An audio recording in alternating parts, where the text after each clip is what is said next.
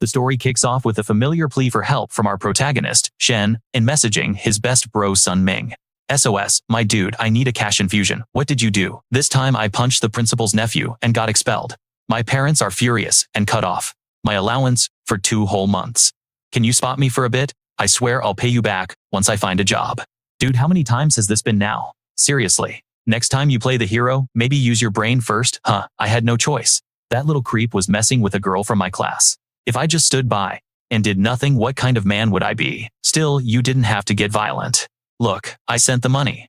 Just make sure you go to a hospital and get yourself checked out. Don't let yourself get seriously injured. Right on cue, a transfer notification pops up on his screen. Asterisk ping times 40,000 yuan. Shen An lets out a sigh of relief, thinking how incredibly lucky he is to have a friend like Sun Ming. He muses that being a hero in this day and age is tough.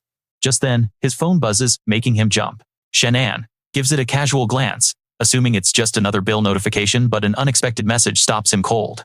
Jojo has sent you a friend request. His eyes widen in disbelief.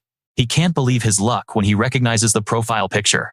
Isn't this that crazy popular online influencer who's been all over the web lately? And she's adding times of all people. Shen An hastily accepts and messages her, "You're Jojo, like the Times actual Times Jojo, who's been blowing up online." He adds, "Sorry, I'm just a huge fan. My name's Shen An." But his eager message is met with a digital slap in the face, a reply dripping with annoyance. "Are you messing with me? If you're Shen An, then I'm your daddy." Before Shen An can even wrap his head around that, another message from a different times person, also named Jojo, pops up. What a crazy coincidence, man, we've got the same name. But here's the kicker, I actually am times you, from 10 years in the future. You're the secret son in the family, broke as a joke right now. And I'm here to help you get rich overnight and reach the peak of your life, just like in some epic time system Manhwa asterisk. If you don't believe me, go look downstairs. In exactly 5 minutes, there's going to be an earthquake and the shop, the Malatang place you always eat at downstairs, is going to collapse. The message leaves Shen An completely stunned. How could this person possibly know he's a secret son? He's never told a single soul. He shakes his head, muttering, whatever, this person's a nut job, probably just high on web novels or something. I'm gonna go grab some food. Out on the city streets, Shen An walks up to a familiar food stall. "Hey boss," the usual, and loaded up with extra cilantro. "You got it." But suddenly the ground beneath his feet begins to tremble violently. What? Why is there an earthquake? All of a sudden Shen An freezes, the ominous text message echoing in his mind. He starts to question everything. Wait a minute. That guy said there would be an earthquake in 5 minutes.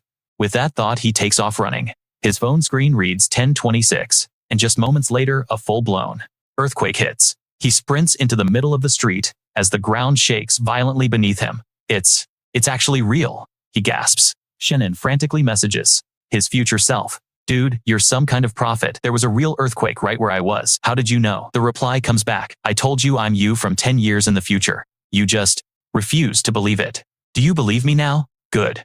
Now for the important part. What just happened wasn't a normal earthquake. It was a surge of primal energy, the beginning of a classic times awakening Manhwa times scenario. It caused a disturbance in the earth. 10 days from now, the entire world is going to change drastically. You absolutely have to seize this critical opportunity, or else 10 years from now, you'll be nothing but dust. I'm not tricking you because I am times you." As night falls, Shen An follows his future self's instructions, panting as he walks. Today is the first time the primal energy will be released into the world. Most people don't know about this yet. So before midnight tonight, you need to get to Tianling Mountain in the western suburbs. On the north side of the mountain, there's a small lake. A faint, unique energy will be radiating from the center of it. That's the primal energy. You'll be able to sense it as soon as you get there. All you have to do is stay by that lake, don't leave for any reason, and just sit there quietly inhaling that energy. Remember, you cannot be late, and you absolutely must do exactly as I say. Utterly exhausted, Shen An curses himself for being an idiot. He can't believe he actually listened to some mysterious voice and came all the way out here like the protagonist in a Wild Times Manhwa recap asterisk. There isn't even a lake here. Forget it, I guess I'll just enjoy the view. But suddenly a sharp voice cuts through the silence from a distance. "Team 1, secure the perimeter. Team 2 with me. We're heading up the mountain to investigate." Just then, a special operations team is seen patrolling the mountain.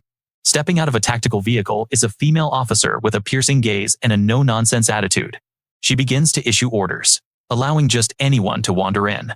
Right. Shen An quickly ducked into a rocky alcove, clamping a hand over his mouth.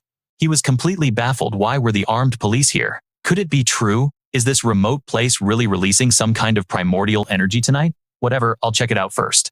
With that thought, he took off running. Flicking on his flashlight, he ventured deep into the forest at the base of the northern mountain. This must be the spot, he thought.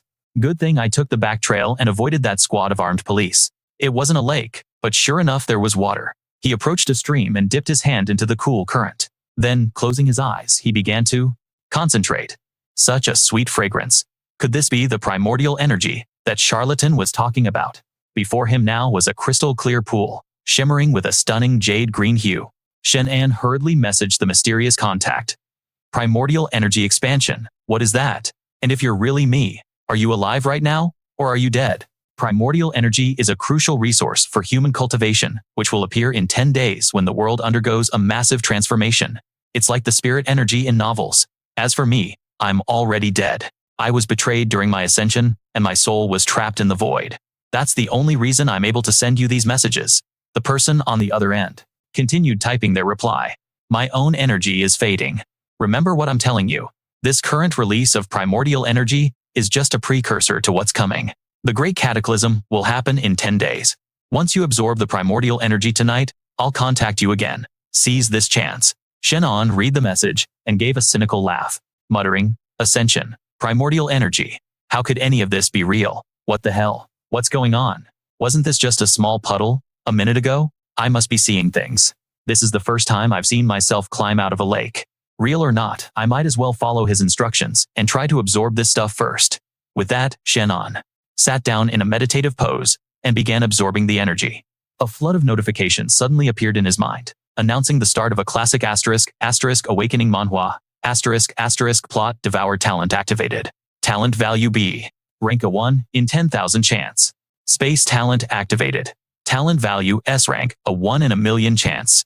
Hidden talent. Future connection. Activated. Talent value XA rank, a one-of-a-kind ability. Initiating. Devour talent. Initiating space talent. Suddenly, a voice echoed from behind him. Who are you? What are you doing here? The shock sent Shen An tumbling straight into the water, arms and legs flailing as he desperately cried for help. Help me, I can't swim. Stop struggling, we're coming to get you. But at that very moment, a mysterious power surged within him, activating the Devour talent. An invisible vortex erupted, pulling the police officers into its grasp. What is this? A notification popped up, talent value plus 1,000. And with that, Shen An collapsed unconscious. In his subconscious, he found himself adrift in an empty dimension. Where am I? This place looks exactly like the one I saw at Tianling Mountain. He quickly cupped his hands and took a drink. Talent value plus 10. Did I just hit the jackpot? I'm gonna be rich. So rich. Talent value plus 1,000. Talent value plus 1,000. Talent value plus 1,000. Don't tell me. Am I actually a protagonist? Shen An laughed, splashing the water around. Ha ha ha. After 20 years of nothing but bad luck, I find out I'm the main character of my own story. But what exactly is this talent value that keeps popping up? What is it? Just then, a classic *** system, Manhwa *** panel appeared before him. Name Shen An. Gender male. Age 20. Talent devour. Talent value B. Rank 1 in 10,000. Talent. Space. Talent value S rank 1 in a million. Hidden talent future connection.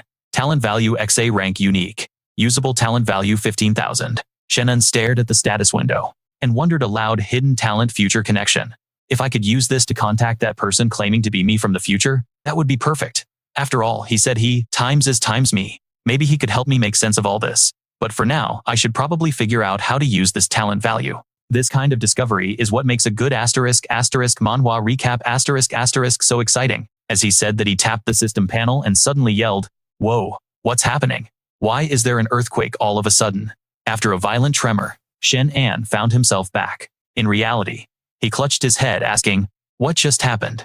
The beautiful police officer was now standing right in front of him, demanding, who are you, and what are you doing here? Shen An, a bit dazed, started acting a little too familiar, his hands getting a bit adventurous. The officer immediately pointed her finger at him, shouting, "We've sealed off this mountain. How did you get in?" Startled Shen An quickly replied, "Ahaha, officer ma'am, this is all just a big misunderstanding. I was just here for a picnic." The officer heard his flimsy excuse and smirked to herself.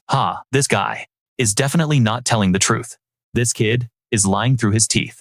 Confess everything, and maybe I'll let you go.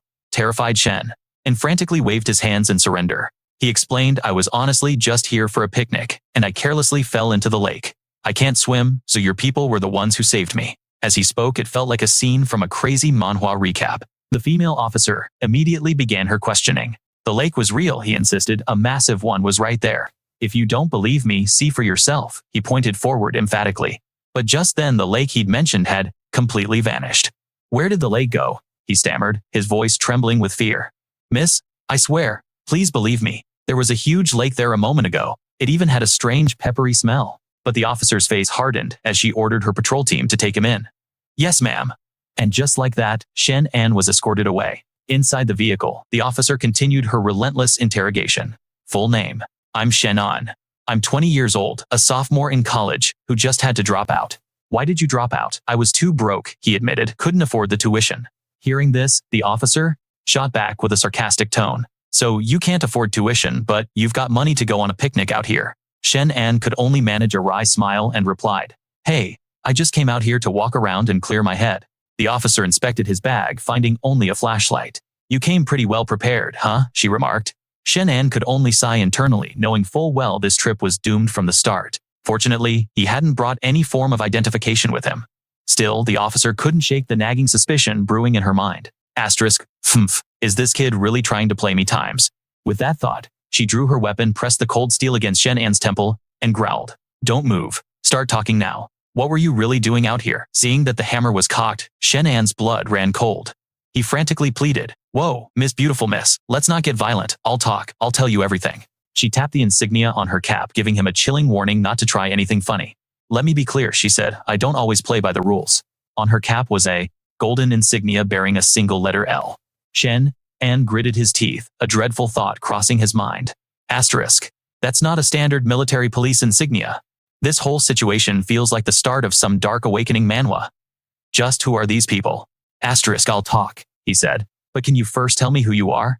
You've got a lot of nerve, she sneered, questioning me right now. I'd advise you to get a better read on the situation. You're the one on the wrong end of this gun. Later back at his apartment, Shen An tossed his bag aside and collapsed onto a chair, letting out a massive sigh of relief. Damn it all, what rotten luck, he muttered. The whole ordeal was surreal, like something out of a movie. He looked down at the business card the officer had given him and scoffed, not even a job title. So mysterious. By way, just who were these people? His mind then drifted back to the ominous warning from his future self, the one telling him he needed to act or die. He shook his head, trying to push the dire warning away. Forget it, he decided. I'll just go to the net cafe and get my mind off things. There Shen An found himself glued to the screen, searching for information. This whole situation was starting to feel like the prologue of every system manhwa he'd ever read. He found news on recent events. Day when volcano erupts, in spectacular fashion, photos inside. Read one headline. Another reported a bizarre incident in North City, where someone fell from a high-rise only to vanish without a trace. How strange, he thought. So it wasn't just Tianling Mountain. Weird things are happening everywhere tonight. This is a total disaster. He then remembered what his future self had told him. In 18 days, the world would experience a cataclysmic change. This earthquake wasn't a tectonic shift. It was the primordial yang expanding and causing chaos on the planet's surface. In 18 days, the entire world would be turned upside down. I have to seize this critical opportunity, he thought. Otherwise, in 18 years, I'll be less than dust. His future self's voice echoed in his mind. I am not lying to you, because I am you. Could it all be real? What was he supposed to do? He had already absorbed the first wave of primordial yang, but there was no guarantee he could survive the massive upheaval to come. He wearily rubbed his eyes. He still had no idea what changes that primordial yang would actually bring to his body. I don't understand any of this yet, he sighed. Forget it. First things first, I need to sort out a place to stay for the next few days. He grabbed his phone and unlocked it, only to see a flood of messages from his friend Sun Ming. Dude, you there? Have you seen the trending topics? So many weird things are happening. Shen An, check the news. Bro, where are you? We had an earthquake over here. Where are you, man? You okay, Shen? And thought to himself, Sun Ming, I guess I'll just have to crash anywhere for a few days. Hey, the place you're letting your old pal stay at.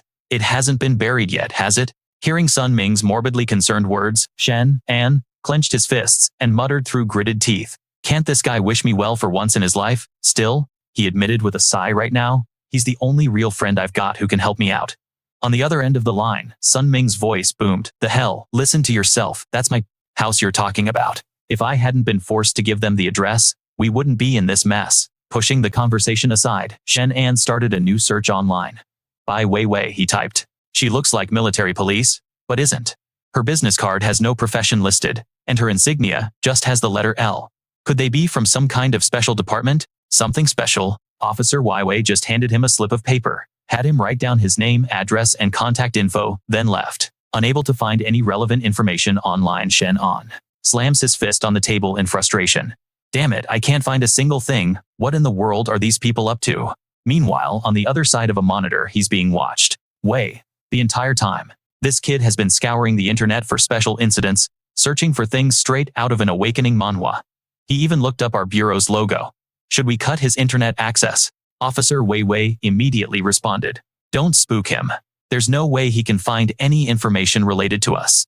Just continue the surveillance. I refuse to believe we can't uncover who's pulling this kid's strings from the shadows. After a while longer at the internet cafe, Shen An rushed out to meet Sun Ming. Yo, Sun Ming, you made it, he said, throwing an arm around his friend's shoulder. Thanks a lot, man, for coming all this way to pick me up. Sun Ming, however, frowned and shrugged his arm off. You punk, he grumbled, that apartment of mine is brand new. I haven't even brought a girlfriend over yet, so don't you dare mess it up. As Shen An hopped into the car, he turned back and said with a grin, relax. If my own place wasn't shaking apart, I wouldn't have bothered you. I'm not gonna wreck your room. But inside, his mind was racing with thoughts of that officer. That strange armed policewoman knows my address, which means my house isn't safe anymore. Looks like for the next long while I can only hide out at Little Ming's place. Arriving at Sun Ming's apartment, Shen An let out a gasp. Sun Ming, I knew you were well off, but I had no idea you were a second-generation rich kid. Sun Ming opened the fridge, tossed a water bottle to Shen An, and chuckled. All right, just as long as you don't destroy my room, we're good. Now hurry up and find a job, and stop messing around. Okay. In short, thank you, young Master Sun, for your charity. Lying in the room, Shen An began to study the system panel. He hadn't yet properly analyzed the thing he'd absorbed earlier, having no idea what it could do. This was the core of any good system manhwa. Devour talent, B rank talent value, 1 out of 10,000. Spatial talent, S rank talent value, 1 out of 1 million. Hidden talent future connection, rank 1 out of infinity. Available talent value 15,000. Whatever. I'll just test this one's effect first and see what happens. With that thought, he selected Devour. The system immediately activated and a massive dimensional vortex erupted, pulling him in. Whoa, what's happening? What the hell is this, some kind of joke? Just then, Sun Ming pushed the door open to give him some pajamas, but he stopped in shock. He saw Shen An sitting on the bare floor. Sun Ming grabbed Shen An by the shirt, his eyes blazing with fury as he yelled, Dude, you're my friend, right? Where is my bed? Where did my giant bed go? Sun Ming continued to rage, while Shen An, sweating profusely, tried to explain. Bro, is it at all possible that perhaps you forgot to put a bed in here in the first place? Don't you dare lie to me. That was a $32,000 custom bed. Think back, ever since you bought this apartment. How many times have you actually stayed here? Hearing this, Sun Ming's grip loosened slightly. Is it possible you forgot? After a moment, a memory sparked in Sun Ming's mind. Oh, right. Now that you mention it, I think today is my very first time staying in this particular apartment. I must have confused it with one of my other places. With that, Sun Ming scratched his head and walked out. That was a close one. But before he could even finish the thought, Sun Ming threw the door open again, shouting and making him jump out of his skin. By the way, just sleep on a mat on the floor tonight. As for the bed, I'll figure something out for you tomorrow. The next morning, Shen An's phone buzzed. Which punk dares to disturb my precious sleep this early? Shen An's eyes shot wide open when he saw a message from the Shen An of 10 years in the future. Holy crap, it's him. Future Shen An. So, do you believe me now? Have you absorbed all the primordial yang yet? Have you awakened any abilities, Shen? And frantically typed back, I believe you. I totally believe you. I've absorbed that primordial yang you told me about, and my body feels completely different than before. And yes, I awakened abilities, but for now, I have no idea what these powers do. Future Shen An replied. First, tell me what abilities you got. Shen An quickly listed them out. Strange, it's been a while since I told him my abilities, but he hasn't replied. What's wrong? Are my powers not considered that great? Suddenly, a reply came through. Ha ha ha, my brother, you've hit the jackpot. No wait, we have hit the jackpot. This means your ability is actually top tier. Tell me everything. I don't fully understand it myself, but my initial assessment is that this ability is incredibly special. But don't celebrate just yet. I need a full manhwa recap of everything you encountered last night, from start to finish.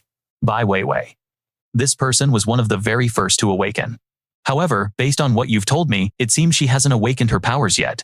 But the next day, at a manor in the northern suburbs, while Bai Weiwei was investigating, she was attacked by an unknown force and managed to catch a bullet with her bare hands. Hearing this, Shen An shouted excitedly, "Whoa, that's intense. She's that powerful. Tell me, does this girl end up becoming my wife in the future? Was I really this shameless before? Even though I am your future self and know many things from the very moment I chose to contact you, the trajectory of the future has already been altered."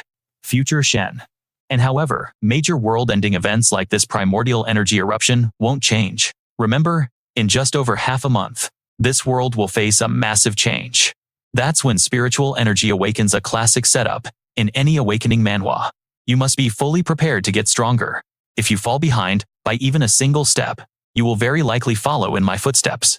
At that point, all of our efforts will turn to dust. The present-day Shen An chuckled smugly after hearing this and said, "Don't you worry. With a cheat sheet from the future like you hear, I won't have to worry about how to get stronger. I've got this. I absolutely cannot die a second time." Back at Sun Mingfeng's house, Shen An had 17 days left. In 17 days, the world would change. Shen An suddenly shot up, thinking that if what his future self said was true, then he absolutely had to seize the first mover advantage. Is there anything I can do right now, Bai Weiwei? This woman is one of the initial early awakeners. According to what he said, she hasn't awakened her abilities yet. However, the day after tomorrow, at the manor in the northern suburbs, when Bai Weiwei goes to investigate, she'll be attacked by an unknown force and catch a bullet barehanded. Could it be that tomorrow at the manor, there will be another primordial energy outburst? I'll stop overthinking it. I'll just go and see for myself then. He stood up, stretched, and decided to fill his stomach first. As Shen An was eating, his phone suddenly buzzed. My future self sent another message. At that very moment, the lovely streamer Dan was live. On the screen was a girl in a very alluring outfit. "Hello everyone, I'm Dan. I'm about to sing a sweet song. For all of you, spring drizzle." Not bad, she's a great singer. A spring day, a light drizzle, my future wife is so talented. Everyone hurry and join me in room 564.241. There's a guy over there performing a fire-breathing act that looks incredibly real. Everyone come with me to room 564.241. There's a guy doing a realistic fire-breathing show that looks so real. Another viewer typed, "Who's the guy upstairs? Aren't you annoying?" Reported for spam. Shen An scowled and yelled, "They're advertising right in her channel, and no one cares. Looks like everyone's more interested in the fire breathing." "Fine, I'll go check it out too." The spam continued. "Everyone hurry over to room 564.241. There's someone doing a fire breathing performance that looks totally real. It's real. Really? Then I'll go take a look." Did the mod fall asleep? Why aren't they managing this chaos? Well, I'm curious now. I'm going to check it out. People started flooding into livestream room 564.241, where a young man was performing a fire-breathing act. Judging by his expression, he absolutely didn't look like he was using alcohol. Could he have awakened a special ability just like me? Suddenly, the livestream cut out. What? Did it get banned? Or was there a power outage? When did the fire start? Everything was fine just a moment ago. A crowd gathered below a furiously burning building. The massive flames were gradually consuming everything within it. Shen An rushed towards the fire. Something's not right. I can sense primordial energy. That fire breather's livestream just got shut down, and now the building is on fire. This is too much of a coincidence. I have to check it out. This feels like a major plot point in a good manhwa recap. A powerful aura emanated from the vicinity of the blazing building. Sensing it, he placed a hand on the wall, feeling the energy linger in this spot. These marks on the wall are new. Could this be where that guy's livestream was? He started walking towards the building, but stopped dead in his tracks before the wreckage. Peeking out from within was a man with blazing eyes. Seeing Shen An, the man became enraged and shot a blast of fire from his hand. The flames whizzed past Shen An. So he really is here. The fire ability user clutched his body in pain and asked Shen An, "Are you another one of them here to capture me? Let me tell you, I Su Yuan will never go with you people." The ability user stared intently at Shen An, awaiting his response. It's really him, the guy from the livestream. But how long has it been since the stream ended? It's like a plot twist in a fast-paced system manhwa. How did he get so badly injured? Shen An quickly raised his hands to explain. "Hey, you've got the wrong guy, brother. I'm not here to capture you. I was just curious." That fire-breathing live stream. That was you, wasn't it? Who's holding you captive? The powered man demanded, slamming a hand against the wall. You're not one of them. What about the earthquake last night? Then I know what happened. I want to know where you went, he pressed. Last night I heard a stranger's footsteps moving around overhead. Both Shen An and the man with fire powers immediately went on high alert. Someone was coming. The footsteps grew closer and closer, and then two unfamiliar men stepped into view. They were geared up with an arsenal of firearms. Seeing them, Shen An and the fire user both yelled out, "Damn it!" The two strangers instantly aimed their weapons at them, and then they opened fire relentlessly. Shen An and his fiery acquaintance dove behind a corner, narrowly dodging the spray of bullets. These guys didn't look like police. They looked more like some kind of hit squad. It was bizarre.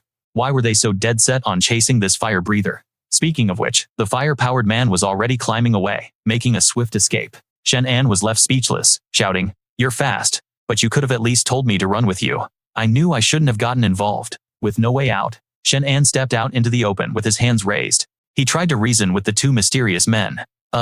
Hey, big brothers, please don't shoot. I'm not the guy you're looking for. Can you just let me go?" In response, the two men immediately started firing at him again. The mysterious gunmen relentlessly pursued Shen An, their guns blazing. "Brothers, don't end me. I was just passing by. Spare my life. This kid's been running all this time without fighting back," one noted. "He might actually be a civilian. Taking out a civilian would cause us a lot of trouble. Damn it. We already let one target get away. Could it be because of this, punk?" One of them snarled. He aimed his rifle at Shen An and yelled, "Kid, drop your weapons. Hands on your head, and walk over here slowly." "You said it, big bro, just. Don't shoot," Shen An pleaded. "Play nice, kid. My finger is getting twitchy on this trigger. If you even think about running, you might just find yourself without both of your legs." He should have known better than to be so nosy. Curiosity really does finish off the cat. One of the men kept a gun pointed at his head, while the other slapped a pair of heavy iron cuffs on his wrists. After securing Shen An, they resumed their search for the powered individual. Few times. For the time being, it seemed he had escaped a terrible fate. But then, just then, Shen An's phone started ringing. Who could that be, he wondered. Unfortunately, his hands were tied up. In a slick move, he pushed off the ground, flipping over to reach the device. Tumble out of his pocket, allowing him to catch it. It's here, he thought with relief. Just as he'd hoped, it was a message from his future self. The text from future Shen An appeared on the screen. "I forgot to tell you, besides the Special Affairs Bureau, do not trust any other organization. It's best to avoid all contact." After Shen An finished reading, he let out a hollow laugh. "Haha, you're a little late, buddy. Future Shen and my guy. Couldn't you have sent this sooner? I was just being hunted, and now I'm captured. What am I supposed to do?" "Don't panic. I'm sending something to you right now. Read it quickly, commit it to memory, and then cultivate according to the instructions." This was the ultimate system Manhwa cheat code. He immediately turned off his phone and began absorbing the surrounding energy. This is a set of cultivation techniques, along with a unique breathing method. The original plan was to give you this after you had absorbed the second source of primal yang energy. But it looks like we need to accelerate the plan. Just remember to protect yourself. After absorbing a sufficient amount of energy, he flexed his power and shattered the iron cuffs to pieces. A powerful aura enveloped him, infusing him with a new layer of strength. This power was actually reforging his entire body. Shen An swung his fist and punched the wall, causing the surrounding rock to crumble and collapse. "How about that? How does this feel?" "It's incredible. I feel completely revitalized right now." The two strange men, who were observing from a distance, were in disbelief. One of them cursed. "Damn it, the first guy got away. How are we going to explain this to the superiors?" "TSK boss. That kid's got some serious guts, messing with his phone when he's about to check out." Suddenly, the blonde-haired goon rushed forward once again, jamming his gun against Shen An's head. "Hey kid, I lost my target, and I'm not in a good mood. You like sticking your nose in other people's business, don't you? Perfect. You can go stick your nose in the dirt, down below." Shen An cried out. "Ah, that hurts. It hurts. It hurts." Just as the blonde was about to pull the trigger, Shen An's expression hardened, and he launched a lightning-fast kick straight into his throat.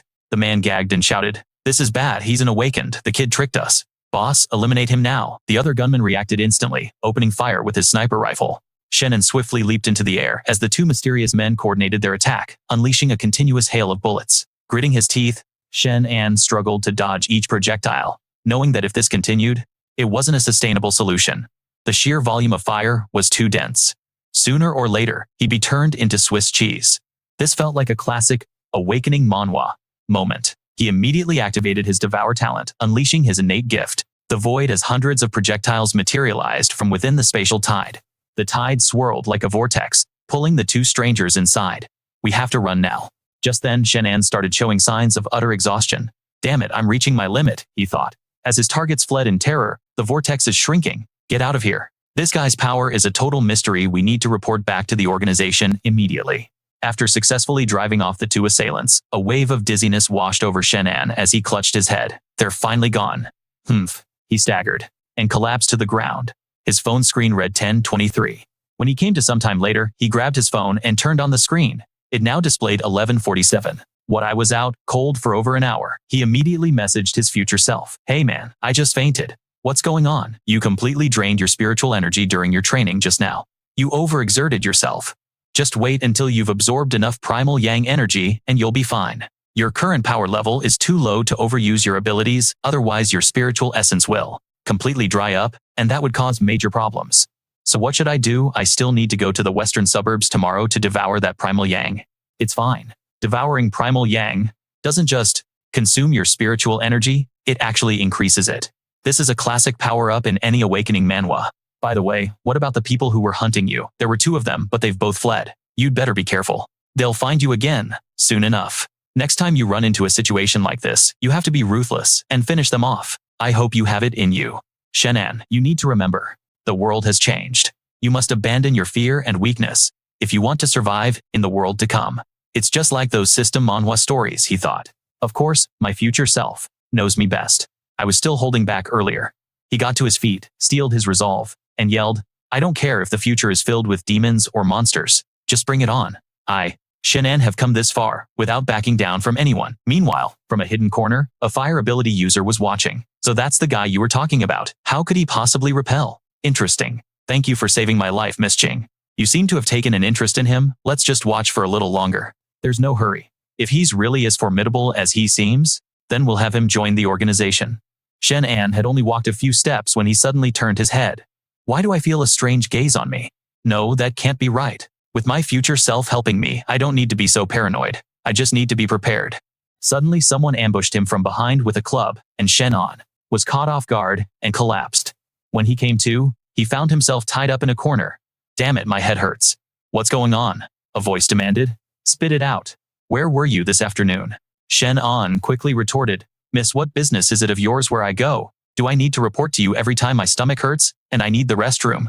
The female officer just chuckled teasingly. So you had a case of the runs, huh? Or is it that you just found this young master so handsome, you couldn't resist checking me out? Officer Wei blushed as she untied Shen An. She turned her head away and said, You smooth talker? You better watch your step, kid. Sooner or later I'll figure out what you're up to. Shen An stretched his wrists and grinned back. Okay. I'll be sure to heed your warning, officer. The moment he was free, he moved closer. Hey, officer, what are you really investigating? Come on, tell me. The police officer. Wei quickly backed away, saying, Don't ask. Knowing too much won't do you any good. Then she added, By the way, has the person who told you to go to Tianling Mountain been in contact with you at all? Shen An shook his head. If you see her, be sure to let me know. It seems a new mysterious figure enters the plot for our manhwa recap. He thought, that woman is seriously ambitious. I'll have to be more careful from now on. He entered a meditative state, and another vision unfolded before him. In it, he picked up a gun, aimed it at a stream of water, and mused, I wonder what state my physical body is in every time I enter this space. What happens to me in the real world? Back in Sun Ming's bedroom, Shen An had unknowingly fallen asleep. He jolted awake only to find the very same gun in his hand. Wait a second. If I can absorb things into that space, does that mean I can pull them out too? Let's give it a try. From the barrel of the gun, a small trickle of water appeared. Whoa, it actually worked. I can really take it out. I'll put this away for now and study it more later. He carefully poured the life-generating water into an empty Coke bottle he found nearby. Feeling pleased, Shen An stretched and smiled. All right, next up I should replace the bed I owe Sun Ming. He was just beginning to use his ability to conjure a new bed when suddenly, Sun Ming burst through the door. Hey, buddy, the bed. Seeing him, Shen An broke out in a cold sweat. He scratched his head and chuckled nervously. Oh, you bought a new one. I got this one from a second-hand shop. Haha, Sun Ming then grabbed the bottle ready to take a swig. You're a good man, Shen An. You even thought to bring me back a drink. Horrified, Shen An yelled, trying to stop him. Hey, that's not. But it was too late. Sun Ming took a long gulp and then remarked, "Huh, why does this taste so weird? You didn't even check what it was before you drank it." At that moment, Sun Ming's face changed, his hands clutching his stomach. It was bad. He then made a mad dash straight for the restroom. "Take care, my friend," Shen An mused, holding the bottle that now only had a little liquid left. "Ah, this kid Sun Ming, he's in for a really rough night. I wonder what happens if a normal person drinks this stuff. Would they be okay? I should probably use this time to cultivate for a bit." He continued to meditate, focusing on increasing his aura.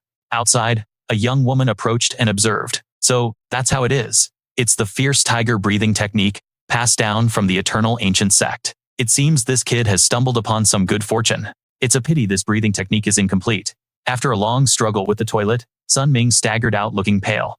"My friend, I've got it so bad, I've lost all my strength. What on earth was in that bottle of yours? Are you going to be okay? Do you need to go to the hospital?" "No. No need. I just need to rest for one night. I'll be fine by morning. That stuff of yours is terrifying." Shen An let out a sigh of relief. "That was close. What are you doing? Outsiders are not permitted to enter here." "Haha, I'm leaving right now. TSK. The security here is really tight. Future Shen. And after you arrive at the manor in the western suburbs, go directly to the outer forest from the very end of the forest that connects to the other side of the manor." Thankfully, my future self reminded me, allowing me to perfectly evade all those cameras. He approached the manor. He stood before a fence, then used all his strength to bend the bars and squeeze through to the other side. "I've heard they let quite a few wild beasts roam free here. I wonder if that's true. Future Shen An, are you inside yet? You have 10 minutes until the transformation." Future Shen An. At that moment, a steel forest will emerge within the manor. That's when the origin yang will be at its most concentrated. Remember not to miss it. What? It's not a lake this time. Suddenly from behind him, a wild wolf approached, growling. "Crap, I have to run. No, I can't run. I can't outrun it, and fleeing will only stimulate its instinct to chase me faster." He quickly swallowed, trying to regain his composure. The hobbies of the rich are truly bizarre. They really are twisted, raising wild beasts for sport. What do I do? This creature looks like it has mutated. This whole situation feels like something straight out of a dark awakening manhwa. The mutated wild wolf growled and lunged straight toward Shen An. Its speed was incredible. It was too hard to shake. He sprinted toward a tree, then kicked off the trunk to launch himself high into the air. The wild wolf couldn't stop in time and slammed its head directly into the tree trunk, dying instantly. Good grief, the stench of blood is so strong.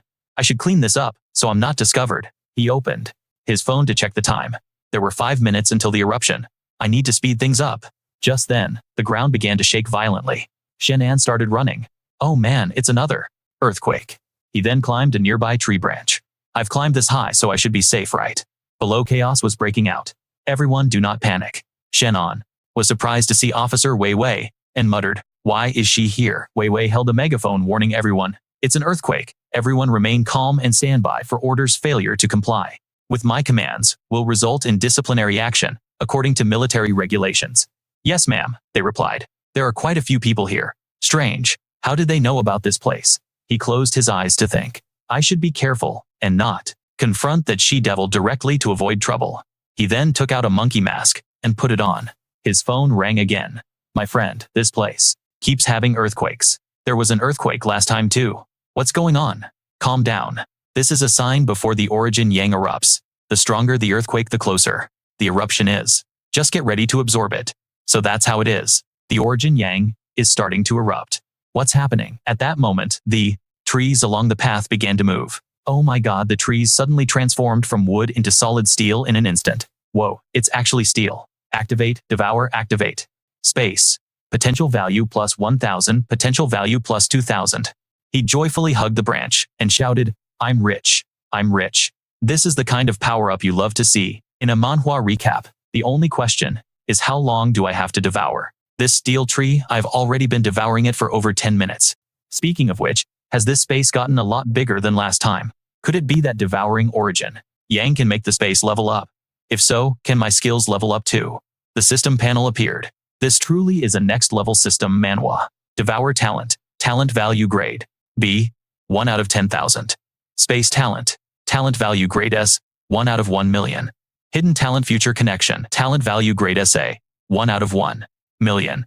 Available talent points 32,001. It's only B grade. In that case, let's try upgrading Devour. System, I want to upgrade Devour. Congratulations, your talent has been successfully upgraded. Devour talent, talent value grade, a 1 out of 50,000. Available talent points, 22,000. He laughed with delight. Perfect, my A-rank Devour talent is at 150th with a usable talent value of 22,000. Just then, a man approached and pointed him out to the police. Captain Wei, look over there. Shen An was sitting in a meditative pose, a wave of magical energy radiating from him. You all continue the inspection. I'll go check it out. Yes, ma'am. The female officer was suddenly scratched by a tree branch. What the captain? Shouldn't you get that bandaged first? Fine. You guys go over there and tell that person to leave. Don't let him cause trouble here. But just then, the wound on her hand vanished. Wait, my wound. It healed on its own. Abruptly, a hail of bullets flew out of nowhere, embedding themselves in one of the male officers. What the hell is happening? Bang, bang, bang. The noise was deafening. Watch out. A bullet was hurtling toward Officer Wei Wei at blinding speed. Realizing the imminent danger, she reacted instantly, catching the bullet with her bare hand. Captain, did you just catch that bullet with your bare hand? She thought to herself, in disbelief. What did I just do? I actually caught a bullet. Only then did Shen An realize he was trapped between two sides pointing some serious heat at each other. Holy crap. This entire manhwa recap is getting intense. After a brutal firefight, bodies from both sides dropped to the ground, one after another. Strange. Some of these individuals appear to have taken their own lives. We can't find a single clue on them. They look like professional assassins probably sent by some organization. An officer holding Shen An by the arm came to report, Captain, what should we do with this guy? Officer Wei Wei immediately questioned him. Kid, who gave you permission to be here? Shen An remained nonchalant. He replied, my leg's asleep. Can you let me go first? Let him go. But Captain, we haven't even identified this guy yet. Ouch, my leg is really numb. Shen An seized the moment, while she was off guard, and lunged toward Officer Wei Wei, causing her to blush in embarrassment. You little brat, are you looking for a death wish? Sorry, I didn't do it on purpose. Now, please move. The other officer furiously swung his fist. You little punk, get away from the Captain Shen, and immediately stood up and delivered a swift kick that sent the officer reeling backward with a bloody nose. Teask, so hot-headed for a young man. What if you had kicked the beautiful lady instead? That kid actually sent Bai Liang flying. With that thought, the female officer swung her leg, aiming a kick at Shen An. No one draws their weapon. I'll handle him myself, Captain Humph. But Shen An had already caught the female officer's leg. Wei Wei's leg. He began to sense the power within her.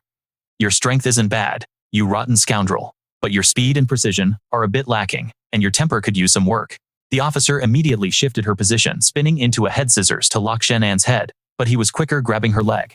Trying to lock me down, it's over. He then used his strength to throw her forcefully. He sent the officer flying into the distance with a loud crash. Shen An quickly threw a smoke bomb to obscure the officer's vision and make his escape. You bastard! Sooner or later, I'll deal with you with my own two hands, Captain. I think I'm done for. Was that an illusion? My body feels stronger. This feels like a classic awakening manhwa plot twist. Could he have been helping me consolidate my powers? Meanwhile, Shen An ran deep into the forest. She's not half bad. I hope that power boost helps her out. Suddenly, a giant white serpent appeared out of nowhere. Holy hell. That snake is huge. Then a massive wild boar appeared next to it, charging at an incredible speed. Too dangerous. It's a good thing my body was already reforged by the primal yang, increasing my reaction speed. The boar charged so fast, it slammed its head into a nearby boulder and dropped dead. Turns out it was a mutated boar, and it just delivered itself to my doorstep. Well then, let's just absorb you into my space. He placed a hand on it to sense its aura, but there was no movement. Why is there no reaction? Could it be that I can't devour a dead creature? That's not how it usually goes in a typical system manhwa. After cleaning up the scene, Shen An returned to a bustling city street. Welcome. A busy day like this really makes a man starve. Suddenly, he heard a familiar voice.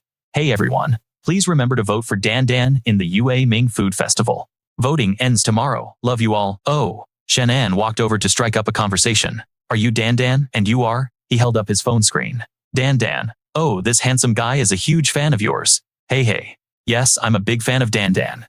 The two of them then sat down to chat during her ongoing live stream. Wow, that little brother is so handsome. Please marry Jojo on the spot. Since he's so handsome, I'll forgive him for suddenly barging in. Little brother, go out with me, get lost. He likes Dan Dan. He just said he's a huge fan. Dan Dan thought to herself, this guy is quite handsome, but I wonder what his personality is like. Then let's start by getting to know each other. Out of nowhere, a strange man lunged towards Dan Dan. Hey, what do you think you're doing? Ah, what is this? Dan, run, it's a monster. Well then, let's get acquainted first, a voice said, as a stranger suddenly lunged toward Dan. Hey, what do you think you're doing? She yelled. Suddenly, something strange appeared. Ah, what is that thing? Someone screamed. Dan, run for it, it's a monster. Little brother, quick protect, Dan, protect, Dan. What is happening? Somebody help. Inside the eatery, a horde of zombies was relentlessly tearing people apart. These people just suddenly went berserk. Dan shrieked in terror, and ran to Shen An for safety. Save me, don't be scared, I've got you. Now tell me, where did you source this meat from? Everyone who ate it transformed into this meat. A man brought it over yesterday. I thought I could save some money, so I accepted it. That's right, the man had a rather unique feature, horizontal eyebrows. Horizontal eyebrows. Could that be Su Yuan? The guy he ran into at the abandoned house, Shen An immediately requested. Could you give this meat to me? I'll take whatever is left in your kitchen as well. The restaurant owner smiled and agreed. No problem at all. I'll go pack it up for you. I'm just begging you, please, don't leave a bad review. I have to figure this out. Our valued customer, please come back anytime, she added. From now on, your meals here are on the house. Dan pouted. Sigh, I was so close to getting his WeChat contact. As Shen An walked down the street, he took a picture of the mutated meat and sent it to his future self. Hey bro, I just found a bunch of meat filled with yang energy. Everyone who ate it turned into something like a zombie. This is the stuff. Future Shen An replied. That's the flesh of a mutated beast. Normal people can't eat it. Can't eat it. Why not? Wild beasts are inherently violent. If a normal person consumes their flesh, it damages the brain, causing their negative emotions to be infinitely amplified, which leads to mental chaos. In serious cases, they become a menace to society. Mental chaos. So if we eat it, will we end up like that too? We're different. Our bodies have been modified by yang energy. For us, eating this kind of food actually increases our power. A classic trope in any system Manhwa. Oh, so that's how it works. They said a man gave them this meat. I'm guessing it's that guy who can breathe fire, Su Yuan. I have a vague memory of the person you're describing. There's a very mysterious organization behind him, so you need to be careful. They have heavy weapons and they're also fighting to get their hands on yang energy. Just then, Sun Ming called out of the blue. Little Ant, something's come up tonight, so I won't be coming home to sleep. Make sure you take care of yourself. What the hell is this guy wasted? But in reality, Shen An was thinking, I'm sorry. It's not that I wanted to hide this from you, but I've mutated. I now bear the heavy burden of saving the world. I can no longer afford to just drift aimlessly. At that moment, Sun Ming's body transformed, becoming stronger and more powerful. Where are they? A motorcycle gang was in the middle of a robbery. Sun Ming saw them and immediately charged forward, landing a powerful kick on one of the robbers. Get back here, you bastard. Sun Ming smugly thought Shen An. Don't hold it against me. I'm on a whole different level now, like a main character in an awakening manhwa. Who's that? A stranger approached him. Let me introduce myself. I'm Hongju from the Special Processing Bureau. Young man, you'll have to come with us for a trip. Huh? The scene cuts to Sun Ming's living room. Shen An was there both eating and complaining. So, this is what it's come to. In the end, I still didn't get a meal. I should have just taken that restaurant's offer. Now I have to fork over my own money. 3 days later, another yang energy outbreak was pinpointed at Wanyuan Mountain, a location not found on any map. You need to find Wanyuan Village and get ready. By then, members of that organization will also be heading to Wanyuan Mountain. I have no idea what that group is up to. This situation is getting more complex than a typical manhwa recap. Given my current abilities, it's probably best to lay low for a while. His phone rang, and a voice on the other end said, Hello Shen An, it's Zo Wang, your friend from college. Remember me? I heard you're looking for a job these days. Shen An's mind started racing. Is he about to offer me a job? Tomorrow at the place I'm at, we're short on security for a food event. Are you in? I remember you could throw a decent punch. Shen An's face lit up as he nodded vigorously. I'm in, definitely in. Where is it? Where exactly? 8 in the morning tomorrow at Yue Mingxuan. Yue Mingxuan, he thought after hanging up. Isn't that the place Dan mentioned in her livestream? He suddenly thought of Dan, and a wide grin spread across his face. This is perfect. It seems I'll get to see Dan tomorrow after all. Meanwhile, Dan was also lost in thought about the young man she had met earlier that day. That guy from this morning is strong and handsome. I really hope I can get to know him a little. Maybe if I become a fan, I'll get another chance to meet him. At the festival, Shen An spotted Dan and ran over smiling and waving. Dan, it's me, you're here too. A strange man approached him with a smile. My friend, you've made it. This job mainly consists of protecting Chu Yushi and will last for a few days. There's a short interview coming up, so don't be nervous. Just be yourself, and you'll do fine. Alright? Chu Yushi, the famous celebrity. Why would I lie about that? I had countless people begging me for this slot, and I turned them all down. So, you better bring your A-game, kid. Don't make your old classmate look bad. Shen An replied. Relax. It's just a security tryout. Thanks to my new abilities, kind of like a system Manhwa, it's not going to be a problem. A man with a tense expression demanded Boss Joe, is this scrawny kid the guy you found? One glance and I can tell, he's a total amateur. This kind of recruit just won't cut it. Zhou quickly interjected. Hold on, Lao Dui. This is my old classmate, and he's a surprisingly tough fighter. If you don't believe me, you can test him right now. Lao Dui retorted. It's not up to me. He only gets in if Han Feng gives the okay. So kid, you might as well leave now. Are you serious? Don't act like I'm an idiot. It's just an interview. The chief of security himself doesn't need to get personally involved. I don't care, the rules are the rules. Even a recommendation from you won't get him past Han Feng. Hearing this, Zhou Wang was furious, gritting his teeth as he said, this guy. Everyone else just breezed through the formalities. Why are you giving him such a hard time? Shen An quickly stopped him. It's fine. Let's just do what he says. Don't worry. Dan touching up her makeup thought, I heard the security chief is a 7th Dan Taekwondo black belt. Can this pretty boy really handle that? Two guys nearby started gossiping. You think Han Feng is going to mop the floor with him? The guy looks so frail, you can tell he's all talk. Dan walked over and shot back. Don't underestimate him. He's incredibly skilled. Shen An smiled at Dan. Dan, thanks for having my back. A red-haired man approached Shen An. So you're the one who wants to fight me? That's right. We're all on a tight schedule, so let's get this over with. The red-haired man lunged, throwing a lightning-fast kick. Shen An dodged, effortlessly planted a hand on the ground, and countered with a kick of his own. The blow landed, sending the man stumbling back. They faced each other, and the man grinned. Not bad, young man. You're even better than me. The job of protecting Chu Yushi is yours. Thank you, Mr. Han. Dan cheered.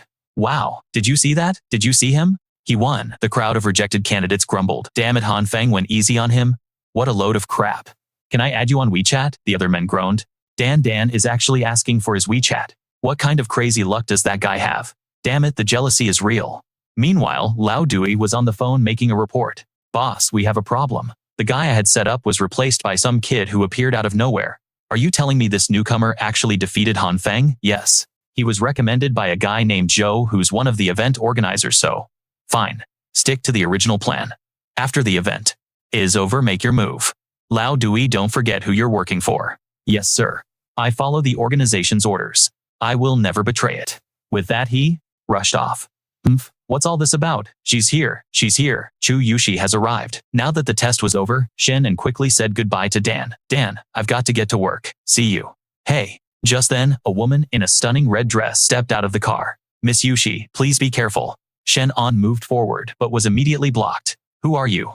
What's your business here? Hello, I'm Shen An. I'll be in charge of your personal security. Dan, trying to get through the crowd, muttered, Hey, my fanboy ran off with someone else. She lost her footing and cried out. Whoa. In an instant, a hand caught her waist, steadying her. Be careful. Oh, thank you.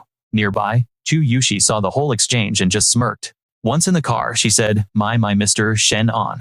Such a chivalrous hero. You're my bodyguard, but you still have time to save other damsels in distress. His story is unfolding like a classic awakening manhwa. Shen An cleverly replied, It was just convenient. I'd do the same for you. Chu Yushi snapped. So unfocused. Is this how a professional bodyguard behaves? Shen An said, My apologies, I had a rough night. Besides, my personality doesn't matter. The only thing that's important is my ability to protect you. Chu Yushi glared at him. This guy. Later, a chat log from future Shen An appears. Hey future me, you know, a celebrity named Chu Yushi. I'm her bodyguard right now. This is a real A-lister. You mean for that Mingyu Xuan event? Yeah, Zhou Wang tried to get me that job in my timeline, but I couldn't beat Han Feng, so I failed. Listen carefully, Chu Yushi will be targeted at the venue. She's involved in something dangerous. I don't know the specifics, so it looks like you'll have to take this very seriously. At the food festival, fans were screaming, Yushi, look at me, my wife Chu Yushi, I want to marry you, Dan. Dan struggled in the crowd. It's so packed in here. This whole mission feels like a high-stakes manhwa recap, playing out in real time. She then glanced in Shen An's direction, a sad thought crossing her mind. If only he could be by my side right now. But Shen An was tied up, straining to complete his mission, and couldn't make it here. Chu Yushi shot him a sideways glance, wondering why this guy was suddenly acting so serious. I already thanked you earlier. You were just doing your job after all. First, I need to use my perception ability to scan the surroundings for any threats, he thought. What's in that crate? I heard some of the prizes for this competition are special fruits brought from deep within the mountains. Brought from the mountains, huh? He chuckled. Probably just some unusually sweet wild fruit. But Shen An eyed the crate with suspicion. These fruits, they were radiating a distinct yang energy. Whoever is coming to cause trouble is most likely targeting these fruits. I just can't figure out why they would also abduct Chu Yushi. Could it be? Is she somehow connected to all of this? Just then, Chu Yushi took the stage to give a speech. Hello everyone, I'm Chu Yushi. It's a pleasure to meet you all. From the crowd below, a man holding a sign suddenly screamed, Chu Yushi, I love you. Brother Han immediately rushed over to intervene, but the man's eyes widened with a crazed glare as he violently shoved Brother Han aside and charged towards the stage. I love you. Wasting no time, Shen An lunged forward. Get out of the way, Brother Han tried to warn him. Be careful, this guy's strength is. But his sentence was cut short as Shen An delivered a swift, powerful kick straight to the man's face, demanding, Who sent you? The security team appeared out of nowhere. That's enough, take him away, just cooperate. Don't move. The man struggled, screaming, Let me go, I need to see Chu Yuxi, before muttering, Damn it, I was so close. This man's physical strength far surpassed that of a normal person. How is Yushi? Shen An asked. She was just startled, that's all. I'm fine, let's continue. Shen An then walked over to Brother Han and said, Follow me. Chu Yushi could still be in danger. What do you mean? Brother Han asked. This security team can't be trusted. With this many people, it's bound to get chaotic. Relying on me alone probably won't be enough. Brother Han nodded decisively. All right, I trust you. I'll personally arrange the outer perimeter security. You just make sure to stay by her side and protect her. Later in Shen An's room, while he was relaxing under a cool shower, his phone rang. Thankfully, aside from that crazed fan, no other real dangers popped up today, he thought. Still, I should do one last sweep before turning in for the night. He began using his sonar-like ability to scan the vicinity. Chu Yushi isn't in her room. This is bad. A wave of foreboding washed over Shen An. This felt just like a plot from an awakening manhwa. He sensed a killing intent from behind him as a knife whizzed past, embedding itself deep in the wall. It was the man from the morning charging at him with another blade in hand. Damn it, you little punk. You ruined my big chance. Now go to hell. It was Bai Tian. To his utter shock, Shen An suddenly produced a handgun, aiming it squarely at him. The attacker's face went pale with terror. What? Where did this kid pull a gun from? He thought frantically. Damn it, I have to retreat. Looks like I'll have to find another opportunity to complete the mission. With that, he beat a hasty retreat. He's fast, Shen An noted. But a gunshot is bound to alert the police. They probably won't dare to try anything else tonight. He then resumed his sonar scan of the area. Phew. She's finally asleep. Meanwhile, outside, a purple-haired woman was glaring angrily at the failed attacker. You shouldn't have provoked him. Bai Tian clutched his gunshot wound, growling through the pain. I was just trying to test his strength. The organization wanted to assess him to make a proper judgment. The purple-haired woman retorted, Listen carefully. This man is incredibly powerful. Do not provoke him under any circumstances. The organization does not wish to create another enemy of his caliber. Yes, but I heard from Su Yuan that the higher-ups are considering recruiting him into the organization. The purple-haired woman turned her back to him coolly, stating, That is none of your concern. As for that girl, Chu Yushi, we're to keep our distance. But as for Shen An, you will pay close attention to him. Do not let him die. When it comes to the affairs of the great families, we can't afford to reveal ourselves. I trust you know what to do. Yes, yes, he replied, letting out a disdainful scoff before staggering off into the night. Back on the street, the MC was announcing, All right, everyone. Today is the final round, the award ceremony. Shen An immediately positioned himself protectively in front of Chu Yushi.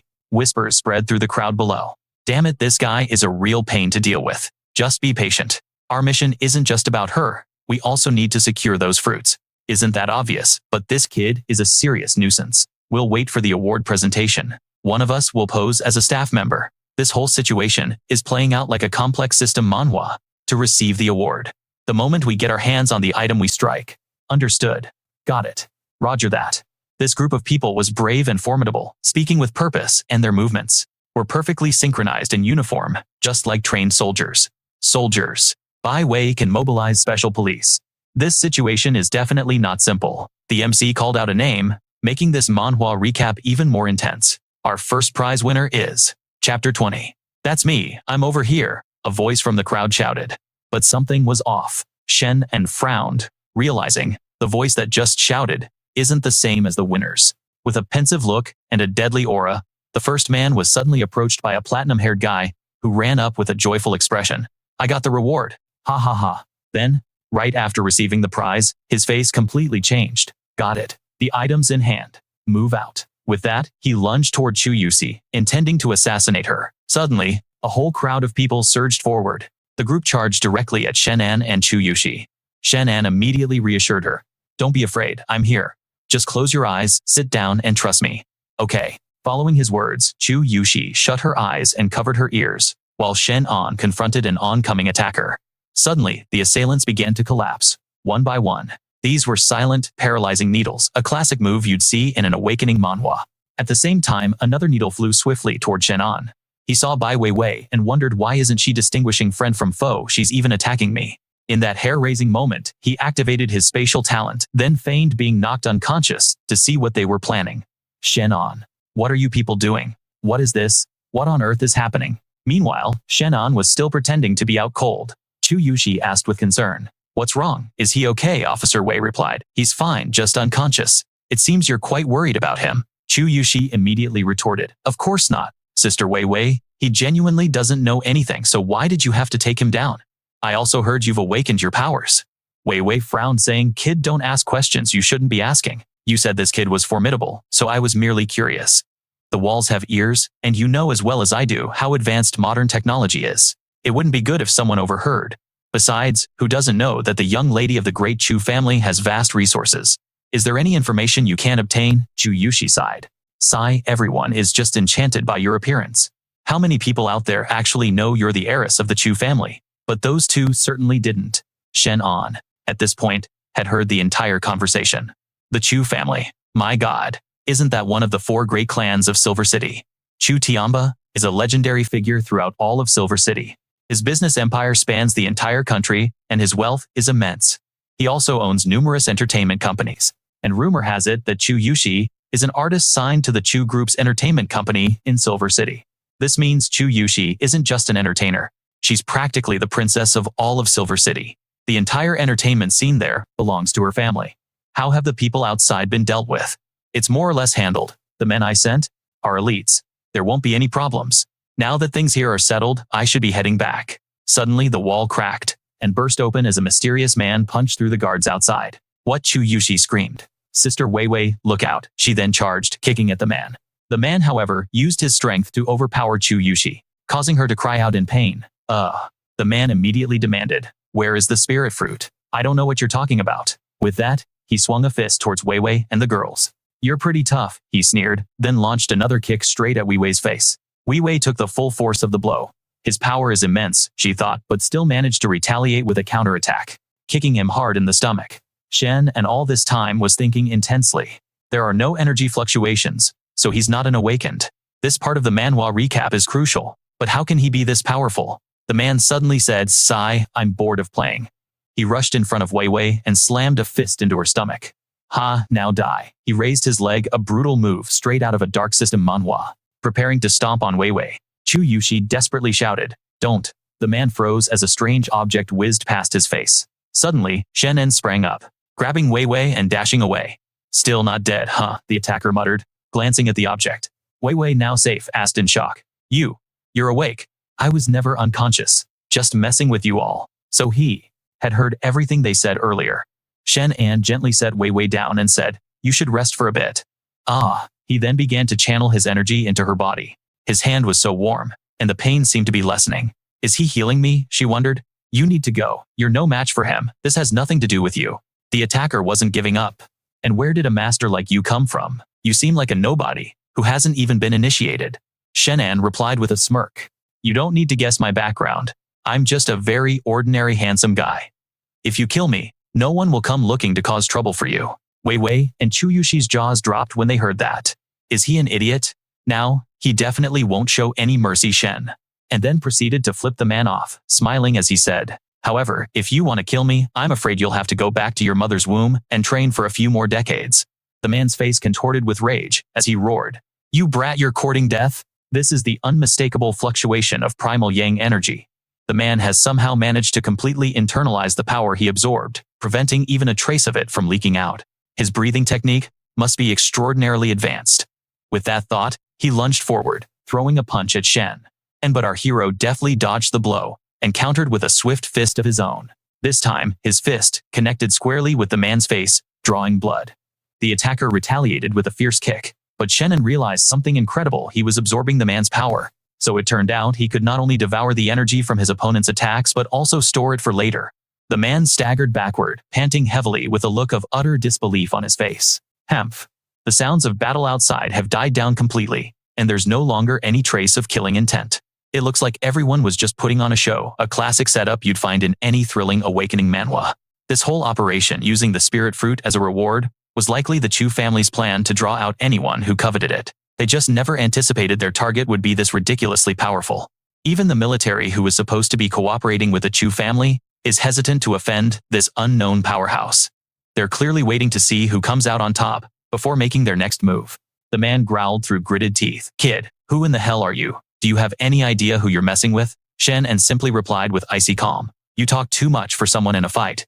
All right, you've lost," Shen An declared, lunging forward with another punch. The man mirrored the move, shouting, "Don't get too cocky, you brat."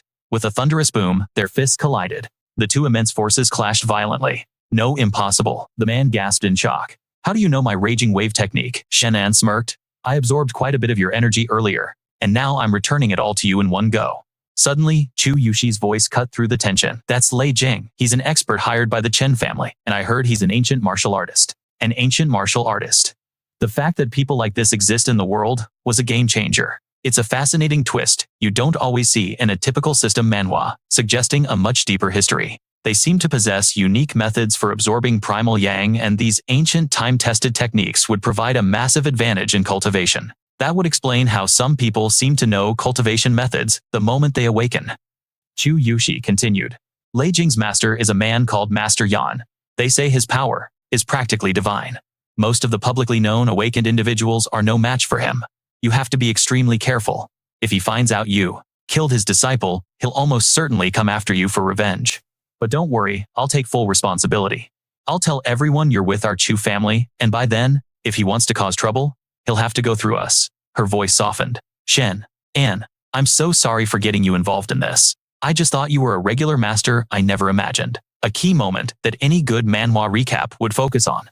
Shen An swiftly cut her off. "Don't. I'm the one who finished him. You don't need to worry about me. If this Master Yan wants to come for my head, tell him I'm waiting. In fact, I'm getting impatient. Shen An, you only fought him because of me. You can't take on this risk all by yourself. And it's not just Master Yan you need to worry about. You also have to be careful of the Chen family. Even though they lost out, this time you're an independent. You don't belong to any major power, which makes you an easy target. They will definitely try to find a way to deal with you." Hearing their conversation, Wei Wei suddenly stood up and chimed in. "Shen, and why don't you come back to the military with me? They won't be able to touch you there." Shen An scoffed internally. "Weren't you the one who ordered your goons to knock me out just a while ago? Just you wait, I'll get my payback eventually. I'm done for today. After all that, I'm just tired and want to go home to sleep." A little later, Shen An was outside checking his phone and replying to a flood of messages. One was from Zhou Wang. "Hey, are you okay? Please text me back." Another from Zhou Wang read. "If they're giving you a hard time, you have to let me know." And one from Han Feng Shen. "An, are you all right?" He replied to them all. "I'm fine, no one's bothering me." Haha. He thought about Chu Yushi's warning. These ancient martial artists, like Master Yan, sounded like a real pain. Maybe he mused, I should ask my future self for some advice. The reply from his future self was swift and confident. "Don't even worry about him. He's just one of a bunch of stubborn old fossils, clinging to their traditions. It's not worth your time. Just focus on increasing your own strength. That's all that matters." Shen An grinned.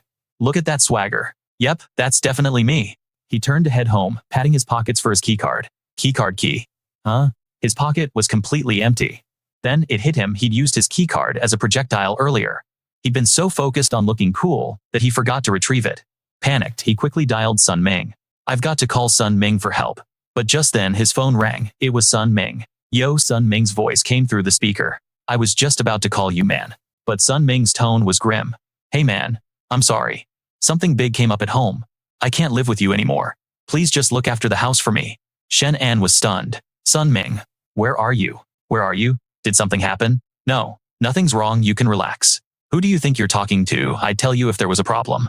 Anyway, I'm just letting you know I'll be off the grid for a while. Right? Look after me. Get lost. Here, Alright, since the handover is complete, your training regimen for today is doubled. As the man entered Sun Ming's house, he tossed a bag at him. Sun Ming's face went pale with terror. I'm so screwed. There's no way I'm going to make it through this training alive. I don't want to save the world. I just want to be a normal guy. On the other side of town, Shen An thought to himself. That kid seems to have some secrets. Man, I hope this doesn't turn into a tragic manhwa recap for him. Oh crap. The house key, I'm screwed, so screwed. If I don't get inside soon, I'm gonna crap my pants. 1 hour later, thanks so much, have a great day. Shen An was finally inside, all thanks to the locksmith. Just then, his phone rang with an unknown number. Hello, are you? Alright, phew. It was Dan's sweet voice on the other end. Hee, I can't believe you recognize my voice. Guess you're not a fake fan after all. Of course not. I'm the guy who watches your livestream, day in and day out. Dan continued. I heard from a friend that you were taken away and I was so worried something had happened to you. So, I asked him for your phone number. It sounds like you're all right now. You can hear how full of energy I sound.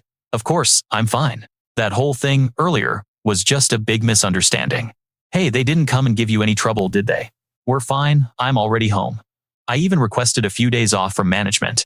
So, I'll just be relaxing at home for a bit. By the way, where do you live, Dan? Dan answered cheerfully, Wanyuan Village. You've probably never heard of it. In fact, none of my livestream fans know, so you have to promise not to tell anyone, okay? Her words immediately triggered a memory of the message from his future self. In 3 days, another primal yang outbreak will occur at Wanyuan Mountain, a place that isn't on any map. Look for Wanyuan Village and prepare yourself. This sounds like a plot straight out of an awakening manhwa. When the time comes, people from that organization will also arrive. Talk about a coincidence. It's a small world. The place I live is pretty remote, but the scenery is gorgeous. If you ever have the time, you should come visit. Shen An replied. So, if I were to visit Wanyuan Village, does that mean you'd show me around? Dan was taken aback. Hey, you can't be serious, can you? Are you asking me on a date? Times? He's Jojo. You need to play it cool times, she thought to herself. Then, trying to maintain her composure, she said, Fine. If you dare to show up, I'll treat you. You said it, not me. It's a deal then. No takebacks. After hanging up, he leaned back on the sofa, feeling pretty good. Asterisk. Right, I need to get some training in. Asterisk a half-hour later, he mused. Looks like there's still a decent amount of primal yang left to absorb. But this kind of training won't cut it if I have to face those top-tier experts. The phone chimed with a notification. He glanced at the screen, and a smile spread across his face. Guess I still have to rely on myself. The message was from his future self. The Drunken Star Blade Technique. This is way better than any system manhwa I've ever read. Early the next morning, Shen An was already up, getting his exercise by practicing with a badminton racket. You ask who I am? I am Shen An, the Blade Master, he declared to himself with a smirk. I've already mastered the movements of this Drunken Star Blade technique, but this racket in my hand is hardly a proper weapon. It still feels like something's missing. Realizing what was missing, Shen An thought, it's time to find myself a proper blade. He then turned and looked at the absolute mess he'd made of his house, sighing, oh damn it. How did I manage to trash the place this badly? 1 hour later, after a quick cleanup, he muttered to himself, good thing I caught the first bus out. Wanyuan Village. He's Jojo, I'm on my way. Shen An was speeding on his way to Dan's hometown. During the trip, his mind kept drifting back to the ironized tree. That iron tree, he thought, seems like it would be some pretty decent crafting material. As soon as the thought crossed his mind, he willed an iron branch into the shape of a sword, shocking himself. Whoa, it actually transformed into a real sword. Does this mean I can create whatever I want inside this internal space? Next, he took out the spiritual water he had collected and discovered another amazing phenomenon. This spirit water also moves according to my will. I can even stand on the surface without sinking. He yelled with excitement as he effortlessly glided across it. Ha. Check out my awesome water walking skills. With a surge of power, he levitated all the remaining trees instantly, forging them into hundreds of blades as he declared confidently, I'm invincible. Now, transform. Give me a huge mountain, This time, his wish didn't come true. It seemed this internal space couldn't create things from thin air, but could only transmute objects that already existed within it. As he was lost in thought, a voice called out to him. Hey, stop sleeping. We're here. We've arrived. Wake up. A woman was gently shaking him awake. Shen An's eyes fluttered open, was startled awake by the woman's glare, and quickly muttered, my apologies. After arriving at his destination, Shen An surveyed the area and took stock of his surroundings. The place was certainly secluded, but the scenery was absolutely stunning. There wasn't another soul in sight. He then lowered his center of gravity and shot forward like an arrow. Stepping into the village, he saw that everyone was occupied with their own tasks. "Excuse me, sir," he asked. An older man, "Is this by any chance Wan Yuan village?" The elderly man sized him up. "You're not from around here, are you, son?" "That's right, I'm here to see a classmate." The man's guard went up immediately. "Ha, don't you try to fool me, you're with that archaeological team, aren't you? Your kind loves to take advantage of us honest folks." The last guy said he was just looking for someone, but last night he was leading people out behind the mountain to dig for things. "Looks like someone already beat you to it." "I felt something was off this morning, seeing a whole group walking around with their tools. They think we're just uncultured villagers who don't understand their schemes. So tell me, what are you people really looking for? Why can't you just be straight with us? You always have to be so secretive." Shen An quickly asked. "Who else came here?" The man crossed his arms. "Look at you, son. One of your own people asking me questions, putting on a real good act. Dad, I'm done with the shopping." It was Dan, and she recognized Shen, and immediately asking in surprise, "Hey, how in the world did you manage to find this place?" Her father was still suspicious. "My daughter is your classmate Shen," and stated. "That's right." The old man was stunned for a moment, then turned aside to take a phone call. I don't have time for this right now." "What do you mean, light incense?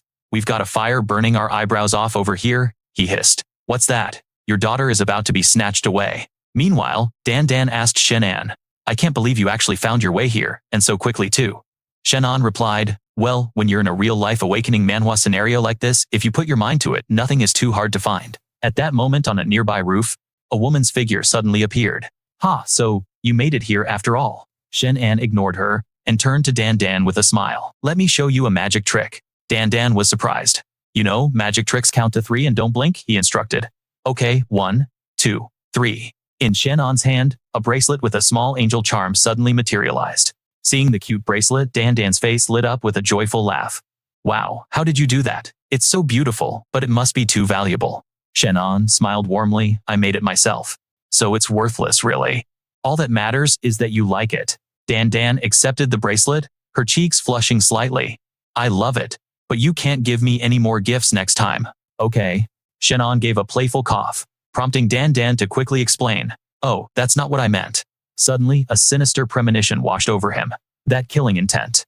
"What's wrong?" she asked. "It's nothing." It turned out Dan's father was standing nearby, glaring daggers at the two of them. "Are you two finished talking? It's time to find your mother." "Excuse me. Where will you stay? You're not leaving so soon, are you, Shen?" And smiled back. "I'll find a place nearby just in case you miss me." Before he could finish, another murderous glare shot straight at him, making him shiver. Dan had no choice but to follow her father, but not before signaling to Shen An times "contact you later." Shen An stood there, dazed for a moment. Once Dan was out of sight, he turned toward the empty road and called out, "Who are you?" From that seemingly empty space, a woman's figure gradually materialized. "How did you detect my presence?" "Intuition," he replied. "So why are you following me?" The woman with mysterious purple hair stepped closer. "I wouldn't call it following. After all, you're the one who just arrived. I want to discuss a partnership. Follow me. I presume you felt the fluctuations under the ground, which is why you came here, correct? It's likely our objectives are the same in this little system Manhwa we've stumbled into, so I feel we can cooperate." With that, they both moved to a more secluded corner. The mysterious woman continued, "After all, you could say the two of us have already worked together once before." Just then, the fire-type ability user from their previous encounter suddenly revealed himself. "We meet again." Shen An scowled with contempt. "Ha, and you think you're a reliable partner?" The situation became awkward. The man quickly tried to explain. "Last time I was just too scared, but I swear, this time it won't be like that. I swear." Clearly there was bad blood between them. Shen An, still bitter about the last time, turned his face away and said, "And why should I trust you?" The fire user responded, providing a classic plot point for any good manhwa recap. "The flames inside me are about to go out of control. I came here looking for a chance to control the power in my body. The power of an awakened needs to be used constantly, otherwise it backlashes. But if I just unleash my flames randomly, I'll be discovered instantly." The woman with purple hair chimed in. "I'm in the same situation. I have to use my ability constantly." The fire user then asked Shen An, "Don't you have this feeling too?" Shen An simply turned his head away. He replied, "My abilities aren't that spectacular.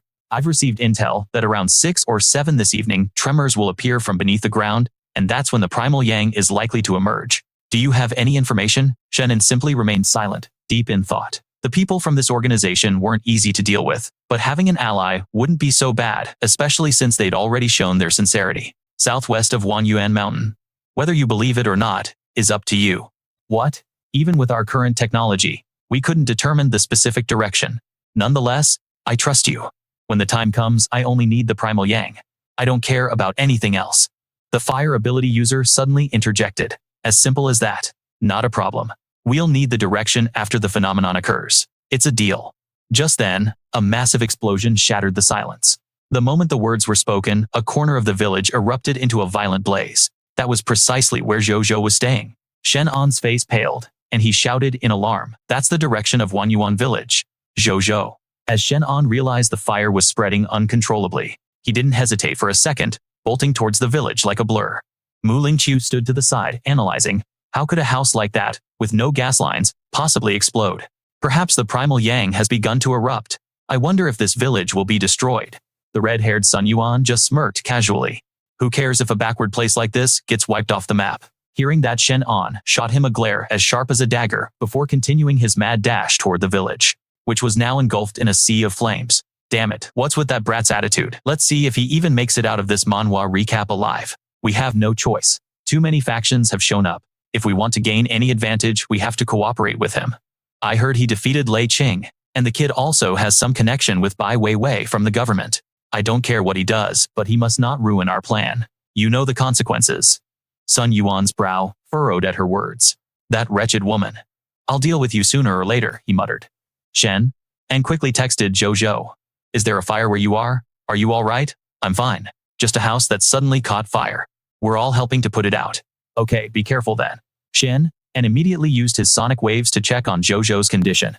She looked a bit frazzled, but didn't appear to be in any real danger. Suddenly, his phone buzzed with a message from future Shen An. Will Wanyuan village be affected? The future intel was grim. Wanyuan village was completely incinerated by a massive fire, and after that day, Dan was never seen live streaming again. After reading the message, Shen An froze, his heart pounding with anxiety as he immediately called Dan. He growled into the phone with urgency. Can you go back to Yincheng? Go back tonight? Your entire family needs to get away from there. Dan was utterly confused. She kept asking, Huh? What are you talking about? But Shen An relentlessly urged her to return to Yincheng. The world has changed. Your village is about to be wiped out, starting with this fire. Don't you feel that something is seriously wrong here? Hearing the desperation in Shen An's voice, Dan began to waver, and then she confessed. Actually, a warehouse caught fire last night too. And now this. Wanyuan village hadn't had a fire in years before this. Do you know something? Shen An replied. I don't know how to explain it to you. All I can say is I hope you can trust me. Shen An glanced toward the village. At that moment, Dan was arguing with her father about returning to Yincheng, but her father refused to believe Shen An's words and stormed off, leaving Dan standing there alone. She quickly texted Shen An an update. I have to talk it over with my parents, but thank you for your concern. He began to ponder. She's right. Why would they move their whole lives based on a single sentence from me? But the time must be near. This is the location. My future self said had the most primal yang, and he also said an unbelievable change was coming. Suddenly, chaos erupted. People scattered and screamed as the ground began to shake violently. Earthquake run.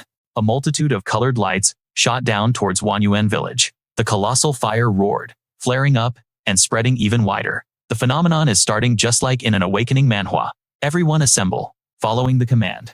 A group of people in black formed a circle before the great fire, and in a flash of movement. If it isn't the beautiful police officer Fei Wei. Suppress the firepower first, then worry about everything else. At that moment, a ferocious voice boomed out. Are you courting death? Who told you to put out the fire?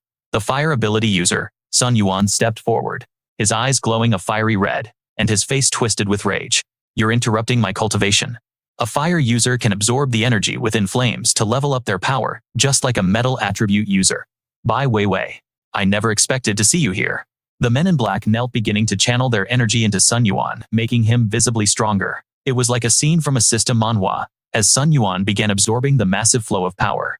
His aura surged, his power skyrocketing as he lashed out at Bai Weiwei. You meddling wench, what? And with that, he unleashed a torrent of fire straight at her. Your body might be able to resist my flames, but I wonder if your clothes can do the same. Keep sticking your nose where it doesn't belong, and I'll burn that outfit right off you. However, Bai Weiwei at that moment unexpectedly stripped off her outer jacket. She threw it to the ground, rising with a fiery aura of her own, and shot back. You despicable bastard, you're courting death. With that, Bai Weiwei launched herself straight towards him. Perfect timing. Sun Yuan cupped his hands, and blew out a roaring inferno. It's so hot. She deftly dodged the attack, incredibly agile. I wonder if you move like that between the sheets. Come on, let's continue our little game. You have a truly foul mouth, she retorted. Sun Yuan just smirked. Ha ha ha. My mouth can do much more. Suddenly, Bai Weiwei flung a handful of stones at him. Ugh. In that instant, she reappeared right below him, poised to strike. Asterisk. Cough. Asterisk. He took a solid punch right from Bai Weiwei.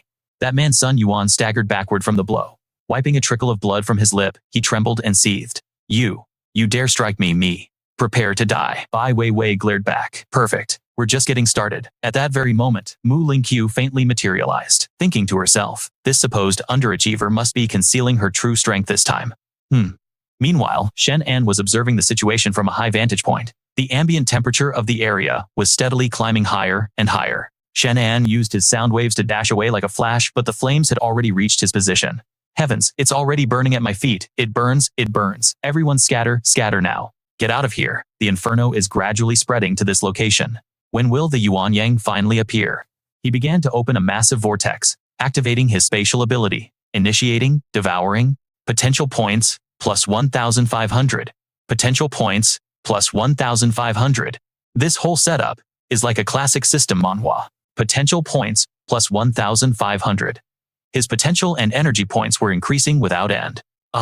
It felt as if his strength had doubled in an instant. Suddenly, he detected something amiss. A plume of white smoke shot up, and Mu Lingqiu materialized, demanding, Shen, and what happened to that cooperation you promised? Didn't I already give you the location? So what gives? You never showed up. The sincerity you people have is clearly lacking. Yet you have the gall to question me. And where is that so-called teammate of yours? After her words, she turned her back in silence. You can't be serious. He ditched you again. Forget about him. Let's you and I team up. We're surrounded by fire on all sides, and the concentration of Yuan Yang is getting higher and higher. It's bound to attract some powerful masters, so I want to deploy a formation for concealment in the vicinity, and I need your assistance. Shen An turned to her, recalling the Bagua mirror, and asked a formation, what can I do to help? I can use a spell to hide our presence, covering the entire area around us. This way, no one will detect us while we absorb the Yuan Yang. It's just that. I need you to provide me with energy. Are you blushing right now? How exactly am I supposed to provide this energy? Don't tell me. His mind immediately conjured an image of the two of them in a close embrace. Mu Lingqiu's face hardened. You just need to sit cross-legged behind me and place your palms on my back, that's all. Hey, I was just joking. Don't get so upset. With that, he began to channel his energy into her. Mu Lingqiu blushed and let out a soft sound. Afterwards, she began to conjure a magic circle, enveloping a large section of the forest along with herself and Shen An. Okay. Now, no one on the outside can see us. We can absorb the Yuan Yang without any worries.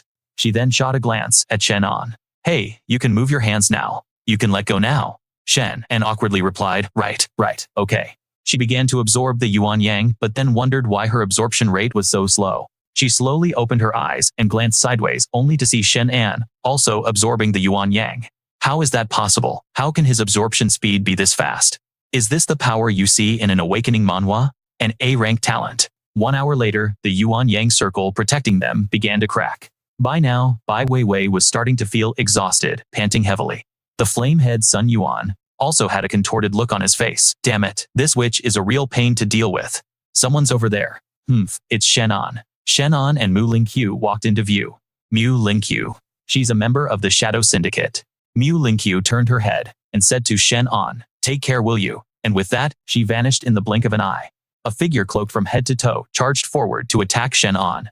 Die, he yelled. Shen An dodged hastily as the man flailed about wildly. Shen An just let out a small chuckle. Pfft. The attacker shot him a look. He's one of them. Bai Weiwei rushed in, yelling, stop. It seems I underestimated that woman after all. That glance she gave earlier was a deliberate attempt to make everyone misunderstand and think they were on the same team. The black-cloaked man swung his blade, rushing in for the kill. This whole arc is perfect for a manhwa recap. Shen An simply delivered a casual slap. Don't let him escape. Shen An then glanced aside. On Wei's side, two pairs of eyes met, but no words were spoken. Don't you dare let him leave, Wei. Wei growled. When I was dealing with that fire breather earlier, why didn't I see you offering any help? He was with Mu Lingqiu. She's from the Shadow Organization, a classic trope in any good manhwa recap, which means this guy is no saint either. Seize him. Humph. After that, the group of men in black continued their charge toward Shen An. Wei Wei quickly shouted to stop them. Chen Ziliang, I am ordering you to return to your position in the squad right now. Chen Ziliang merely turned his head and replied, Bai Wei, he killed the expert my Chen family hired. I haven't even settled that score with him. Please do not stand in opposition to our Chen family. Otherwise, don't blame me for forgetting our history. Bai Wei gritted her teeth in fury. It seems all these men are from the Chen family. No wonder nobody briefed me on the specific details of this operation from the beginning. They saw me fighting that fire-wielding young man, and did nothing to help focusing, instead on dealing with Shen An. Shen An let out a light laugh and mocked him. And if you do forget your history, what exactly can you do? Are you going to talk me to death? Then he turned to Wei and asked, I'm going to eliminate them. You won't mind, will you? She replied, do as you wish. The Chen family correct. Come at me. Oh, and by the way, if you have any last words, you should probably say them now. Shen An taunted him with a wave of his hand, and Chen Ziliang got up to walk straight to his doom. With that said, Shen An immediately materialized a sword. With a single devastating slash, he unleashed a massive explosion. Chen Ziliang also raised his sword and charged toward Shen An. You go to hell. Shen An retorted, I'm not going anywhere, but you are. At that moment, Chen Ziliang was struck by Shen An's blade, right in his side, and he collapsed in front of his comrades. The remaining men began to tremble in fear. This level of power. The fire at Wanyuan village began to spread, engulfing a larger area. That's the direction of Wanyuan village. How could this happen? That guy? I don't have time for them now. I need to check on the situation in Wanyuan village and see what's going on. Over at Wanyuan village, the entire place was seemingly submerged in a sea of fire. Sun Yuan was relentlessly launching fireballs at the village. That absolute beast, Shen An, yelled as he rushed forward. At breakneck speed, Sun Yuan, help me, a voice cried out. Cough, cough. Don't be afraid, saving people is what matters. He immediately used his aura to protect a mother and child in peril. Suddenly he heard a familiar cry for help. Save me, it was Jojo's father. Shen An dashed over in an instant. Sir, are you all right? Cough, cough. Thank you, son, you saved me. But where is Jojo? She couldn't sleep and said she was going out for a walk. I haven't seen her since. Please, I'm begging you. Save my daughter Shen. An began using sonic waves to scan the area for any trace of Jojo. His senses couldn't pinpoint Jojo's location at all. Where could she possibly have gone? Suddenly, another scream rang out. Help me. Guess I'll have to rescue people and search for her at the same time. A crowd of survivors gathered in one spot. Wei Wei ran up to him yelling, Shen An, don't mind me. Get these injured people to a hospital now. Understood. He replied. Finally a reaction. Oh my heavens, is he a celestial being? One person whispered. He's the one who saved me. A god has come down from the heavens to save us. In a blur, Shen An was gone. Like a flash of lightning. Shen An continued his search for Jojo. I can sense Jojo's aura. But why would she be all the way out here? He found himself standing before a large cave, and then he cautiously stepped inside. The cave appeared surprisingly spacious, wide enough for two people to walk abreast. But something was wrong. Deeper inside the cave, a pair of glowing red eyes suddenly appeared. Shen An glared back just as a massive brown bear charged straight for him. Holy crap, it's a giant bear. Your size is totally against the rules. Hold on, this bear's power is far more insane than any of the newly evolved beasts I've faced. It feels like this is from a high-tier awakening manhwa, as if it has been mutated for a very long time. I told it to wait, and it actually stopped. Can it understand me? Shen An spoke softly. I don't have any hostile intentions. The brown bear continued to glare with its sharp eyes, fixed on Shen An. I'm just... Before he could finish his sentence, the brown bear swatted him with its paw. Shen An went flying, 100 meters crashing into the cave wall and cursing angrily. Son of a... You big brute, that was a cheap shot. Well, you've successfully captured my full attention now. The brown bear charged at Shen An again like a predator pouncing on its prey. Shen An unleashed his aura, a classic move in any system manhwa. Fine, then let's have a contest of pure strength. Both sides threw a powerful punch toward the other. The bear roared incessantly. But unfortunately for the brown bear, Shen An easily overpowered it. The beast was sent flying several meters into the rock wall. It roared with rage, but Shen An didn't let up, and charged in to attack again. Man and beast clashed head-on. After a fierce back-and-forth struggle, the brown bear suddenly covered its face and began to cry. Wah, wah. Shen An just stood there bewildered. Just as he was about to land another blow, the creature suddenly lunged forward and hugged Shen An's leg. With a few fresh bumps on its head, it clearly knew when to be tough and when to surrender. At the entrance to the demon world, future Shen An's voice echoed in his mind. Why am I speaking in your ear? I'm not sure myself. It seems my consciousness can now perceive everything you do. Right now, it feels like we're communicating telepathically. Did my ability level up? Yes, I anticipated this, his future self confirmed. I just never imagined the effect would be this potent. It seems to be linked to the abundant energy in this place. Our perceptions are now completely synchronized. We no longer need a conscious link. We can maintain a constant seamless connection. A lightning bolt of realization struck Shen An. Holy crap, does that mean you see everything I do? Eating, drinking, everything. His future self sounded resigned. Would I really judge myself? Fair point. Now, what was that you mentioned earlier about a demon world? If my memory serves me right, this area never existed beneath Wanyuan Mountain before. It must have manifested recently. As the world continues to transform, more places like this will emerge. When that time comes, humanity will face an era of unprecedented danger. The changes are straight out of an *** awakening manhwa ***, and it's highly probable this bear originated from the celestial realm. What's this brown bear's power level? How does it stack up against me? It's merely a common low-level beast. As for your current realm, your strength is only at the 2nd rank. For now, the known cultivation realms are divided from the 1st to the 9th rank. The 9th rank is the absolute peak equivalent to the power of a being who has successfully undergone tribulation and ascended. Your current talent is A rank, but I'm confident that after this encounter, you will ascend to S rank. Just then, the massive brown bear began to shrink in size. Why is it getting smaller? For a demonic beast, shape-shifting is a fundamental ability, gained through cultivation, allowing them to grow larger or smaller at will. Naturally, different types of demonic beasts possess their own unique elemental abilities. Shen An's gaze then fell upon the sole source of light in the cave, where Dan Dan lay motionless on a slab of rock. It's Dan Dan. He turned to see the bear now comically covering its face in embarrassment as its secret was exposed. Could it be that this giant bear has a crush on Dan Dan? He rushed over and gently shook her. Dan Dan, wake up. Shen An. Waking up, Dan Dan saw the terrifying figure and screamed, there's a bear. She immediately threw her arms around Shen An. Shen An?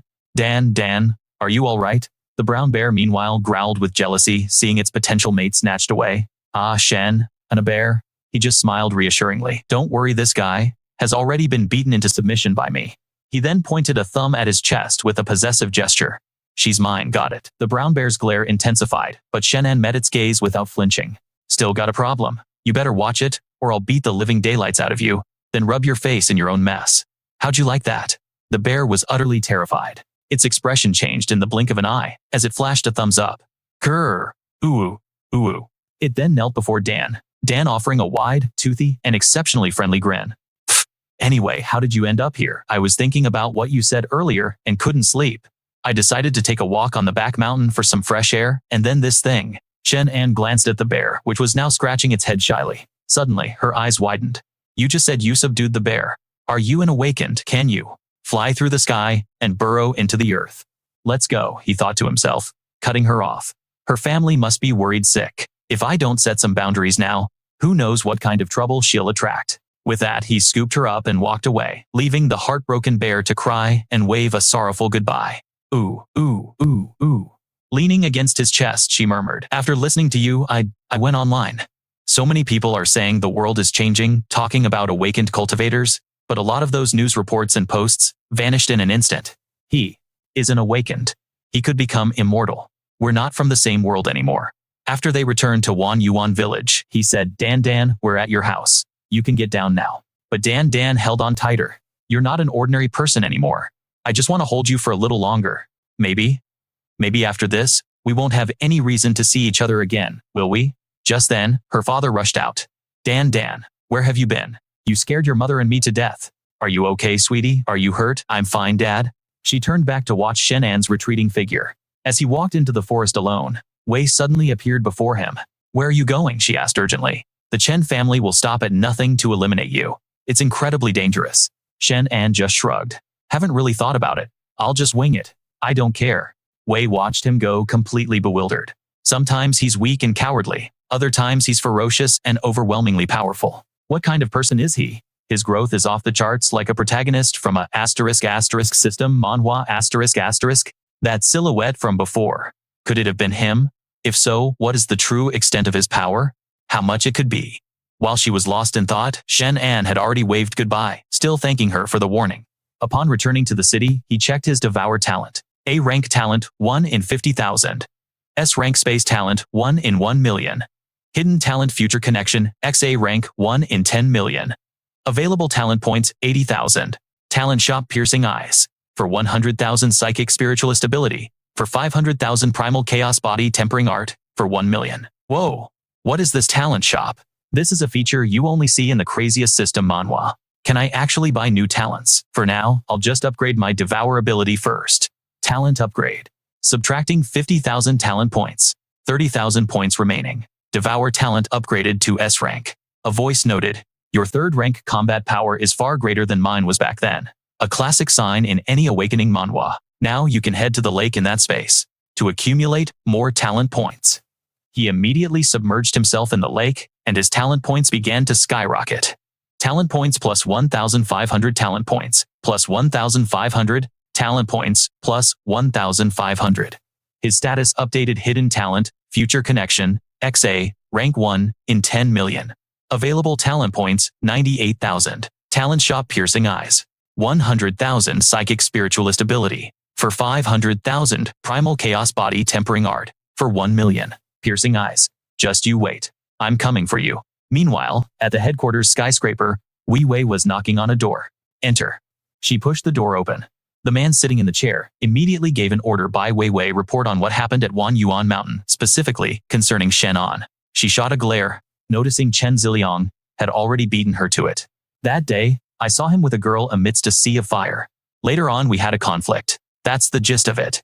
Suddenly, a blonde woman approached and said, there are no issues here. Everything she said is the truth. Wei Wei looked at the woman with suspicion. This woman has been beside me this whole time. Yet I didn't even notice her. What's going on? The blonde woman walked over to greet her.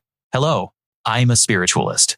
I just used a little trick to block your senses earlier, please don't take offense. But Bai Weiwei simply turned her head away coldly. The spiritualist retracted her hand after being snubbed. The man in the chair spoke again Chen Ziliang for disobeying Captain Bai Weiwei's orders, and before ascertaining Shen An's disposition, recklessly ordering your subordinates to attack Shen An, you are hereby discharged from military service. Chen Ziliang slammed the table in a rage, shouting, I refuse to accept this. Why?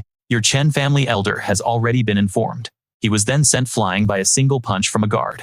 The man in the chair waved his hand dismissively. All right, that's enough. Drag him out. One bad apple spoils the bunch. As this manhwa recap continues, Bai Weiwei watched with cold indifference, thinking, the Chen family will definitely not let Shen An off the hook.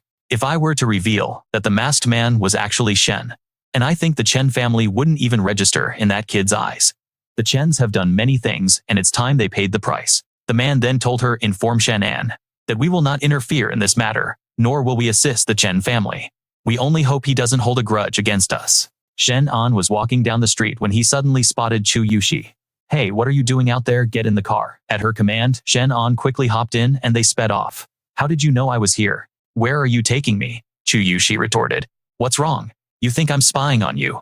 This hotel belongs to my family. Do you have nothing better to do? Hearing this, Shen An just laughed it off awkwardly. She continued, the area around the hotel is already being watched by experts. The moment you step outside, someone will try to eliminate you. The Chen family has put out the word that you won't leave Yin City alive. If you stick with me, they won't make a move so easily. Our families haven't completely burned bridges yet. Lei Qing's death last time was a serious loss for them, so they won't casually confront my family. Shen An, come stay with us. Shen An politely refused. Let's not. This is my problem, and I can handle it myself. Thank you for your kind offer. Just stop the car here. I'm home. The car stopped. Chu Yushi simply let out a sigh. Suddenly, the sound of an argument erupted nearby. Are you blind? Since when does our boss have to pay for his food? A thug yelled at the female shop owner. Keep yapping, and I'll smash this whole place to bits. The owner tried to stand her ground, her voice strained. No, you can't leave. If you eat the food, you have to pay for it. Chu Yushi then asked, Shen An, do you know her? That's Sister Cheng. She runs the Malatang shop. She's divorced, raising her daughter alone, a really good person. I'm going to check this out. Then I'm coming with you. The thugs were relentlessly mocking the shop owner. Hey you, what are you standing there for? This woman doesn't get the rules. Hurry up and take her to the Huangcheng establishment as a gift for young Master Chen. Isn't that Chen family place short one experienced woman anyway? One of them grabbed her by the arm. Sister Cheng laughed. Hey brother, who is right? You served yourself up on a platter, little lady, so don't blame us for taking a bite. Suddenly, a bottle shattered against his head. Ouch, damn it. Who the hell was that blind little punk? Shen An and Chu Yuji were working in perfect sync, pelting him with bottles, before looking at each other with feigned innocence. My hand slipped. And you, what was that for? I'm on my period. The goon rolled up his sleeves. Hey, you damn kids must have a death wish meddling in other people's business. Before he could even finish his sentence, his cronies all dropped to the floor, leaving him stunned. What? The leader's face went pale with fear. Kid, you've got some skills, but do you have any idea who I am? Before he could get an answer, Shen An's fist met his eye. He crashed to the ground, screaming, damn it, I'm friends with young Master Chen. You're dead meat, kid. I'm telling you you're finished. Shen An turned to Chu Yuji, just a dog from the Chen family. Besides, I've had a long-standing grudge with them anyway. You should go on ahead. Hearing this, young Master Chen's buddy started screaming. Scared now, huh? Trying to leave? I'm telling you, I'll never forget your face. And your whole family. Chu Yuji simply replied, oh dear, what should I do? He remembers my face now. Could you just kill him for me? I'll be on my way. She was the kind of enchanting woman he thought that everyone instantly loves. A single smile, a single glance, and she leaves a lasting impression. She then added, if there's anything you can't handle, just call me anytime. My word is my bond. Now as for the bill. 7 dong a bowl for 5 people? That's 35 dong plus damages. Let's add 500 dong for emotional distress. Pay up and get lost. The leader, his face swollen and bruised, handed over the money and spat. Fine, I'll pay. Enjoy this for now, but just you wait until I report back to young Master Chen.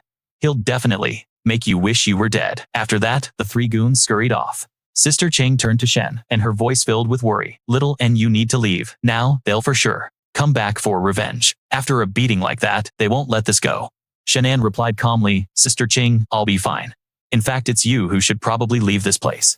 At a nightclub, the goon leader ran to tattle to young Master Chen. Damn it, young Master Chen, you have to get justice for me. You've got to help me waste that punk. This was the young master of the Chen family, Chen Xilin. Explain what happened. We were just having a meal, and then this happened on our way out. Young Master Chen had already pulled the security footage, and a subordinate brought over a tablet. Just some punk, he scoffed. Bai Liang, go with him. Find out where that kid is, and bring him to me. I want to see who in Yincheng City dares to disrespect me by laying a hand on Ahu. Yes, young Master Chen. Ahu, did you get all that? The punk is in this very building. Meanwhile, Shen An was in the shower, when he suddenly heard a commotion outside. Why is it so noisy this late at night? By then, young Master Chen's crew had already barged into Shen An's apartment and made themselves at home. Brother Bai, that's him. That's the one. Help me waste him, Bai Liang just snorted. So he's an awakened. The kind you see in an awakening manhwa. Young Master Chen wants me to bring you in. Come with me. Shen An replied cheerfully. Perfect, I was just thinking I'd like to meet him. Lead the way. Back at the nightclub, Chen Xilin was fooling around. You naughty thing, stop hiding. Come here and give me a kiss. There's a message for you, you should take a look. All right, fine. An urgent notice appeared on his device. To the Chen clan. Recipient Chen Xilin. All disciples of the Chen family are to refrain from reckless action to avoid provoking a certain individual. Do not engage unless you are 100% certain of a kill. Upon reading this, young Master Chen immediately thought, it's him. Isn't that the guy who beat up Ahu? If I handle this, it'll be my chance to finally impress those old geezers in the family. Tell Bai Liang to kill him. On the spot, young Master Chen then ordered Lei Bao and his 4-man team to back up Bai Liang. Bring me that punk's head. Yes, sir. Back at Shen An's apartment, Bai Liang received the kill order from young Master Chen and let out a smirk. He suddenly produced a sharp dagger and lunged straight at Shen An. Die. The blade flashed across Shen An's neck. Ahu started laughing, as expected of our brother Liang. A clean cut. Indeed, the dagger sliced through thin air, remaining perfectly pristine. But Shen An was standing untouched, glaring at him. Bai Liang was stunned that he could dodge with such lightning speed. This whole fight feels like a classic system manhwa power-up. Impossible. When did you? He slashed again. And again. But it was as if Shen An was a phantom. Bai Liang's eyes widened in disbelief, his arrogant expression instantly replaced with utter confusion. The would-be assassin's body suddenly went limp. Ahu! The goon leader collapsed to his knees, begging Big Brother spare me. The only answer to his plea was a chilling silence, as Shen An slowly unsheathed the sword, his face like a frozen mask devoid of any emotion. With a single swing of his blade, fresh blood arced through the air, painting a crimson line that made the remaining goons stumble back in terror. A fitting end for this part of our manhwa recap. The horrifying power he just unleashed completely shattered their will to fight. They all dropped to their knees, bowing desperately and begging for mercy. Boss, I was wrong. I never should have. But when Shin's plea was cut short by a blood-curdling scream that echoed throughout the room, as blood sprayed once more from a clean, sharp slash. The strike was so precise that even the fruit on the table was sliced perfectly in half. Witnessing such a gruesome scene, the man named Ahu began to tremble uncontrollably, stammering out a plea. Please don't. Don't end me. Please don't end me. Shen An calmly replied. Relax. I have no problem with you. Before Shen An could even finish, the guy was already scrambling to get away, running for his dear life. But in a stroke of bad luck, his foot slipped on a banana peel, sending him face-planting straight into the wall with a loud thud. Well, damn. Even Shen An was a little taken aback by this absurd outcome. He hadn't even lifted a finger, and the guy had already knocked himself out. I still need you to lead me to young Master Chen, he said, walking over with a smirk. Hey, you still got 5 cents of life left in you. With that, Shen An delivered a rapid series of slaps to the man's face, shouting, Wake up, get up, snap out of it. Suddenly, a chilling wave of killing intent washed over him. Shen An's eyes narrowed as a throwing dart sliced through the air, grazing his cheek by a mere inch. He frowned, thinking to himself, I recognize this hidden weapon technique. This feels like something from an awakening manhwa. If they're not an awakened one, they must be an ancient martial artist. Just then, it wasn't just one, but 2 more darts hurtling towards him from a different angle. He swiftly dodged, but it was as if the projectiles had eyes of their own. They continuously anticipated his movements, changing their trajectory mid-air. So they can predict my actions, he thought rapidly, assessing the situation. This is getting more complex than your average manhwa recap. Looks like there are at least 3 of them, possibly more. And the darts are coated in poison. Without knowing their hiding spots, I'm completely on the defensive. Yet another dart shot towards him, but this time, he stood perfectly still, making no move to dodge. Instead, he deployed an invisible barrier, allowing the dart to fly right into it. He had a plan. Looks like I'll have to lure them out first. Activating his Devour skill, a classic move in any system manhwa, he then pretended to be hit by the poison and collapsed to the ground. A voice echoed from the shadows, the little punk finally got hit. Shen An lay on the floor, his body twitching violently, as if in excruciating pain. The hidden assassins began to whisper amongst themselves, this kid's life force is pretty stubborn. He's still not dead after taking a poisoned dart. He's just delaying the inevitable. Let's finish him off. Young Master Chen promised us 5 million for this job. They all burst out into gleeful laughter. Ha ha ha. But suddenly, amidst their triumphant cackles, a voice cut in, Are you guys having fun, Shen? And shot up from the floor, joining the festive atmosphere with his own hearty laugh. Ha ha ha. The assassins were completely stunned. How are you? Shen An casually brushed back his hair, striking a handsome pose as he spoke. Are you surprised? Are you entertained? And with that, he viciously stomped on each of their feet one by one. The men howled in agony. Shen, and continued, a moment ago, you guys were having so much fun. I want to play too. It's just that my technique isn't that great. I only know how to do this, Shen An said, holding one of their darts, his gaze turning deadly cold. As fast as lightning, he flung a dart right back at them. The men were shocked. Humph. The dart whistled through the air. A bald man in the group didn't even have time to react before it embedded itself squarely in the center of his forehead. He let out a single grunt before collapsing to the floor, permanently out of commission. Shen An calmly strolled over to another assassin and smiled. Now then, our lucky contestant. Would you be willing to take me to see young Master Chen? At that very moment in another location, young Master Chen was frantically making phone calls. He'd made hundreds of attempts, but the other line remained completely silent. Damn it, why aren't they answering the phone? He fumed. The door to the room flew open, and Shen An strolled in, casually dragging an unconscious man by the collar. He tossed the body to the floor. Seeing this, young Master Chen shrieked in terror. You, didn't you want to see me? Shen An coolly sat down in a nearby chair, not forgetting to strike a pose to show off his dashing good looks. Well, here I am. So what do you think? Am I handsome? All young Master Chen could do was suck up to him. You're very handsome. What do you want? Do you have any idea who I am? Look, I admit defeat today. What will it take for you to let this go? Name your price. How much money do you want? Just say the word. I'm just a useless rich kid living off my family's fame. There's no point in getting rid of me. You'd be better off letting me go. I can guarantee that my family will never come after you. But inwardly, he was thinking, enjoy your moment. Just you wait until Butler Joe gets here, then you're done for. He's a top-tier master. Shen An simply turned his head and replied, Why don't you quiet down a little? Stop making so much noise. Are you stalling for time, waiting for backup to arrive? Fine by me. I'll wait. I'm curious to see what the Chen family is capable of. To find anyone competent. A deep, gravelly voice echoed. Junior, you've got some serious nerve, but I'm afraid you won't be walking out of this door today. The butler whispered to Shen An, That's Jofa. the second strongest master from Chen Ziliang's maternal family. He's no pushover. It might be best for you to retreat for now. The moment Jofa appeared, he lunged at Shen An without a single word. Shen An unfazed stepped up to meet the challenge, thinking, okay, I take that back. This old geezer's power is on another level, completely incomparable to the awakened ones I've faced before. The old man glared at Shen An and growled, so you do have some skill. To withstand a punch with 30% of my power, you've earned the right to die by my hand. Once again, the old man charged forward to attack. Shen An simply flicked his wrist with a smirk, and just like that, the old man was sent sprawling to the ground by Shen An's simple parry. Interesting.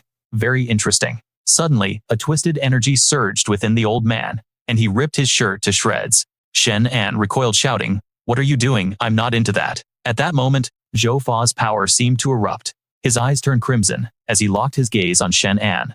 Stunned by the man's overwhelming aura, Shen An yelled, "Holy crap, this is his second form." The butler's warning echoed in his mind. I told you to avoid a direct confrontation. This is a classic trope in an awakening manhwa. Young Master Chen, ecstatic, cheered from the sidelines. Get him. Kill that bastard for me. Zhou Fa growled. Junior, do you dare take another one of my fists? Shen An just grinned playfully. You throw rock, and I'll throw paper. As the words left his mouth, the old man unleashed another devastating punch. Thankfully, Shen An's paper was ready to catch it. Just as expected of an advanced form, his power had more than doubled. But it wasn't over. The old man suddenly leaped into the air, launching a powerful kick at Shen An, who quickly raised his arms to defend. The old master laughed haughtily. Hope you're reborn into a better family. With that, he drove his knee viciously into Shen An's stomach. The impact sent Shen An flying, crashing hard against the far wall. Young Master Chen cackled with glee. Good job, old man. Now bring me his head. But amidst the wreckage, Shen An slowly staggered to his feet. Hey, you've got no honor, Gramps. Who uses their feet in a game of rock, paper, scissors? The terrified young Master Chen ducked behind the old man, shrieking, What's happening? Why is he still alive? Shen An casually dusted himself off, saying, All right, let's go again. And no cheating this time, okay? I'll grant your wish, snarling old man. Zhou Fa, once again, confident in his fists, charged forward. But this time, it was a different story. Shen An caught the punch with ease. It seems the power from those 3 previous hits had been stored and was now being returned to sender. How? Why is your strength mirroring mine? The old man stammered, struggling in vain to retract his fist. This is the kind of OP ability you'd find in a top-tier system manhwa. Young Master Chen, now cowering like a frightened puppy, could only shriek. You damn geezer, what are you doing? Hurry up and cripple him. Hearing those words, Zhou Fa's eyes narrowed. He shot an angry glare back, thinking, Can't this useless trash see that I'm the one at a disadvantage here? Suddenly, the young master pulled a pistol from his pocket, aiming it squarely at Shen An. Damn, it looks like I have to handle this myself. But at that moment, Zhou Fa let out a terrified scream. No, don't shoot, you idiot. But it was too late. The ungrateful young Master Chen had already fired several shots, not at Shen An, but right into the old man. Zhou Fa collapsed. Terrified, the young master's hands trembled as he stammered incoherently. But the old man wasn't dead yet, his body still twitching. The horrified young Master Chen immediately turned to beg for his life. Please no, spare me, Shen. And simply smiled and replied, no. Without another word, Shen An delivered a swift blow. A blood-curdling scream echoed through the room. Elsewhere, on the other side of a monitor, a man was gripping his desk in a rage. Turn it off. It seems Shen An's power has already reached the peak of the 2nd rank. Right now, the strongest publicly known individuals are only at the 2nd rank. We cannot allow him to grow any stronger. Give me a plan to eliminate him. Yes, family head. After cleaning up that mess, Shen An left the nightclub. Suddenly, he heard a noise nearby and spun around, shouting, Who's there? Just then, Mu Lingqiu stepped out from the shadows. What are you doing? She asked. Shen An retorted, Have you already forgotten how you set me up? Are you still angry? She teased. All right then, how about I let you get 2 free hits? With that, she provocatively turned her rear towards Shen An. Unaccustomed to such bold behavior, he yelled in a panic, Who in the world are you? Humph. Mu Lingqiu snapped her tone, shifting to fury. Are you trying to get yourself killed? If the organization didn't value you so highly and order me to use all my efforts to recruit you, do you think I'd be stooping to this kind of embarrassing tactic? This is infuriating. Did you know? In reality, from the very start, when those thugs showed up to cause trouble, it was all a setup. This whole manhwa recap could be titled, The Setup. Chen Zilin was nothing more than a pawn, a human tool used to test your abilities. The entire scene of you fighting was broadcast directly to the higher-ups of the Chen family. Right now, they're plotting how to deal with you. The patriarch of the Chen family is a terrifying man. He wouldn't even hesitate to sacrifice his own son using them as sacrificial pawns. This time, they intend to use the full might of their family to deal with you. You're in grave danger, which is why you should cooperate with us. The Chen family's power is not something you can handle on your own. Shen An responded warily. Tell me up to this point, have you two actually done anything remotely useful? Mu Lingqiu replied. I know you have your grievances, but please trust in our sincerity. The Chen family will undoubtedly devise a meticulous plan, a single, decisive attack to eliminate you. She continued, the Chen family is recalling all of its assets. They have some unconventional methods, and right now, you are completely exposed to them, in their sights. So what's your proposal for this cooperation, he asked. It's quite simple, she said. We force the Chen family to make the first move against you. Shen An pondered for a moment. It seemed this organization had wanted to take on the Chen family for a while, but something was holding them back, so now they want to use him as bait. He replied, I can agree to that, but I'll need something to prove your good faith. What is it you want? She asked. I want your people to bring me the head of the Chen family's patriarch. Mu Lingqiu's expression immediately soured. The organization's goal was never to expose themselves to the world, but to use Shen An's power to eliminate the Chen family. For him to make such a demand, could it be that he had already seen right through their intentions? She replied firmly, that's impossible. There's no way the organization would agree to such a demand. Hearing this, Shen An simply turned his back and began to walk away. Then, we have nothing more to discuss, he stated. The next day, as this manhwa recap continues, Shen An stood in front of the nightclub. From the previous night, a bag of supplies in his hand, lost in thought. She did have a point. A family that large is planning its move against me. I'm in real danger. It might be better to provoke them into acting first. He then pulled out a can of red spray paint and began to tag the front entrance of the nightclub. Suddenly, a group of security guards rushed out. Hey, who are you? What's the meaning of writing broken on our door? Another guard corrected him. Captain, that character means demolish. But either way, broken or demolish, doesn't matter. In the end, Shen An simply replied, this door offends my eyes. I want it demolished. The captain gritted his teeth, his face contorted with rage. You've got some serious guts, kid. Wang Meng, take care of him for me. At his command, the subordinate raised his club to strike Shen An. But with a casual snap of his fingers, Shen An made the man's weapon vanish into thin air. A classic power move you'd see in the best system manhwa. Huh, where did my club go? The guard stammered. Just then someone else ran up shouting, Captain, security. Captain, that's Shen An. He's the expert who took out young Master Chen. Don't mess with him. Why didn't you say so sooner? Hearing this new intel, the captain's attitude did a complete 180. What? You're that legendary expert, the one who handled young Master Chen. You want to demolish the door. Allow me, he offered eagerly. The security captain shouted, Wang Meng, have you lost your mind? Wang Meng shot him a sharp glance. Move. The captain collapsed, trembling in terror. This was a display of raw pressure, the kind you see in an awakening manhwa, even though he hadn't fully awakened yet. Wang Meng beamed, asking, my idol, is there anything else you need? Shen An simply pointed at himself and asked, are you willing to follow me? Without a moment's hesitation, Wang Meng replied, yes, absolutely. From this day forward, I'll follow you, boss. Then with a single strike, Wang Meng shattered the nightclub door. Let's go, Shen An said. Follow me. On to the next one. Boss, do you know why I decided to follow you? It's because I respect the strong. That second young Master Chen was a plague, committed countless evil acts.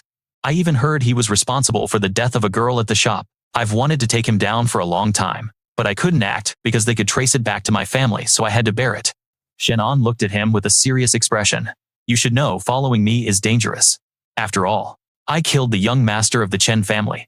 Aren't you afraid? Wang Meng proudly thumped his chest. Not a bit.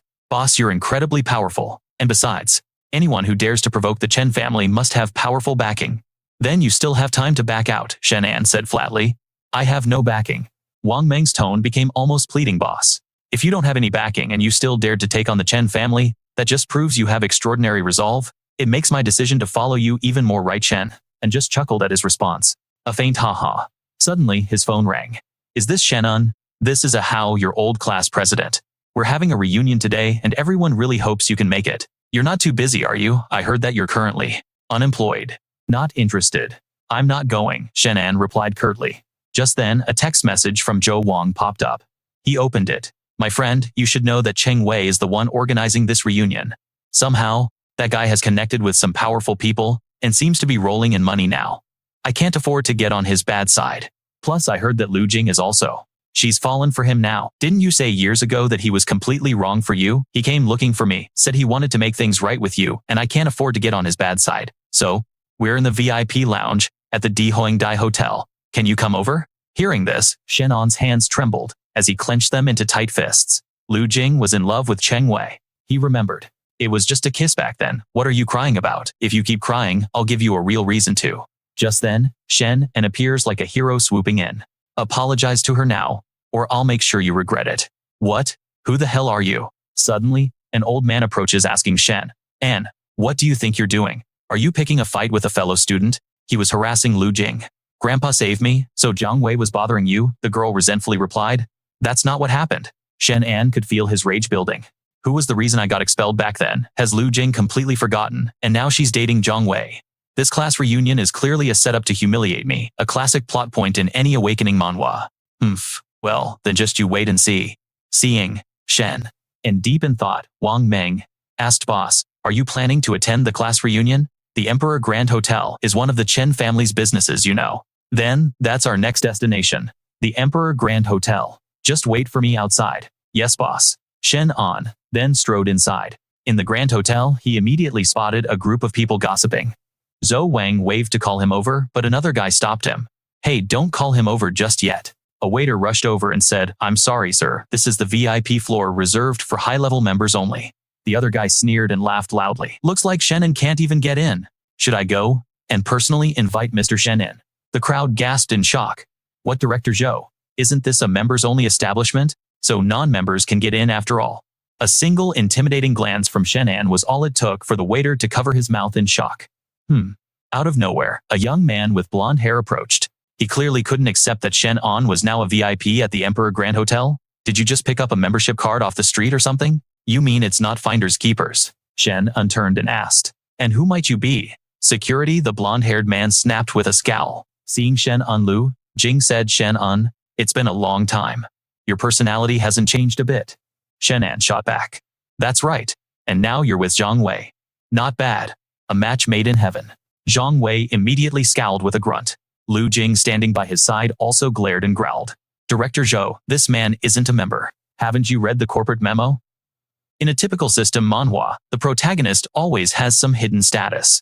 He's that jinx who beat up the Imperial City technician. Today, I'm treating so everyone order whatever you want. Wow, this dish costs over 1,000 dong.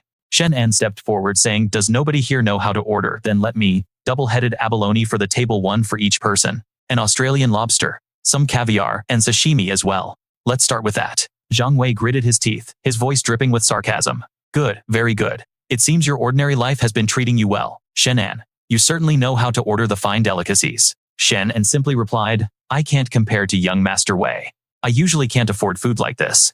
Since you're paying, it would be a shame not to order something exquisite. I'd feel bad for myself. Judging by young Master Wei's expression, don't tell me you can't afford this. If that's the case, I should probably just leave. I can just grab some food from a street stall.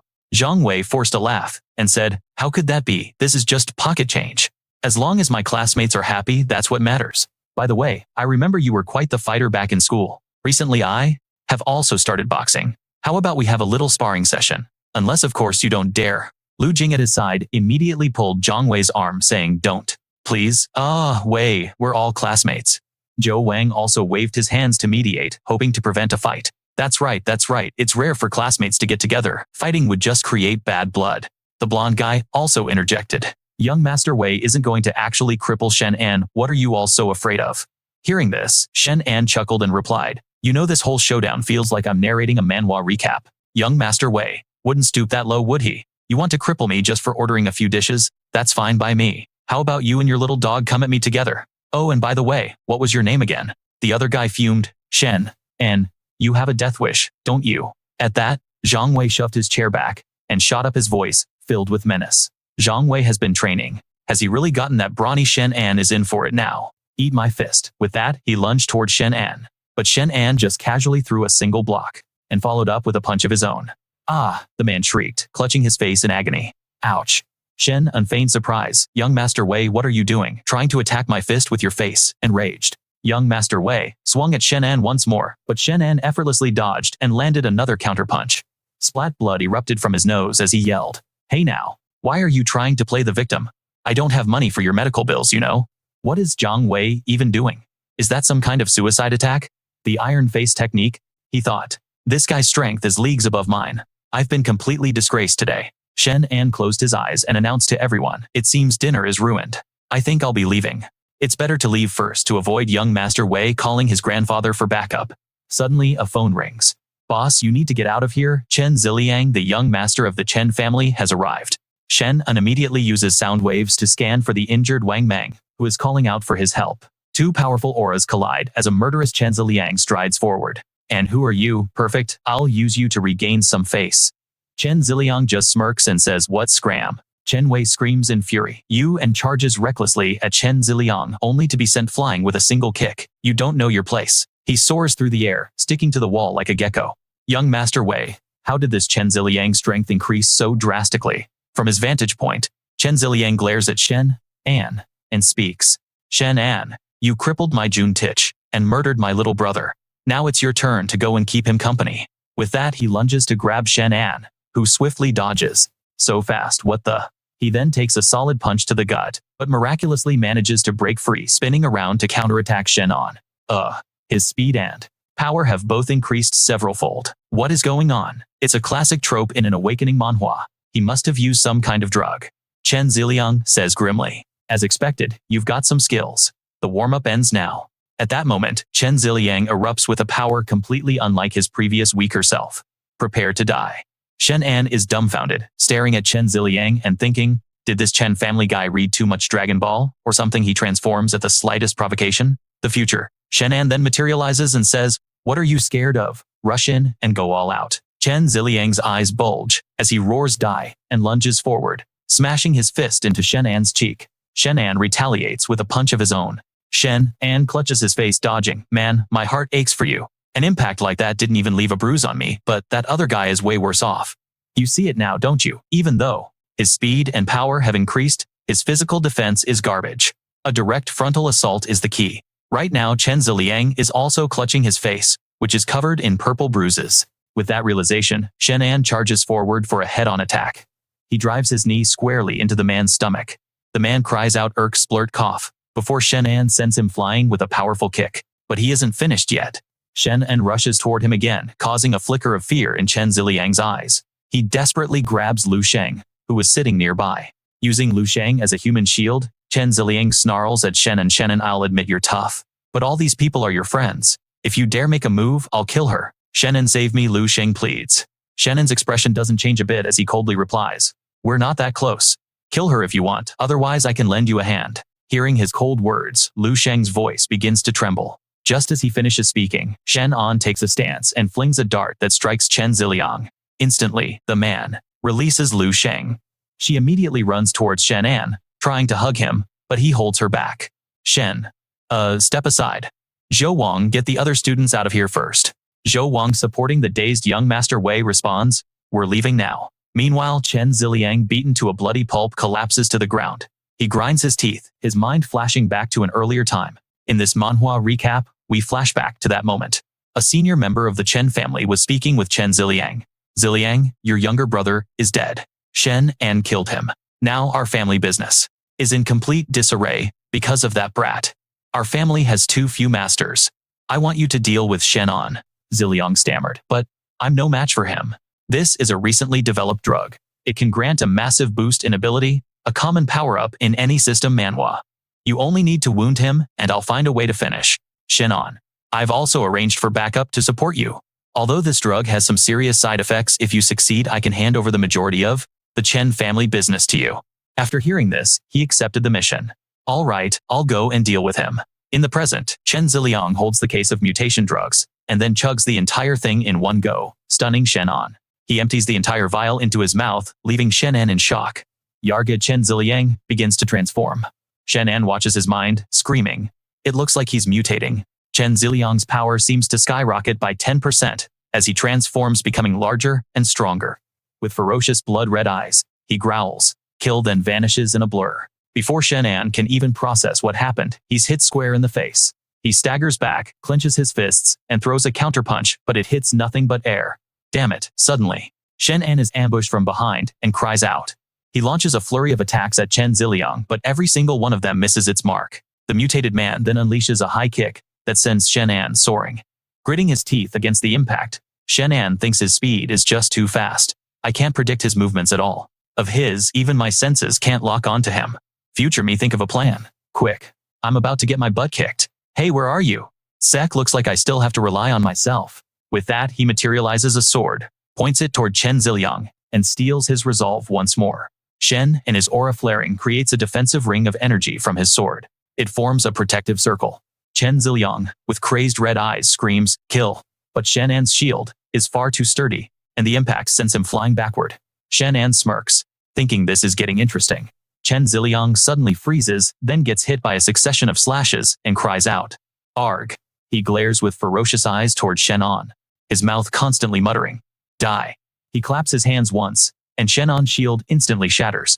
Caught off guard by the attack, Shen An takes the hit, and is sent flying into the distance. He crashes to the ground, covered in injuries. I'm at the peak of the second rank at best, but after that guy popped a pill, he's got the power of a third ranker. This is a classic power-up you see in every system manhwa. How am I supposed to fight this? Future Shen An appears saying, "Damn it, I take one nap, and the situation turns into this mess. You actually have the free time to sleep, while I'm about to get beaten to a pulp. What do I do now? Just figure out a way to knock him out so he can't fight back." You saying that is a complete waste of breath, isn't it? Should I just sing a lullaby to put him to sleep? Probably not. I'm a terrible singer. First destroy the camera. I'm afraid the Chen family is monitoring the fight. Hearing this, Shen An bolts like the wind. The camera is smashed with a single throw, followed by one rock after another, relentlessly pelting the device. From behind, Chen Ziliang grabs Shen An's shirt. Not good. He throws Shen An far into the distance. Meanwhile, for the person monitoring via the screen, the camera feed goes black. The man from the Chen family observing the fight says, "Shen An has been critically injured. The forbidden drug won't last much longer. Bring Chen Ziliang back. If we're too late, he might actually go insane for good. Huan Yu, you will handle this. Make arrangements to eliminate that boy, but try your best to avoid times that thing asterisk. Yes. Patriarch. Everyone follow me." Back on the field, Chen Ziliang roars, "Kill!" But surprisingly, Shen An springs to his feet, a smile on his face. "All right, all the cameras are destroyed. They're coming. You should get ready," he says to the air. The invisible Mu Lingqiu replies to Shen An, "I've been ready for a while. I'll go handle those hiding in the shadows. Poison Serpent, you're up." Chen Ziliang looks around confused, not knowing where that voice came from. Suddenly, a man with a fierce expression, holding a knife, approaches. Shen An sees him and immediately complains. "For crying out loud, isn't this the same guy who tried to assassinate me with a throwing knife last time? Damn it, is this guy one of yours? Crap. When did she even leave, sooner or later? I'm having a word with her." Afterward, the knife-wielding man engages Chen Ziliang in combat. Chen Ziliang's speed has become much slower. No wonder they call him the Poison Serpent. So he uses poison. Could you be any less flashy about it? You didn't even reveal your third-rank strength earlier. Spitting up blood. That was all for show, wasn't it? Hey, how was my acting? What it was about on par with my performance back in the day. From the opposite building, a spotter realizes Chen Ziliang has backup. A young man using binoculars is observing. "I must get young Master Liang out of here quickly. I'll inform the Patriarch first." Suddenly, his face contorts in pain. He turns around, but sees no one. A hidden operative from the Dark Guild. "By doing this, you're making an enemy of the Chen family," an unseen voice warns. "What, I'm not, with the Dark Guild," she retorts, and proceeds to repeatedly punch the guy in the face. Besides, who gives a damn about the Chen family? It's over. Young Master Chen is finished. Why did the Dark Guild suddenly get involved? He clutches his face, laughing as reinforcements arrive. Seeing the group in black from the Chen family has arrived as backup, their leader emits a sonic wave to scan the area. Not good, the Dark Guild has made a move. This is turning into quite the manhwa recap. Quickly go rescue young Master Liang. Suddenly, from behind the men in black, Sun Yuan appears and says, "Who gave you permission to leave before blasting fire toward them?" "Who's there?" Sun Yuan, his hands ablaze, replies, "Your granddaddy is here, and you're not going anywhere." Shatter. Suddenly, his flames are extinguished by an ice-type user. An ice-type user. Two women wielding ice abilities say, "With just that little bit of skill, you dare to ambush us." With that, they launch a combined attack towards Sun Yuan. Sun Yuan retaliates with a blast of his own flames. Shen An, watching from the side, thinks, "Does this idiot really think he's invincible?" In the end, a fire user met his natural counter-ice users. He turns to look at the battle between Chen Ziliang and Mu Lingqiu's subordinate, thinking, This poison serpent fellow has some real skills. I'll have to be wary of him in the future. With the group in black now blocked, a new voice says, "Let me come and play with you guys." Over on the nearby building, the Chen family's lookout is still watching the unfolding events. So he's actually joined forces with the Dark Guild. It seems this move was completely outside of Chen Longhai's calculations. Interesting. However, for him to face 10 masters all by himself, 10 second-rank masters from the Chen family, that's a truly bold gamble.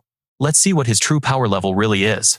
Bai Weiwei, listening from the side, looked grave. "Shen An, just what? Is your connection to that woman from the Dark Guild back on the rooftop with the goon from before he had collapsed in terror, stammering you? You were distracted during our fight yet? You're still standing. If you're not the one to fall, who is?" With that, she delivered another swift kick as Mu Linshu coldly tossed him off the building. At that moment, Shen An summoned a magnificent sword. "Let's get him all at once," one of the men shouted, pointing. "Shen An, you dare to conspire with the Dark Guild. They are a wicked organization. I'm warning you to back down now." Shen An retorted, "Wicked? What about Chen Ziliang using a forbidden drug? When he inevitably loses control and goes on a killing spree, what excuse will the Chen family have then? How will you explain that? Since you've chosen this path, you can perish as well." Go! The Chen family's black-clad agents rushed forward. One of them unleashed his wind ability Wind Blade, creating 2 massive vortexes that spun directly towards Shen An, who struggled to hold his ground. Then the masked man amplified his power 5 times over and launched a devastating punch right at him. Direct hit Shen and countered with his own ability. The 2 powers collided, erupting in a brilliant flash of gold and red light. What? This power. This guy's strength has increased again. At that moment, Shen An's own energy surged, as if amplified by a factor of 10, his aura blazing. Earth sank. Suddenly, the ground beneath him began to tremble, and the floor cracked apart. Shen An leaped into the air, but a crushing gravitational force slammed down on him, sending him plummeting to the ground with a cry of pain. After a brutal beating, he lay motionless. Wei Wei cried out in alarm. "Shen An, wait, let's just watch a little longer," the man beside her advised. With a look of deep concern, Wei Wei kept her eyes on the fight. "Humph, he's finally down. The guy was strong. It's a shame he had to face all of us at once. Let's wrap up this part of the Manhwa recap and go assist the young master over where Chen Ziliang was fighting. The knife wielder, battling him, saw the others approaching and grew cautious. "This is bad. I can't feel any energy fluctuations from that direction anymore."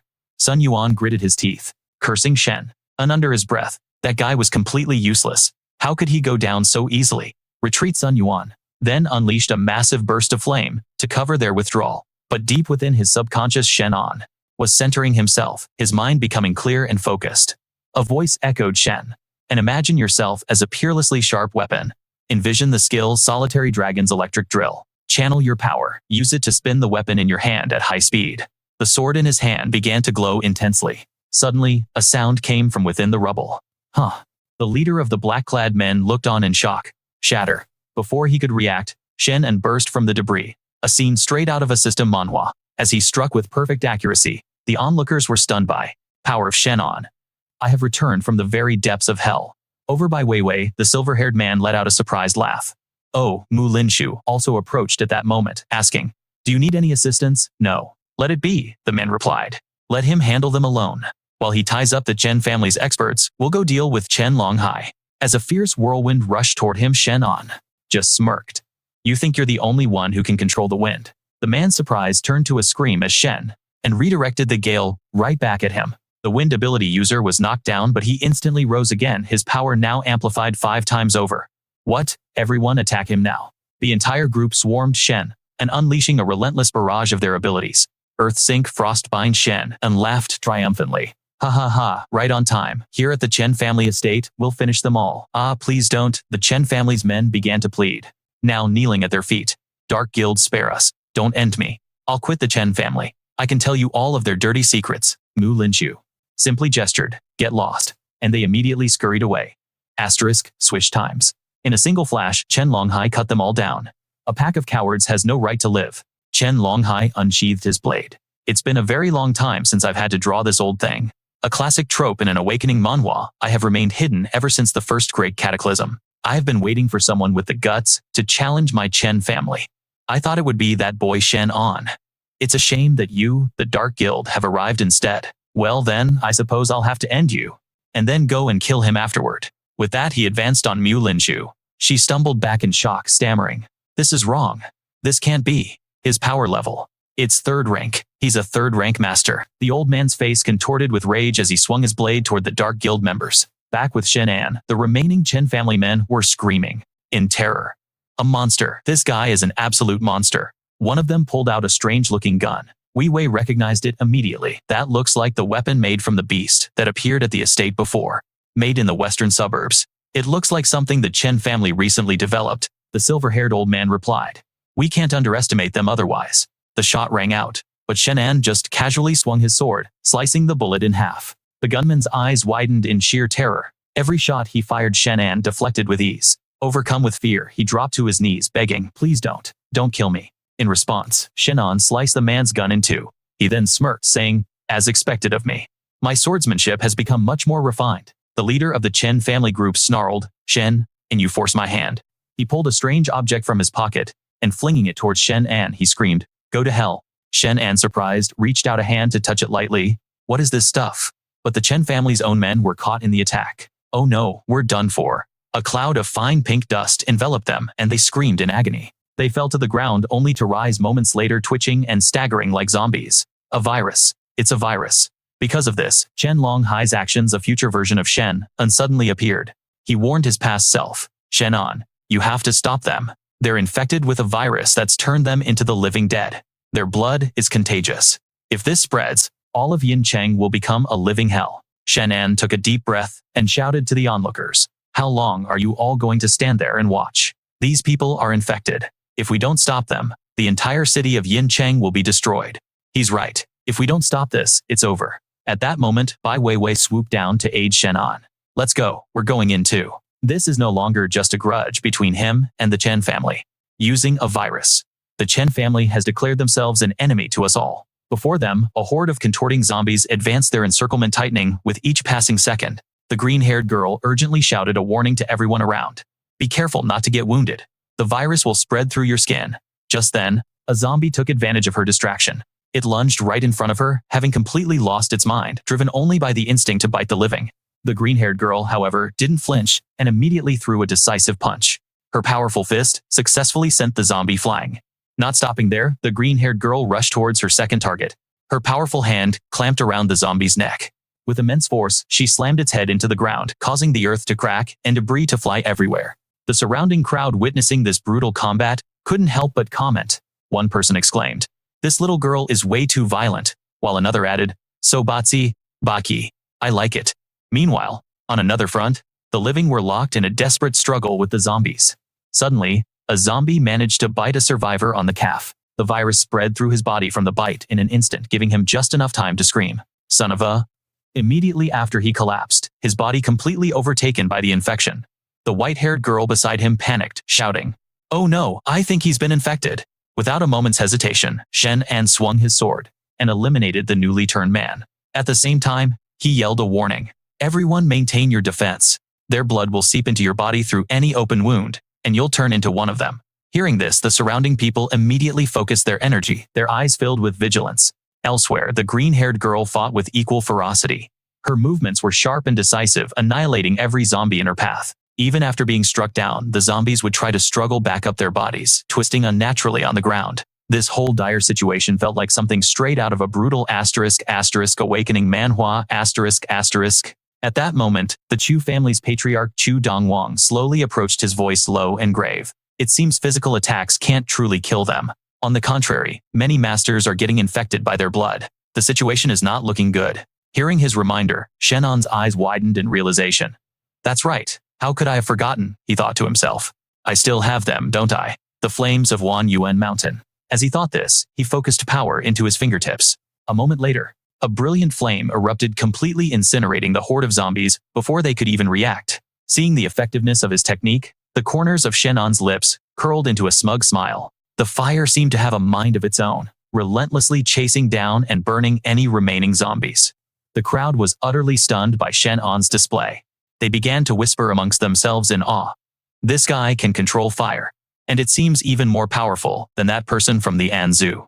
Just how many hidden abilities does he have? It's a classic **** system manhwa *** trope. The green-haired girl, who had to scramble to escape the flames, rushed over and shoved him, her tone sharp. Were you trying to burn me alive? But Shen An felt no guilt whatsoever, coldly stating, "Who's to blame for you all, watching the show for half a day without helping? Consider your burnt clothes as interest paid on my behalf." Hearing his provocative words, the blue-haired girl scowled back at him. "Shen An, you." Half an hour later, with the fire still smoldering, Shen An and the girl had been standing there in silence the entire time. Suddenly, he turned and walked away decisively. This abrupt action startled the blue-haired girl, who asked, "Where are you going?" Without even a glance her way, Shen An explained as he left, "I'm going to see if that old geezer from the Chen family is dead yet. I need to give him a couple of kicks. This place is all yours now." The blue-haired girl crossed her arms, watching his retreating back with narrowed eyes, thinking to herself, "You're just worried about that hidden agent from the dark organization, aren't you?" The surrounding crowd immediately buzzed with excitement and gossip, shouting, "Let's go follow him. He's definitely heading to the Chen family estate." The scene then shifts to the Chen family manor, where loud noises shattered the tranquility of the exterior. Inside, everyone had been beaten back. They lay collapsed on the stairs, panting heavily from exhaustion. The purple-haired girl was also seriously injured, her ragged breaths echoing with difficulty. The white-haired man held his sword, raising it with immense arrogance as he sneered, "The dark organization's strength is truly pathetic. Do better in your next life." In the next moment, his blade lunged forward, much to the purple-haired girl's shock and helplessness. With no strength left to dodge, she had completely accepted her fate. Is this the end? The purple-haired girl squeezed her eyes shut, holding back a tear. A pang of regret hit her. She wasn't ready to give up. The sound of the sword suddenly vanished, and the entire space fell silent. The purple-haired girl doubtfully opened her eyes, muttering to herself, "Why doesn't it hurt? Am I already dead? Or is this a dream?" The white-haired man stared at Shen An, who had appeared out of nowhere, and couldn't help but remark, "To be able to block my sword energy head-on. You truly haven't disappointed me." A crazed smile spread across the white-haired man's face, as he exclaimed, "It wasn't a waste for me to observe you for so long." Hearing this, Shen An raised an eyebrow, his mocking tone ringing out, "You think you know me so well, better than my own mother?" The white-haired man didn't get angry but instead laughed heartily. "I have plenty of files on you right here. At such a young age, you've managed to grasp the current situation in such a short time, evolving from a complete nobody to a top-tier powerhouse with third-rank strength. It's a classic tale you'd see in any system manhwa." The man in the hat behind him heard this, and was so shocked he blurted out, "He's already reached the third rank." The crowd outside craned their necks to see, buzzing with discussion and awe. "Did I hear that right? Chen Longhai said Shen An is third rank. How can he be that overwhelmingly strong? This is like something from an awakening manhwa." Recap. Shen An neither confirmed nor denied it, simply smiling as he said, "You seem to know quite a lot." The white-haired man suddenly offered praise, "Shen An, I truly admire you. Your power makes me feel uneasy." However, while the white-haired man was speaking, the blade in his hand began to move slowly. Then he yelled with a look of contempt, "But that's all you are," and rushed towards Shen, and ready to strike. Shen An's expression darkened, but instead of panicking he smirked, "But knowing too much just means you'll die faster." Just as the white-haired man's blade thrust forward, Shen An raised his own sword, successfully blocking the blow. Looking at the blade, trembling from the powerful impact, he sneered, "You think you're so strong? In my eyes, you're just a rank amateur." As soon as he finished speaking, Shen An unleashed a massive burst of force, swinging his sword in an arc that sent the white-haired man flying. He followed up with 2 slashes in his direction, his voice cold as he questioned, "You're the piece of trash who forced his own son to use a forbidden drug. You deserve to die." Seeing the sword energy flying towards him, the white-haired man quickly raised his arm to block, which tore his clothes to shreds. Not only that, but the skin underneath was also ripped away, revealing a cold metallic layer. Seeing this, Shen An let out a surprised "oh," and made a quick assessment. He then leaped into the air, unleashing a continuous barrage of slashes, while shouting with determination, "So what if you are?" The white-haired man saw the simultaneous attacks rushing towards him, and screamed in utter panic, "What?" Before he could even get a clear look, the streams of sword energy struck him all at once, the impact slamming his body against the wall behind him. The white-haired man turned his head to see that the wall behind him had begun to crack. He gritted his teeth, hissing out angry growls. Damn it, the onslaught was just too relentless. The white-haired man's mind raced desperately, formulating an escape plan. He slammed his body against a wall, creating an opening to flee. Shen An watched his retreating figure, calmly remarking, "Still think you can run?" He immediately channeled power into his arm, and with one decisive motion hurled the sword he was holding.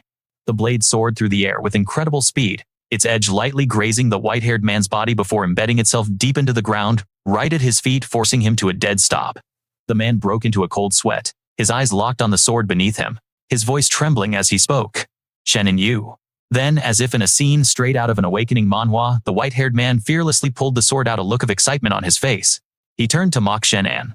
You've thrown away your blade. But before he could finish, a powerful hand suddenly clamped down on his wrist, causing his smug grin to vanish instantly. Shen An had appeared behind him, his calm voice echoing. Did no one ever tell you that my blade is not to be touched? Taking advantage of the man's shock, Shen An moved swiftly, forcefully twisting his arm. The man screamed in agony as the metallic components beneath his skin were completely exposed. Shen An had retrieved his sword while the white-haired man trembled in pain, his voice rising to a shrill cry again. Shen An. The man's entire face contorted as his trembling hand brought a red pill to his lips. The moment he swallowed the pill, something unbelievable happened. A stream of red energy emanated from the white-haired man's arm, which then slowly regenerated back to normal. Shen An was stunned, thinking to himself. His arm actually healed. The man's entire body began to glow with a red aura, his eyes turning pitch black as his voice dropped to a deep, menacing growl. I didn't want to use this. You forced my hand.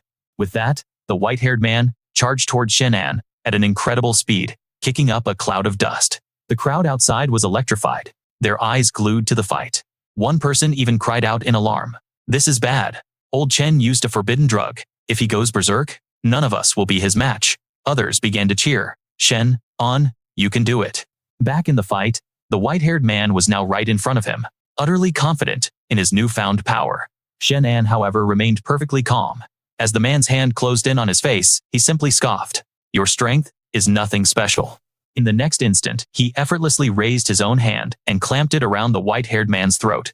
His movement was so fast his opponent didn't even see it coming. With one powerful motion, Shen An slammed the man's head into the ground, the force so immense that the earth beneath him shattered. This is the kind of overwhelming power you expect to see in a top-tier system manhwa. Shen An's cold eyes glanced at the struggling figure on the ground, his voice calm, yet terrifying. You let your hunting dogs use that virus. A disgrace to the dead. With that, Shen An slowly raised his foot.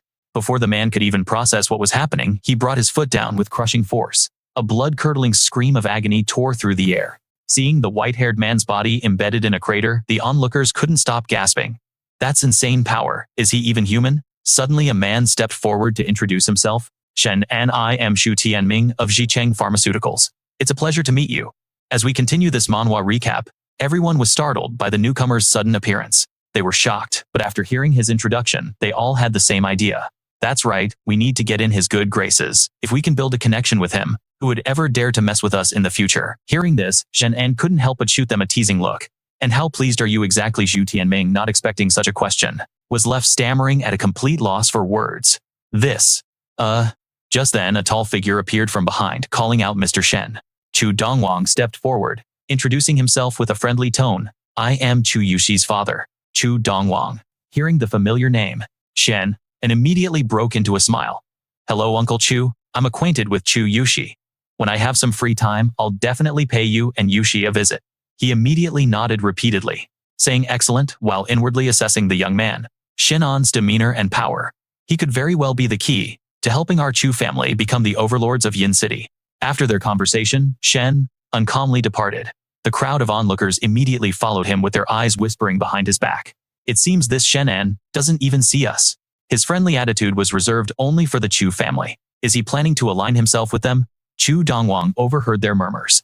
Hearing this, someone else strongly objects, retorting. The strength Shen An has shown, is it any less than ours? He's already proven he has what it takes. He's become a regional powerhouse in his own right. Shen An takes the lead with the others following behind. The purple-haired girl hurries after him, calling his name. His voice rings out utterly nonchalant. Here to thank me. It was just a partnership, nothing more. I thought you had refused my offer, so when you stepped in to help later, I'll accept this favor. The purple-haired girl blushes, too embarrassed to meet his eyes as she says, still thank you. If you ever run into any problems in the future. Suddenly, Shen An cuts in with an offer of his own. Speaking of which, would you all be interested in following me? At the same time, the mysterious entity in his head, his personal guide in this real-life system manhwa, agrees with the move. Not bad, the voice says, you really should start building your own faction. The man in the hat is the first to respond. As long as you can guarantee the organization won't hunt me down, I'll follow you. Shen An declares with absolute confidence, consider it done. The red-haired man, however, hesitates before declining. Mr. Shen, I think I'll have to pass. Shen An casually replies, I respect your decision. I just hope you don't come to regret it. Noticing the purple-haired girl's silence, Shen An turns to her and asks, and what about you? The purple-haired girl, after a moment of contemplation, lifts her gaze to meet his directly. Her tone is incredibly firm, as she says, all right, I can serve you, however. The Shadow Organization will definitely not let me off the hook. When that time comes, Shen An, will you be able to protect me? Hearing this, he lets out a small, supremely confident smile. Of course. In the future, you'll be overjoyed that you made the right choice. And as we continue this Manhwa recap 3 days later, in a luxurious urban district filled with magnificent high-rises and massive structures, the purple-haired girl reports dutifully. Boss, these are the details of the Chen family's assets. They've all been transferred under your name. Please take a moment to review them. Shen An, who was about to leave, hears this and immediately gives an order. You review and handle these. If you run into trouble, call Wang Meng for help. I'm heading to the old Chen family estate. I'll see you later. Witnessing this arrogant act, the purple-haired girl shouts in frustration. Do you really think I'm your personal secretary? This is infuriating. The scene shifts to the estate, where the atmosphere has returned to its usual tranquility. Shen An makes his way to a basement area, glances around, and exclaims in astonishment. This is the secret chamber. As he stands before the chamber door, the mysterious voice in his head confirms it. I stumbled upon this place by accident years ago, but I only ever saw it from the outside, so it just left a faint impression on me. Arriving at a circuit breaker, Shen An decisively yanks the lever down, muttering to himself. It seemed like he looked this way before he died. I wonder what he intended. Immediately afterward, a gigantic stone pillar unexpectedly emerges. He asks, bewildered, what is this? The mysterious voice explains. This is a sealing pillar. I never thought a seal of this magnitude, something straight out of an awakening manhwa, would be in the Chen family's estate. This sealing pillar holds back the true mountains and rivers of this world. When the seal is broken, places that shouldn't exist will appear just like that lake you saw for the first time. Back then, an earthquake damaged the seal, causing that lake to appear on its own. Hearing these words, Shen An's curiosity is immediately piqued. Then why was it just a lake, and not something else like a vast stretch of land? The mysterious voice replies. The cracks from the earthquake only affected a few minor seals, but this one is a major seal. If this seal were broken, I'm afraid an area larger than 100 miles would be revealed. At that point, you wouldn't even be able to see the Chen family estate anymore. Shen An slowly approaches the stone pillar, letting out a soft, dismissive scoff. His face is a mask of curiosity, his eyes darting around as he asks, what should be done with this seal in the future?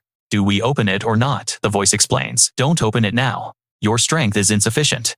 Besides, activating the seal requires many specific items. You can start preparing in advance, but for now, go back to being a good boss. Shen An's head immediately begins to spin. Damn, what a headache. As he leaves the secret chamber, Shen An is surprised to run into the purple-haired girl again.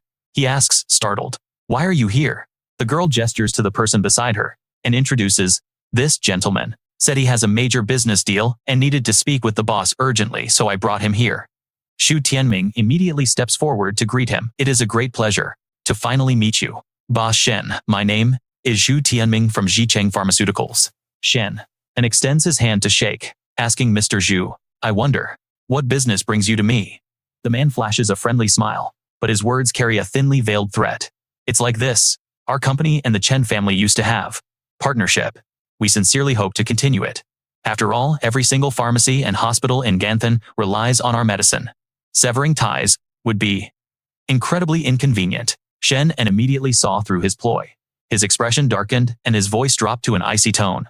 Are you threatening me? Xu Tianming didn't flinch, maintaining his friendly facade as he explained, Boss Shen, don't misunderstand. I have no intention of making threats. I simply want Boss Shen to fully understand the capabilities of our Yaoza Cheng pharmaceutical company, that is all. Shen An immediately waved a dismissive hand, shutting down the conversation entirely. As for your corporation's business, please feel free to discuss it with Miss Mu. Xu Tianming remained perfectly calm, a practiced corporate smile on his face as he offered a business card. He said, Boss Shen, I'm confident we will be seeing each other again.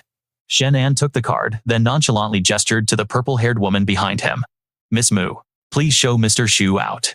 10 minutes later, Shen An was leaning against a wall. When the purple-haired woman approached, he asked, what's your assessment of that man? She replied calmly, he's likely an awakened, a common figure in any awakening manhwa. As for his actual power level, I can't accurately judge. The purple-haired woman then asked curiously, Boss, do you sense a problem with him? He folded his arms, his analysis as sharp as any protagonist's in a system manhwa. Peak second rank, he stated with absolute certainty.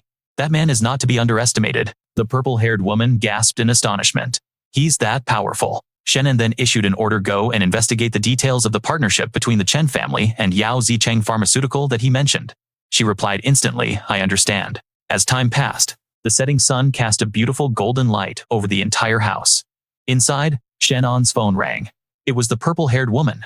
He immediately asked, what did you find? She began her report at once. Boss, your suspicions were correct. The true business of Yao Zicheng Pharmaceutical is a joint venture with the Chen family to manufacture forbidden substances. Leaning against a railing, the purple-haired woman continued in a steady voice. They provide the technology, and the Chen family provides the cover, using all their connections, for the development of the main drug factory in Beiwo village. Furthermore, I took the liberty of sending Viper to scout ahead. You won't hold that against me, will you? Hearing this, Shen An praised her. You did an excellent job. Now come and pick me up. We're going to check it out together. The scene shifts to the factory in Beiwo village, where a fire has suddenly erupted, sending thick plumes of smoke billowing into the sky. The smoke blackened the entire horizon. A man in a cap rushed to the scene of the blaze, cursing furiously. Damn it, they moved so fast. The capped man immediately activated his unique ability. He quickly scanned the situation inside the factory, seeing countless people lying scattered amidst the flames. His eyes then locked onto a shadowy figure scaling a wall. The capped man immediately zeroed in on his target. There, he sprinted toward the spot where the person was escaping urgently, shouting for them to stop. The black-clad figure up ahead, who had been fleeing, suddenly froze in place. Seeing this, the capped man's guard went up instantly, and he cautiously slowed his approach. The man in black glanced back slightly, his eyes as cold as steel, his hand clenching into a fist. In the next instant, he lunged at the capped man, his hand clamping down on his arm, causing the man to panic. He let out a startled cry. The capped man's captured arm trembled, sweat beating on his forehead, as alarm bells screamed in his mind. This is bad. A surge of purple energy began to radiate from the capped man's hand. The man in black instantly detected this anomaly, his eyes flicking down to the hand before he let out a soft grunt. The man in black immediately lashed out with a kick, sending the capped man flying. The attack was so sudden that he was sent soaring before he could even react. The capped man drew a small knife, his mind already formulating a plan. He made a quick assessment. This person's strength was likely on par with Mu Linshu. He had to stall for time until Boss Shen and the others arrived. However, the man in black didn't press the attack, and instead turned to flee. Startled, the capped man quickly gave chase. He leaped into the air, hurtling toward the fleeing figure. Swinging his two knives, he yelled, "Don't even think about running." The man in black glanced at the approaching figure, his eyes like ice, and hissed a threatening curse. You're courting death. As our manhwa recap continues, the scene cuts to outside the factory. A car speeds onto the scene, screeching to a halt right before the gate. Shen An steps out, his eyes fixed on the raging inferno, as he begins to issue commands. Wait outside. No one is to enter without my command. After stepping into the blazing factory, he walked with absolute composure, simultaneously activating his devour skill. The moment Shen An finished speaking, the flames were seemingly drawn in by an unseen force, converging on a single point before vanishing entirely. From the outside, the factory had been engulfed by countless fires, but in the blink of an eye, every flame was extinguished, as if it had never existed. This is the kind of power you'd expect to see in a top-tier system manhwa. All that remained was a desolate factory filled with lingering smoke. Watching Shen An calmly emerge, the purple-haired girl couldn't help but question what she'd just witnessed. The inferno was gone in an instant. What in the world just happened? He held an object out in his hand for the purple-haired girl to see. She looked at it, her curiosity piqued, and asked, "What is this?" He explained, "It's a powder I found inside the incinerated equipment." Shen An leaned closer, taking a slight whiff like a bloodhound before making his assessment. The components are unidentified. We need to take it back for analysis first. It's highly likely to be a forbidden substance. The purple-haired girl suggested this while scanning their surroundings. Poisonous Snake is quite knowledgeable in this area. We could let him take a look first. Speaking of which, where did he go? Shen An immediately activated his investigative ability and said with a hint of concern, "I sense the aura of a second-rank master here. This is a classic awakening manhwa moment. Poisonous Snake could be in real danger. We need to find him fast." Hearing this, the purple-haired girl immediately turned to search the area. A sudden noise echoed out. The purple-haired girl rushed to a nearby railing and shouted, "Over there, in the bushes, it's the man in the hat you two were looking for, and he's been knocked unconscious." Shen An moved closer and carefully examined the man's body. His injuries were severe, but not life-threatening. The man in the hat began to stir, gasping out his report with great difficulty. Boss, I couldn't hold him. He got away. I truly gave it my all. Please don't punish me. After listening, Shen An reassured him in a gentle tone. It's okay. Focus on healing for now. Only then did he inquire about the situation. Did you get a clear look at his face? The man in the hat replied with regret. No, the opponent was dressed in black with a mask. His power was immense. I was no match for him. Suddenly, Shen An reached his hand toward the injured man's face. The man stammered in fear. Boss, what are you? The purple-haired girl, also fearing he was about to deliver a punishment, squeezed her eyes shut and turned away, unable to watch. But the man's voice rang out full of gratitude. Thank you, boss, which made the purple-haired girl whip her head back in astonishment. Shen An calmly ordered. First, don't speak. Your internal organs are severely damaged. I will heal you now. Everything else can wait until we get back. Tears welled up in the man's eyes, and he was overcome with emotion, thinking that back in the Dark Guild, failing a mission would have earned him an execution. Yet, Boss Shen not only didn't blame him but was also personally healing his wounds. The purple-haired girl watched the scene unfold, a gentle light shining in her eyes, as the corners of her lips curled into a happy smile. As he healed the man, Shen An calmly began organizing their next steps. Someone who could defeat you is no nameless grunt. His strength level must be on record somewhere. Miss Mu, I need you to monitor the activities of Jicheng Pharmaceuticals, especially a man named Xu Tianming. Everyone be on high alert. The purple-haired girl immediately responded with a respectful, understood. The scene shifts to another location, where a small village is nestled behind a dense forest. The man in black slowly entered one of the houses. He reached up and pulled down his mask, revealing a long scar that ran from his nose to his chin, and he addressed the figure before him with a reverent tone. Leader. The man in black then gave his report. The mission is complete. The white-haired man, who also wore a mask, concealing his face, asked, with a hint of suspicion. This mission took an unusually long time. Did you encounter any problems? The man in black explained, feeling a bit guilty. Leader, I ran into poisonous snake. However, I didn't use my ability, so he shouldn't have been able to recognize me. The white-haired man exclaimed in surprise. Poisonous snake. To think you would cross paths with one of our own. The white-haired man then gave a careful instruction. All right, you should return for now. Lay low and don't let them see you for a while. The man in black replied respectfully. Yes, sir. After the man in black departed, the white-haired man slowly took out a phone, his fingers flying across the screen, before he sent a message to an unknown contact. The instant the message was sent, the phone in his hand exploded, but he simply tilted his head calmly to one side, then dropped the burning device to the floor and casually walked out. As the white-haired man left, the entire house erupted in a massive explosion, completely erasing any trace of their presence. And as this part of our manhwa recap concludes, the scene cuts away to show the message being received, read by a figure who breaks into a smug, triumphant grin. Was none other than Xu Tianming. He was immensely satisfied that his plan had succeeded flawlessly.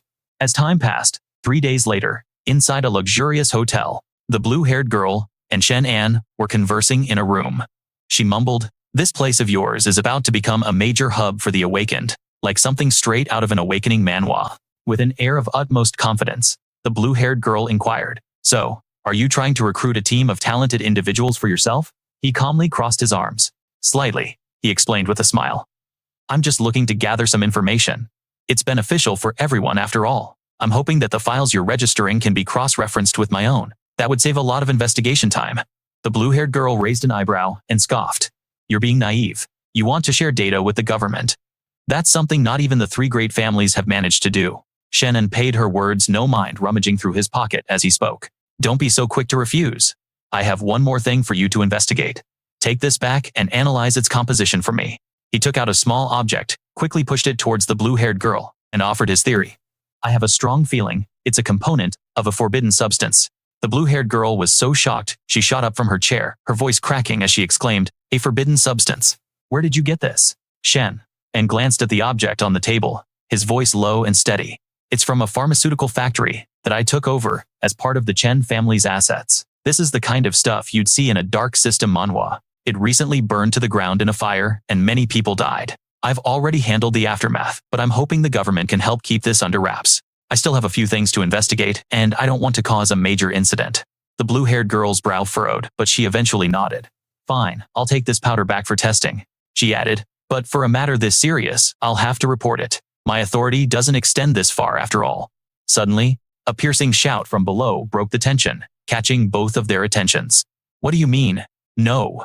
What's this nonsense about registering? Do you even know who I am? Intrigued Shen An, and the blue-haired girl walked over to the railing, peering down at the main hall. Below, a receptionist was patiently explaining, "My apologies, sir. The second floor is reserved for the owner to receive registered guests.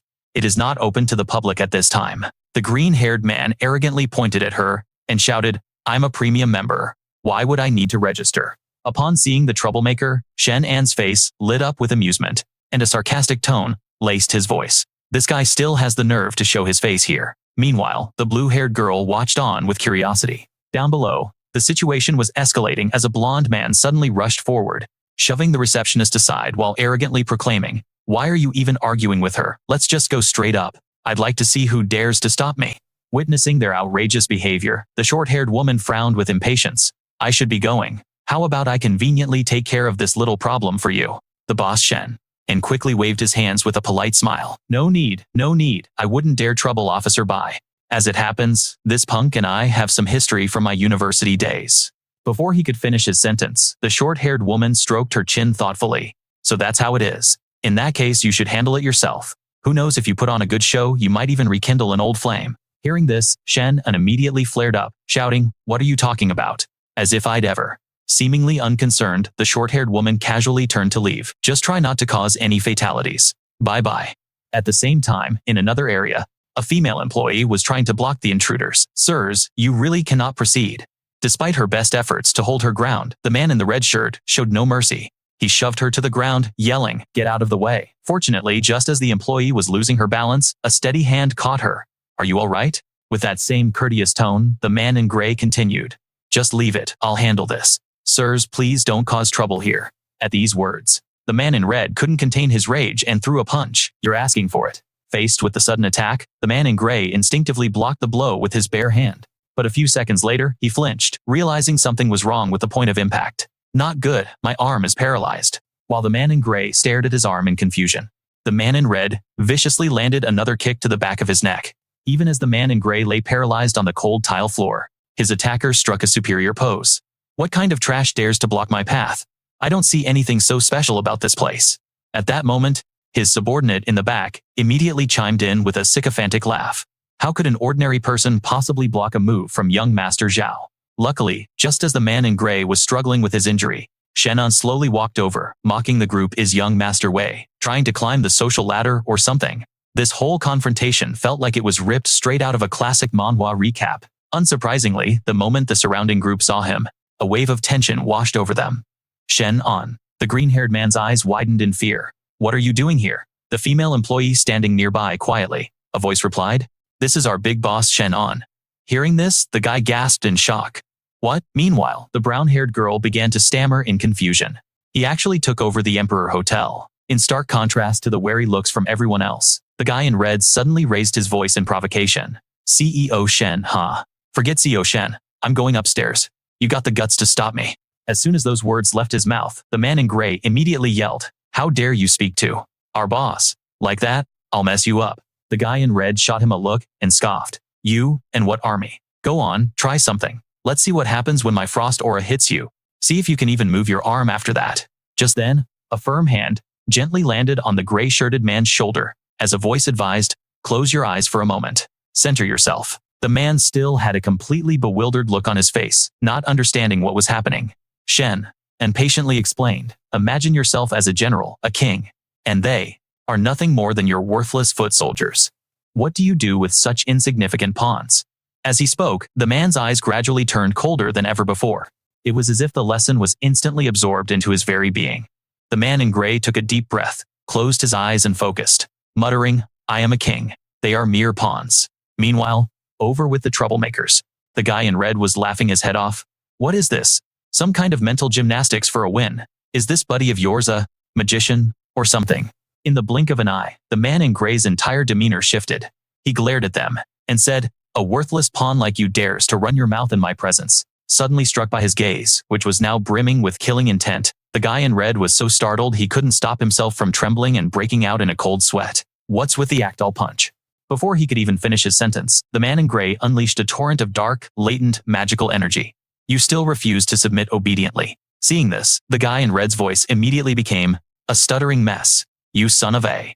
The moment the vulgarity left his lips, the man in gray, without a moment's hesitation, delivered a powerful slap right across his face. And just like that, every time the guy in red tried to speak, he was met with another resounding slap. Stop it.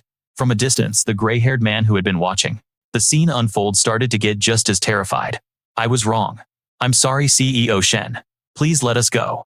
At that moment, Shen An casually strolled over and patted the man in gray's back. He patted him a few times and said, "All right, that's enough. Let them go."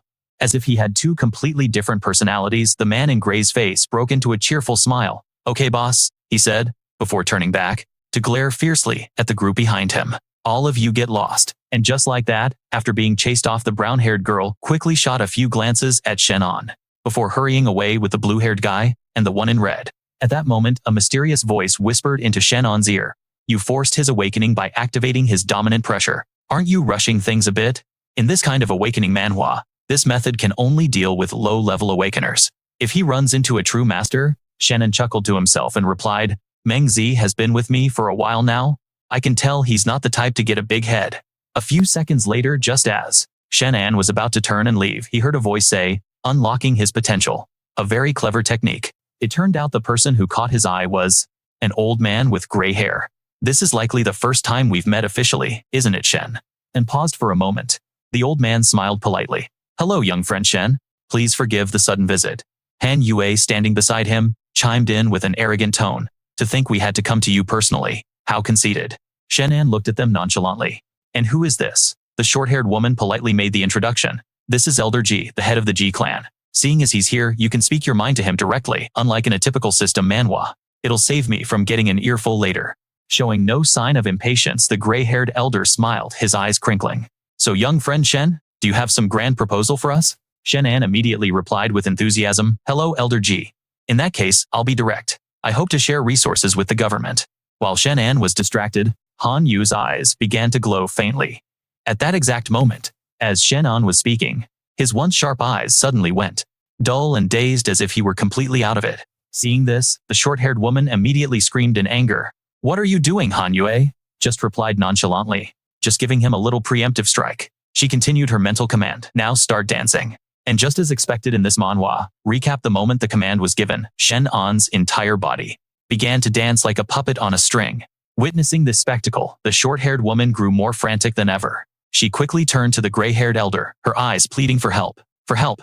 Here you go, Elder Ji." Meanwhile, Shen Yue vaguely noticed some unusual movements from Shen An's body. In just a few short seconds, her entire body was suddenly lifted high into the air by Shen An. "What are you doing? Put me down." But less than 2 seconds after shouting, Shen Yue was unexpectedly thrown far away in retaliation. Completely blindsided by his counterattack, she screamed in fury. "What do you think you're doing, Shen?" An pouted mischievously. "Didn't you want to see a dance? But when I dance, I need a partner. It's a shame your technique isn't very good." Pausing for a moment, he couldn't help but let out a sarcastic smirk. "Don't try that little mind control trick on me. It's bound to fail." The small, mysterious figure witnessed his cocky attitude and silently commented, "If I hadn't reminded you, you would have been embarrassed. Yet you're still showing off." Du Shen Yue, a mental-type user, did have some skill. Returning to the present scene, Shen Yue was now grinding her teeth in fury. While things haven't gone too far." Yet the gray-haired elder warned with a stern voice. "Do not act so rudely. Little friend Shen, this subordinate of mine is young and arrogant, so please don't mind her. A moment ago you said you hoped to share something with us." Shen An heard this and questioned internally. "Old fox, when this girl tried to hypnotize me earlier, I didn't see you stop her. Now you're putting on an act with me. With this in mind?" He immediately tried to speak in the calmest voice possible. "The number of awakened individuals hiding in the shadows is surely greater than those publicly known. It's like we're living in a system manhwa, with hidden players everywhere. I hope to be able to share intelligence with the government, and I also have some intel I've gathered." Shen Yue staggered forward and mocked. "What kind of intel could you possibly have that's worth the government trading for? You're all talk." Without missing a beat, Shen An retorted sharply. Du Shen Yue, a mental-type user, was previously a psychologist. After the first world-altering event, she discovered she could hypnotize others, and since then, her psychic power has been growing daily. She can now trap people in illusions that overwhelm their 5 senses. As Shen An detailed her abilities as if he were narrating a manhwa recap himself, he didn't forget to provocatively point at her. "It's just that your dancing skills are truly terrible." Seemingly furious from embarrassment, Shen Yue screamed, "That's enough, you don't need to say another word." The gray-haired elder suddenly interjected, "Little friend Shen, you are indeed capable and worthy of cooperating with the government. Your request to share intelligence is negotiable. However, I also have a matter I'd like to ask for your help with. Of the 4 great families, only 3 remain. The Chen family possesses forbidden drugs and viruses. I don't know about the others." Unsurprisingly, as soon as the old man finished speaking, Shen An let out a derisive laugh. "You need me to investigate the secrets behind them. Elder G, you overestimate me." The gray-haired elder tilted his head and replied patiently, "My judgment is never wrong. Little friend, Shen's power is likely far greater than what you've shown, isn't it? But I won't have you help for nothing. I'll give you a welcoming gift first." Staring at the map scroll being handed to him, Shen An couldn't help but widen his eyes in astonishment. "This is a treasure map. What's at this place?" Contrary to his expectations, the gray-haired elder didn't answer his question, but silently recalled the intricately detailed drawings within the map. Then he replied with a meaningful tone, "I believe it will not disappoint you. To further show our sincerity, I will give you an assistant." Without any hesitation, the gray-haired elder quickly issued a command. Wei, starting today, you will follow little friend Shen. Follow his commands." The short-haired woman cried out in shock. "What me Elder G you?" Hearing this, Shen An immediately stroked his chin with a sly grin. "So I can make any request I want." As if she had already guessed his intentions, the short-haired woman lunged forward to warn him.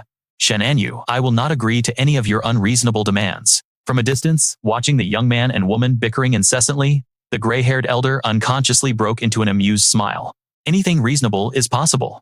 It's just a suggestion. If it's not reasonable, we'll see what she thinks." The negotiation was a resounding success, and Shen An sealed the deal with a satisfied thumbs up. In stark contrast to their relaxed demeanor, the short-haired woman yelled out in frustration, "Hey, does my opinion not count at all?" One day later, deep within a lush, dense forest, a place completely enveloped by the majesty of nature, Shen An turned to the person before him and gave a command. "The map Elder G gave us must lead here. Assistant by you." "Look here," the short-haired woman said, snatching the map in frustration. "You call me that one more time, and I won't be so nice." Shen An just grinned mischievously. "I'm your boss now, you know. That's your former boss Zan Chang. You can't just be insubordinate to your superior." It was as if a question still lingered in his mind. The short-haired woman lowered her voice and asked, "But how do you know about that Du Xingwei girl? Even I don't know a thing about her." Completely ignoring their proximity, Shen An leaned in and whispered, "It's a secret. Come closer, and I'll tell you." But unexpectedly, just as the short-haired woman was off her guard, Shen An deliberately yelled out loud, "I have plenty of secrets, but I'm not telling you any of them." Watching his mischievous figure run off, the short-haired woman was so furious. She gritted her teeth. "Shen An, you are so dead." In this part of our manhwa recap, the sounds of their noisy squabbling filled the deep forest. "Shen An, you get back here, right now. I mean it." As expected, after a brief chase, the short-haired woman finally managed to grab Shen An by the collar. Her anger still simmering, she started yelling furiously in his face. "Do you have some kind of death wish? Is that it?" Showing not a hint of fear, Shen An nonchalantly joked, "Help! An innocent young man is being taken advantage of." But suddenly, just as the two of them were distracted, a tentacle shot out from the distance, lunging towards them. With his own sharp reflexes, Shen An managed to push the short-haired woman aside, just in time. "Be careful." But unfortunately, right after he saved her, the tentacle swiftly coiled tightly around Shen An's wrist. Witnessing this, the short-haired woman immediately rushed forward to help Shen An. And just like that, she didn't hesitate to use her own body to shield him from the other incoming tentacles. "Are you all right?" Unexpectedly, Shen An saw this and worriedly called out, "What about you?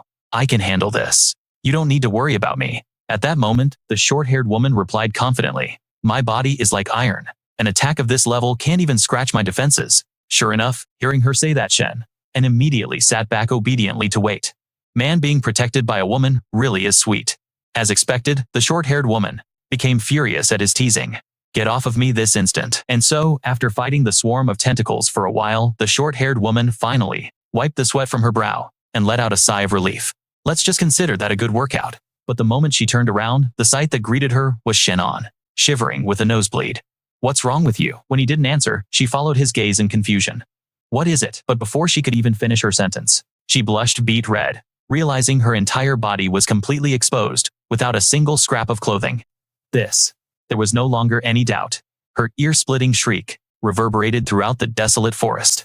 After receiving a sharp slap across the face, Shen An sat with his head bowed, sulking. "It's not like I meant to look." At the same time, the short-haired woman who had just finished changing couldn't help but grit her teeth in frustration. "Why are your clothes so small? Hearing her complaint, Shen An shamelessly retorted, "Well, how about I make a little sacrifice then?" Seeing him prepare to take off his pants, the short-haired woman shouted in embarrassment, "Shen, and you shameless degenerate." Pausing for a moment, she pointed an accusatory finger right at his face. "You walk in front of me. This shirt of yours doesn't even cover my entire backside." Shen An just laughed awkwardly in response. My apologies, my apologies." And so, after a bit more bickering, the two of them finally started to focus on dealing with the thorny tentacles. It only took a few basic moves for Shen An to cleanly sever the tentacles with ease. A while later, Shen An suddenly called out in excitement, "We've arrived. This is the place. Take a look." Gazing at the green trees laden with heavy fruit, the short-haired woman exclaimed in astonishment, "Aren't these the rare fruits that can trigger an awakening? This is straight out of an awakening manhwa." Shen An picked one up and examined it with a serious expression. "Incredible. The sheer quantity of these fruits is enough to build a small army, don't you think? Elder G is certainly generous with his resources." Meanwhile, the short-haired woman was thinking to herself, could it be that Elder G wants Shen An to build his own faction and then use it to confront the three great families? But then how would they deal with a powered-up Shen An later? This is a classic double-edged sword. Just as this thought crossed their minds, both of them, Shen An and the short-haired woman, were startled once again by a series of mysterious rustling sounds. What's that? The timing was so perfect, it felt like a classic system manhwa moment, where the guardian of the treasure finally appears. A pack of snarling wild wolves was advancing toward them. Up above, aggressive gorillas perched on tree branches, quickly realizing the direness of the situation. Shen An and the short-haired woman immediately stood back to back. "This is bad. It seems we're completely surrounded. I might not be able to protect you in a moment, so you'll have to be careful." "Don't worry," she retorted. "They can't lay a scratch on me." As if on cue, the moment the words left her mouth, the alpha wolf lunged fiercely, launching its attack. Facing this precarious situation, Shen An moved with flawless precision, swinging his sharp sword at the beast. "I'll handle these wolves." Just as he planned, the rest of the wild wolves began to swarm him. Witnessing this classic manhwa recap setup, Shen An showed absolutely no mercy. He unleashed his ultimate skill, and in the blink of an eye, the wolves were launched into the air, only to be slammed down one after another onto the unforgiving ground. At the same time, the gorillas on the woman's side were also dispatched with ease, but unfortunately shattering their hopes for a quick victory. Shen An stared helplessly at a new set of glowing red eyes in the thicket. "You have got to be kidding me." With no other option, he rushed over and pulled the short-haired woman away. "Let's go. There are too many mutated beasts to handle." But as if fate was conspiring against them after running for just a moment, Shen An was horrified to realize his foot had plunged into a hidden pit. Seriously dragged unceremoniously into the deep chasm, the woman cried out in alarm. Shen An. He could only manage a sheepish response, "My bad." From an unknown height, Shen An and Vivi plummeted with nothing to break their fall. Her entire body slammed into Shen An, knocking the wind out of him. As she landed on him, Vivi gently asked Shen An, "Are you all right?" His voice trembled as he replied, "Am I all right? If you were crushed by a steel plate weighing several tens of kilograms, would you be all right?" Hearing that she couldn't help but explode in anger, "Who are you calling several tens of kilograms? Do you have a death wish?" Thinking fast, Shen An pulled her into a tight embrace, trying to placate her. A flustered and embarrassed, Vivi asked, "What are you doing?" But he simply replied in a cool tone, "Don't look back, just walk forward." This only made her cheeks burn an even deeper shade of red. "What do you mean by that?" Just then, massive centipedes materialized before them. At the sight, Vivi shrieked and leaped onto him in sheer terror. Giant centipedes. Shen An was at a loss for words. He had specifically told her not to look back. He decided to carry her on his back, saying, "All right, let's just focus on getting back up top for now." And so the two began their arduous journey through the perilous cavern. Noticing their incredibly slow pace, Vivi sighed with a hint of disappointment. "I thought you were some kind of Superman who could fly. At this speed you wouldn't even make it past the Olympic preliminaries." Shen An shot her a sidelong glance, blaming her entirely. "Hey, isn't that because you're too heavy?" Feeling completely body-shamed, she opened her mouth wide and bit his head, challenging. "Say that again?" After their squabble, he suddenly grew serious, thinking to himself, something isn't right. The gravity here feels much higher than on the surface, and there seems to be some kind of barrier. "Hey, future self, are you there?" After a moment of silence, Shen An came to a conclusion. "Looks like he's asleep again." In a classic system manhwa trope, "I guess I have to rely on myself for now." Seconds later, Vivi finally calmed down and sighed in relief. "At least these centipedes aren't actively attacking us. We need to find a way out of here fast." The moment the words left her mouth, more giant centipedes appeared before them. She instantly took back what she said. "Pretend I didn't say that." Shen An grimly confirmed his suspicion that the path ahead was also blocked. Vivi frantically tried to shoo them away, shouting, "Get back!" Her face was pale with fright. Shen An quickly reassured her. "Don't worry, I have an idea." He calmly stood his ground and made a few gestures, creating dazzling flames that incinerated the creatures. This was the kind of power you'd expect in a top-tier awakening manhwa. Once they were dealt with, Shen An's eyes lit up as he sniffed the air and commented, "Smells delicious." Before he could entertain the thought, Vivi drew a line in the sand. "Shen An, if you dare eat those things, I will never ever speak to you again." However, he quickly presented a hypothetical scenario. "But what if we really can't get out? At that point, wouldn't we have to eat them to survive?" She trembled in horror and begged, "Stop talking about it." At that moment, Shen unclosed his eyes, focusing intently. There's a breeze. In an instant, his senses locked onto its origin. The two of them began to slowly make their way deeper into the cave. After a while, Vivi spoke up uneasily. "Shen, and I feel like something is staring at us." Shen An slowly tilted his head up, beads of sweat forming on his brow. He saw that sure enough, terrifying red-eyed bats were watching their every move from the ceiling. Now that they'd been spotted, the swarm, and they all swarmed after them. Shen An urgently shouted, "Stay close to me, run, Wei Wei." Completely exasperated, muttered, "Not this again." All that remained in the cave now was the scene of a relentless chase. Just then, he suddenly spotted a glimmer of hope. "There's light up ahead, charge forward." As they emerged, a dazzling light beamed down, making it impossible for them to look up. Before them lay a dense jungle filled with lush towering trees.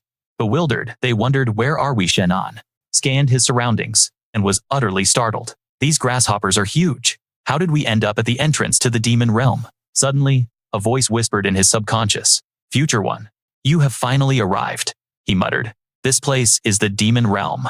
The voice slowly explained, "This is a transitional zone between the demon realm and our world. We call it the demon gate. I've heard the true demon realm is far more terrifying than this." At that, Shen An grew suspicious, guessing the map must have come from Old G. Could Old G have known about this place? Wei Wei frowned, immediately refuting him. "Impossible. Old G got this map from a hunter outside the Imperial Hotel. At the time, the hunter said he had eaten a fruit in the mountains which triggered an ability awakening, and he was looking for someone to test his strength against at the hotel entrance. This is the kind of wild origin story you see in a great awakening manhwa, and it made Shen An even more thrilled. His heart swelled with joy. "Excellent, so Old G's grand gift was just something he picked up. In that case, I have to question the sincerity of your cooperation." Suddenly, a bizarre creature appeared, its massive form blocking out the brilliant light. The moment he saw it, Shen An's eyes lit up with excitement.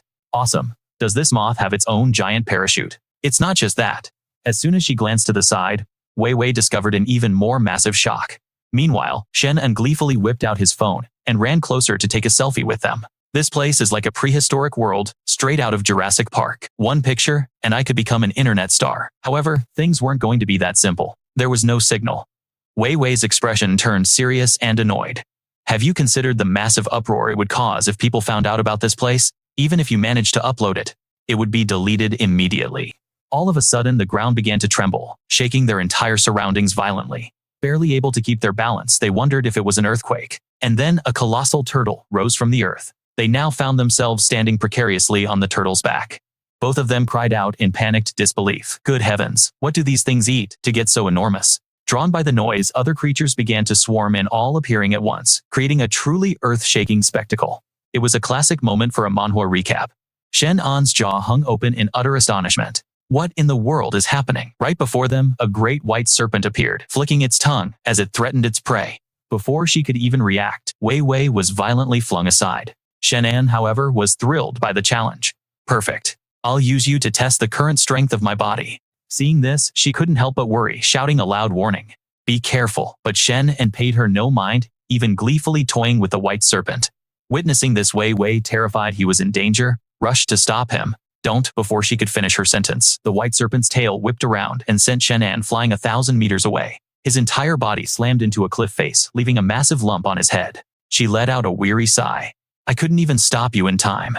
Right now, you trying to fight a demonic beast of this level is like a mantis trying to stop a chariot." A moment later, Wei Wei approached him and quietly asked, "Are you all right? You're not dead, are you?" Shen An sat up and replied nonchalantly, "I'm fine." But it wasn't over. The white serpent struck again. He sensed the attack and dodged just in time. "Watch out." However, the beast was relentless, refusing to let them go, chasing them down with its massive jaws wide open. Wei Wei panted as she ran, saying, What are we supposed to do now? If I go down, you're coming with me. Based on our current strength, we wouldn't survive half a day here at the Demon Gate. We have to get out of here. Faced with this perilous situation, they decided to take temporary cover behind a cliff. Shen An's expression was grim as he calculated. Letting it chase us like this isn't a solution. We have to find a way to leave this place. Let's go back into the cave. The exit is there, she suggested frantically. But if we go into the cave, we'll be trapped like fish in a barrel. Still, facing their current predicament, they had no other choice but to take the gamble. He grabbed her wrist firmly and pulled her along. With the situation growing more desperate, the pair decided to run straight back into the cave. Shen An's heart pounded in his chest. He had to think of a way to stop it. A second later, he hastily unleashed a technique to protect the area, a classic move in any good system manhwa. Wei Wei asked doubtfully, "Will that work?" Shen An replied not very confidently, "I'm not sure either. Let's wait first." 2 hours later, he thought, "Looks like we're safe for now. Let's go." By then she was so completely exhausted that she had already fallen asleep. Not good. Shen An could only manage a wry smile. How could she possibly sleep in a situation like this? Was she just that carefree? He then decided to scoop her up effortlessly into his arms. Shen An calmly walked step by step deeper into the cave. A moment later, Wei Wei's eyes fluttered open. She was startled to find herself cradled in his arms. "Shen An, you." Shen An smirked and asked, "Awake Lan Wen? My apologies, but it looks like we won't be getting out of here tonight. You should get some rest first." Seeing the plume of energy before them, the two of them abruptly halted. This could potentially be some kind of toxic gas. It was best to wait for daylight. That night, they huddled together by a warm fire. Noticing Wei Wei's somber mood, he offered, "You sleep first, I'll take the first watch. I'll wake you later to switch." Wei Wei immediately agreed. All right. The next morning, she awoke with a jolt and saw Shen An lying beside her. Wei Wei wondered, "How long did I sleep, Shen?" The two had been lying close together, without any space between them all night. Suddenly, Shen An jolted awake and declared, "This is bad. The giant python has found us." Instantly, the beast opened its mouth and lunged as if to devour them whole. The moment he saw it, Shen An's entire body froze as he exclaimed, "This thing is way too tough." Despite the shock, he remained calm and unleashed a terrifying power straight out of an awakening manhwa, right at the giant python. The beast reeled, suffering the full force of the energy Shen An had unleashed. Seeing a slight reaction, his heart leaped with joy. It seemed this big fella was afraid of being turned into snake soup after all. Too bad we won't be eating our fill. But his joy was short-lived as the giant python lunged at them once again. The two were startled and immediately turned to flee. Fire was useless against it. Shen An tossed a gun to Wei Wei, his eyes determined. As he took aim, they were instantly in sync. The deafening roar of gunfire echoed endlessly as they frantically unloaded their clips into the colossal serpent. A dense barrage of bullets slammed into its body, but to their horror, the monster was completely unharmed. Its steel-hard scales rendered every single bullet useless, unable to penetrate its hide. Despair washed over them. This might very well be their tomb. Just then, the serpent opened its gaping maw, ready to swallow both Wei Wei and Shen An. Suddenly, a voice that sounded like his future self, a twist worthy of the best system manhwa, echoed in his mind. "Conventional weapons are useless. Use the guns from when Chen ambushed you." He cursed his own foolishness. How could he not have realized it sooner? That's right. Those bullets were crafted from special mutated materials. How could he have forgotten? Instantly, another gun materialized in Shen An's hand. He passed it to Wei Wei. Without a second of hesitation, the two resumed their fierce assault on the serpent. This time, as the specially crafted bullets tore into its flesh, the giant serpent finally felt pain. It let out a blood-curdling roar. The bullets are working. Bang. He didn't miss the opportunity, continuously aiming for its critical weak point, its eyes. A perfect shot. The terrified serpent lost all of its initial ferocity. It hastily turned tail and fled, disappearing into the darkness. Shen An let out a sigh of relief. Phew, we finally won. We're saved. His gaze was then drawn to a glittering object on the ground, a massive fang that the serpent had dropped. He quickly picked it up. Wei Wei asked curiously, "What are you going to do with that snake tooth?" He smiled, combining the material from the black iron tree with the fang to create a new weapon. It was sharp and exquisitely crafted. "It's beautiful. It's a gift for you for self-defense." Wei Wei gasped in amazement.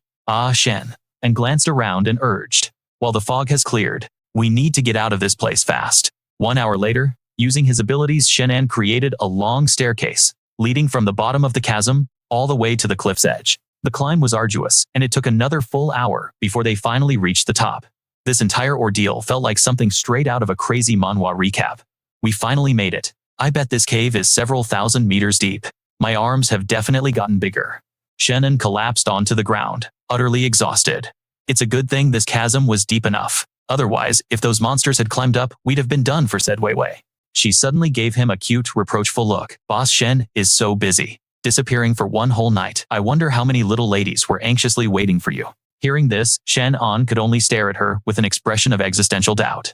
Hemph, Wei's face immediately turned beet red as she silently scolded herself for saying something so foolish. Just then, Shen An's phone vibrated the screen, lighting up with a long list of missed calls: 12 from Mu Linshu, 6 from Wang Meng, and 3 from He Zhou. Sensing that something was wrong, he quickly called Mu Linshu back. As soon as the call connected, a worried shout came from the other end. Shen An, where in the world have you been? We've been looking for you for an entire day. Shen An gave a strained laugh and replied, I went with Bai Wei to find something, but we ran into a bit of trouble. The place had no signal. There's phone service. Something happened. What's going on? The news that Jojo had been kidnapped struck both Shen An and Wei like a bolt of lightning, leaving them utterly stunned and filled with dread. Without a moment's hesitation, the two jumped into the car and raced back toward the city. On the way, Mu Lingqiu recounted the entire story over the phone, the urgent explanation feeling like a real-life manhwa recap. Yesterday, Jojo's father suddenly showed up at the hotel looking for you, boss. He refused to say what was wrong, but since we really couldn't get in touch with you, he finally explained the situation to us. Yesterday afternoon, father, he received a phone call, and the person on the line said they had Jojo in their hands.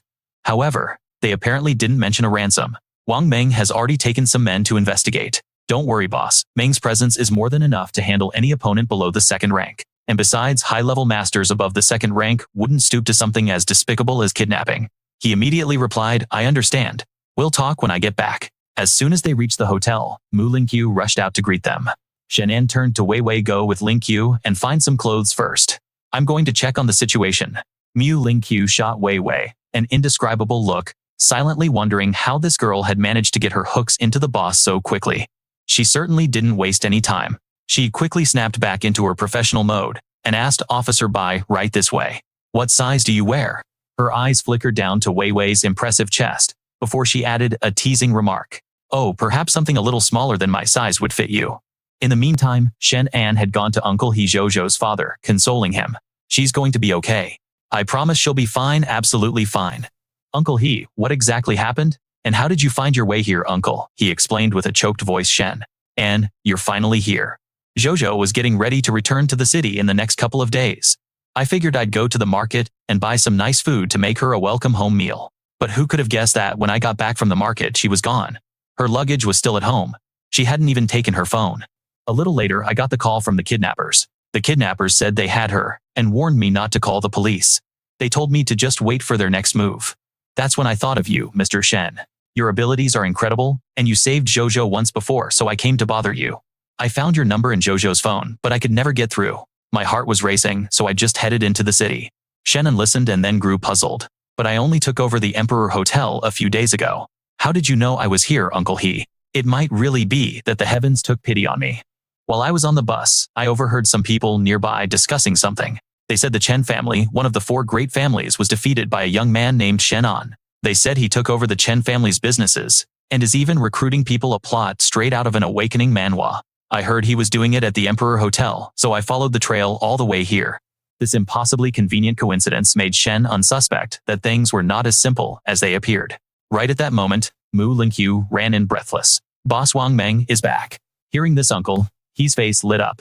He's back. Does that mean Jojo has been saved? Uncle He, please wait here for a moment. I'm going to go see. Don't you worry about Jojo. With that, he and Mu Lingqiu rushed outside. The scene that greeted them was staggering. Wang Meng was being carried in his body, a canvas of injuries. What? As they laid Wang Meng down, the sheer number of overlapping wounds was gruesome. Shen An immediately demanded, what in the hell happened? Who did this to him? Why didn't you take him to the hospital first? One of the men accompanying him stammered, Mr. Shen, we don't know. Brother Meng told us to wait at the door, but when a long time passed with no sign of him, we went inside and found him like this. It was Brother Meng who insisted we bring him back here first. He said he had something he needed to tell you, Mr. Shen. Wang Meng's injuries looked grave. His arm appeared to be broken, though his pulse was stable and his life wasn't in immediate danger. The sight was still horrific. Wang Meng struggled to open his eyes. Boss, I'm sorry. I was useless. I couldn't save Miss He. Shen and gently placed a hand on his shoulder, his voice reassuring. It's not your fault. Just focus on recovering. As for the person who did this to him, he paused his gaze, turning lethally cold, his voice dropping to a steely whisper. I will slaughter every last one of them for you. After receiving first aid, Wang Meng sat up and began to explain everything. Boss, this situation. It's not that simple. It felt like an obvious trap from a system Manhwa. When I called back the number uncle he had, I also had someone tracing the signal, but the other party was shockingly direct. They gave me the address without any fuss. The location was right here. When he arrived, he gave his subordinates their orders. You all wait outside. If anyone runs out, take them down. I'm going in alone. Check it out. You got it, Brother Meng. I won't let even a mosquito get by. As he stepped inside, a mysterious figure emerged from the shadows. Suddenly, a pair of headlights blazed directly into his face, forcing him to squint. Who's there? A grunt, then a cry of pain. A surprise attack slammed into Wang Meng before he could even react, and his assailant stepped on his chest, their voice dripping with contempt. Pathetically weak. You're not Shen An. Who are you? Why are you doing this? You don't have the right to know who I am, the man sneered with a sinister laugh. Get Shen An here, or don't blame me for what happens next. Back in the present, after hearing the story, Mu Lingqiu questioned him intensely. You said the man was bald. Are you sure you didn't see wrong? Positive. A bald, middle-aged man, in an old suit wearing glasses. You know him, Wang Meng stated. He's. Both of them simultaneously turned their gazes, a look of realization dawning on their faces. The Song family's top enforcer. This Song Zhongji is a real mystery. All we know is that he takes on certain sniper missions for the Jin family and has never once failed. He's a big name on the assassination list, consistently ranking in the top 3. Mu Lingqiu interjected. He's not that mysterious. Your intelligence agency is just incompetent. The Dark Guild investigated him before. At the very least, we know he's an expert in traps and mechanisms. Shen An immediately asked, top 3 on the hit list. So Lingqiu, where do you rank? She replied, a refined lady like myself has no interest in such bloody business. Why would I be on a list like that? What's the point? Wei Wei then spoke up. Expertise with mechanisms isn't a special ability. So did your Dark Guild figure out what his awakened power is? This is a classic awakening Manhwa scenario. Mu Lingqiu replied. The Dark Guild was looking to recruit him, not make him an enemy. Why would we conduct such a thorough investigation? A valid point in our Manhwa recap, but the immediate question is why a man of his stature would resort to something as low-handed as kidnapping. Wei Wei, looking irritated, shot back. Isn't it obvious he's targeting Shen An? You can't see that. He mentioned the number 115. Shen An, what did you do to the Song family caught between the two bickering women? Shen An awkwardly explained. I don't even know anyone from the Song family. But regardless of the reason, for kidnapping Jojo and injuring Meng, this man must die. Just then, future Shen An's voice echoed in his mind. Kid, what in the world have you done with these two women? This level of jealousy and rivalry, even I find it entertaining. This Song Zhongji is no pushover. If you go rushing in, you'll likely be at a disadvantage. The Song family won't harm. He's Jojo. Use this time to get stronger first. He's not just an expert with traps. He can also perceive an opponent's awakened abilities. I've fallen for his tricks before. The stark warning caused Shen An's face to pale with worry. I need some time to rest. You two should get some rest as well. I need to figure out a plan. With that, he went into his room and immersed himself in the Strange Fruits dimension to train. Spirit power plus 1000. Spirit power plus 1000. Spirit power plus 1000. Available talent points 95,000. Talent shop clairvoyance. SCE 100,000. Psionicist ability 500,000. Hun. Yuan body tempering art 1 million. This growth rate is too slow. I still need another 5,000 points to afford clairvoyance, but I'm completely out of time. This is a classic system Manhwa grind. Wait a minute. If I just absorb the spiritual energy here, my point gain doubles. What if I use a spirit fruit? Acting on the thought, he immediately took a large bite out of the strange fruit. A massive surge of energy washed over him instantly. Spirit power plus 15,000. Whoa, this spirit fruit is way more potent than I thought. I've finally got enough potential points. Under the clairvoyance skill, the system panel prompted, spend 100,000 points to unlock. Without a second of hesitation, he selected yes. Instantly, the clairvoyance skill activated. I should be stable at the mid-tier 3rd rank now. Time to test out this new clairvoyance. He immediately activated his new power, and a completely alien sensation washed over him. The world around him snapped into focus with incredible clarity. So this is clairvoyance. My regular senses could only perceive nearby shapes and auras. But this is like a 3-dimensional fully rendered image of everything. Damn, achoo. Just then his new vision accidentally panned across the wall and into Mu Linkyu's bathroom. Looks like the, weather is changing. He couldn't stop the trickle of blood from his nose as he witnessed that perfect, steamy silhouette. Suddenly, a sharp smack echoed in his mind. It was future Shen An. You degenerate. What do you think you're doing? Jojo's whereabouts are still unknown and you're wasting time on this. You have to save her first. Oh, so that's how it works. With his clairvoyance can see the internal layout of traps and mechanisms. This is perfect. Shen An suddenly rubbed his eyes. This ability has a massive energy drain. At my current level, I won't be able to sustain it for long. Jojo, just wait for me. 10 minutes later, he emerged from his room. Bai Weiwei was already there waiting. I'm going with you. But Shen An just shook, shaking his head to refuse her offer. There's no need. After all, you're with the government and you haven't turned against the Song family. It wouldn't be right for you to get involved in this, but I appreciate the thought. But are you sure you can go alone? Mu Linqiu interjected with concern. Who said our boss is going by himself? This is our group's problem and we'll handle it ourselves. Shen An glanced at Mu Linqiu, trying his best to push away the steamy image from earlier that had caused his nosebleed. Noticing his odd expression, Mu Linqiu asked, Boss, are you injured? Shen An pointed to his nose, quickly changing the subject. It's nothing, I'm just a bit overheated. She then began to introduce the people accompanying them. Ever since the second floor opened for registration, they had managed to recruit many powerful individuals. When they heard the boss was in trouble, everyone was willing to lend a hand. A towering man stepped forward. Hey, aren't you the hunter who sold that map to Elder Ji? Hey, the name's Wang Bao. My stomach has a mind of its own and it craves good food. I heard this place offers free meals, so here I am. I'm strong enough to take on a bear, but my appetite is just as big. Shen An thought to himself, looks like he awakened his abilities by eating a spirit fruit. This guy is actually pretty interesting.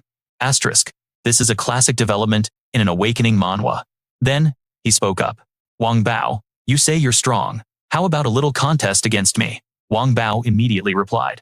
Boss, if I win, you're not going to get mad and cut off my meals, are you? If you can beat me, this hotel is yours. All the chefs will be at your command. Deal. With that, Wang Bao grabbed a hold of Shen An's shirt, straining with all his might to throw him to the ground.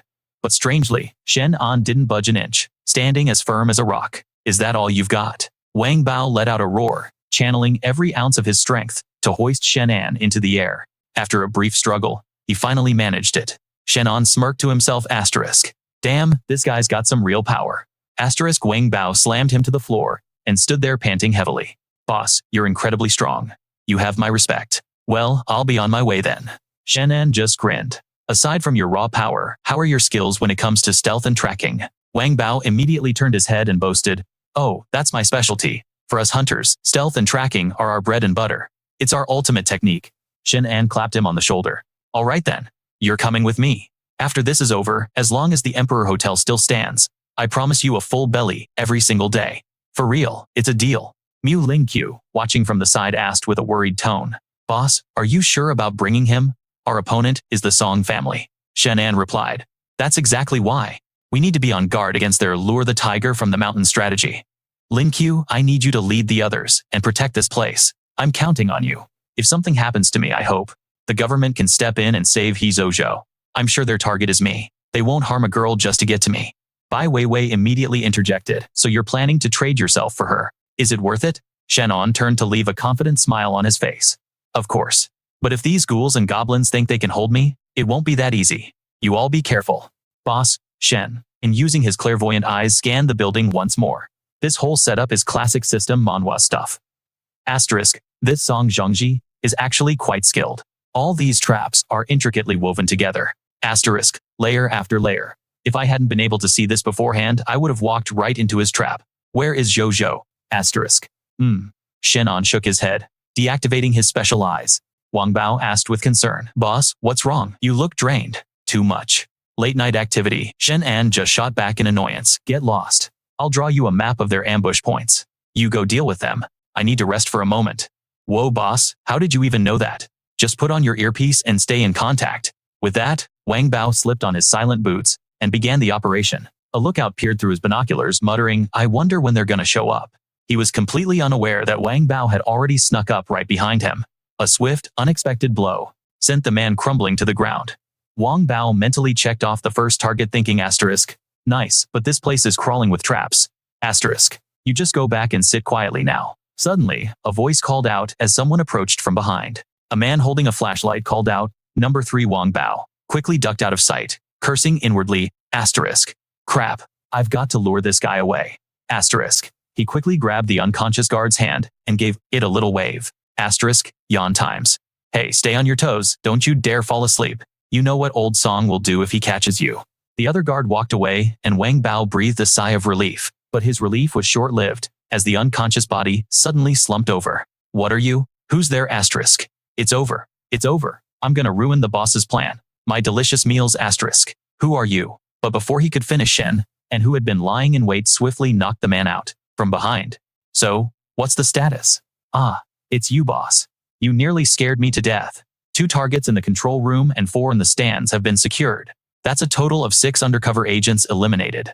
What are all these mechanisms, boss? The overhead lights have been modified. They're lasers that can instantly blind someone. A pretty intense setup for this manhwa recap.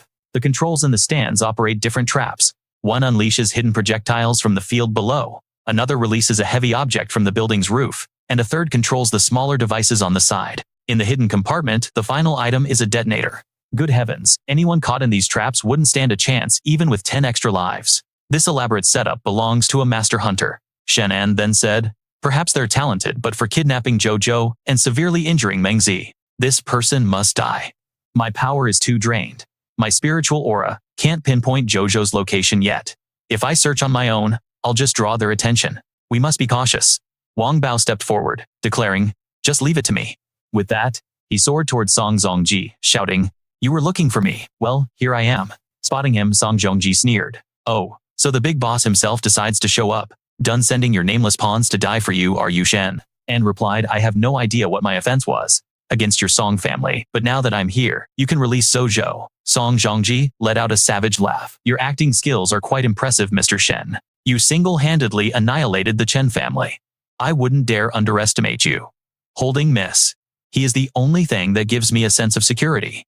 However, if you were to surrender without a fight, I would feel even more at ease. Are you brain dead? Did your bald head cook your senses? Do I look like that kind of fool? Release Jojo now. If you do, I'll only kill you. Otherwise, I'll wipe out the entire Song family. The man burst into laughter. Haha, Shen, and such big words. Why do you think I waited for you here? Because in my domain, I am the king.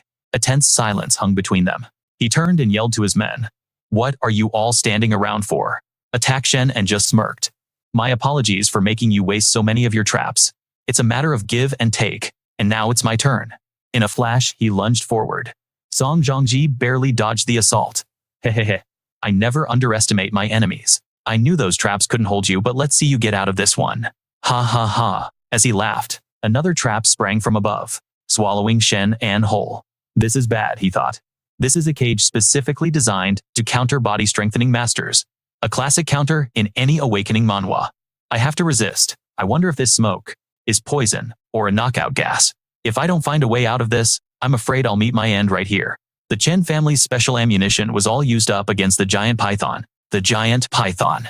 Its scale. Brother Python. I'm counting on you now, he muttered, pulling out the massive snake scale. Song Zhongji scoffed. Don't bother. This cage can withstand an AK-47. But suddenly, Shen An pierced right through it. Song Zhongji screamed in disbelief. How is that possible? Then Shen An smashed his fist straight into the glass panel. The glass shattered into a million pieces. Prepare to die. Shen An lunged to grab him, but the old man held up a remote control. You truly are. Not so simple. This isn't over. Suddenly, a net dropped from above. Shen An, using a skill straight out of a system, Manhwa instantly summoned his sword and began slashing relentlessly at the net. It was torn to shreds in seconds. He then pointed the sword at Song Zhongji and asked, any more tricks up your sleeve? The man calmly replied, if you kill me, he Jojo goes down with me. Are you prepared for that? It's awfully rude to not lower your weapon when someone is speaking. Shen An's face darkened. I won't kill you, but I have 10,000 ways to make you suffer. Just then a chime rang out. Asterisk. Static asterisk. Boss, can you hear me? The voice on the other end reported. I've found her. She's in the VIP lounge in the grandstand. I've already taken out the 2 guards. After hearing that, he aimed his sword at the old man with absolute resolve. Now, you can die in peace. Not so fast, the old man smirked. Listen to the rest. Boss report Miss Jojo. She's wired with a bomb. Shen An was taken aback. Don't panic. What kind of bomb is it? Song Zhongji gestured to Shen An. Why not just ask me? It started as a normal password-activated bomb, but I added a few anti-disposal layers for protection. But don't you worry, the bomb's yield isn't that great. At most, it will only blow one person to Kingdom Come. It probably won't even completely obliterate her. Enraged by his callousness, Shen An grabbed him by the throat. Say that again. Asterisk, tick-tock.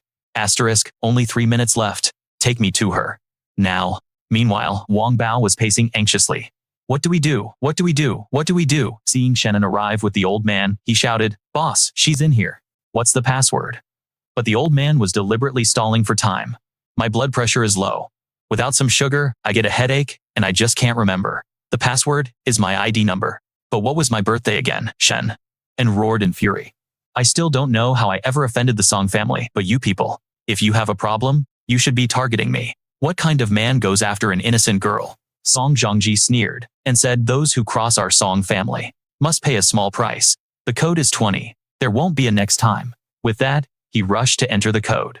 Wang Bao keep an eye on him. Dan was currently tied up inside, her body rigged with explosives. She cried out, Shen, why are you here? You have to leave now. It's okay. I came to save you. Rest assured you'll be fine. But after he entered the code, he realized he'd been played. It was a fake. Now only 1 minute and 10 seconds remained. The steel door began to slam shut. Outside, Wang Bao screamed frantically, Boss, this door is made of special steel. Don't waste your strength. Grab him. Make him spit out the real code. Don't you run. The man just laughed sinisterly, holding a remote. Good luck to you both. We're screwed. The door was sealed.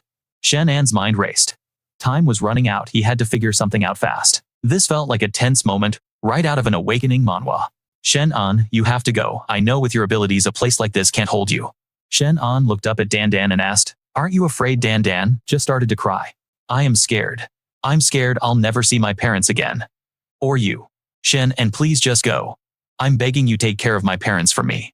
Will you just tell them I went overseas? Shen An quickly reassured her. Don't talk like that. Trust me. Hey, future me, is there some kind of rapid decryption sequence for this thing? I'm about to be blown to smithereens. Meanwhile, outside is Shen. And dead yet, not yet, but he will be soon. Just wait for the fireworks. That being said, Shen An's power is truly insane, straight out of a top-tier system manhwa. He is ridiculously strong and incredibly cunning. He didn't just see through my trap, he even managed to escape the cage. To die now. It's almost a shame. Luckily, the master knew Shen An's weakness and captured that internet-famous girl. A mysterious figure spoke. This man cannot be underestimated. With his strength alone, he was able to topple the Chen family. Old Master Chen got careless. Sir, what are your plans for the future? Why not join the Song family with your abilities? In the Song family, we merely share a common enemy.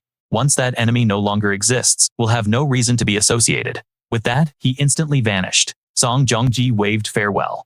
What was that? He's got personality. I like it. Back in the trap, Shen An was thinking furiously, this future version of himself. Who does he take, after always vanishing at the most critical moments? You'll regret it. When I'm dead, you end your disappearing act. Wait a minute. Disappearing? Why didn't I think of that? Dan suddenly screamed. It's about to explode. Go now. It's not worth dying with me, Shen. And just smiled and said, don't blink. I'm about to show you a magic trick. And with that, he activated his devour skill, sucking the bomb right off her body. Ah, it's gone. How did it just vanish? What's wrong? You almost look like you want it back. Should I make it reappear? Dan playfully hit his chest, then said with a scolding tone, I forbid you from risking your life for me like that again. Then she threw her arms around him, thanking him. It's okay. Let's get out of here first. Shen An then used the python scale to score the steel door before landing a single punch. Boom. The door shattered into pieces. At this point in our manhwa recap, Wang Bao, thinking his boss was dead, was cradling his head and sobbing. I'm sorry, boss. I'll do my best to avenge you. Please, watch over me from the other side. Hearing this, Shen An kicked him. Watch over you, my foot. I'm not dead yet. Are you trying to curse me so you can inherit my fortune or something? Seeing he was alive, Wang Bao was ecstatic and ran to hug his leg.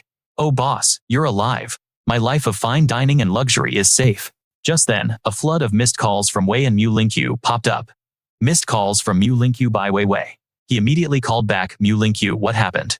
Your boss is still alive. What's wrong with all of you? Who told you I was dead? The hotel is surrounded. A huge crowd has gathered out front, and there are quite a few top-level experts among them. They've clashed with our people several times, and we've suffered casualties. On top of that, their leader is claiming that you, the boss, have been executed, which has struck a major blow to our morale. But now that we know you're okay, we're relieved. Did you manage to save Miss He? Dan spoke up. I'm fine, thank you everyone. Just hang on a little longer, we'll be right back. Yes, boss. Don't worry about us. It's a good thing you predicted they might try a sneak attack, otherwise we wouldn't have been prepared. Hello? Is Ling Q there? That guy Song Zhangji is up here watching everything. Huh, the bomb didn't go off. Did I wire it wrong? See, I told you so. Hot weapons are no match for cold steel. Still, keeping an opponent like this around to play with is much more interesting. As Dan and Shen An returned, they found the street completely blocked. What's going on here? This road wasn't jammed before, Shen An said as he got out of the car. Why is this mob blocking my hotel? The crowd obstructing his hotel's entrance was busy setting fires, and one of the thugs holding a Molotov cocktail laughed maniacally and shouted, "Hey, you little brats from the future group have a taste of something hot." But Shen An instantly flicked a dart straight at the man, piercing his hand and causing the bottle of fire to drop from his grasp. It shattered at his feet, engulfing the thug in his own flames. "Ah, Dan screamed, squeezing her eyes shut in terror, while Wang Bao just let out an impressed, "Whoa, Shen," and immediately activated his water dragon fist. The flames engulfing the burning man were instantly extinguished by Shen An. The leader of the thugs looked on, intrigued. Well, now it seems there's a master among them. Let's see who can withstand my attack. Suddenly, Wang Bao unleashed his full monstrous strength, effortlessly lifting a car over his head and hurling it toward the crowd, but one of them activated an ability, and the car froze in midair, hovering for a moment before being gently set down. Shen An was shocked. They had quite a few powerful individuals. Based on that power, they're at least second rank. This was turning into a real awakening Manhwa battle. To think the Song family had this level of power at their disposal. Shen An quickly commanded Wang Bao, "I'm going to charge ahead and clear a path. You and Jojo stick close to me." "Got it, boss." Suddenly, gunshots rang out. It was the police officer Bai Weiwei, firing warning shots to control the crowd. "This is official government business. All unauthorized personnel are forbidden from gathering here. Disperse immediately." A squad of police officers rushed in, surrounding the mob. An unknown man stepped forward and announced, "Today's activities are over. We'll be back tomorrow." And with that, the entire group piled into their vehicles and drove off. Bai Weiwei turned to Shen, and her face etched with concern. "Are you okay? We received a report that you had been killed." "I'm just glad you're all right," she added. Shen An replied, "Let's go inside first and talk." The hotel lobby was a scene of chaos, with dozens of his staff injured on the floor. Shen An saw Ling Qiu and rushed over. "Ling Qiu, are you all right?" The phone call suddenly cut out. I'm fine," she stammered. "Someone threw a firebomb in here, it was terrifying." She then turned to Dan. "It's a relief that Miss Dan is also unharmed." At that moment, a waiter ran up to them, shouting, "Boss President Mu, another large group is heading straight for us." Shen An was surprised to see it was Chu Yushi. He approached the famous superstar and asked, "Why are you here?" Chu Yushi looked him over with worried eyes. "Are you okay? I heard you were in trouble." "I'm so relieved you're safe," she explained. "The Chu family has its own intelligence network. We got word that the Emperor Hotel was under siege, so I brought people here as quickly as possible." Shen An asked in surprise, "You brought people here yourself? Does the head of the Chu family know about this?" She replied, "My father is aware of the situation. It's just that on the surface, he has a cordial relationship with the Song family's old master, so he can't get involved directly. But my father is on your side, so the people I've brought are all the Chu family's first-class masters." Hearing this, Shen An smiled. "The fact that you came is more than enough. I accept the Chu family's goodwill, and please thank your father on my behalf." Chu Yushi turned away with a cool expression. "I didn't come here just to represent my family's goodwill, you blockhead." Just then, Bai Weiwei walked over and asked, "Why are you here?" Yushi replied, "Sister Wei, you're here too. You must have been worried." "Of course not, I came to help the future group." Shen An thought to himself that Chu Yushi must have been worried to personally lead her family's forces here. He knew Chu Dongyang wouldn't risk an open war with the Song family for him, and Bai Weiwei definitely used her official government status to intervene because she was worried sick. How could he not understand their feelings? The voice of his future self popped into his head, saying, "Kid, why is your luck with women so ridiculously high? This is the kind of power you'd see in a system Manhwa. Seriously. Both of these girls are destined to be legendary figures in the future. So, why have they both fallen for you? Honestly, I don't want to praise myself, but praising you feels like I'm indirectly complimenting myself." Shaking the voice from his head, he invited everyone inside. "Thank you, you two beautiful ladies. I will remember this kindness." As they entered, Bai Weiwei came face to face with Ling Qiu. Shen, and immediately asked, "Ling Qiu, Lingqiu, Song Zhongji, claimed we stole the Song family's business. What is he talking about? Mu Lingqiu looked surprised and said, steal their business. How is that even possible? I've already reviewed all the business operations we took over from the Chen family, she explained.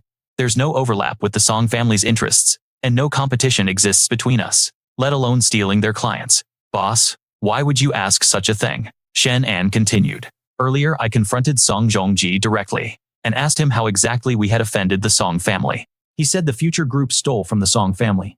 It sounds like a classic setup you'd see in a manhwa recap, he mused.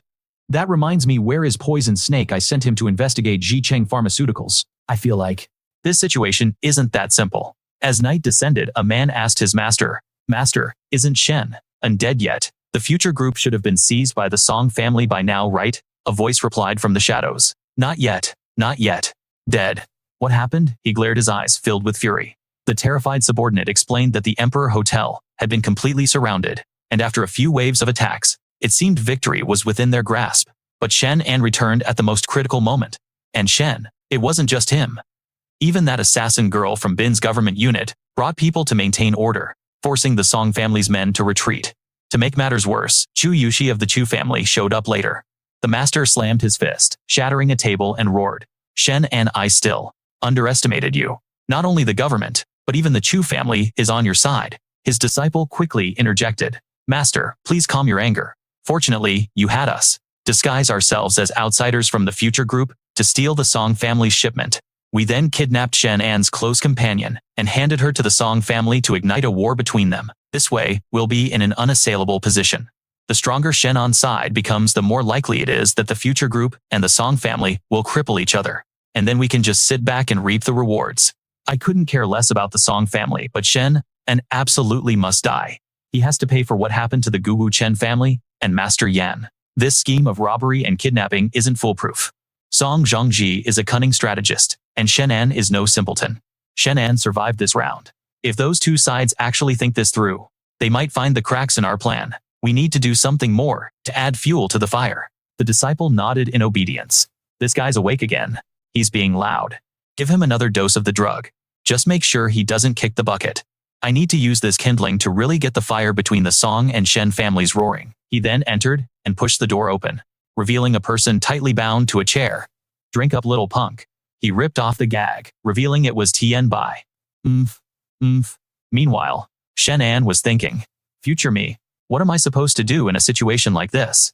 How am I supposed to handle this?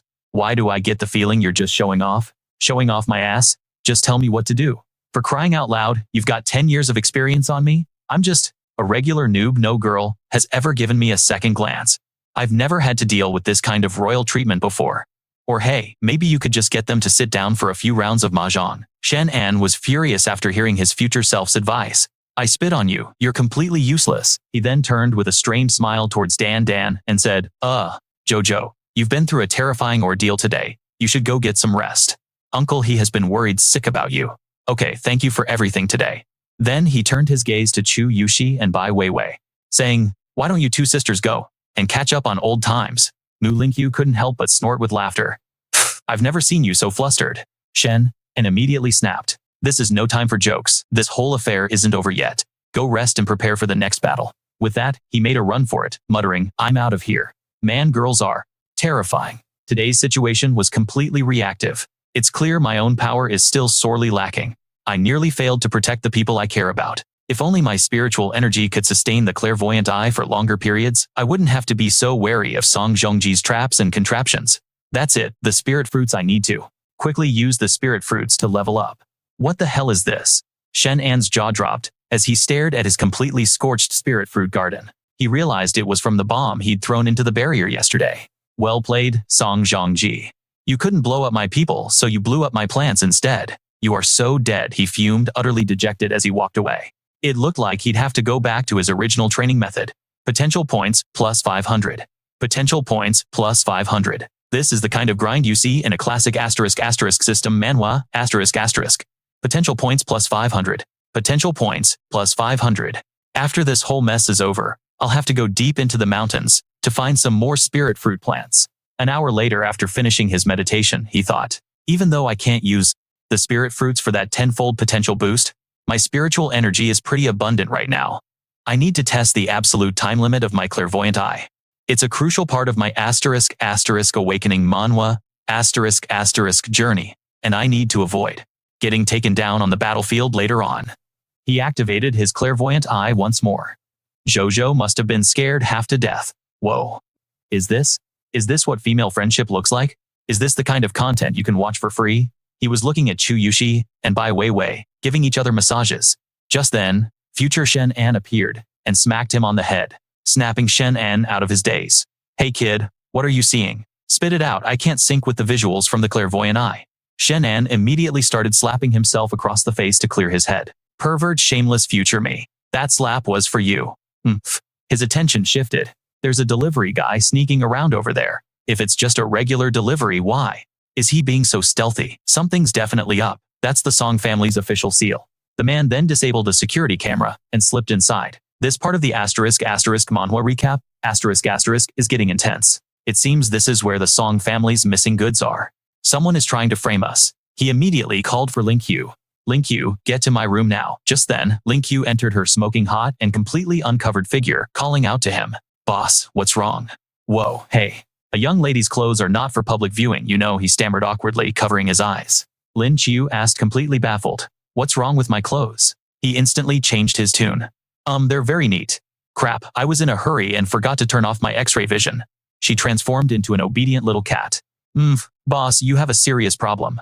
Ahem. Alright, that's enough. Lin Qiu, I need you to tail someone for me. Who? I saw someone sneakily moving goods from the Song family into our storage room. Follow that man and find out who's pulling the strings. Soon enough, Zhao Heng's figure had vanished into the distance. Suddenly, his phone rang. Master, everything's been handled. I'm heading back now. Good. I know what to do. After hanging up, he floored it, speeding towards the harbor. Lin Qiu quickly clung to the back of the cargo truck to continue her surveillance. It seems this is the destination. I'm dying to see who you people really are. The Tang Hai Ping district. Isn't this the Song family's turf? Just as I thought, they're playing the victim after committing the crime? I have to report back to the boss. She immediately rushed back to inform Shen An. Behind her, the delivery driver glanced back, a cryptic smile playing on his lips, as if he'd known everything all along. He immediately called to report to his master. Master, your calculations were truly divine. You notified me just in time to change my route and head to the Song family's warehouse. I didn't even detect this hidden person. Their peak second-grade concealment technique is nothing more than that. Completely useless against me. The original plan was to deliver the Song family's private goods to the future group, then lead the Song family to catch them red-handed with solid evidence. That way, the future group would have no way to argue their innocence, but I never expected Shen An would discover it. This is even better. On the other end, the master slammed his hand down angrily. This is all. Because that Song Zhongji is useless. We could have dealt with Shen, and decisively in one go, saving me from all this future worry. Neither of those two are simple individuals. Using Shen An's identity to steal the Song family's goods, and using the Song family's people to snatch Shen An's people were both half-baked schemes. With this plan's failure, there are now many loose ends to deal with. Zhao Heng pressed on Master, what's our next move then? Do we wait for Shen An to go and confront the Song family? What if they meet, clear up the misunderstanding, and just laugh it off? Wouldn't that mean we're… Master Yan stated confidently, impossible, because I still have another ace up my sleeve. The next morning at the hotel, Lin Qiu returned to report. Here's the full Manhwa recap of the situation. The truck stopped at the Song family's main warehouse center, and the driver seemed to be on very familiar terms with the Song family staff. Shen An immediately began to analyze. So this isn't an inside job to stir up conflict, but rather, the Song family themselves, playing the victim to create a reason to move against us. Is it really that simple? Let's go see what kind of goods they have.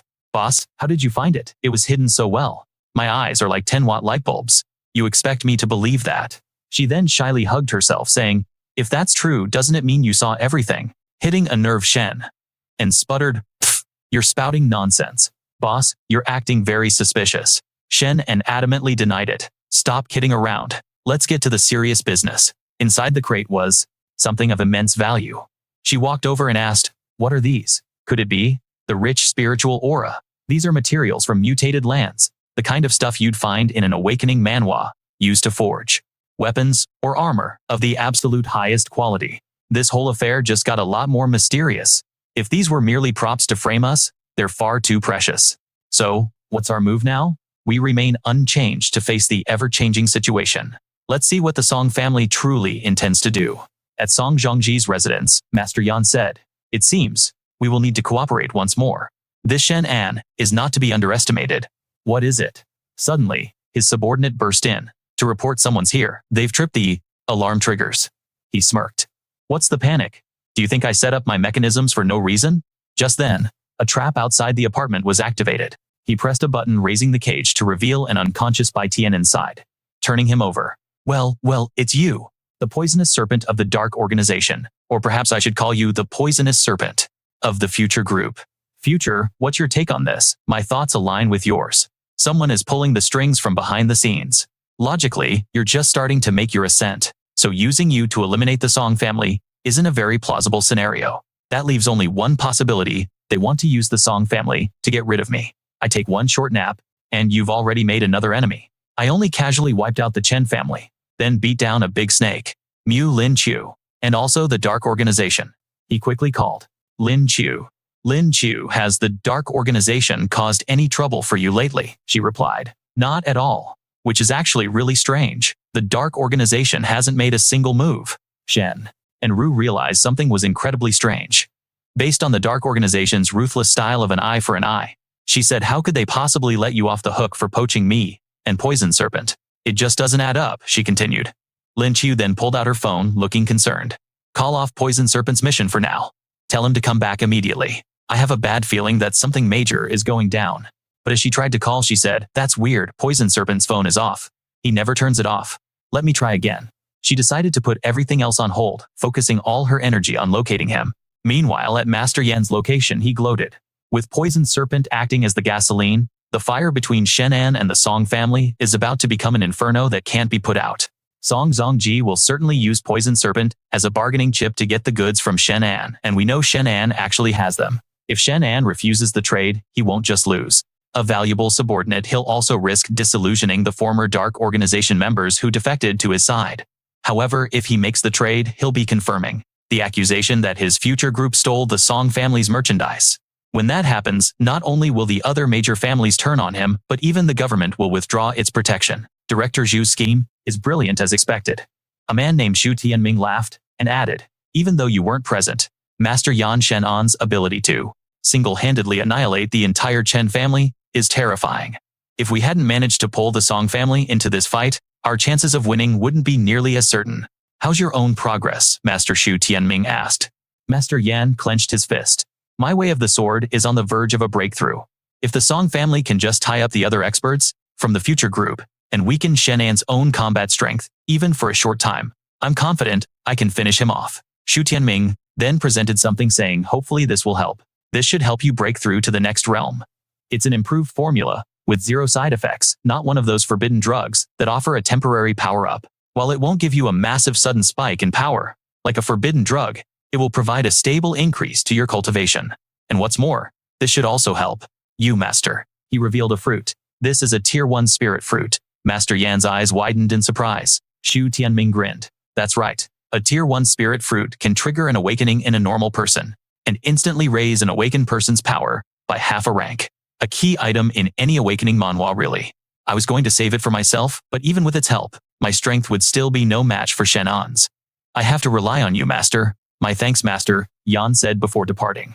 A new figure emerged asking Xu Tianming, aren't you overestimating Shen An? I personally witnessed Shen An obliterate Chen Longhai after he'd taken a forbidden drug, Xu Tianming replied, and it was obvious he wasn't even going all out. His true power is something I can't even fathom. I don't make moves I'm not certain about. The masked man, a member of the Dark Organization, pressed you, aided the remnants of the Chen family. Then you schemed to drag the Song family into the conflict, and now you've come to us. 3 powerful factions just to deal with one man, Shen An. Is he really worth this much effort? The Chen family remnants already have a blood feud with him, Xu Tianming countered. And your Dark Organization had its top lieutenant stolen by Shen An. Are you telling me you don't want a piece of him? Take out Shen An, and all the Chen family assets he holds become yours. I have no interest in the money. I just want my revenge. But I admit, I am curious. The masked man asked, what kind of grudge do you have against Shen An to be willing to pay such a high price? Back with Shen An, Bai Weiwei announced. The vehicle data has arrived. There might be something here that interests you. Shen An asked. How exactly did Chen Longhai get his start? Bai Weiwei explained. The story goes that the Chen family discovered a method to delay the progression of terminal illnesses. After that, the Chen family's rise was meteoric, which means before that discovery, Chen Longhai was involved in medical research and development. He worked for Zhicheng Pharmaceutical for many years before leaving. This is a classic setup in a good system manhwa, and only after he left did the miracle cure and the Chen family appear. Shen An's expression grew grim. So it was you all along, he muttered, referring to Zhicheng Pharmaceutical. Just then, Lin Qiu interrupted. I've tried every secret communication channel from our dark organization days, she said urgently, but I'm getting no response from Poison Serpent. I think he's in serious trouble. Shen An's mind raced. They had just identified Zhicheng Pharmaceutical as the power behind the Chen family, and now Poison Serpent had gone silent right when he was secretly investigating that very company. The connection was undeniable, making this whole thing feel like a well-scripted manhwa recap. Suddenly, his phone rang and he answered it. A voice on the other end said coolly, "Good evening, Boss Shen." Shen An gritted his teeth. Song Zhongji. The man Song Zhongji let out a hearty laugh. So Boss Shen does. To think you'd remember a small fry like me, that's truly touching. But if you're going to remember me, why send assassins my way? Now that makes me a little angry. Shen An asked with confusion. Who tried to assassinate you? The man shot back. The Poison Serpent Advanced Assassination Unit. Don't tell me they're not your people, Boss Shen. After all, Poison Serpent is in your hands. So how is he? Don't you dare harm him. I'm not interested in killing such a minor character. Boss Shen knows what I want. Use our goods to trade for the man. I'll send you the time and place. Shen An shot to his feet, declaring, the person behind this hid the Song family's goods at our place, then sent Poison Serpent to Song Zhongji. This move is truly insidious. Bai Weiwei immediately followed up. If you take the goods to make the trade, you'll be publicly admitting that you were the one who stole them. When that happens, no one will help you. Lin Muqiu, realizing they'd been played, said, that would truly put the corporation in a position from which it could never recover. But we can't just ignore Poison Serpent's fate. Shen An turned away, placing a hand on Lin Muqiu's shoulder. Don't worry. Every single person in the future corporation is family. I won't let anything happen to him. But how should we proceed? I need you to arrange a meeting.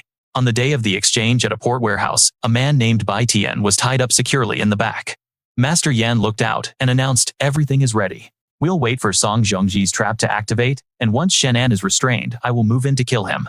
If this fellow Yan can pull it off, we won't even need to show our faces. Shen An had arrived at the port, his vehicle carrying a large shipment. He shouted, Song Zhongji, the goods you needed have arrived. Zhongji then rushed out, saying, Boss Shen, what kind of fancy car is this? It's quite unique. Give the goods to them, and take Poison Serpent away. Yes, sir. After saying that, Wang Bao began carrying the crates inside. Zhongji gave a faint smirk, and said, the items check out. Release the man. Wang Bao was slightly overjoyed upon hearing this. Zhongji suddenly burst into laughter. Boss Shen's strength is just too formidable. We couldn't help but take precautions. I must ask you to move to the center. Shen An quickly followed his instructions, but suddenly the situation changed. What a trap slammed down, and he hurriedly covered his nose with his hand. Zhongji's men charged out one after another. This smoke is a knockout drug concocted by Brother Longhai. Not even an elephant could withstand it. Shen An, you're dead for sure. The time is about right. From the other side, another group also charged forward with swords. One of them suddenly shouted, well, now aren't you surprised? Did you find this unexpected? Are you happy? As it turns out, Shen An had been prepared all along. What Zhongji yelled into a megaphone? Boss Shen, I'm leaving what comes next to you. I'm not any good at fighting. Master Yan's group roared in anger. Song Zhongji, what are you doing? You're selling me out. This betrayal is perfect for a manhwa recap. You despicable little worm. Zhongji sneered, daring to plot against my Song family and use us as a tool. Boss Shen, please handle them properly. Shen An turned his head and smiled. A small matter. One day prior outside Song Zhongji's villa. Boss Shen, why did you request a meeting? Shen An said. The fact that you agreed to meet Mr. Song means you've already realized there's a problem, haven't you? The Song family's goods are indeed in my hands. But I wasn't the one who stole them. Someone secretly transported the Song family's goods to the Emperor Hotel.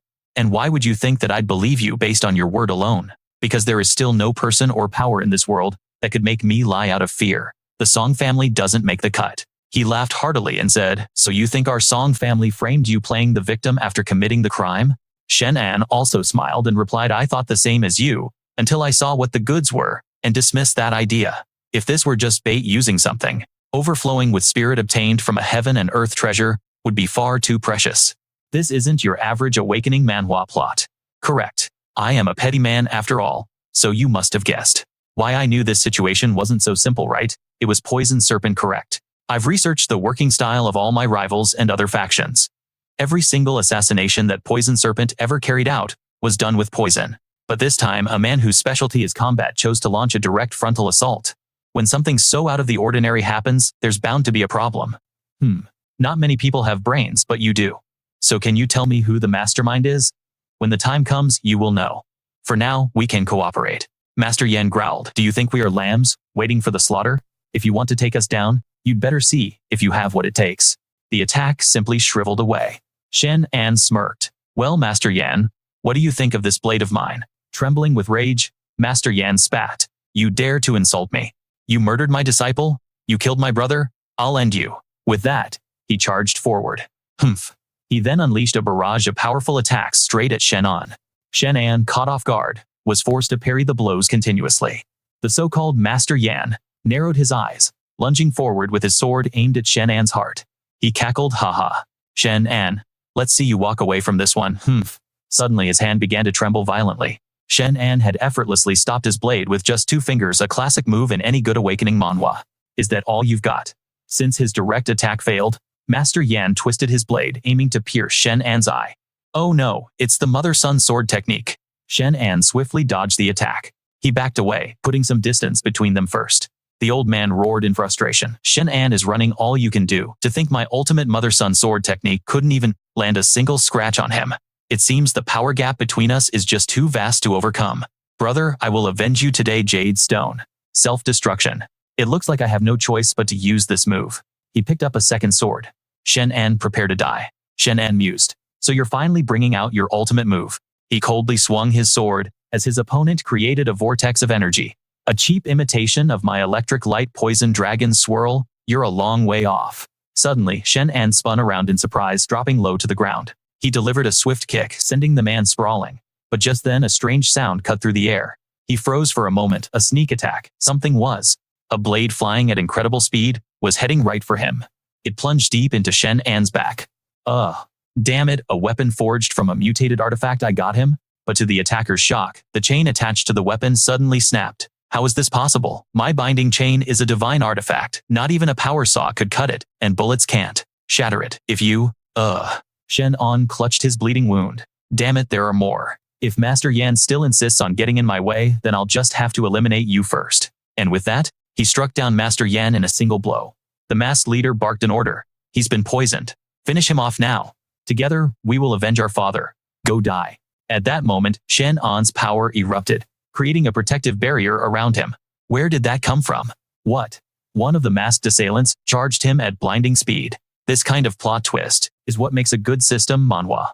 Even so, the attacker couldn't track his movements before slashing cleanly across Shen An's body. Shen An cried out in agony. The leader in black sneered. He's that fast even while under the effects of my poison. But this is as far as he goes. Then he leaped high into the air. Shen An struggled to his feet, demanding an answer. Who sent you people? Are you old retainers of the Chen family? One of them scoffed. Is he trying to stall for time? The leader replied. Stalling. The longer he waits, the more my poison spreads. If he continues to waste time, we won't even have to do anything. He'll just drop dead on his own. Another one of them licked his blade menacingly. The Lianya assassination squad is here to claim your life. He lunged to strike Shen An, but to everyone's astonishment, the dagger in his hand shattered into countless fragments. A dagger forged from a mutated divine object, and yet, Shen An smiled calmly. When I was a kid, I read a lot of martial arts novels. They said that if a blade is fast enough, the one who is struck won't even realize they're already a dead man. Tell me, do you feel a chill? The assassin's face went pale. What are you talking about? Before he could finish his sentence, his body was torn to pieces. Shen An's gaze fell on the leader, his voice low and menacing. You're next. But peekaboo, surprise old man. The spot he was staring at was now empty. Where did he go? Suddenly, the leader appeared from behind for a sneak attack. He unleashed his special ability only to be countered instantly by Shen An. The magic circle in his hands began to rapidly shrink. He cried out in shock. What did you do? A handsome and talented man such as myself believes that when taking something from someone, it should be returned in pristine condition. Cracks suddenly spiderwebbed across the palm of his hand.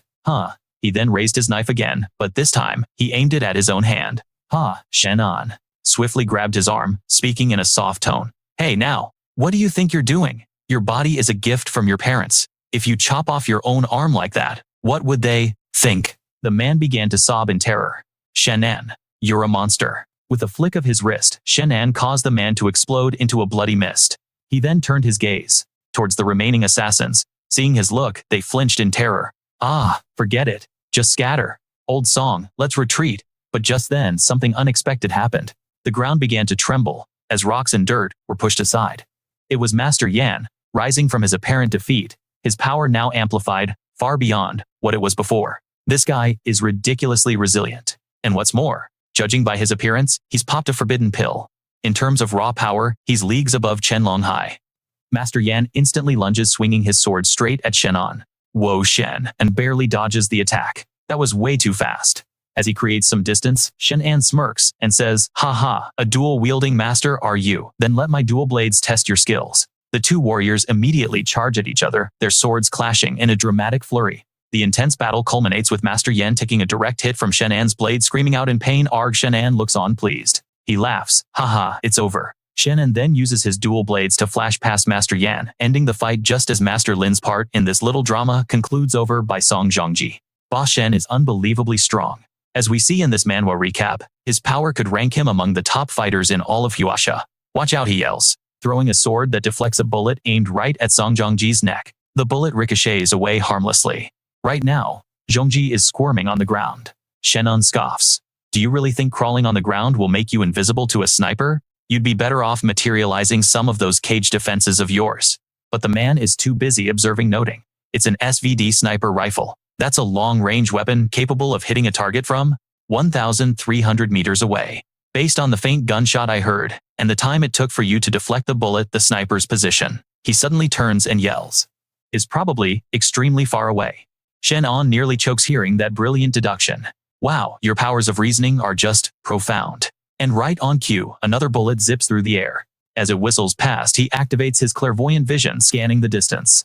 Found you. He spots a masked man holding a rifle, and standing right next to him is none other than Xu Tianming. Shen An is taken aback. Xu Tianming from Jicheng Pharmaceuticals. So it really was you. Song Zhongji begins to speak. Ba Shen about before. My family drove a wedge between us, causing me to hold a grudge and almost harm your friend. I'm truly sorry. And now you've even saved me. But I'm really not into guys. Hearing this, Shen An sends a swift uppercut, his way to knock him out of his delusion. Elsewhere, someone is agonizing over a choice at a hotel. Stay, leave, stay, leave. Does he want me to stay or go? It's Dan plucking petals from a flower, torn over the decision to stay or leave. When she reaches the final petal, she suddenly stops and tosses it aside. She giggles. The stem counts too. It means he wants me to stay. Yep, that has to be it. With her mind made up, she starts a live stream. Hello everyone, it's been a while. I'm here today to say goodbye. Her chat immediately explodes. Why? What's wrong? Jojo, don't go, please don't go. She then explains to her audience. My life has undergone some huge changes recently, and I'm not sure what to do next. I've given it a lot of thought, and I know I can't keep live streaming forever. I hope you can all understand my decision. I'm so grateful for your support over the years. My next step is to get a job at the future company. I heard they're hiring, and since my degree is in management, it seems like a perfect fit. Meanwhile, the current Shen An is deep in meditation when his future self speaks to him, it seems. The breathing modification technique is having a tremendous effect on you. How do your strength and body feel? Now I've reached the mid-stage of the 3rd rank. My body feels significantly enhanced, a key progression in any system manhwa. But my spirit energy points are increasing very slowly. That's to be expected. Without the aid of spirit fruits, your cultivation speed will stagnate. That's it. You need to go into the deep mountains and find some of those fruits for yourself. He then goes to meet with Mu Lingqiu and explains the situation. For now, Jicheng Pharmaceuticals is being kept in check by the Song family, so they probably won't be able to cause any trouble in the short term. My injury from that poisonous snake requires the best resources to fully heal. A worried Lingqiu then asks, Boss, where are you off to? This time, did you find some other cute girl to chase after Shen? And completely flabbergasted retorts, what kind of person do you take me for? Don't slander my good name. I have important business to attend to. Just then, Bai Weiwei pokes her head in, adding with a smirk. Isn't Ba Shen's important business usually just chasing skirts? Or would you care to tell us exactly what you're planning to do? Shen An is left speechless. All right, you two powerful ladies, I surrender. I'm going into the deep mountains to find spirit fruits. You still want to go to that terrifying place? On one hand, Shen An explains the spirit fruits are crucial for my cultivation, a common quest in an awakening manhwa. On the other hand, I'm also worried about the stability of the barrier there. Fine. Then I'm going with you, Bai Weiwei declares. Shen An can't resist a jab. Well, make sure you wear something a bit more durable this time. Enraged, she shouts, you are forbidden from speaking. Mu Lingqiu pipes up. I want to go too, Bai Weiwei retorts. What for if she can go, so can I. I can protect him too. And with that, the three of them pile into the car and head towards the remote mountains. Shen An is in a bind, completely exasperated. Do you two seriously think I'm your babysitter now? Am I supposed to be looking after you both? Don't bring any more romantic entanglements back to the company. We've barely gotten started, and we already have so many enemies. Wang Bao shot him a look, remarking, Boss, you sure are blessed. Shen An snapped, just focus on driving. Suddenly, the car slammed on its brakes, causing Shen An to lurch forward and smack his face against the seat. What's going on? What are you doing? Wang Bao's face was a mask of confusion as he asked, what is that commotion? Up ahead, a massive wall of fire blocked their path completely. Looks like someone doesn't want us going up that mountain. Who could it be? Since they're already here, let's just ask them. A group of villagers armed with crude weapons approached them and demanded, who are you people? What business do you have here? At that moment, Shen An turned to Bai Weiwei and Mu Lingqiu. With you two flanking me like this, I look like some kind of kept man. He cleared his throat. Ahem, excuse me, respected villagers, may I ask something? Did something happen here? Why have you blocked the road? An elderly man with white hair stepped forward from the crowd and spoke. This road leads up the mountain. Are you youngsters planning to go up there? Shen An replied. Yes, that's right. The old man pressed on. What do you know about that mountain? The last person who went up there? Well, after that, a monster appeared on the mountain. Shen An was taken aback. Sir, what exactly happened? We're here to investigate the situation. Bai Weiwei also presented her credentials. This entire scenario felt like it was straight out of an awakening manhwa. We're government agents. You can trust us and tell us everything that's happened. The old man sighed deeply and began, alas, a few days ago, a person dressed all in black also went up the mountain from this very spot. Not long after, we heard a massive explosion from up there. Then after the man in black left, the monster appeared.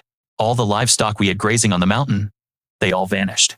A woman trembling began to sob. My husband took some men up there to investigate and they never returned. Bai Weiwei stepped forward reassuringly. We will go up the mountain and investigate. Everyone please return to the village and wait for our report.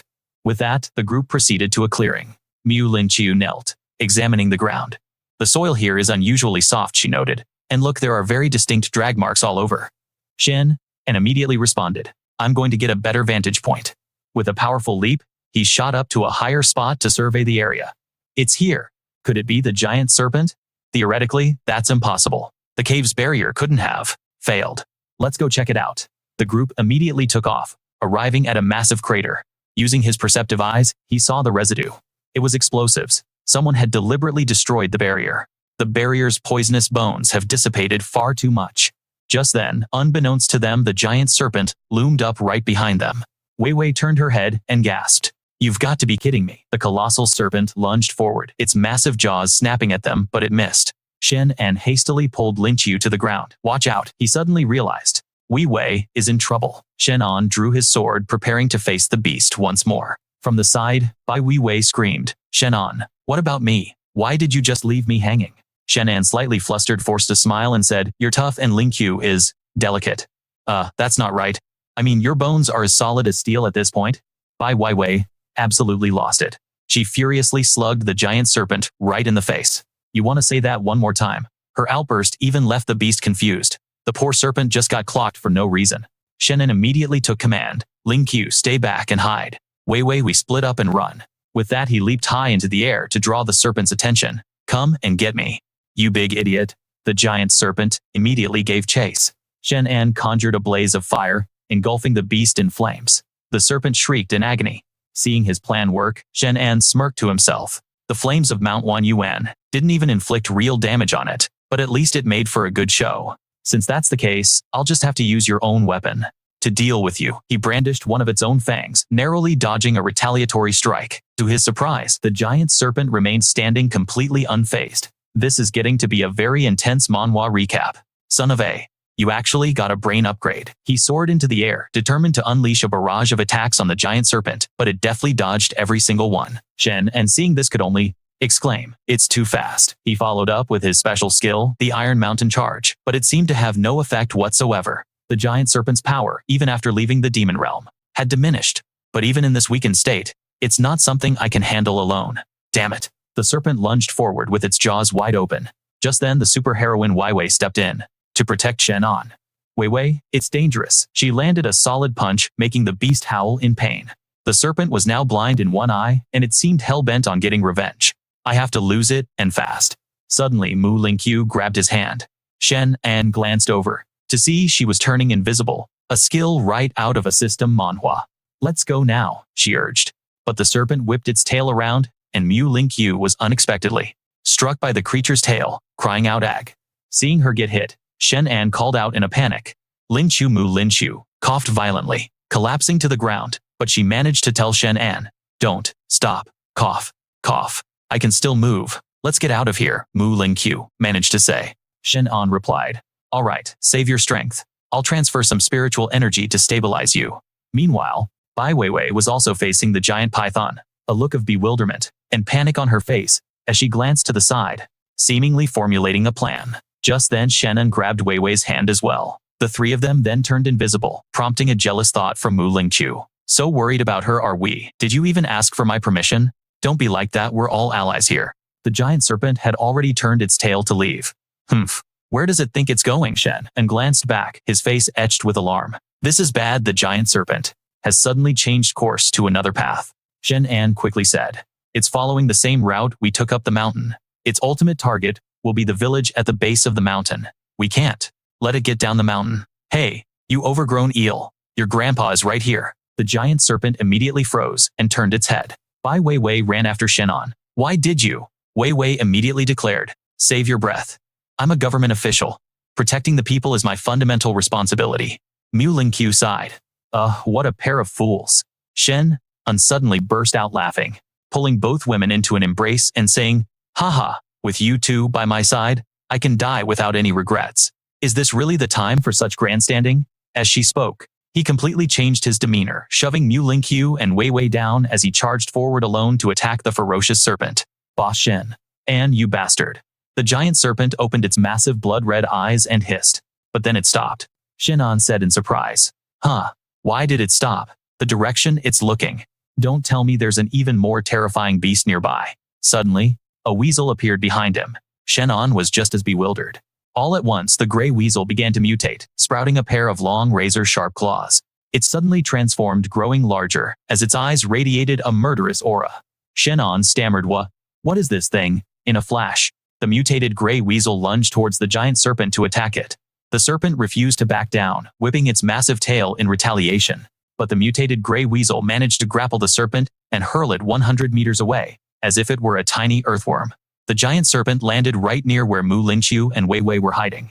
The mutated weasel, once again showcasing its prowess in this intense manhwa recap, leaped into the air and tucked in one leg. Unexpectedly, the giant serpent managed to wrap its tail around the creature's leg. The mutated weasel lost its balance and went crashing down. The giant serpent seized the advantage, hoisting the mutated gray weasel into the air and dangling it, shaking it back and forth until the weasel became dizzy and disoriented, its head spinning before it passed out. Then the serpent opened its massive maw. Shen An broke out in a cold sweat and yelled, "This is not good. Is that snake really planning to swallow it whole?" Once again, he pulled a gun from his mechanical system, immediately firing a continuous volley of shots at the giant python.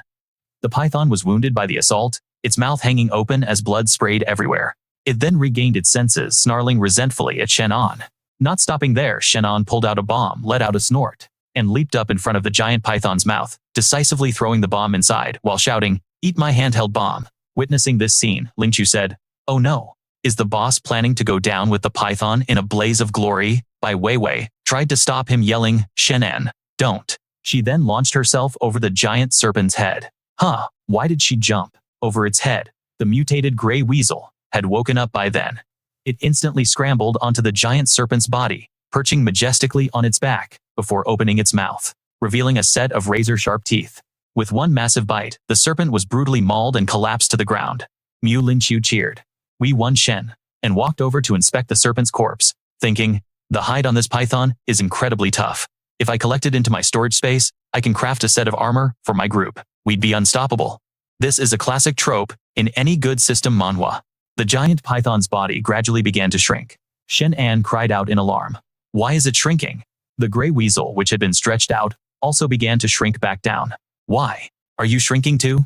Thank goodness it probably just fainted from exhaustion. With that, he rushed to give first aid to the unconscious gray weasel. My savior, you better not die on me. He accessed his inventory, pulled out a backpack, and carefully placed the small weasel inside. This place is crawling with monsters, just like in an awakening manhwa. Once you've recovered, I'll bring you back here. Suddenly, he felt a pair of intense eyes on his back. It was Wei Wei. She wound up her leg, kicked him squarely, and yelled, the weasel is fine. You're the one who's not, ouch. Right after the kick, a clump of mud splattered against his head. Mu Linqiu warned him angrily, if you ever dare to push me away again, I will personally end. Shen An retorted in pain. Well, I didn't want you two following me to your deaths. In perfect unison, both women snarled. Shut up. Shen An felt a shiver run down his spine. He smirked, pointing deeper into the forest. Yeah, you're right. When I peered into the pit earlier, I'm pretty sure I saw the leftover traces of some explosives. I want to go check it out. Bai Weiwei immediately shot back. That pit is at least 100 meters deep, and you're telling me you could see the bottom. A mere 100 meters, nothing special in a system manhwa. My clairvoyant eye can see for 1,000 meters. Hearing this, both Bai Weiwei and Mu Linqiu's expressions soured. You. What did you just say, clairvoyance? Shen An, caught in a lie, scrambled to change the subject.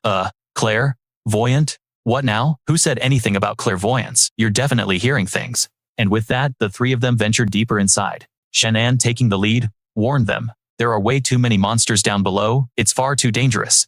You two should just wait up here. But Bai Weiwei cut in. Are you trying to sideline me again? Linqiu immediately scoffed at Bai Weiwei. You're not much use anyway. What good is a log that only knows how to take a beating? Bai Weiwei, not taking that insult, lying down, spun around and shot back. And what about you? What's so great about being as fragile as paper mache? Linqiu fired right back. I can turn invisible. Don't forget that if it weren't for me earlier, you two would have been toast 100 times over. The two women continued their death glare duel. Seeing this, Shen An quickly stepped in to break it up. Okay, you're both incredibly helpful. Just be careful and come down with me. After he said that, the two women each grabbed one of Shen An's arms, and the trio leaped down in unison, landing once more at the bottom of the massive pit. Shen An immediately noticed the ground was littered with fragments, but there were no identifying marks left on them. Linqiu explained, this is a custom explosive from the Dark Organization's 3 messengers. It can detonate 3 consecutive times, and its blast power is several times stronger than a normal explosive. If what you're saying is true, then the Dark Organization is responsible for destroying the barrier. Suddenly, a strange noise echoed from within. In a split second, Wei Wei threw herself in front of Shen and shielding him from an explosive blast. Shen An cried out in shock Wei Wei as she took the full force of the attack. Asterisk. Cough times. She collapsed, her body trembling. Clairvoyant. Damn it. The explosive can detonate 3 times in a row. Shen An gritted his teeth, his gaze fixed on the source of the blast. So it really was. Those scumbags from the Dark Organization. A volley of bombs came hurtling towards the trio. Shen An instantly summoned his mechanical ring to shield Mu Linqiu and Bai Weiwei. Linqiu, get Wei Wei to cover, but don't go too far in Mu. Linqiu replied. You be careful too. After the mechanism absorbed all the incoming bombs, he used the momentum to launch himself skyward. Suddenly, a bomb shot straight at him, making him yell in panic. This is bad. He twisted his body to evade. Even though the barrier was destroyed, the restrictions on special abilities still remained. I need to gather my breath to reach the cave entrance, but with this density of cannon fire, I have absolutely no chance of making it out. This kind of desperate situation is common in the awakening manhwa genre. He used his backpack as a makeshift shield against the bombs. Brother Huan, you have to hang in there, don't get blown to bits, the purple-haired girl said worriedly. Boss, her breathing is shallow, I don't know if she's suffered internal injuries. Shen An was sweating bullets. What do I do? What now? We can't keep this up. It seems they've run out of ammo. Shen An turned his head and saw strange objects plummeting down. A voice sneered. If you dared to come down here, then you're not leaving. A figure in a black cloak appeared, stunning Shen An. What the hell is this? A human bomb. Suddenly, the black-cloaked figures crumpled to the ground, arrows sticking out of their backs. He turned his head, and a smile broke across his face. Perfect timing. So it's Dan and Wang Bao. They're here to help. Wang Bao peered down into the pit, saying, What's with all the explosions down there? Are they playing whack-a-mole? Wait, isn't that Brother Shen? And are they attacking him? And just like that, the trio leaped out of the pit. Ah, Wang Bao Dan Dan, why are you guys here? The moment Dan Dan saw Shen An, she beamed and ran toward him. Brother Shen An, are you all right? But she suddenly stopped in her tracks when she saw Wei Wei nestled against him. I'm fine, but Wei Wei's hurt. Her condition is stable for now. Wang Bao then explained Miss Zuzu said she wanted to find the boss to talk about a job, but she discovered that you and Miss Mew were both gone. Then, she heard you were all going on some dangerous quest, and got worried, so she urged me to contact Brother Meng and come find you. That's the short version for this part of our manhwa recap. Wang Bao explained, pantomiming the events. The moment we got on the mountain, we ran into some goons who just started shooting without a word. I got so ticked off, I took care of them. Shen An replied. It's a good thing you two showed up when you did, otherwise we'd have been toast down there. The only problem is, the barrier has been destroyed. The havoc wrought by the monsters was becoming more severe, as they've now managed to break through and enter the human world. It's only a matter of time before the villagers below are attacked. We have to find a way to repair the barrier immediately. But the current situation was incredibly dire. Suddenly, an idea struck Shen An, and he muttered, That's right, isn't that guy's specialty making giant covers? Wasn't he an expert at making containment covers? Exactly 1 hour later, the person he had summoned arrived. Boss, Shen, what good fortune brings you to me, Shen? And didn't beat around the bush. He immediately asked for a favor. Old Song, can your cover completely seal this massive sinkhole? Hearing this, Old Song immediately turned and ordered his subordinate. You there, don't even turn off the engine, just head straight back. Turn off the engine, just head straight back. Seeing that attitude, Shen An's face darkened. Old Song, is that how you treat your benefactor? Are you looking for a knuckle sandwich? Old Song reluctantly tossed him a red sphere, grumbling, Here, take it, you big bully. Shen, and deftly caught it with a grin. Thanks. With that said, he immediately hurled the sphere toward the mouth of the pit. Instantly, it expanded into a massive membrane, completely sealing the entire opening. Someone exclaimed in astonishment. You truly are a genius talisman master. A talisman genius. To think you'd use a mundane object like this to replace a sealing barrier. If we don't find a proper sealing artifact, this place will become a gateway for the demon realm to invade the human world. Shen An was now conversing with a future version of himself. If this place really becomes a gateway to the demon world, then Silver City will be the first to fall. How am I supposed to repair the barrier? With my spiritual energy. Future Shen An replied with a heavy dose of sarcasm. You want to use that pathetic amount of spiritual energy to repair the barrier. That's like trying to buy a Ferrari with 10 yuan. Do you remember the seal on the stone pillar you saw on Chenjia Street before? Shen An replied, I remember. He then asked, so the seal on the stone pillar is the true source of the barrier's energy. This plot point is a staple in many a time system manhwa asterisk. Yes, but not entirely, the other Shen An explained. The sealing artifact isn't just the stone pillar. There are others as well. We collectively call them holy relics. You must find a holy relic to re-establish the barrier. Shen An let out a sigh of relief. You scared me half to death. Okay, so I just need to find a holy relic, and this whole ordeal is over. He spoke as if the apocalypse had just been averted, was just around the corner. But his future self issued a grim warning. There are only a few holy relics in existence. If you move a holy relic from one place, the barrier in that location will weaken or shatter completely. Hey, why aren't you in a rush then? Shen An put his hands on his hips, feigning understanding. Do you think I don't know your style of speaking by now? Always so mysterious and cryptic? Why are you so insufferable? So what am I supposed to do? Even his future self seemed resigned. I can't think of a way either. For now, we can only temporarily borrow a holy relic from the wilderness. For now, I'll figure out the specific locations of the relics and give you a partial map. But you also need to prepare yourself to lead humanity in the fight against the demon race. Hearing this, Shen An had to calm himself down. A war. I can't let myself get scared. Suddenly, Shen An remembered the weasel friend, who had sacrificed itself to save him during the battle with the giant serpent. I completely forgot my backpack shielded me from so many rocket explosions. I wonder how Brother Weasel is doing. Please don't be a goner. Carefully opening his backpack, Shen An breathed a sigh of relief to see his weasel friend still sleeping soundly, though it had several pitiful bumps on its head. Brother Weasel. As he spoke, the weasel spirit's eyes snapped open, and it let out a ferocious roar. Shen An was taken aback, saying fearfully, Brother Weasel, it wasn't me, it was the dark. Before he could finish his sentence, it lunged forward to attack, causing Shen An to scream at the top of his lungs. Run for it. The weasel is enraged. However, it surprisingly veered off and charged towards the other group of people. One of them asked in a panic, What's wrong with it? What did you do to it?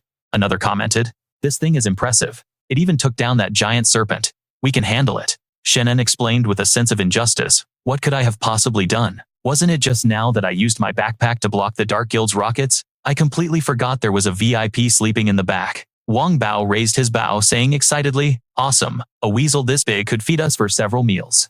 Shen An quickly smacked Wang Meng hard on the head. A hard smack. What do you think you're doing? That's the spirit beast that saved my life. Just then, a voice rang out. Miss Zhu, look out. In a flash, everyone turned to see the weasel spirit snarling right in front of Jojo. Shen An quickly advised her, Jojo, don't move. Absolutely do not move. Just wait. Watch this. Strangely enough, the giant weasel spirit suddenly stood perfectly still before Jojo. The little girl bravely reached out and gently touched its nose. That's unexpected. This whole scenario is a perfect fit for our Times Manhwa recap asterisk. Ha, so, you're just a little weasel, aren't you? You're so cute. Shen An almost forgot that demon beasts seem to have a natural affinity for Zuzu. He then asked Zuzu, would you be willing to raise it? Jojo hesitated. Hummy, can I do that? Shen An thought to himself, I have quite a few enemies right now, and Jojo has no way to defend herself. I can't always be there to protect her. But if you have this beast as a bodyguard, then those below the 3rd rank won't be able to get near you ever again.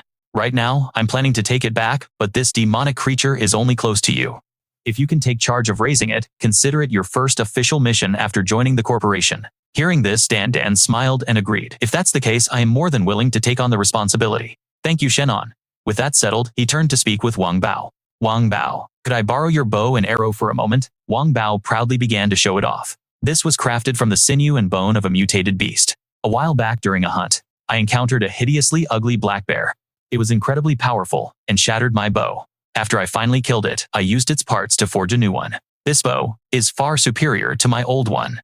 Shen An, noticing the unique arrows, inquired. Were these the bullets you shot down, using just your bow? Wang Bao replied, that's right, their reloading speed was abysmally slow. Shen An was stunned. I completely misjudged you. You're the ultimate long-range support, an MVP straight out of a system manhwa. Meanwhile, in another location, a sinister plot was being hatched. One figure spoke, I've discovered the secret to Shen An's rapid growth in power. The other urged, go on, tell me what you know. The masked man began his tale. I found it strange from the very beginning. The cataclysmic change just happened a short time ago. Based on Shen An's age, how could he possibly cultivate to such a high realm? So, I've had people monitoring his every move. Some time ago, he went to explore a mountain. Can you guess what was in there? Xu Tianming impatiently cut in. Stop beating around the bush. Just get straight to the point. He continued, an entire forest of spirit fruits. I thought he was some kind of peerless genius, but it turns out he just had access to a treasure trove. This whole situation is like some kind of manhwa recap, where one guy gets all the luck. I've already collected all the spirit fruits from the entire grove. The 8 organizations also need to enhance their power, and we must replenish our ranks after losing so many people in the last operation. Xu Tianming immediately questioned, why were there casualties? Did Shen An's side set up an ambush? The masked man explained, besides the spirit fruits, my men also discovered a strange deep chasm. Fearing an ambush, they tossed explosives into the cave. Little did they know they would trigger an event straight out of an awakening manhwa and blow out a giant python the size of a freight train. In my opinion, the spirit fruits inside that cave must be even more potent, which is what caused the python to mutate into a colossal beast. It's just a shame that the giant python was too powerful. Our men couldn't even scratch it. They had no choice but to search the very bottom of the cave. So, did you come to me asking for men or for resources? The masked man went on, his voice dripping with insinuation. Dealing with Shen An isn't just a one-sided operation for my dark organization. In any case, we can't be the only ones making all the sacrifices. Isn't that right, Boss Shu? Besides, our dark organization is not to be trifled with. First, Shen An poached from my territory, and then he eliminated 2 of my veteran generals. This blood feud is irreconcilable. I only hope that you, Boss Shu, will assist the Jin Ham Song family.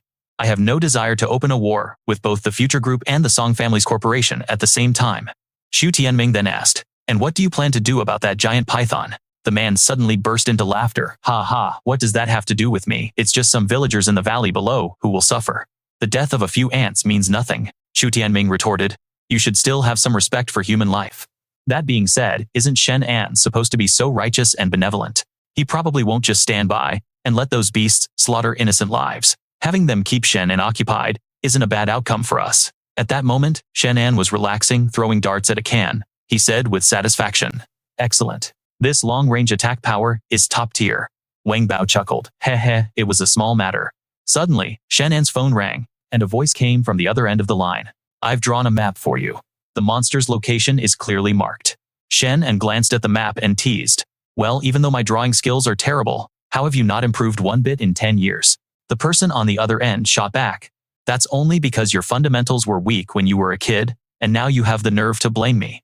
I've already scouted it out. That small island in the Pacific Ocean is currently the most suitable target. Even if we move the holy artifact from there, the ocean will act as a natural barrier against the demonic beasts. It won't be able to pose a threat to humanity too quickly.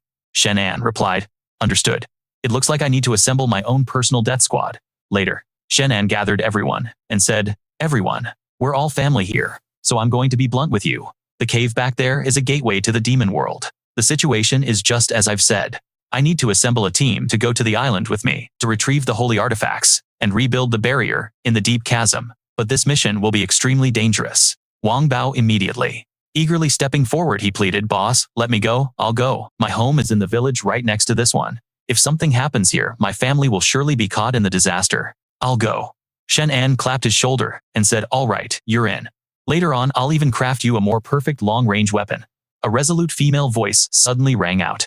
Count me in. Mu Linqiu and Wei both raised their hands in unison. The three of them then shot daggers at each other with their eyes. Shen An said, Wei, you're a government agent. I don't want your superiors finding out about this too soon. You need to come up with a valid reason to hand over your duties. He then turned to Mu Linqiu. And you're the one managing everything at the future group. If she were to leave, Mu Linqiu quickly retorted.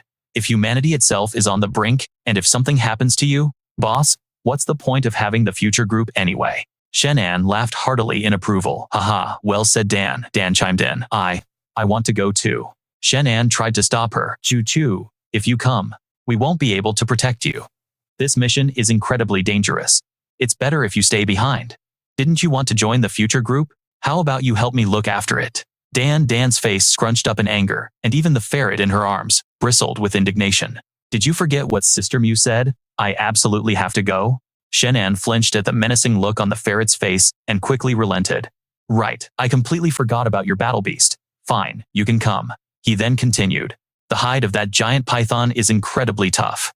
Conventional firearms won't even scratch it. So here's the plan, I'll make a set of battle armor for each of you.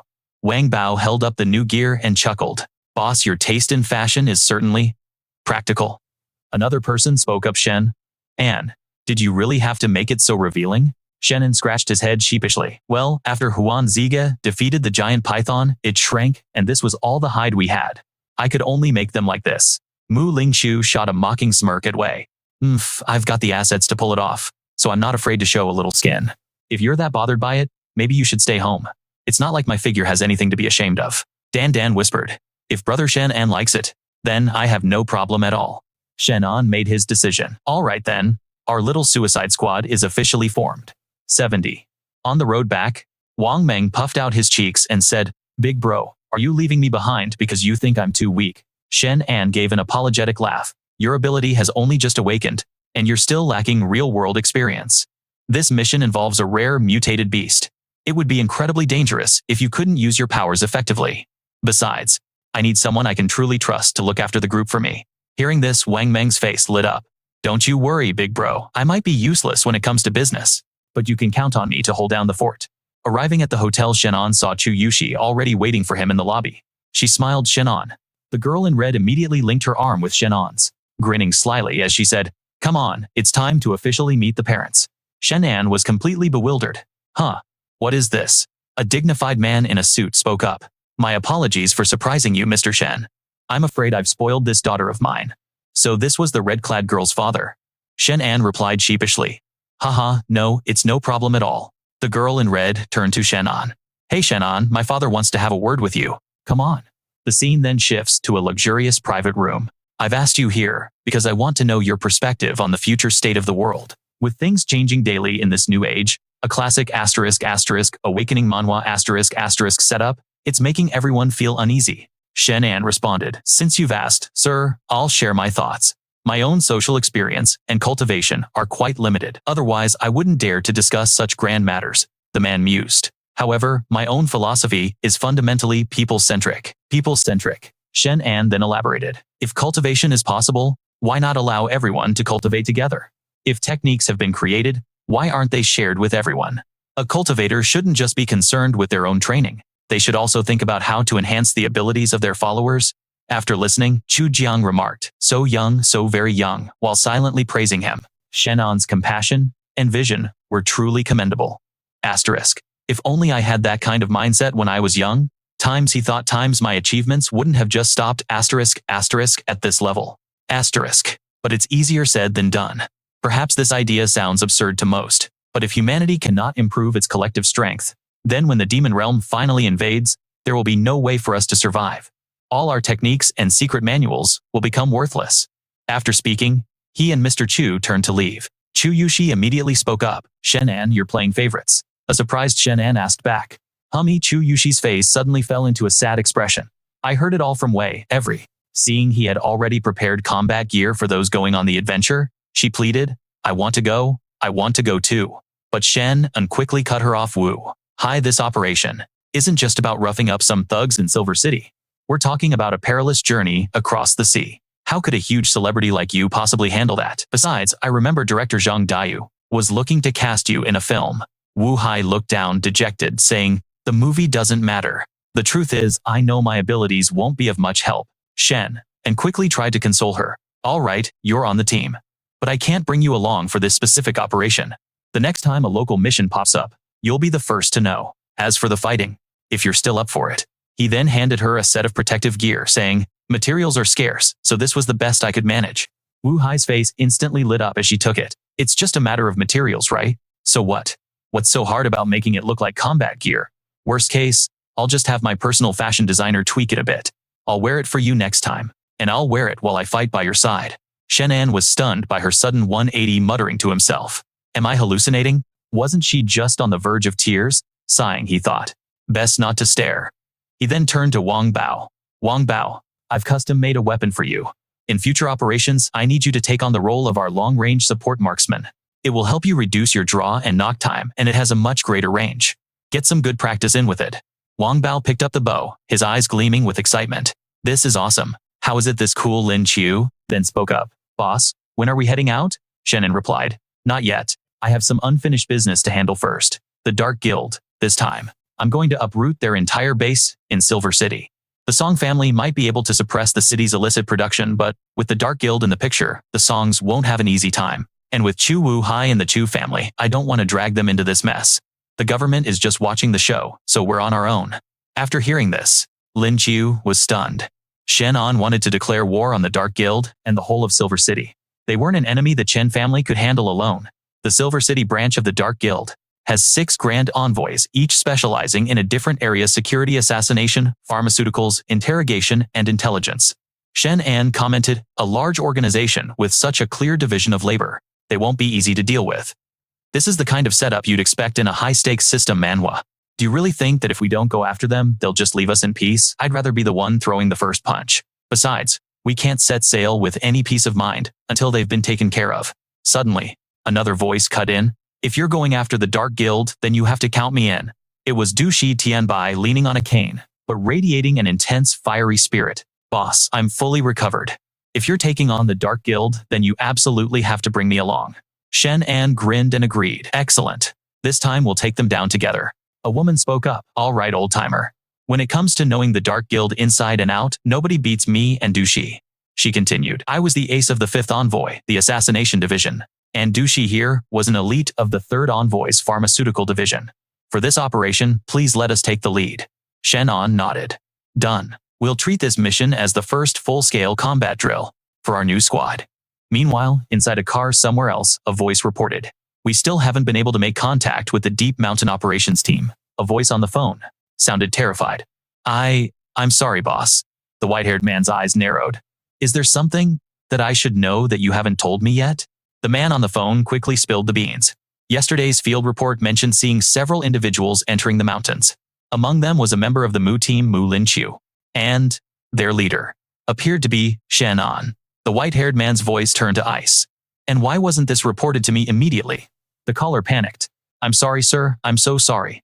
I was planning to handle them myself before reporting to you. The white-haired man's expression grew dark. You should prepare for your end. With that, he crushed the phone in his hand, gritting his teeth and snarling Shen An. It's you again. Elsewhere, traffic moved along the city streets. Inside a flashy red sports car, a pink-haired girl cozied up to the blonde man in the driver's seat. Babe, look, a Maybach. That's my absolute favorite car, she cooed.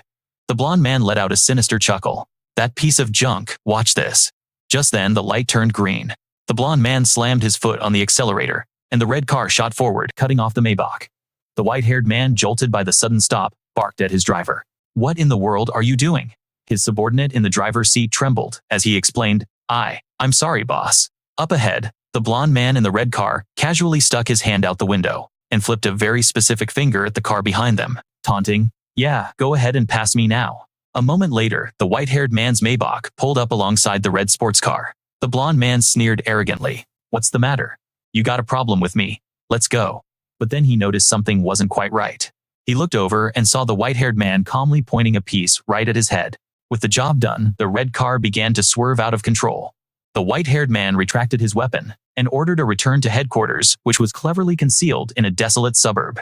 The white-haired man issued a command to his underlings. All members level 2 and higher will each be served 1 spirit fruit. For those level 3 and above, they will receive both spirit medicine and a spirit fruit. Make the arrangements at once. A figure in a black cloak bowed their head, responding, Understood, big brother. The white-haired man's voice grew chillingly cold. Shen An, if you dare to show your face here, I will make sure you never leave this place alive. Miles away, Shen An let out a sudden sneeze. Is someone talking smack about me? He wondered, wiping his nose before asking, Are you certain? The headquarters of the Dark Guild is really just this. The purple-haired woman corrected him. To be precise, we are standing directly above the Dark Guild's headquarters. She gestured towards the nearby farm, explaining that it was the entrance to a complex several stories deep. It's all the Dark Guild's territory. Shen An found it odd, yet it made a certain kind of sense. The man beside him clarified. A Dark Guild naturally operates in the shadows, so hiding underground is perfectly normal for them in a system Manhwa. The boss has arrived, Shen An announced, pushing the door open. But is there really no one on guard? You'd think they'd at least have a few watchdogs, or something. As if on cue, several shadowy figures materialized from nowhere. The purple-haired woman let out a long sigh. Oh my dear boss, she thought. Thanks to that blessed mouth of yours. What's the plan now? The black-cloaked figures aimed their weapons, issuing a stern warning. Don't move. The white-haired man's voice crackled over a microphone. Shen An, on behalf of the Dark Guild, I have no desire for a confrontation. Just hand over the 2 traitors Mu Lintan and Du Shi, and we will let you walk away. Du Shi stammered nervously, boss. Meanwhile, Shen An was already doing the math on the dozen or so enemies. It'll take an average of 0.7 seconds per person, he thought with a slight smile. And the speed of a bullet is. The white-haired man's voice interrupted. Have you made your decision, Shen? And whispered under his breath. That's more than enough time. He formed a finger gun, pointed it forward, and mouthed pew. And just like that, as Shen An raised his hand and made the sound, one of the men in black crumpled to the ground. Watching their comrade fall for no apparent reason, the remaining men stared in shock. They looked down at the man on the ground. His eyes rolled back into his head, and began to wonder, what in the world is going on? Meanwhile, Shen An was putting on quite a show. One hand was shaped like a gun, while the other cupped his mouth, producing a series of pew-pew sound effects. With every pew, another man in black hit the dirt. The others watched in horror, as their comrades dropped one by one for no discernible reason. Panic set in as they screamed, What's going on? What's wrong with you all? This is no time for a nap. But wait a second. A closer look revealed that each of the fallen men had a tiny dart embedded in them. Their eyes then turned towards the distant mountain, and there a man in a hat was looking down at the scene below. He nonchalantly blew on the tip of his crossbow, a grin on his face. He announced proudly, You may call me, the Sharpshooter King. Bai Weiwei, who was beside him, teased the times. Times Sharpshooter King is so impressive. Hearing the emphasis she put on it, he felt like something was off. It dawned on him, and he exclaimed in embarrassment, There's no in the name. It's just a sound I made. Dan, who was listening to their banter nearby, couldn't help but burst out laughing. Returning to Shen An's position, he gazed at the men sprawled on the ground and shouted towards the central control system. As for my response, are you satisfied with it? A moment later, a synthetic mechanical voice replied, Shen An, are you declaring all-out war? Upon hearing that voice, Shen An's expression turned frigid. He looked up into the air and said, When Master Yan challenged me to a duel, your so-called experts from the Dark Guild ambushed me. As this manhwa recap shows, that was a declaration of hostilities, wasn't it? Hearing Shen An's words, the mechanical voice seemed to falter, as if caught off guard, but it still tried to argue its point. This is the organization's central command for high-level operatives. The voice stammered slightly. Shen An shrugged nonchalantly. Of course, he said lazily, you could claim it wasn't your order, and I wouldn't have any proof. He paused for a beat then. A smirk played on Shen An's lips. However, he continued, the moment you stood on that tower with a sniper rifle and aimed it at me. I'd say that counts as declaring war, wouldn't you? As he spoke, Shen An's eyes began to glow, a tiny star twinkling within his pupils, a classic sign of a power-up in an awakening manhwa. I bet you didn't see this coming, he thought. Time to give you a taste of your own medicine. As the thought crossed his mind, his gaze locked onto a patch of bushes. In a flash, his vision zoomed in, revealing the image of a long-haired man wearing a mask. The man had no idea his cover had been completely blown. He was still muttering to himself, how could he possibly see me? Shen An's grin widened as he spoke cheerfully. You want to know how I found you? Perhaps you should do some research on the relationship between myself and Director Shu. I don't know your name, but since you're so fond of that golden mask, I think I'll just call you Goldie Oldie. Shen An taunted him mercilessly. Hey, Goldie Oldie, save a spot for me down in hell, will you? Hearing Shen An's mocking tone, the masked man erupted in a fit of rage. He slammed his fist down, shattering the table beneath him as veins bulged on his forehead. Was written all over his face. He was furious, but utterly powerless against Shen An. Meanwhile, Shen An just stroked his chin, letting out a small sigh. What now? Talk about an ominous sign. The scene cuts to a wooden cabin, where Mu Lingqiu, who was inside, turned and said, everyone, get into your combat gear. Follow me. A short while later, the three women had changed into their battle attire. Bai Weiwei, Dan Dan, and Mu Lingqiu were now all dressed for a fight. Although the outfits were the same style, each of them wore it with a unique charm that highlighted their individual beauty. Once they were ready, the three women and Shen An descended into the basement together. Shen An scanned his surroundings, assessing the area with a slightly reproachful tone. No welcoming party for me. Mu Lingqiu, who was right beside him, began to answer. His complaint was met with a serious reply from Mu Lingqiu. The first gate is a trap mechanism. Naturally, there are no guards stationed here. This place is riddled with dangers. One wrong move, and it's game over for all of us. Suddenly Bai Tian rushed out from nowhere, smiling eagerly, as he said, Boss, let me lead the way. Mu Lingqiu quickly interjected. Everyone, you must stay close to me. Caught off guard by Bai Tian's sudden dash, she reacted instinctively, shouting, Wait, but Bai Tian was a step faster, foolishly charging ahead into the basement. Unfortunately for him, his foot landed squarely on a trap tile, which immediately sank under his weight. By the time he realized his mistake, it was already too late. From the ceiling, 3 blazing red swords shot down, aimed directly at him. His face went white with terror, as he thought to himself, this is it. But just in the nick of time, Shen An's hand shot out. He grabbed Bai Tian by the collar and yanked him back forcefully, causing the man to choke and cough. Thanks to Shen An's quick rescue, Bai Tian avoided being impaled by those 3 swords. Sprawled on the floor, he looked up at Shen An and thanked him profusely. Thank you, boss. Thank you. Mu Lingqiu stared at the 3 swords, which were now firmly embedded in the floor. She turned to Shen An with a worried expression, asking, We betrayed the organization. Do you really think they would have left the old trap, disarming method, unchanged? Shen An, hearing her question, frowned thoughtfully before replying. It seems the traps only activate upon contact. She then proposed. So what if we don't touch the ground? This is a classic awakening manhwa puzzle. At Shen An's words, Mu Lingqiu looked up, scanning the entire basement, and delivered her analysis. That's not going to work. This room is filled with hidden laser beams, invisible to the naked eye. You can test it if you want.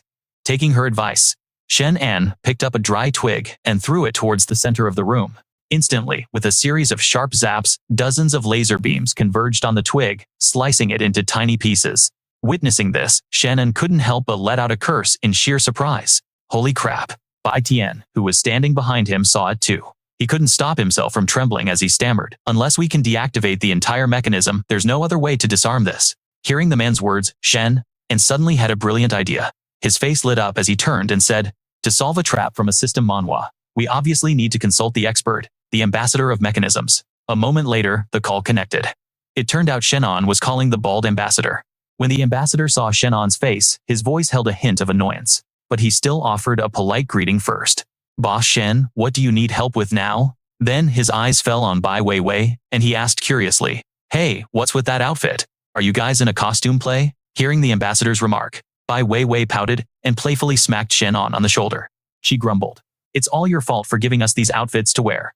Wincing from the hit, Shen An let out a small yelp, but he still had to answer the bald ambassador's question. Shen An explained to him, we're currently stuck inside a trap formation. Since you're the ambassador of mechanisms, in this whole manhwa recap, help us figure out how to break through. When Shen An mentioned the trap formation, the ambassador's tone shifted to one of shock. He began to sweat, saying, don't you dare tell me that you're inside the Shadow Organization's main trap. Shen An replied, that's the one. Now stop with the drama and tell us how to get out of here, Shen An said with a grin, beaming at the ambassador, though it was unclear what he was so cheerful about. But the bald ambassador's response was blunt and shattered his hopes. You can't. It's impossible. Before Shen An could even react, the ambassador added a crucial piece of information that Shen An's group was unaware of. This was designed by my own Grandmaster Ambassador Pan Guzong. His creations are legendary for having no escape route. He paused for a moment, and his final words were delivered with a hint of pity. You're not getting out of there. In response, Shen An just gave him a thumbs up, saying, you and your damned habit of trying to scare people. If we can't get through, we'll just turn around and leave. But the ambassador clarified, there is no escape. I mean, you can't get out, and you can't go back either. A cold sweat broke out on Shen An's skin as he whipped his head around to look behind him in alarm. The entrance. It had actually vanished. The look on his face. Shen An's expression turned grim as he asked, what's the plan? Is there really no way out of this? The man on the other end frowned, offering a potential, if not ideal, solution. The Grand Ambassador Ban Yangji's killing formation won't actively attack you, so as long as you stay perfectly still, you'll be fine. The only catch is, you might end up starving or dying of thirst. Shen An was furious at this suggestion, retorting, do you want me to beat the living daylights out of you? The voice on the other end immediately started sweating bullets. He quickly backpedaled, explaining that every formation has a core, a classic trope in any good system manhwa. Boss Shen, with your incredible abilities, if you can just locate and destroy the formation's core, you'll be able to break free. He finished rubbing his bald head in frustration. The problem is the core could be hidden anywhere within the walls, and if you don't destroy it on the first try, it'll trigger a self-destruct sequence. You'll all be fried to a crisp. Shen An's gaze went cold as he demanded, what does the formation core look like? Give me every single detail. The man on the other end complied immediately. The core of Grand Ambassador Yang Ji's formation is quite distinct. It looks just like a small snail, about the size of your fingertip. But what's the use? Unless you've got some kind of X-ray vision that can see through solid walls, you're out of luck. Before the man could finish his sentence, Shen An abruptly cut him off, ending the call and muttering to himself, that guy talks way too much. He then turned to reassure the others, don't worry everyone, I promise I will get us all out of here. As he finished speaking, he looked back at the group and was surprised by their calm demeanor. He immediately questioned them, didn't you all hear what that bald-headed song was saying? How can you all be so composed, Dan? Dan clenched her fist, a small smile on her face as she stated with conviction, it's because we all have faith in you. Shen An froze for a moment, taken aback by her words. He then turned away, a glint of blue light flashing in his eyes as he responded, all right, I won't let you down. This is a classic awakening manhwa moment, where a new power is put to the test. His vision penetrated through the very walls, scanning every single inch for that fingertip-sized snail, and finally a golden one came into view. A grin spread across his face. Found it. Snapping out of his clairvoyant state, Shen An returned to reality and issued a command, I'm going to give you a direction. I need you to aim precisely and shoot with all your strength. You have to be dead on. Show me you can do this. The archer knocked an arrow, took careful aim at the target, and let it fly. The arrow struck true, shattering a section of the wall. The purple-haired girl behind him asked uncertainly, is that it? Is it over? Shen An's eyes lit up, confident that it was a success. Without a moment's hesitation, he strode forward, but the girls behind him called out in concern, Shen An, be careful. He glanced back, his expression calm. It's okay. I've already disabled the trap. He was surprised by their reactions. Hey, what's with all those expressions? The girls were covering themselves, looking embarrassed. Just moments ago, Song Zhongji had said that unless he had X-ray vision to see through the walls, finding the core was impossible. The horrifying realization dawned on them, did he actually have it? They immediately started yelling, you lecher, you pervert. Completely caught off guard by the awkward situation, our hero stammered, hey, now, just let me explain, will you? Dan, who hadn't caught on yet, approached from a distance. She looked at the group with concern, asking, what's wrong you guys? The other two immediately shielded Dan, shooting absolute daggers at Shen An. The misunderstanding was devastating for our protagonist. It's really not what you're thinking, he pleaded. But then an unfortunate side effect kicked in, making his head spin. Oh no, this is bad. And just like that, he collapsed to his knees. The archer rushed to his side, catching him. Boss, what's wrong? Despite the intense strain, Shen An tried to play it cool. It's nothing, I just overexerted myself a bit. Let's keep moving. As they walked, he mused internally that his clairvoyant vision consumed a massive amount of spiritual energy. He could only hope the next stages weren't as demanding. The scene then shifts to the next gate. A new grand vista unfolds before the group. Awaiting them are heavily armored figures, swords drawn, and ready for battle at a moment's notice. The purple-haired girl gasped in shock. What, the 6 warriors? Our hero, completely clueless, asked. Who are the 6 warriors? Why do you look so terrified? She replied with a sense of dread. The 6 warriors are supposed to be the guardians of the 5th floor. What are they doing here? Both she and the man in the cap were stunned, exclaiming, why have they shown up in this place? Hearing their panic, Shen An turned to them and asked quizzically, are these guys really that tough? This is turning into a real boss-level manhwa recap. The purple-haired girl responded gravely. The 6 warriors are the ace up the sleeve for the Shadow Syndicate. They were originally sextuplets born from the same mother. Their father was unknown, and their mother died during the difficult childbirth. But that's where their bizarre story truly begins. The scene then shows the 6 of them as toddlers playfully climbing all over a giant ape. The purple-haired girl continued laying out the backstory for this manhwa recap. Legend has it, they were raised by an ape mother, which is why their limb coordination is unlike any normal humans, making them incredibly fast. Later, they encountered a grandmaster, who instructed them in martial arts and coordinated attack formations. From that point on, they achieved great success on their martial path, and by that time, those 6 children had grown into adults. Now fully grown, the 6 of them clad in black and armed with swords became mountain bandits, preying on travelers, she explained. On the trade routes, no one could stop them. This drew the attention of the 4 great clans, who collaborated to dispatch their top masters to surround them. Only then were they successfully dealt with. But in reality, the 6 siblings didn't actually die. They were taken away by the leader of the Dark Clan. Not only did he use medicinal baths to heal their wounds and temper their bodies, boosting their defensive and combat power, he also forged this gear for them from rare metals.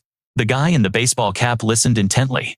After her explanation, he looked stunned and said, so, to put it simply, they're incredibly strong. Shen An felt a flicker of worry, thinking to himself that in this kind of system manhwa scenario, the drain from his inside eye was a major problem. Because he couldn't use his spiritual energy for a short while, his chances of winning were less than 10%.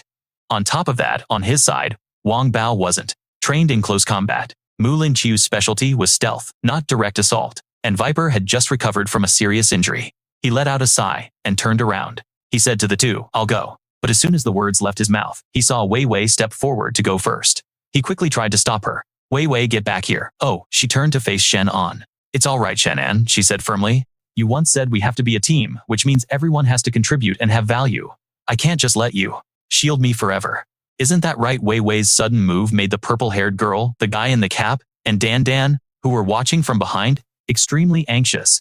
Shen An gave a strained smile. All right. You go on and fight, I'll watch your back. Before her stood a group of burly men in armor, weapons in hand. Wei Wei raised her hand into a fist. With her fist clenched, she shot towards the group like a rocket. Bring it on, she yelled. One of the men raised his weapon and charged forward to meet her, managing to grab her arm. The move took her by surprise. What? She gasped. He then threw a powerful punch at her. The blow was so strong it sent her flying backward. Then he followed up by raising his leg to kick Wei Wei. She screamed in pain and was sent tumbling to the ground. The man advanced and began to choke her with immense force. She struggled, letting out a choked cry. Then one man grabbed Wei Wei's arm while another seized her leg. Pinned down like this, Wei Wei growled. You bastards! The purple-haired girl saw this unfold. She panicked. This is bad. That's their signature move. Body rend. They're going to tear Wei Wei into 4 pieces. Shen An's face was filled with dread. We're screwed. One of the men holding Wei Wei's leg began to pull, growling. Just then, the black-haired man in orange aimed his crossbow at them, absolutely furious. I despise cowards who use numbers to bully the weak. But suddenly, Wei Wei broke free. She leaped backward, a smirk playing on her lips. Thanks. But I've got this. She then tightened her grip on the knife she had concealed behind her back. The man in orange was about to rush in to help, but Shen An stopped him. No need. I trust she can handle it. Behind them, Dan was worried. She spoke up. But they're so strong. Can Sister Wei really do it? The man in orange looked at her and laughed heartily. Haha, no problem at all. Is there any woman of the boss who isn't? a total powerhouse. Hearing this, Shen An smacked the man in orange on the head. What are you rambling about? Just watch closely for me. At that moment, Wei Wei stood ready to face the men, who were now wielding chains. They advanced one by one, swinging their weapons at her. She engaged in a fierce brawl with the charging men in black. As one of them moved in, he got behind Wei Wei and spread his arms and legs wide. She turned with a slightly worried expression. The purple-haired girl analyzed the situation. Attacks from above, below, and 3 other directions: left, right, and behind. All escape routes are cut off. It seems her only option is to jump into the air to evade, but once airborne, she'll lose the initiative and could be captured by their 4-limb lock. She trailed off hesitantly. Shen An just smiled and commented, "This coordinated attack formation is certainly interesting, something we could learn from. However, this particular attack method is useless against our Wei Wei. After all, she's got muscles of steel and bones of iron." Ignoring the iron chains surrounding her, Wei Wei charged forward with a powerful fist aimed straight at the enemy. A nearby man in black simply sneered at Shen An's words. "Muscles of steel and bones of iron. So what? You think she can punch through my special protective armor?" But he had completely underestimated her. This wasn't your average awakening manhwa protagonist. Underestimate this woman. Wei Wei suddenly strikes from behind, sending the man stumbling and crashing to the ground. She coldly raises her blood-stained dagger, staring down at her flattened foe. On the ground, the fallen man shrieks in terror. No. At the same time, his comrades instantly shift their focus to Wei Wei, their iron chains rapidly coiling tightly around her arm. But she instinctively grabs hold of them. In the next moment, more chains shoot out and lock onto her legs. Losing her balance, Wei Wei slams onto the ground, letting out a cry of pain. Thud. Seizing the opportunity, the thugs leap forward in a coordinated attack. The guy in the orange shirt frantically yells out, "Boss, they've taken down your lady."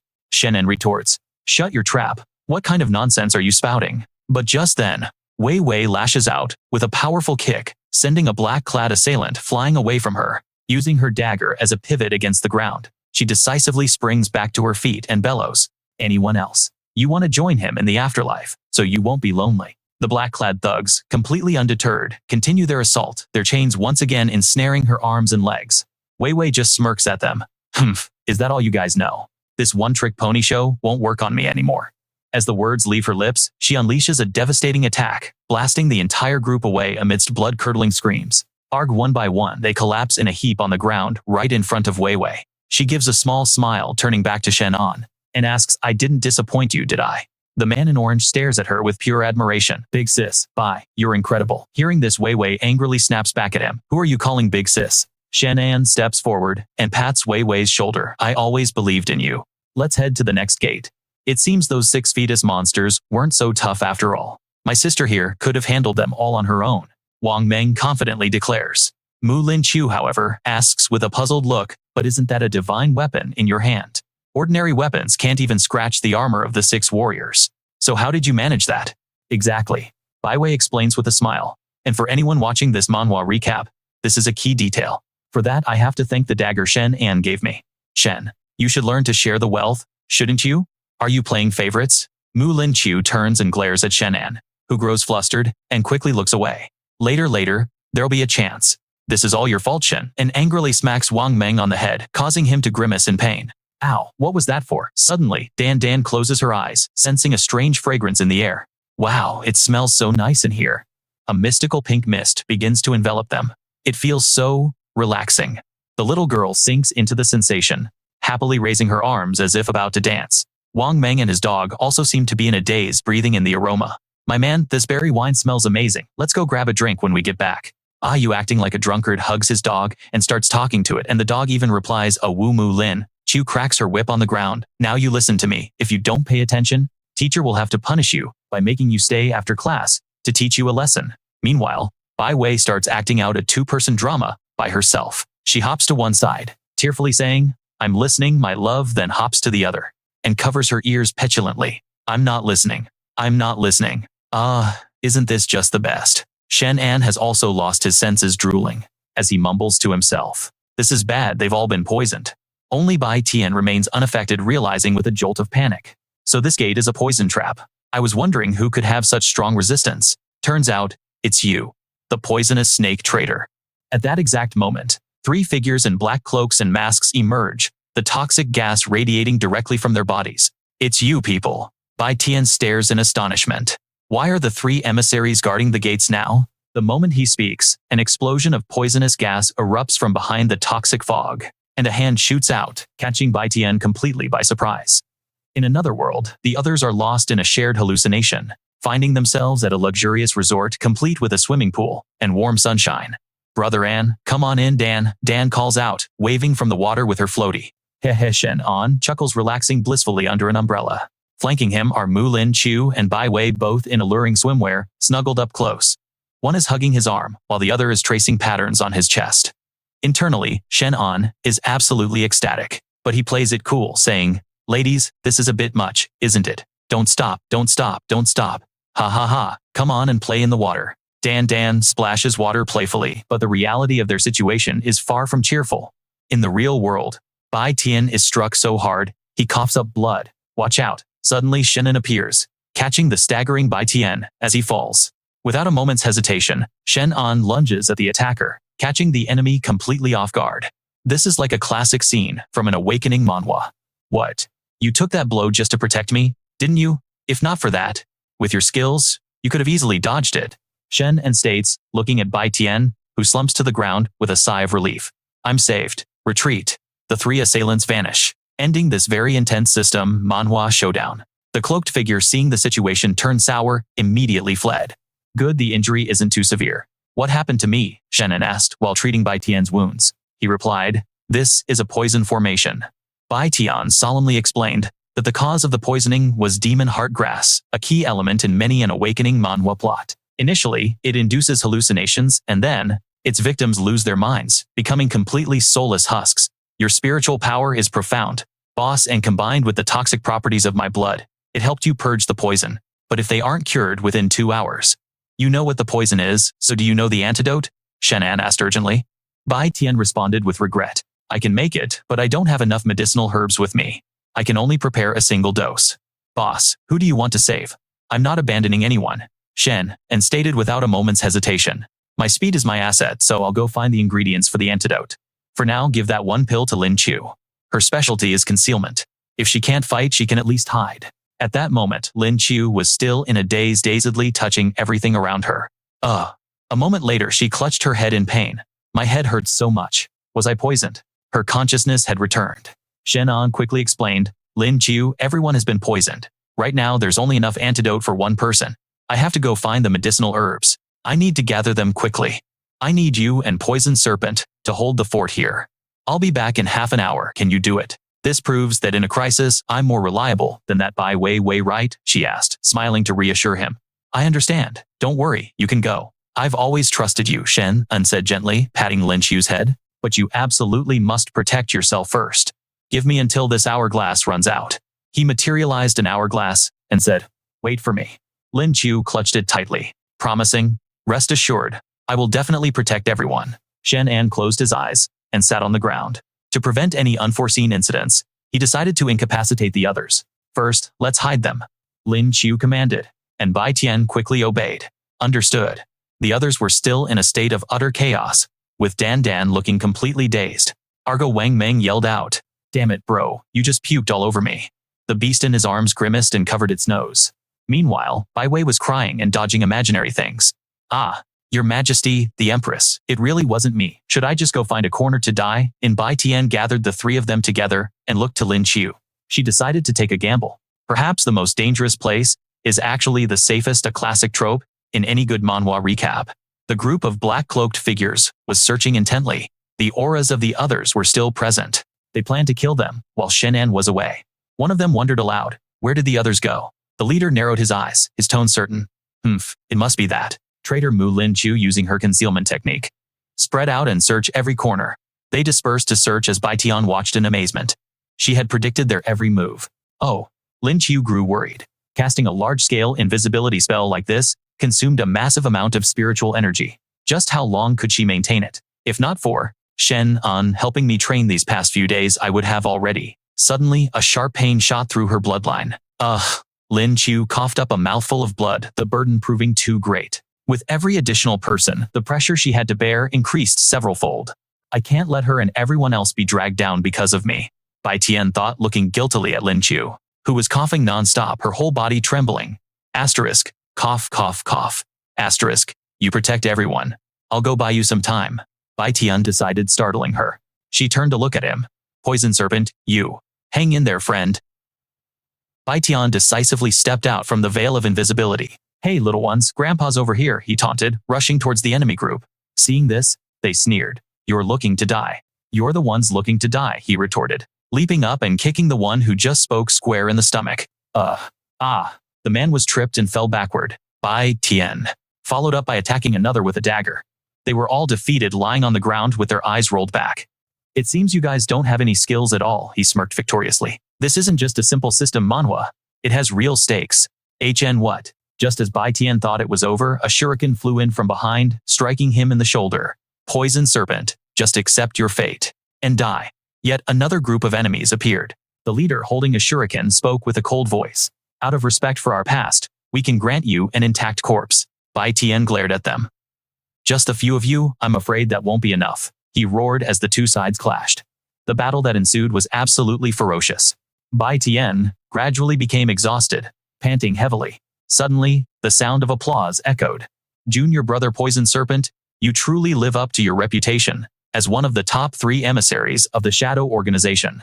It seems you've improved recently. A handsome man with purple hair stepped forward with praise, but his tone quickly turned to scorn. But then again, so what? Upon seeing this man, Bai Tian panicked, sensing things were going south. Senior brother, you walk. Before he could finish, the man slammed a fist into his gut, making him scream in agony. The attacker then brutally stomped Bai Tian's head into the ground. A condescending smile spreading across his face as he looked down, his eyes filled with mockery for all to see. This kind of traitor should be chopped up and fed to the dogs. Seeing Bai Tian on the verge of collapse with less than half the time passed, Lin Qiu glanced at the hourglass. Long was extremely worried but couldn't think of a way to solve the problem. The hourglass is still half full. What should I do? After a moment of thought, she bit her lip, her resolve hardening.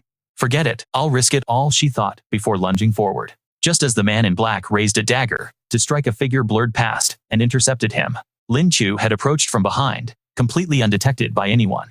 The great beauty Miu had finally been forced to make her move. The purple-haired man's face lit up with a vile grin as he leaped up, launching a volley of hidden weapons. Lin Qiu dodged them with ease, a classic move in any good manhwa recap. She moved so fast, she left only an afterimage continuing her assault on the others as she closed in on Bai Tian. The purple-haired man was stunned, unable to believe his eyes. Mu Lin Qiu Yu. Lin Qiu shot him a piercing glare, raising a fist and aiming straight for his face, which had turned pale with fright.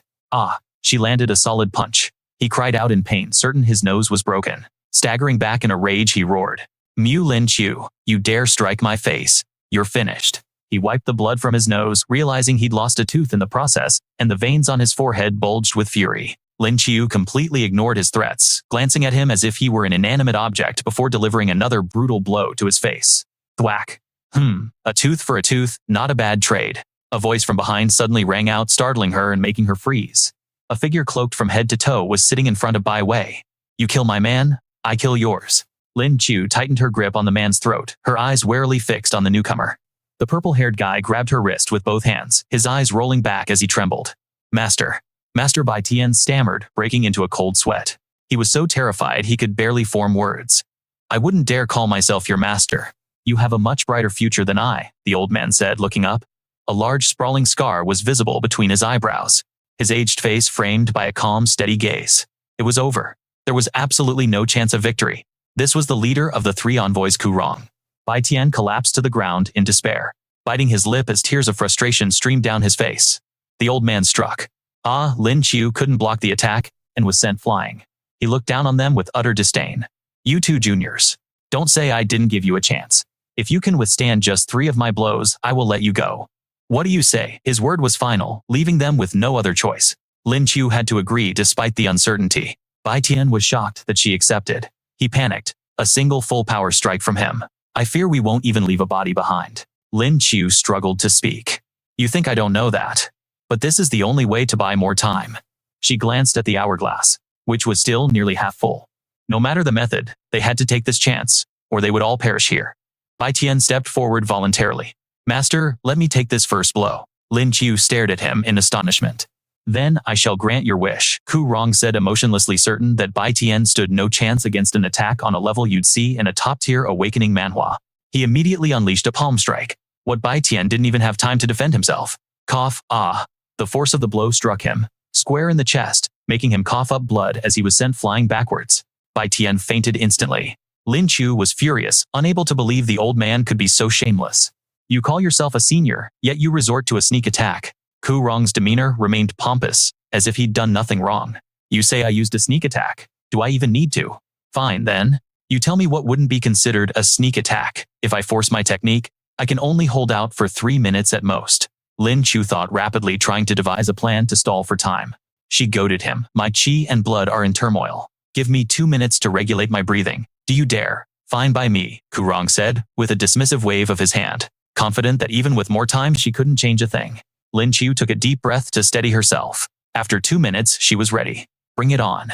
Lin Chu assumed a fighting stance, and Ku Rong instantly charged.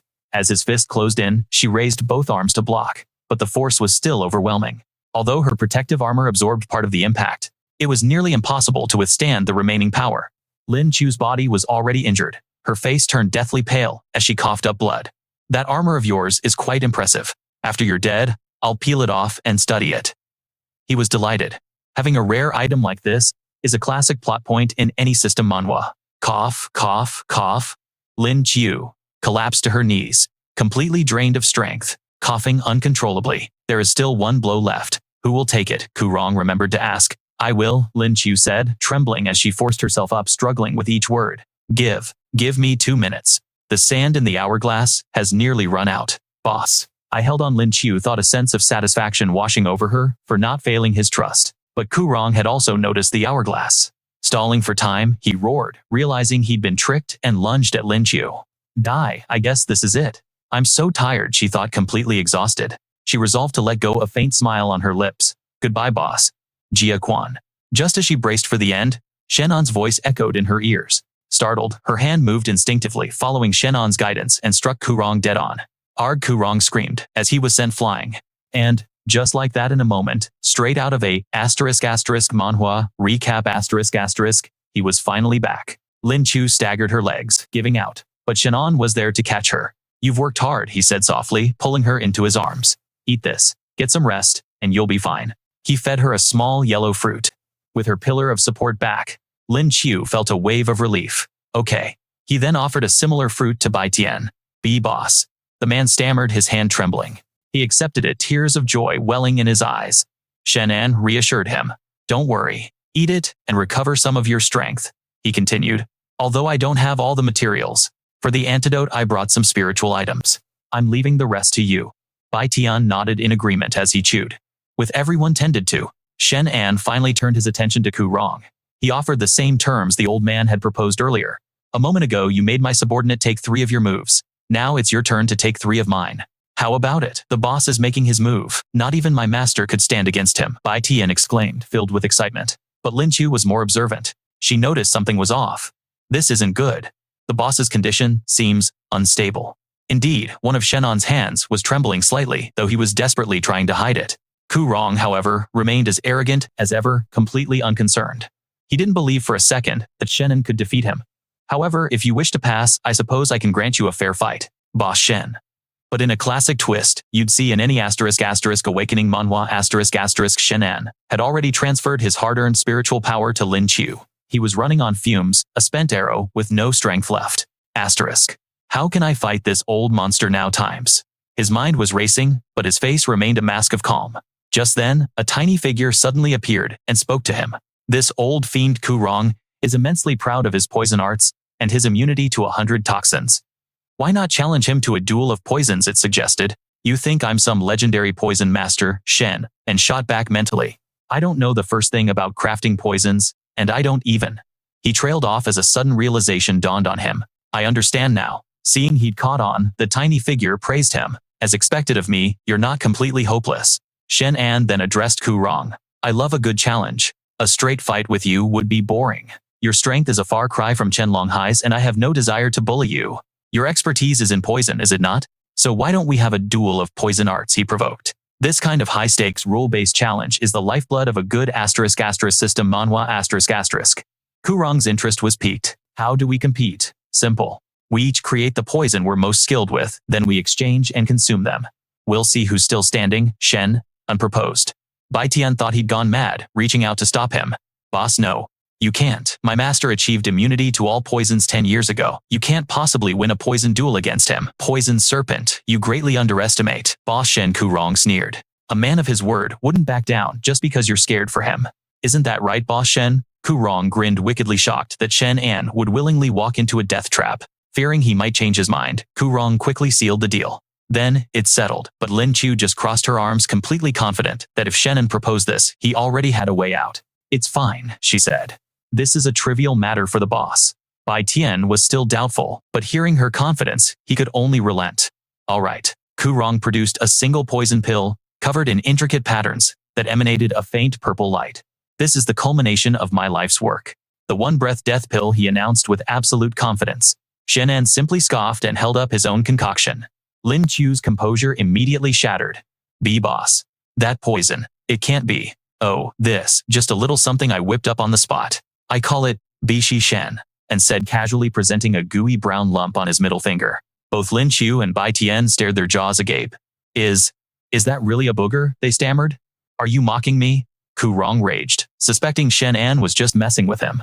If you don't want it, fine by me, Shen An said cheerfully and popped Kurong's pill into his mouth. You insolent brat, you dare humiliate me, let's see how you die, Kurong fumed. Grimacing in disgust, he forced himself to swallow the glob. Huh, what happened to me? A voice said. It was Bai Wei, who had just woken up, rubbing her head in confusion. Wang Meng was also wearing a completely clueless expression. Lin Chu turned back to warn the others. The boss is in a poison duel with the gatekeeper, this looks really bad. Over on the other side, Shen An and Kurong sat facing each other. You reacted first. Arg. He broke into a cold sweat, clutching his throat as he let out a strangled cry. It's over. The boss has been poisoned. Not even I can neutralize the master's toxin. Bai Tian was horrified, and Lin Chu was equally worried. But then Bai Wei suddenly rushed forward and kicked him squarely in the head, scolding his terrible acting. What do you think, you are some kind of pop star? Ouch. Shen An groaned. Hey, how'd you figure it out? He asked, sheepishly rubbing his head. Bai Wei shot him a glare that said she knew everything. As I've said in this manhwa recap, I've been onto your little act since chapter 2. Boss, you should just form a boy band and debut already. Bai Tian looked completely exasperated by his antics. Lin Chu, however, grew pensive. She still understands him better than I do. It seems neither of them is in any real danger. How about we just call it a draw? Shen An suggested, getting up and turning to Kurong. Suddenly, the old man stirred. Shen An cried out, confused. A moment later, Kurong lost consciousness and collapsed to the floor. The entire group yelled out in shock, "He's dead, Shen," and rushed over to shake him. Hey, are you all right? You're not actually dead, are you? Bai Tian quickly chimed in. Boss, how in the world did you manage that? Did you really just consume the master's poison without feeling a thing? Wei Wei quickly asked him. Shen An, I never would have guessed you were also a poison type. I guess we're going to have to add a few more pages to your police file. Lin Chu also chimed in, suggesting they should probably inspect his nose a bit, wondering how he could possibly sneeze out a lethal poison. Shen An grimaced and retorted, Poison my foot. I just used spatial devour to cheat, that's all. And that so-called sneeze was just a tiny pellet, a small sliver, from a giant python's liver. After explaining, he was lost in thought. It seemed the beasts from the other world were truly on another level. They were just too terrifying. Humanity's foremost poison expert had absolutely no resistance to the toxins of a monster from another dimension. This is the kind of power creep you see in an awakening manhwa. If those otherworldly beasts were to truly invade, I fear. He shook his head, pushing the grim thought aside. No time for that. He needed to focus on solving the immediate problem. Lin Chu quipped. He wasn't killed by the poison, but it looks like he lost a few brain cells. He wasn't a genius to begin with, so now he's a hopeless case. Dan snorted with laughter. Pfft. You two sure don't pull your punches, Wang Bao chimed in from the side, nodding along. Yeah, that's right. He then turned to look back at their group, mulling over their situation. After Lin Chu's earlier power-up, her strength would be severely weakened for a while, and she needed to recover. The poison serpent looked unharmed, but in reality, he was gravely injured. His bones and meridians were riddled with internal damage. The only one left who could genuinely fight was Wei Wei, and they still had 2 more gates to pass. Seeing him just standing there spaced out, Wei Wei urged him on. What are you spacing out for? Let's get a move on, a bunch of simpletons. At the 4th gate, Wang Bao peered around and commented, There's not a soul in sight. You think they got scared and ran off. Scared your bad jokes would bore them to death. Suddenly a foul stench filled the air. What is that awful smell? Please don't tell me it's another one of those freaks. It definitely doesn't smell harmless. Wang Bao then said, "Oh, this smells like the droppings from the wild beasts back in my mountains." Shen An's senses immediately went on high alert. Not good. This place might have a mutated beast. Just then, a tiger emerged. It was massive, with blood-red eyes, and it was stalking straight towards them. At the same time, Wei Wei observed, "Shen An, these mutated beasts are way bigger than the ones we faced before. Do you think the Dark Guild juiced them up with something potent, just to deal with us?" Shen An yelled, "These mutants' speed and power are off the charts. We need to group up now. Don't make any sudden moves. What are we going to do this time? It looks like not even a god can save us. My brilliant strategies won't fool these brutes. Wait, let me give it a shot." "That's right. How could I have forgotten about this little prince of ours?" Dan said, hugging her ferret with a smirk. "It's all on you, Xiao Huan. The little gray ferret shot forward instantly, transforming into a massive, powerful beast. This kind of power-up is classic in any system manhwa. Seeing this, the mutated tiger roared, baring its sharp fangs as it charged. But Xiao Huan met it head-on, using its claws to tear the tiger to ribbons. Xiao Huan let out a triumphant roar. But suddenly, a black panther appeared out of nowhere and sank its teeth into Xiao Huan's leg. The giant ferret screamed in agony, before violently kicking the black panther, sending it flying. Though thrown a great distance, the panther was far from defeated. It immediately got up and charged right back at Xiao Huan. It lunged to attack again. But the black panther was truly no match for Huan in its current state. It effortlessly flung the panther away once more. The mutated tiger, watching from behind, roared in fury.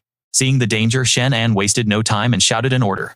"Wang Bao." Understanding instantly, Wang Bao drew his bow and fired an arrow straight at the tiger. The tiger roared in fury after being struck by the dart, turning its rage towards Wang Bao. He screamed in terror, "Ah," while Shen An pleased commented, "A perfect shot." Grr. Xiao Huan relentlessly clawed at the tiger, then scrambled onto its back, pummeling it without mercy. Shen An wiped sweat from his brow in relief, saying, "Everyone stay calm. I think our little prince here might just be putting on a show for the ticket buyers." As he said this, he glanced back to find a crowd of people casually lounging about watching the fight like an action movie. Now, at a disadvantage, the tiger let out a deafening roar, summoning its pack. From behind every pillar, a mutated tiger emerged. Wang Bao shrieked in terror. "Oh crap, did we just walk into a tiger's den? Why are there so many? This dark guild is full of absolute psychos." Meanwhile, Huan was beginning to show signs of exhaustion.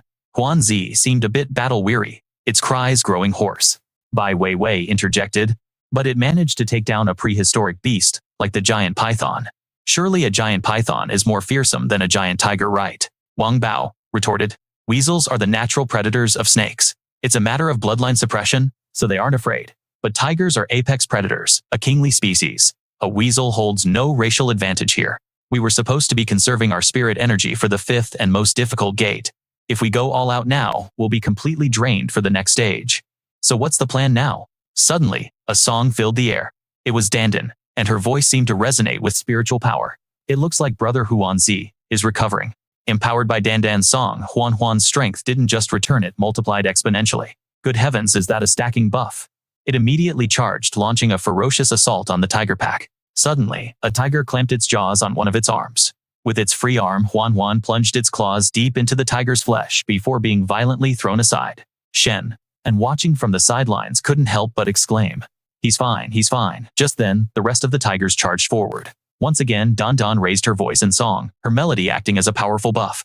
This is a classic awakening manhwa trope. This fueled Huan, who began tearing through the pack, taking them down one by one. Wang Bao quickly chimed in.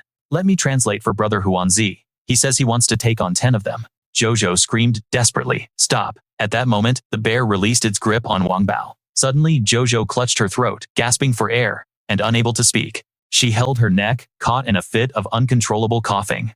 Meanwhile, a fierce tiger lunged at the black bear. Seeing this, Shen An froze in his tracks and gasped. This is not good. He didn't know what ability Jojo had awakened, but her power was clearly at a novice level. Continuously using her spirit energy was causing a severe backlash to her chi and blood. In an instant, he made his decision and moved to transfer his energy to her. Startled, Jojo called out, Brother Shen An." He instructed her with a serious tone, "Focus your energy and regulate your breathing." Overjoyed by his concern, a blush crept up her cheeks. Witnessing this intimate act, Wei narrowed her eyes and judged, "That Shen An is making moves on her again." Suddenly, Wang Bao began to shout, "Everyone, let's," but he trailed off, his face clouding over with confusion. "Huh, another bear appeared out of nowhere and charged at Wang Bao, who managed to dodge just in time.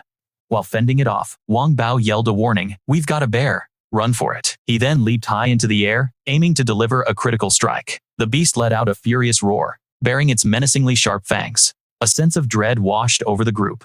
"Wang Bao, are you all right?" they cried out. Faced with this overwhelming opponent, his confidence wavered. "I'm screwed." And just then, the bear abruptly shot its claws out, swiping at Wang Bao. Seeing this, Wei Wei decided to intervene, shouting a warning. "Everyone, take cover." She drew her dagger and charged into the fray. This whole scenario is a classic manhwa recap moment, like a true warrior. Her intervention, however, only seemed to enrage the bear further. It let out a guttural growl, the force of which knocked Wei Wei off her feet. But it wasn't finished. The bear's gaze locked onto a new target. Shen An's mind raced in panic. Crap, this giant bear's combat power is off the charts. But if I let go of Jojo right now, the situation will become critical, and Jojo will definitely suffer severe internal injuries. But if he didn't go help, what would happen to the others? Just then, Lin Qiu stepped forward, offering reassurance. "Boss, don't you worry. Watch me knock it out with my poison." Instantly, the bear froze solid, completely immobilized. However, even that powerful attack wasn't enough to take it down in a single blow. He cursed in disbelief. At that moment, Lin Qiu launched his own attack, while Wei Wei remained resolute. This is a real cliffhanger, typical of a system manhwa. "Get back," she screamed. The strain of using so much power at once caused her to cough up blood. It seemed her attack had struck a weak point, as the beast's entire body went rigid like a statue. Seizing the opportunity, an enraged Wang Bao charged forward, raining blows upon it. "You damned bear, I'll kill you," he roared. A moment later, the bear's sharp claws latched onto the collar of his shirt.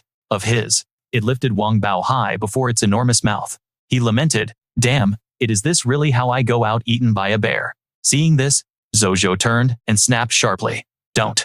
Wang Bao, having narrowly escaped becoming a tasty meal, laughed in relief. "Oh my god. That was surreal." But then the brown bear switched its target and charged toward Jojo. Terrified, Jojo backed away to hide behind Shen An. What is this thing trying to do suddenly? It stopped dead in its tracks. The two stared at each other in speechless confusion, which even caught Shen An by surprise.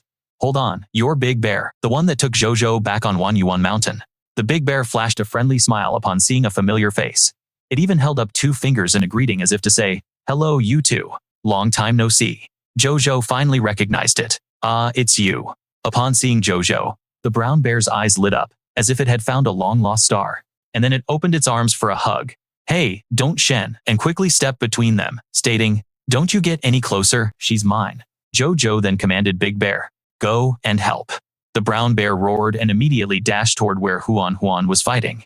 At that moment, Huan Huan was still fiercely wrestling with a tiger, grabbing hold of the tiger's jaw and then ripping it apart. Big Bear also charged in knocking it down with a single powerful punch. With Big Bear's help, the pack of mutated wolves began to feel a sense of dread. The two super wrestlers were now in their element, proudly flexing their six-pack abs and rippling muscles.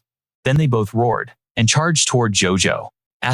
Growl times, Jojo let out a small shriek. Suddenly, the two beasts stopped glaring at each other like arch-rivals. "Humph, who is this guy Shen?" and urgently asked her Jojo, "When did you awaken?" "Huh, awaken? I don't know. It was that fruit jam that brother Wang Bao gave me. After eating it, I felt really great and just wanted to sing. And then I realized that whenever I sing Huan gets super hyped." She said joyfully, "Brother Shen An, is this like in those awakening manhwa stories? Am I one of you now?" Shen An patted her head and smiled. "That's right, you're an official female warrior now, and a support type no less. So, I'm the same kind of person as brother Shen An now. There won't be a gap between us anymore."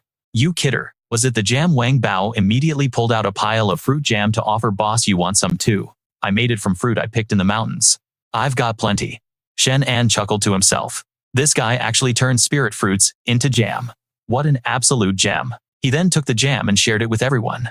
They expressed their thanks. "Young Master Wang Bao's spirit fruit jam. Eating this should restore all our stamina." "What?" Wang Bao said in disbelief.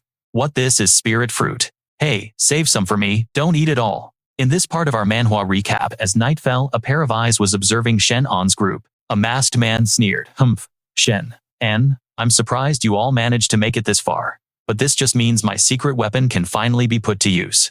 The poison traps and formations have all been used, even the beasts have been deployed. So, tell me, what do you think this final trial will be?" "Who's there?" Suddenly, The brown bear bonked Wang Bao on the head.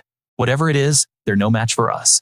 This moment calls for a round of applause. Don't you think, Humph? Is this to isolate me from the others? A voice suddenly rang out. Shen An, do you remember me? The voice was eerily familiar. It was from the Chen family here to collect a debt in blood.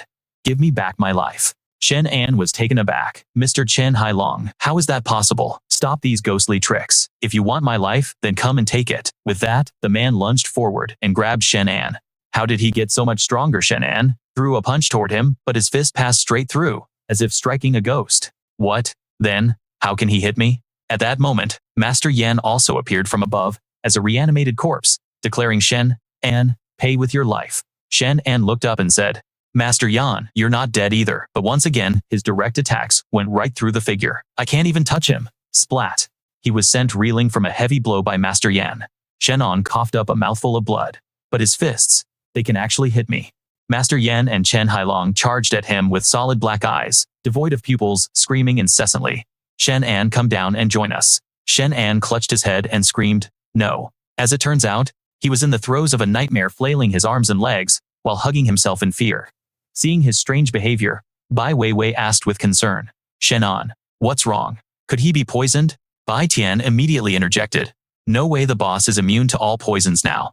This whole setup feels like a complex system, Manhwa. What's going on? Does the Dark Organization have another master who is the guardian of this stage? Lin Qiu then replied, the Dark Guild has 3 third-rank ascetic masters or higher, but their strength is likely only close to Chen Hailong's. Based on the boss's ability to instantly defeat Chen Hailong, a feat worthy of any top-tier awakening manhwa, this challenge probably won't be too difficult for him.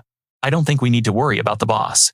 Indeed, there's no need to worry about Shen An. It's better to worry about ourselves first. Hey, watch out. Bai Tian leaped in front to shield her, and was immediately sent flying. The 3 of us old-timers might not be a match for Shen An, but dealing with you lot shouldn't be too hard. The 3 guardian elders questioned, why are you here? Meanwhile, Shen An was still trapped within that horrifying nightmare. Inside, the leader's own secret weapon is waiting to deal with Shen An. As for you, traitor, die. With that, he charged forward to attack Lin Qiu. Suddenly, an arrow shot out, which he caught with ease. Damn it, a sneak attack. Wang Bao then shouted, you old geezer. How dare you launch a sneak attack, while Sister Mu was distracted watching the boss. You have no shame. Nonsense, you deserve death. Bai Weiwei immediately rushed in to block the blow for Wang Bao. That's some fine armor on you, girl. After I'm done with you, I'll be peeling it right off. Hearing this, Bai Weiwei charged forward and retorted, we'll have to see if you have the skills for that. Bring it on. Mu Lingqiu hurried over to help Bai Tian. Venom Serpent, are you badly hurt? It's a good thing the boss had brother Wang Bao give us those spirit fruits earlier. My strength seems to have had a breakthrough, otherwise taking that hit from the blind elder, just now, would have surely meant my death. But now, I have a feeling that they aren't as powerful as they seem. Mu Lingqiu snorted. I'd also like to test how our combat power has grown under the boss's guidance. It feels like this whole fight is straight out of a system manhwa. Just in time, we can use these 3 elders for some practice. The elderly female elder quickly drew her cord and said, you don't know your own limits, so come and find out. Dan then dropped her knife to the ground. That elder stepped closer to her and said, I don't want people saying I bully little girls. If you want to keep your body intact, do it yourself. Any last words? Suddenly, Xiao Huan lunged from behind Jojo, startling the elder. A monster beast, he then said with a laugh. I didn't expect a little girl like you to have a battle pet. I seem to have underestimated you. Then the elder began to spin his staff, saying, perfect. My dog-beating staff hasn't seen action in a long time. This is a great opportunity. He swung his staff towards Huan, but she nimbly leaped up, dodging his attack in a single bound, and then used her claws to slash at the boastful show-off elder. Unexpectedly, he pulled a dirty trick, instantly appearing in front of Jojo. To deal with a battle pet, you just need to take down its master, little girl. Before she could finish her sentence, Brown Bear's massive paw swiped at him. He was too arrogant and confident in his own strength to notice, and was sent flying by the attack. The bear and the weasel teamed up, their mutated crimson eyes glaring at him. Jojo began to sing with her crystal-clear voice. Brown Bear and Gray Weasel seemed to be filled with newfound strength, and even Mu Lingqiu and Bai Weiwei felt their stamina multiply thanks to Jojo's song. But at this moment, Shen An was panting heavily. Even in death, you people won't let me go? Will you? Ha ha, never mind. Master Yan and Chen Hailong were like 2 unfeeling, soulless zombies. Shen An then pointed the sharp tip of his blade towards himself, and said, I'll return my life to you. Seeing Shen An about to take his own life, Jojo panicked and screamed loudly to stop him. Don't. Mu Lingqiu turned to ask Jojo what was wrong. Bai Weiwei also asked, what's happening? In that brief moment of distraction, Mu Lingqiu and Bai Weiwei let their guard down, and their opponents seized the opportunity to counterattack. You dare get distracted in the middle of a fight. All three girls ran worriedly toward Shen and shouting, Shen An. As this manhwa recap continues, the masked man standing behind them, seeing this apparent suicide, burst into hearty laughter. Excellent, Shen. And oh, Shen An, even with your third-rank power, aren't you still completely under my thumb? It seems the master I hired with half of the Silver City Dark Guild's fortune wasn't a waste after all. Suddenly familiar footsteps approached. It was Miss Miko, the powerful woman with fiery red hair. A potent energy radiated from her entire body. The imposing figure strode forward, disdainfully placing her foot on Shen, and her voice dripping with mockery. You expect me to make a move for someone with this meager level of strength? How utterly boring. But all of a sudden, Shen An shot up his face, turning cold and dark like a corpse that had just clawed its way out of the grave. And he wailed in a mournful voice, give me back my life. I died a wrongful death. Give me my life back.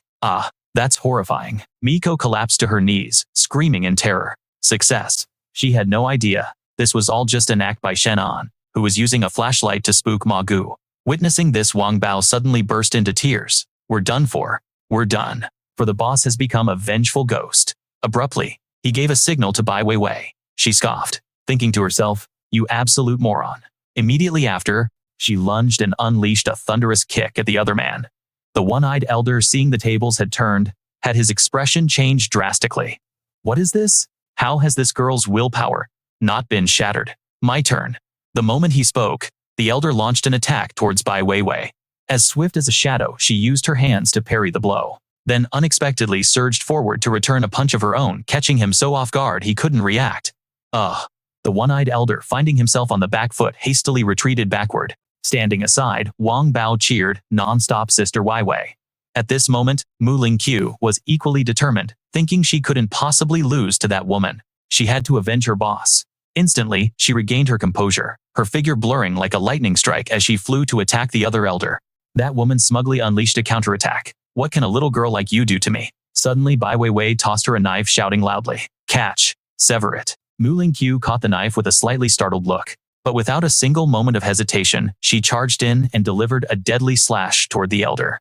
Meanwhile, on the other side, Miko was still utterly stunned, muttering, "No, my immortal binding manual. A powerful item straight out of a system manhwa. You actually destroyed it. I'll make you pay with your life. No one can escape my illusion technique. How were you able to do it?" Shen An just replied softly, "You are indeed very powerful, but I am not fighting alone." As soon as the words left his mouth, two zombies started shambling toward him. Never mind, never mind. He once again materialized a dagger. Suddenly, a familiar voice called out, "Hey, hey, hey, what do you think you're doing to my body? I'm being haunted by a ghost. It's so annoyingly loud I can't fight back. It's both painful and irritating. I can't stand it anymore." This was none other than future Shen An, desperately trying to stop present Shen An from taking his own life. "What are you on about? Aren't you completely fine? Can't you see them?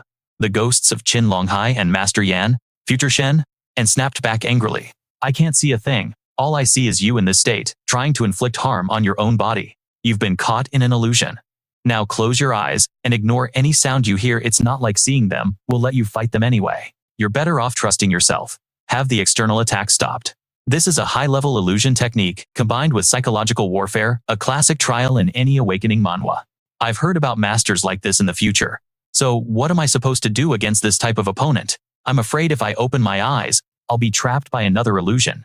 I don't even know where my enemy is, so how can I possibly counterattack? From what you're saying, this person is faking a haunting to trick you, so why not play dead, to trick them right back? All you need to do is defeat their physical body, and the illusion will shatter. Use that opening to secure a victory. Miko shrieked in desperation. "Impossible. I am undefeatable. I am invincible." Shen An lunged forward, grabbing her by the head and slapping her relentlessly. "I made a promise to myself that I'd beat you up, you fake ghost summoning fraud. Oof. Ouch. I'm not going to kill you, but don't you dare think about getting revenge on me. Your illusions are useless against me, and you're far from invincible. Now, get lost." Trembling with hatred, she seethed. "I won't let this go. You better remember this, because sooner or later, you will die by my hand." And with that, she scrambled away, still muttering, "Die by my hand." Miko's hand. Elsewhere on the battlefield, Bai Weiwei was fighting her heart out. Mu Lingqiu was getting support from Bai Tian, and the remaining elder was grappling with a gigantic bear beast. Suddenly, Shen An pulled his sword from inside the barrier, then swung it in a warning arc, causing the crystalline barrier to explode into fragments. He smirked. Bullying my family, were you? The elder with the staff whipped around and yelled, Shen An, how are you not dead yet? Out of nowhere, the gray ferret beast, Huan Huan, shot forward from behind to ambush him. This entire manhwa recap is pure action. You dare, you insignificant little animal. He threw a punch straight into Huan Huan's gut. The large brown bear, seeing its companion get struck immediately, charged in to attack him from the rear, making him yelp in agony. Afterward, the bear flashed a thumbs up at Jojo, looking smug about its own power. Jojo simply responded with a slight smile and a nod. At that moment, Shen An, fully recovered, yelled out, is everyone okay? You three self-important old fossils come at me together? But then, Bai Weiwei feigned ignorance and said, is someone talking? How come I only hear a voice, but don't see anyone? Mu Lingqiu, still sour about the past, readily played along. That person is already dead, so of course you can't see them. Hearing this, Shen An's spirit sank as he mumbled dejectedly, my two big sisters. They were also forced into this. But Mu Lingqiu and Bai Weiwei shot back angrily, accusing him. But it seems you faked your death, just because you ran into a pretty girl, didn't you? And what's more, in the end, you couldn't even bring yourself to kill that other girl. Shen An was at a loss for words, clasping his hands to beg, my two madams, I was wrong. Jojo couldn't help but burst out laughing. Pfft, ha. Meanwhile, Wang Bao and Bai Tian were hugging each other, sobbing their eyes out. That's great, boss. The one-eyed man roared in anger. A shameless bunch. How dare you flirt right in front of me? Do you have a death wish, Shen? And immediately retorted. I've disliked you from the very beginning, so why don't you die first? Bai Weiwei stepped in front of him, declaring, no need for you to lift a finger. A third-rank elder is nothing special, I'll go myself. I can handle this on my own to prevent someone from faking his death again next time. Can't rely on him for anything. All right, Shen An said. Seeing their fighting spirits soar, he grinned and added, then I'll cover you two ancestors from the back. With that, Bai Weiwei charged forward. You little brat, you talk big? I'll kill you first, as an appetizer, and Shen An will be next. How annoying. What is she afraid of? It's just chi energy. Has it even managed to hurt you yet? It's not a given that a snake fang can't break through that chi barrier. Bai Weiwei gave a slight nod and drew her dagger. Just as you said, she gripped her dagger and charged straight ahead. The third-rank elder let out a massive yell. Ah, die! At that moment, she gifted him a swift kick that sent him flying backward. Shen, and observing from the side, said proudly, not bad at all. Ah, and over on Mu Lingqiu's side now. You little wench, don't get too arrogant. He used sound transmission to speak to Lingqiu. Lingqiu, your stealth technique is superb. Under normal circumstances, even I can't detect you. This is the kind of strategy you see in a top-tier system manhwa. A head-on clash isn't your forte. Hide your presence, wait for the right moment, and go for the one-hit kill. Remember, conceal your aura like this, and no one can detect you. Then he turned to Bai Tian. Do you know how to sing? The man shouted in surprise. Me. After all, Lingqiu couldn't maintain the fight for long. Even if she concealed her aura, her breathing was already becoming a bit ragged. A first-class master could locate her by hearing alone. Your singing will disrupt the opponent's hearing. Bai Tian stammered. But I'm not a very good singer. Shen An replied. This isn't an audition for your debut, just sing at the top of your lungs. After that, he took a deep breath and with all his might, let out a terrible wail, forcing Shen An to cover his ears in horror. You don't say this is what you call not very good. Bai Weiwei, Wang Bao, and even Brown Bear were all stunned by Bai Tian's singing. The old woman roared in fury. Shut your mouth for me. At that very moment, Mu Lingqiu appeared right behind her, taking her down with a single strike, forcing her to surrender. Seeing the battle end in a magnificent success, Shen An praised them. You are all fine talents. This old master is very pleased. Suddenly, Mu Lingqiu and Weiwei's faces turned dark as they told him, next time we're going to beat you just like that. I was wrong. The door to the deepest part of the sanctum opened, and a man stood there, waiting. It was the masked man, the king, and leader of the dark organization. As expected of the mastermind, his power was immense. The king leader attacked the moment he saw them, materializing a roaring tiger that lunged toward Shen An. Shen An, using only his bare hands, dodged the massive attack, after which Shen An chuckled and said, you're a strange one. As the big bad boss, why did you show up without the usual monologue we see in every manhwa recap? He replied firmly, villains often die from talking too much, and while I am a villain, I have no desire to die. Besides, if I made threats, would you be scared? If I begged for mercy, would you agree? What's there to even talk about? Shen? And quickly covered his mouth. stunned by the sheer coolness of the king leader, thinking to himself, he's so handsome, and he's got a point. All right, I'll be sure to give you a chance for some last words later. With that, the leader transformed, summoning a colossal godlike figure behind him, like a final form in an awakening manhwa. Shen An remarked, I have to admit your combat special effects are seriously impressive. With that, the giant entity conjured by the king leader simultaneously brought its fist down towards Shen An, and vice versa. His power is too strong. Bai Tian and Mu Lingqiu worried. The king is too powerful. Without pausing, the king leader threw 2 more punches, rushing to attack Shen An. Shen An also charged forward but was knocked back by the force. He muttered, I guess it's time. Bai Tian said to Mu Lingqiu, if the boss is in trouble later, let's all go in together. But Bai Weiwei, confident in Shen An's fighting abilities, just smiled and said, relax. It's him we're talking about. Don't worry, I think the counterattack is about to start. Just then, Shen An turned his head and teased, hey, now no spoilers. The masked leader, a key figure in this manhwa recap, began to wonder, how could this guy be trading blows with me and still keep track of his surroundings? He immediately unleashed a furious barrage of punches at Shen An, trying to prevent him from making another move. Shen An just smirked and said, it's time. Surprise. He then channeled his spiritual energy, manifesting the powerful form of the demon-subduing tiger fist behind him. It's a shocking power reveal straight out of an awakening manhwa. The leader was stunned, demanding, how do you know my demon-subduing tiger fist technique, Shen? And just chuckled in response. I learned it from you just now. Did you really think I let you land those hits? Because I enjoy getting pummeled, I was siphoning your energy like a walking ATM. Then both Shen An and the manifestation of the technique lunged forward at the same time, fists raised. Caught completely off guard, the leader couldn't react in time and took the full force of the blow. The mask he was wearing shattered into pieces, revealing his true face. Bai Vivi gasped in shock. Your CEO Song Chengshen. Clutching his chest in pain, Song Chengshen staggered back, while Shen An looked on, surprised. Asking Song Chengshen, the one from the movies Bai Vivi, quickly explained. He's the younger brother of the Song family patriarch, second master Song Chengshen. He was also one of the former owners of the Song Zhongqi. He staggered to his feet and said, as expected, I'm no match for you. I surrender. You little lady, you're surprisingly well informed to even recognize me. The police have a file on you, but how did you end up as the leader of the dark organization? Does this mean the Song family is backing them? Mu Lingqiu chimed in. That's impossible. The dark organization was working with Zhicheng Pharmaceuticals to solidify its relationship with the Song family.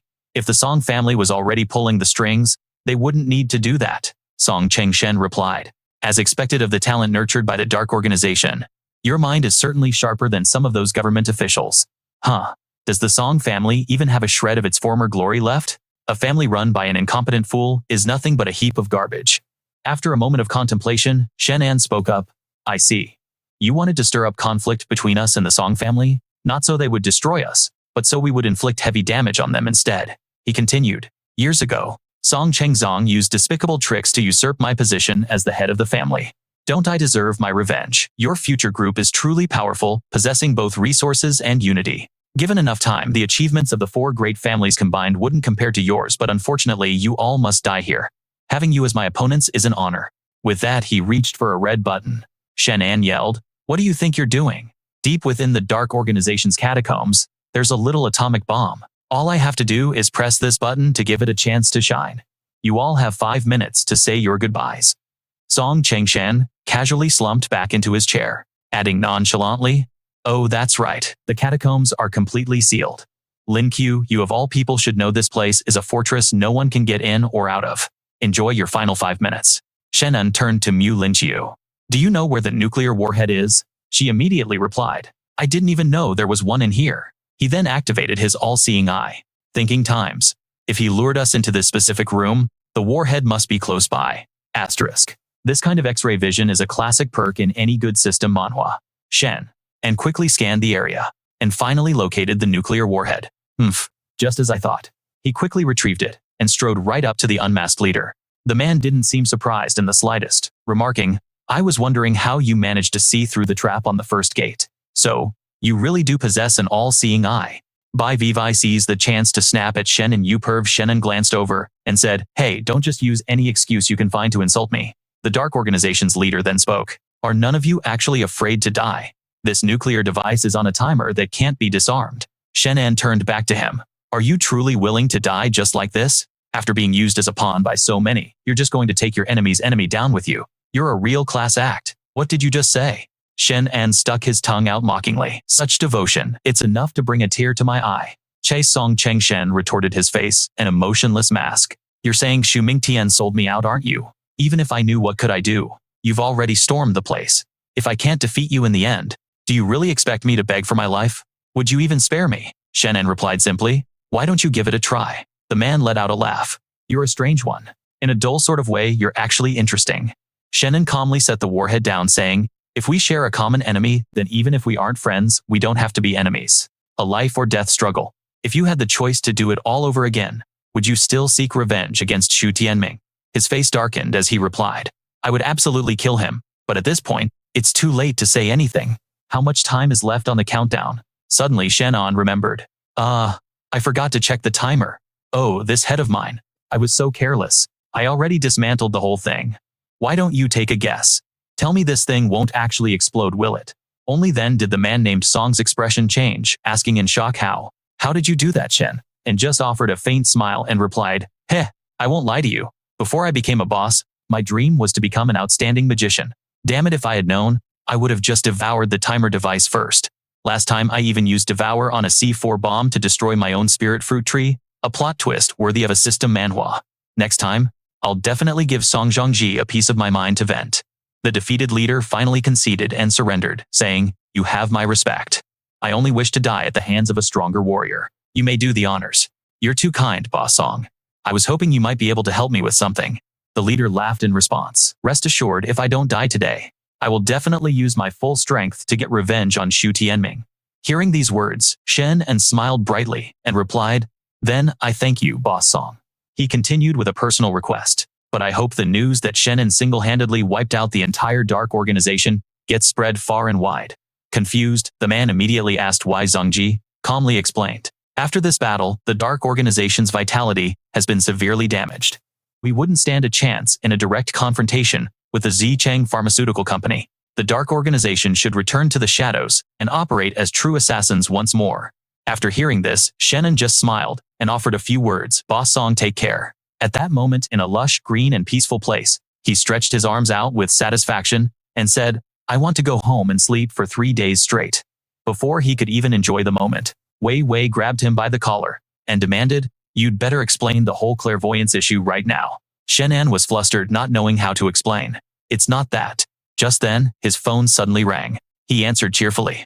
My savior. A loud voice boomed from the other end of the line. What's this savior nonsense, you little brat? It's your second uncle. You finally picked up your phone. Shen An froze for a moment, utterly bewildered. Second uncle, why are you calling me? His uncle slowly explained. Wen Jing and I came to Yinchang. Your father said he wanted to come visit you, but he had his phone stolen. His father's voice suddenly boomed through the speaker.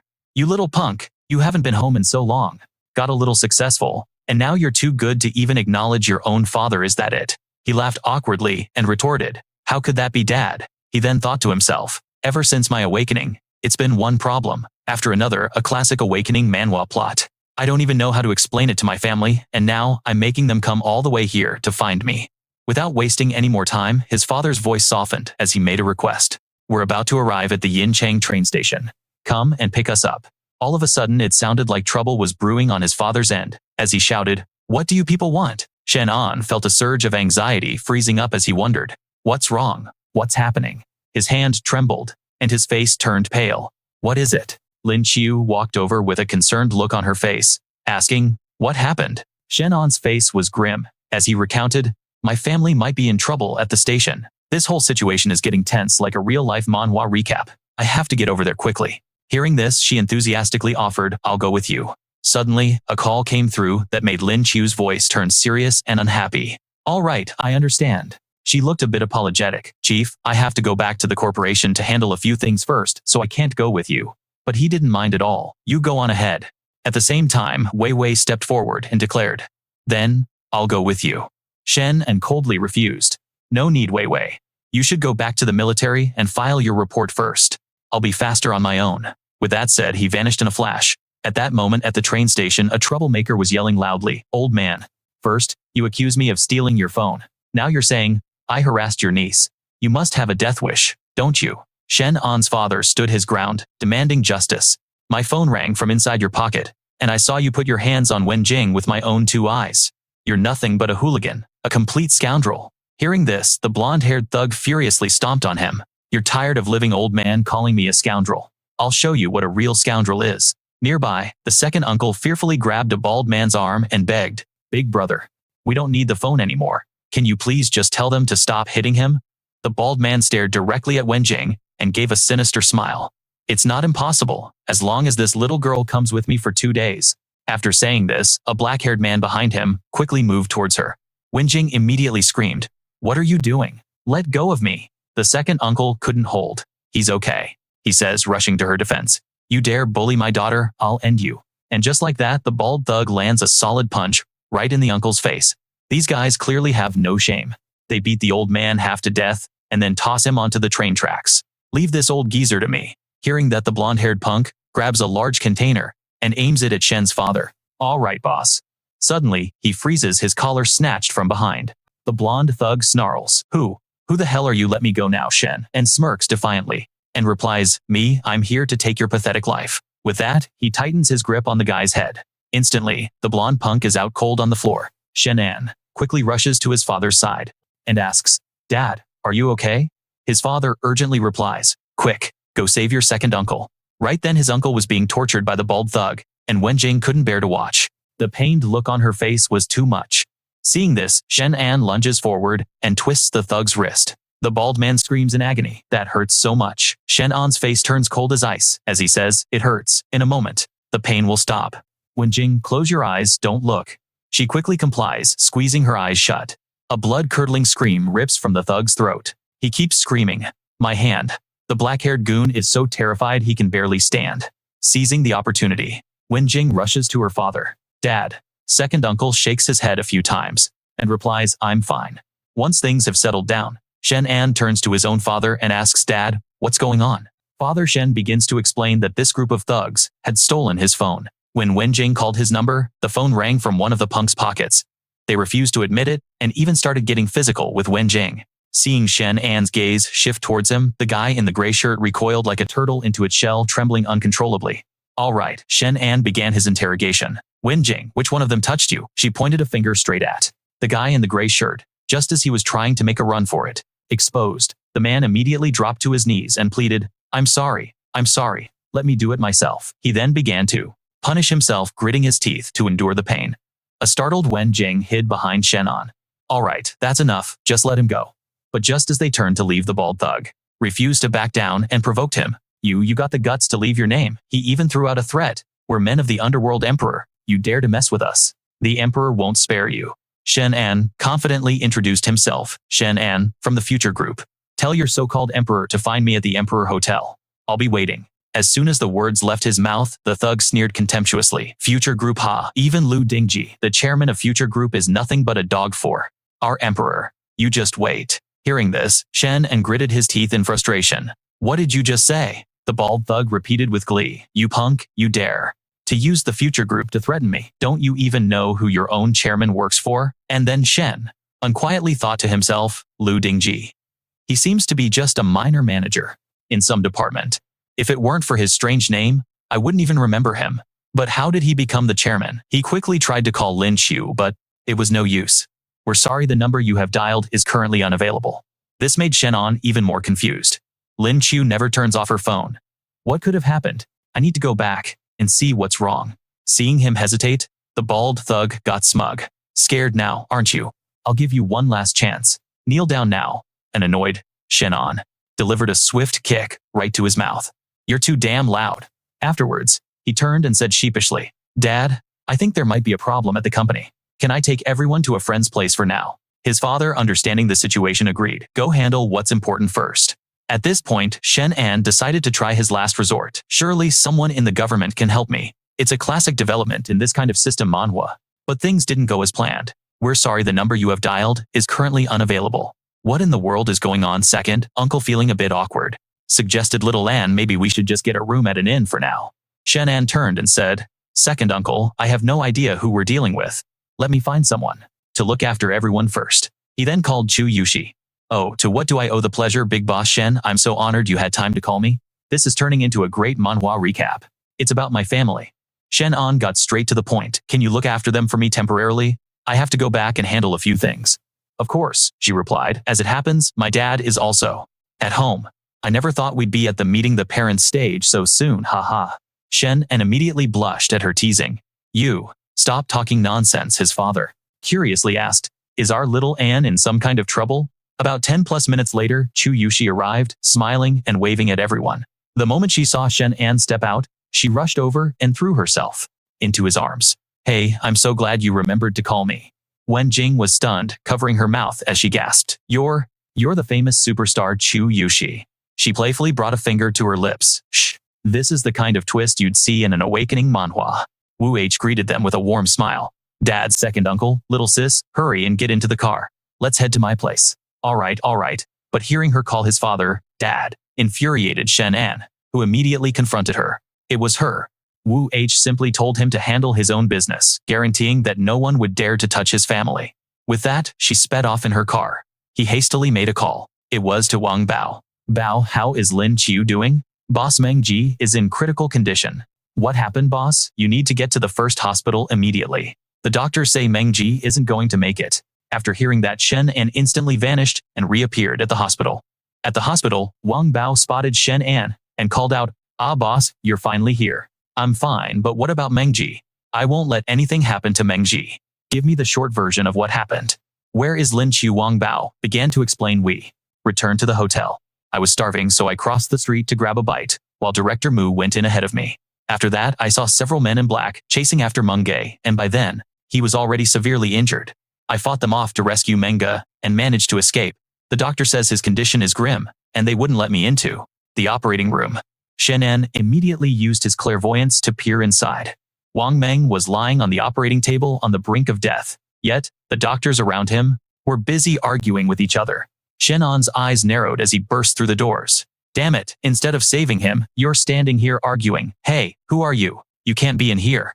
One of the doctors noticed Shen An and said, who let you in here? Get out this instant. I'm his boss, and this is an injury that none of you can heal. The doctor chided Shen An. You're so young, yet you have such an arrogant tone. Which doctor are you interning under? Get out of here right now. Shen An placed his hand on Wang Meng's body. The doctor lunged forward, trying to drag him away. Hey kid, are you trying to cause trouble on purpose? Do you think this is a place for you to mess around? Shen An's face darkened as he shot him a single glare. Get lost. The doctor collapsed to the floor, trembling uncontrollably. Hey, the patient's vitals are starting to normalize. This was a scene straight out of an *** awakening manhwa ***. Everyone was stunned. What? How is that possible? Shen An looked at Wang Meng, thinking that his other injuries weren't fatal. But what was this ring of energy surrounding his heart? If I try to shatter it recklessly, will it damage Meng Zi's cardiac arteries? But if I wait any longer, his heart will suffer severe damage, making him truly unsavable. What should I do? The spirit lake in my dimension. Every soak in it increases my spiritual power. It's worth a try. Shen An then took out a bottle of water. He urged the doctor give the patient Meng Zi this bottle of water immediately. You have to be quick. Right away, prepare an IV drip now. Shen An then began channeling spiritual energy into Wang Meng's body. A doctor pointed and said, this is just pure recklessness. The patient's body has a dark shadow. This clearly requires surgical intervention. It was like a classic challenge from a *** system. Manhwa ***. Shen An simply waved his hand, unleashing his spiritual energy. The startled doctor exclaimed, Is this some kind of magic? Phew, it's done. After saying that, he collapsed from exhaustion. Perform an intra-operative ultrasound. Roger that. The dark shadow has vanished. It's a medical miracle. Wang Meng slowly opened his eyes and called out to Shen An, boss. Shen An quickly asked Wang Meng Zi. What in the world happened? He explained. There's a traitor in the corporation who hired an outside expert. He just struck me once in the back and my chest. Felt incredibly heavy, as if I'd fallen into a black hole. At first, I could still sense what was happening outside, but I couldn't wake up. Then, I lost consciousness completely. I'm sorry, boss. I failed to watch over things properly. Shen An reassured him. It's all right. They were targeting me. You were just unfortunately caught in the crossfire. You said you could sense what was happening outside. So what about Lin Qiu? And Du Shi and Jojo Meng Zi? Replied Director Mu arrived by herself, and then she was captured by that expert. I didn't see the others. Something is wrong. Meng Zi, you just focus on your recovery. I'll take care of the rest. He then stepped out of the room. with his mind racing. Meng Zi said that after being attacked, he was essentially in a vegetative state, completely unable to move. So why did Wang Bao claim he saw him being chased?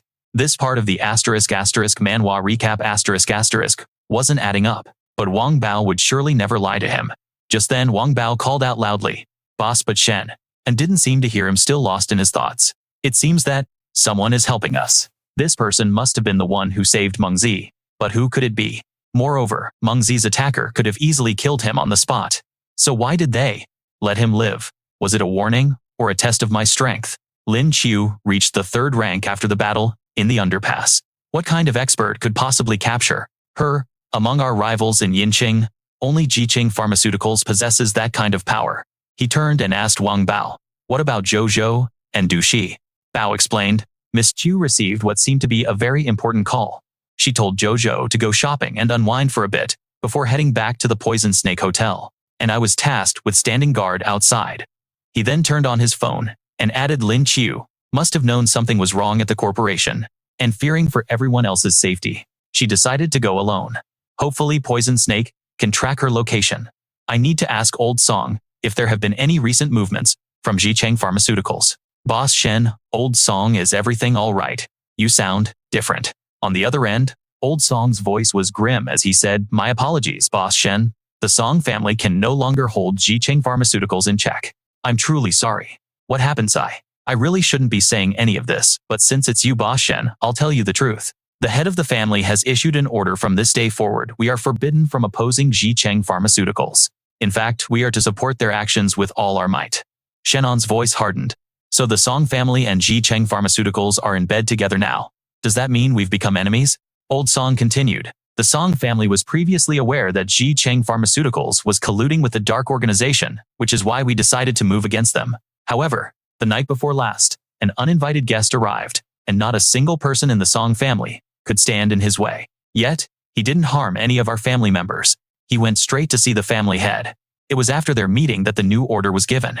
And because of my association with you, Boss Shen, I've been relieved of my duties. That intruder's power, it's probably no less than your own. You must be extremely careful. But rest assured, even if the Song family does officially move against you, I can always take an early retirement and refuse to get involved. Thank you, Old Song." Afterwards, he was lost in thought again.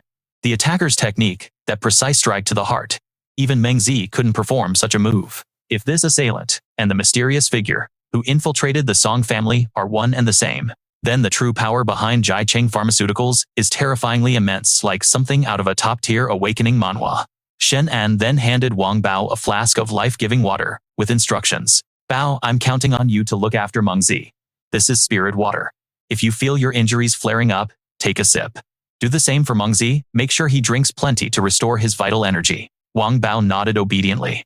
"Understood, boss. Where are you off to now?" "As soon as Brother Meng is out of the hospital, I'll join you." Shen An's expression grew cold. "Where am I going?" "Obviously, to make that bastard pay back what he did 10 times over." After leaving the hospital, Shen An continuously checked his phone, hoping for any clue from Poison Snake. "Poison Snake, are you tracky?" Before he could finish his sentence, an unfamiliar voice interrupted from the other end. "Poison Snake? To think someone would have such a vulgar name. What a complete joke." Startled, Shen An demanded, "Who is this? Where is Poison Snake?" The voice on the other end replied, "Boss Shen, you and I have never met. I have the girl, and your man, Poison Snake. I require an item from you. You can bring this item to me in exchange for their lives." "What do you want?" "The object I seek is of no use to you, Boss Shen. It is a stone pillar intricately carved with a wooden totem. I hear it was once kept at the Chen family estate. I imagine Boss Shen has seen it before, haven't you?" The item he was demanding was none other than the ceiling stone pillar. "Just who was this man?" Shen An said urgently. "Where are you? Once I have the item, where do I meet you?" "Patience, Boss Shen. I will inform you of the location myself when the time is right." Growing anxious, Shen An pressed, "I need to know if the two of them are safe right now. We need a video call. Let me see them with my own eyes. That is a prerequisite for this deal." "A video? What?" The man scoffed. "Boss Shen, no more pointless chatter. Just wait for my call. Besides, I've already used a unique method to control their heart meridians. This isn't some generic system Manhwa plot device, you know. You, of all people, should understand my methods, Boss Shen. Do not attempt to delay." "Wait, are they?" But the line went dead. The caller had hung up. Shen An gritted his teeth in fury. What the hell was that? His manner of speaking was so bizarre, And he doesn't even know what a video call is. Is he just pretending to be an idiot, or is he from another era? Returning to the estate's courtyard, Shen An stood before the ceiling stone pillar. Why would they want this ceiling pillar so badly? Is it possible there's something sealed within it? As he spoke, he activated his clairvoyance to peer inside, and what he saw made him gasp. Whoa. It really is a divine artifact. There's a powerful restriction formation on it, designed to suppress abilities. Wei Lai once mentioned that if this seal is ever broken, a place that should not exist will manifest. Something like a spirit lake. This is the kind of world building you see in an epic manhwa recap. Is it possible they intend to break the seal? Shen An ran a hand through his hair in frustration. Damn it, what in the world is this ceiling pillar really? And Wei Lai has been completely unreachable for so long. I can only hope nothing bad has happened to her. Based on the bits Wei Lai revealed, if this seal is broken, the world will be thrown into chaos, posing a threat to all of humanity. But if I don't hand it over, Lin Qiu and Poison Snake will be done for. Damn it. What am I supposed to do? Overwhelmed with rage, he slammed his fist against the wall. Suddenly, his phone buzzed, displaying a new text message. It was blunt and to the point. No more games. Lin Qiu and Poison Snake. Immediately to the Stone Gambling Summit on Phoenix Mountain. With no other choice, he decided to trust the tip and headed to the designated meeting point. Just as he arrived, a figure emerged from the shadows. Who's there? It's me, boss. Shen Yuan. What are you doing here? Shen An's face darkened with rage as he stomped towards Zhen Yuan, his killing intent palpable. You know where Lin Qiu and Du Shi are. Don't tell me you're the one behind this. Zhen Yuan quickly tried to explain. Boss Shen, you've got it all wrong. I only know where they are because I've been secretly tailing them. Shen An recalled Wang Bao, mentioning that a group was chasing an injured flaming person. A thought struck Shen An. At the Emperor Hotel. Were you the one who saved Mengzi from Luo Zuibing? You were there. Zhen Yuan nodded and replied. After we went our separate ways, I intended to return to the Dark Guild. But because of Mu Lingqiu and Du Shi's betrayal, everyone there labeled me a traitor too. They sent assassins after me several times. I barely escaped with my life. I've completely lost faith in the Dark Guild. Du Shi once told me how much you cared for him, Boss Shen. I thought about coming to you for help, but I was too ashamed to face you. So I went to the Emperor Hotel to find Lin Qiu and talk things over, only to walk into their internal conflict. I figured the unconscious man must be one of your people, so I grabbed him and got him out of there. Later, I saw Du Shi being followed by a group of people. I immediately started tailing them in secret all the way to the foot of a mountain. That's where Du Shi was spotted. The pursuer took him down in a single blow. I knew I was no match for them, so I immediately contacted you, Boss Shen. After hearing the whole story, Shen An's tone softened. Thank you. Mengzi is safe now, and it's all thanks to you. Zhen Yuan clasped his hands together, pleading Boss Shen. Khan. In that case, can I follow you, Shen? And turned away, his voice firm. After we rescue Lin Qiu and Du Shi, we'll all have a drink together as a family. A wave of relief washed over Zhen Yuan. Shen An then added, but your bloodlust is too strong. If you're going to follow me, you can't harm innocent people. Zhen Yuan immediately bowed his head in obedience. Yes, big brother Shen. Let's wait for nightfall, then we can sneak in. As darkness enveloped the area, Shen An and Zhen Yuan began their infiltration. Shen An quickly formed a soundproof barrier, materialized 2 darts, and flung them at the guards, who yelped in pain as they were struck down. Og. He then activated his clairvoyant vision to locate the captives. Suddenly, a wave of dizziness washed over him. Zhen Yuan quickly caught him. Boss, are you all right? There's some kind of seal here, suppressing awakened abilities, just like those ceiling pillars. This feels straight out of an awakening manhwa. Who exactly are we dealing with? Shen An grunted, I'm fine. I just need a moment to regulate my energy. As Shen An centered his spiritual power, he turned to Zhen Yuan. The person inside is no ordinary foe. If things go south, you get Lin Qiu and Du Shi out of here first. I'll hold them off. Zhen Yuan was taken aback by Shen An's words. Boss, back when I was in the Dark Guild, the lower-ranked members were always treated as cannon fodder for the superiors. But you're putting our safety first. Shen An scoffed. What about me? You think you could hold that guy off? Let's just go. Inside, they found a monk meditating. The captives were trapped inside a large bell, but they were still breathing. Is this the guy who captured Lin Qiu and the others, but his power level? It's only 2nd rank. This is like something from a system manhwa, Zhen Yuan whispered. Only 2nd rank Du. She must have fallen into some kind of trap. Suddenly, the monk's eyes snapped open. Who dares to intrude? Zhen Yuan leaped forward with a cocky grin. Your granddaddy, that's who. The monk immediately turned to face him, ready to strike. Insolent whelp. You dare get cheeky with me. Zhen Yuan noticed the monk was also a fire ability user, just like him, and a thrill of excitement shot through him. He laughed. So this old geezer knows how to play with fire too. Perfect. With that, he lunged forward, throwing a punch, but the monk dodged it with ease. You dare to look down on me. You're courting death. Without another word, the monk retaliated with a swift strike. Zun Yuan was sent flying screaming as he crashed into the far wall. AR. Only then did he realize the monk's terrifying power. He's unbelievably strong. Shen An, who had been observing from the sidelines, knew this man was no ordinary opponent. He then stood up and stepped into the clearing. The monk turned his gaze to Shen An. And, who are you? Shen An retorted. You don't know who I am, the monk sneered. Die. In the blink of an eye, a torrent of ferocious flames shot towards Shen An. This epic fight scene is a highlight of this manhwa recap, as he was no pushover countering with a thunderous punch. The two figures instantly clashed. They became a blur of motion, unleashing a relentless storm of attacks upon each other. Witnessing the spectacular confrontation, the monk chuckled with delight. Now, this is interesting. In stark contrast to his opponent's casual demeanor, Shen An was inwardly shocked, a seed of doubt sprouting in his mind. This man's true strength definitely isn't at the third rank yet. So how is he this powerful? His power felt unnatural, as if it didn't belong to him. What was going on? Could he be using a forbidden stimulant? Before Shen An could process it, the man lunged at him again like a ferocious tiger. Shen An swiftly brought up his mace cleanly, deflecting the attack. He frowned, realizing this opponent also had a grasp of spatial abilities. The man simply smirked in reply. Did you really think having spatial powers makes you invincible in this world? With those words, he opened a spatial rift of his own, pulling out a long, chillingly sharp sword. Shen An was genuinely shocked that his foe possessed the exact same superpower. He couldn't help but blurt out, You're a spatial ability user too. The man didn't deign to answer, merely charging straight for Shen An, his killing intent overflowing. He swung his sword in a blinding flash, moving so quickly that Shen An could barely react, managing only to gasp. This power is immense. In the next instant, he opened his own spatial rift, drawing a sword to meet the attack head-on. A daring thought suddenly sparked in his mind. Something's not right. You're not from this world.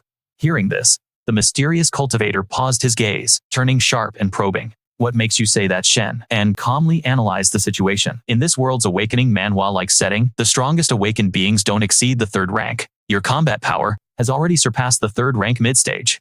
At that, and you're not using any performance enhancers. Judging by your reaction, I'd say I've hit the nail on the head. His secret exposed. The cultivator flew into a rage and swung his sword. You know far too much. Shen An hastily raised his blade to defend, but the overwhelming power of the strike sent a crippling shockwave through him. Clutching his injured arm, he demanded, So it was you who pressured the Song family? The man arrogantly confessed. That was me. A mere bunch of rabble, not even worth mentioning. You, however, are just interesting enough to make me get serious. Shen An still couldn't wrap his head around it. I don't understand. With your level of power, why would you work for someone like Xu Tianming? The man closed his eyes, his voice dripping with disdain. Xu Tianming, what is he? He's nothing more than a servant to us. Just who are you? And how do you know about Xu Tianming's affairs? By this point, Shen An had drawn his sword.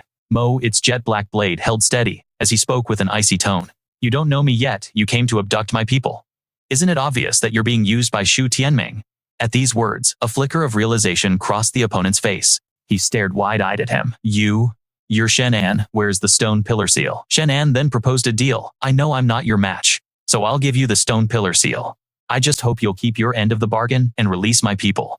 But I need to know, what do you want with the stone pillar seal? Fine. I'll tell you. At least you'll die an informed man. He leaned in close to Shen An's ear, hissing in a haunting whisper. We are the true masters of this world, and all of you are nothing but outsiders. The words hit Shen An like a bolt of lightning, shaking him to his core. Outsiders. Does that mean the thing the stone pillar is sealing is the original world?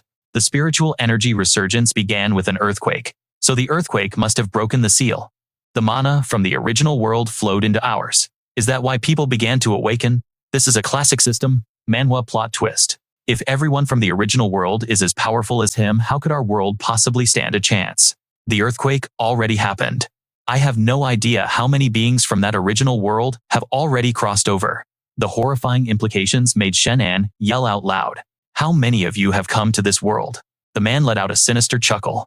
For now, it's just me. But once the seal is completely broken, this world will once again return to our grasp. Now, then hand over the pillar, and I'll give you the mercy of a quick end. With that, he leveled his sword directly at Shen An. However, Shen An just nonchalantly flicked the blade aside with his hand and grinned. So it's just you all alone. In that case, what the hell have I got to be afraid of? This entire exchange feels like it's straight out of a manhwa recap. He couldn't believe someone at death's door could be so bold. You. Shen An just scratched his head and gave a casual smile. Well, I've pretty much found out everything I needed to know. So, I guess it's time to get started. In that case, I'll grind your bones to dust. The cultivator roared, swinging his sword to create powerful rings of magical fire. Shen An, however, was no longer on the back foot. He braced himself, unleashing the full extent of his hidden power. Abruptly, a thick blanket of fog shrouded his opponent's vision. What's this? Looking for me, a voice echoed from directly behind him. Startled, the cultivator spun around to find Shen An standing right there, as if he'd been there all along. The being from another world swung a furious fist, roaring, "Since when were you there?" The powerful punch hurtled toward Shen An, but our hero. He effortlessly parried the blow and scoffed. Is this all the people of the original world are capable of? Why don't I just put you out of your misery and burn you to a crisp? Ah. A blood-curdling scream pierced the air as his body was instantly engulfed in hellfire. Witnessing the terrifying chaos of the battle, Sun Yuan couldn't help but marvel. The boss is on another level. In just a moment after being incinerated by Shen An's jet of flame, the powerful foe was reduced to a pile of ashes, returning to the earth. Shen An pondered grimly. This man's power was immense. He feared that few in all of Silver City could have been his match. The people of that other world, are they all terrifying beings like this? And what about the otherworldly beasts? Once the seal is broken, what will become of this world? It felt like the beginning of a dark awakening manhwa. His phone suddenly rang. Shen An immediately commanded Sun Yuan, "Save the people." "Yes, sir." Sun Yuan instantly rushed off. Shen An then began to use his ability to heal Mu Lin Q and Duza, a power that felt like a high-level skill from a system manhwa. Slowly, Mu Lin Q's eyes fluttered open. "It's all right now, big brother boss, everyone." He quickly dialed Jojo's number. Jojo, it's me. Brother Shen. And help me. Where are you? What's going on?" Jojo was sobbing on the other end of the line. I'm at the Imperial Hotel. At that very moment, outside Jojo's room, a group of thugs were relentlessly pounding on the door, shouting, "Open up, and let us gentlemen have some fun. I haven't yet had the chance to get my hands on an internet celebrity. Ha ha ha, open the door." There. A few hours earlier, at Jojo's home, Brown Bear and Xiao Huan were sneaking around outside the bathroom, peeking at Jojo through the window and practically drooling. She was happily singing in the shower, but the moment she stepped out and saw the two beasts, she let out a startled scream. Jojo quickly scolded you two. But they remained as shameless as ever. With a brazen look on their faces, she got dressed and said, "I need to go shopping for clothes. You two be good and guard the house." The two beasts immediately looked sad, so she continued, "I can't take you out with me. You'll scare people on the street. After I get back, I'll sing for you." With that, she left cheerfully, her heart filled with excitement. I have to buy some really beautiful clothes. Get all dolled up for brother Shen An. At the Imperial Hotel, after a successful makeup haul, she planned to give her purchases to manager Jiao to send ahead. Suddenly, the sounds of an argument erupted nearby. A classic setup you'd see in any manhwa recap. "I don't want to. I'm not going. What do you think you're doing? Don't touch me. Don't you dare push your luck." Jojo walked in and asked loudly, "What are you people doing?" The female employee, being restrained by two lecherous men, cried out, "Jojo, help me." One of them turned and growled, "This is just a normal staff reassignment for the hotel. Mind your own business." Jojo, completely unfazed, pointed straight at his face and yelled, "What kind of staff reassignment involves manhandling a woman like this? If you don't let her go right now, I'm telling Boss Shen, and he'll deal with you." The two thugs burst out laughing mockingly. "Boss Shen, you're still talking about the old boss, who's long gone. The current boss of the future group is named Lu. It seems you're also a company employee. Perfect, you can come with us too." Jojo stood there stunned, unable to believe her ears. "What? A new boss? How is that possible? Where's Director Mew?" Suddenly, a hand from behind grabbed her, making her scream in shock. A pervert let out a disgusting laugh. "Well, hello, gorgeous, you're quite a looker. Why don't you have some fun with Big Brother first?" Without a moment's hesitation, Jojo stomped hard on his foot, causing him to cry out in pain. Arg. Damn it. Immediately after she started relentlessly beating the pervert with her handbag, only one thought racing through her mind. "I have to find Brother Meng and Sister Linkyu for help." Seeing this, the thugs switched their target and lunged towards her together. "This one's better. Forget the other one, I'll grab her. Don't run, little lady, you can't escape." Hearing that, Jojo took off running for her life. When she reached the lobby, she desperately shouted, "Sister Mu, Brother Meng."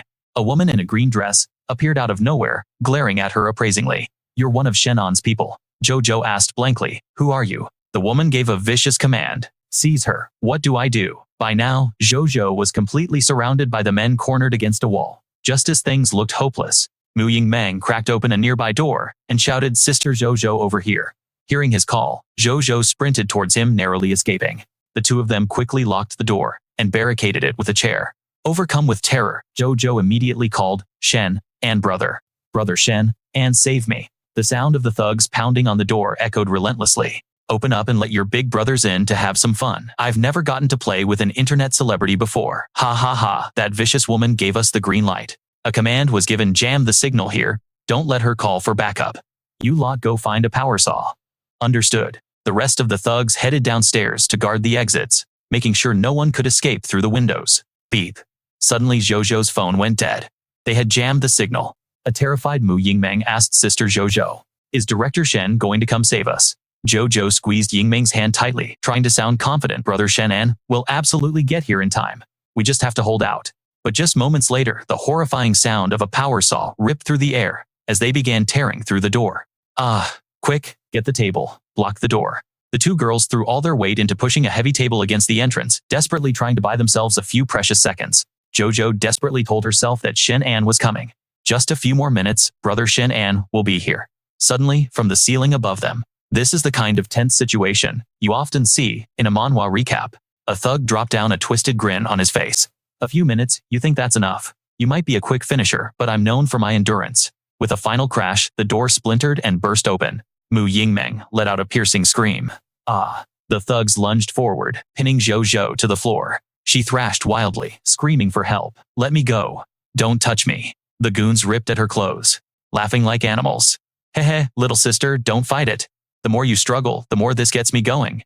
No, just as all hope seemed lost, a voice as cold as ice cut through the air. "What's going on here?" Shen An had arrived. Seeing Jojo being assaulted, an uncontrollable inferno of rage ignited within him. His face turned to stone, his eyes burning with a murderous intent that promised a gruesome end.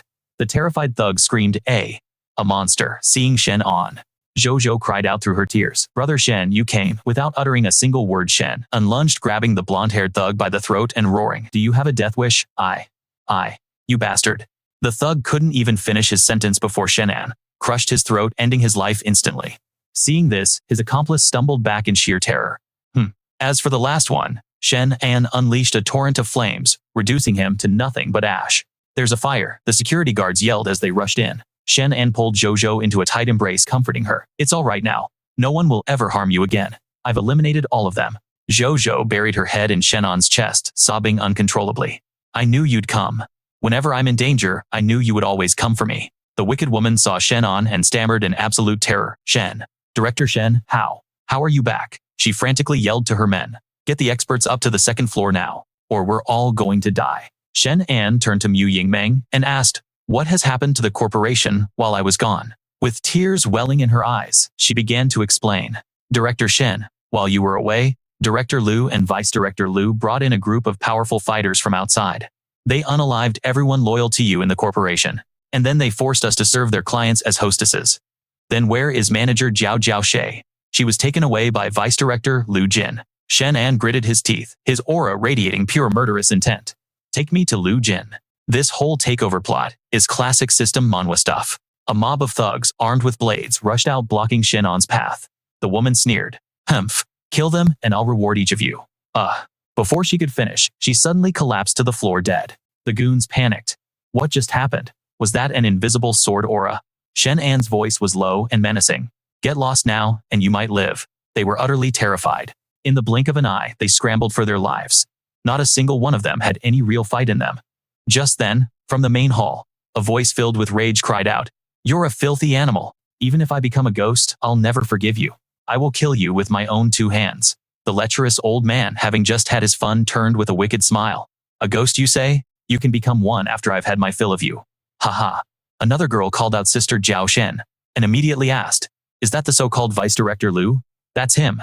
Vice Director Liu broke into a cold sweat. "You people. Director Shen. You're not dead, Shen." An advanced on him, his voice frigid. "Where are the other female employees?" The man was now at a loss for words, stammering, "Director Shen, spare me. I'll tell you everything." "Oh, you want to negotiate with me?" The old man quickly regained some composure, his tone turning threatening. "After all, the worst that can happen to me is death. But if Director Shen doesn't agree to my terms, I suppose you won't mind if the other girls share my fate, will you? Shen An agreed instantly. Fine. I won't kill you. Now talk. Director Shen is a man of his word. They were all taken by Director Lu Dingji to his main camp. He said they were to entertain the Underground Emperor. The Underground Emperor again, Shen An thought. It seems I'll have to pay this person a visit. Just then, Jiao Jiao emerged screaming. I have to kill him. Vice Director Liu laughed smugly. Director Shen already promised he wouldn't kill me. What are you going to do about it? Jiao Jiao was stunned, stammering. Jiao Jiao turned to Shen An, her body trembling as she asked Director Shen. No more talk. Shen An flicked his wrist and a projectile flew through the air, instantly ending the vile man's life. This whole episode feels like a chapter from an intense awakening manhwa. Shen An stepped outside, dialing his phone as he walked. Bai Yue knows I'm with the government, so they must have some files on this so-called Underground Emperor.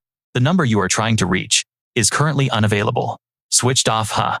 Could the government be on another secret mission? He wondered. Now, who else in Silver City might know about the walled city?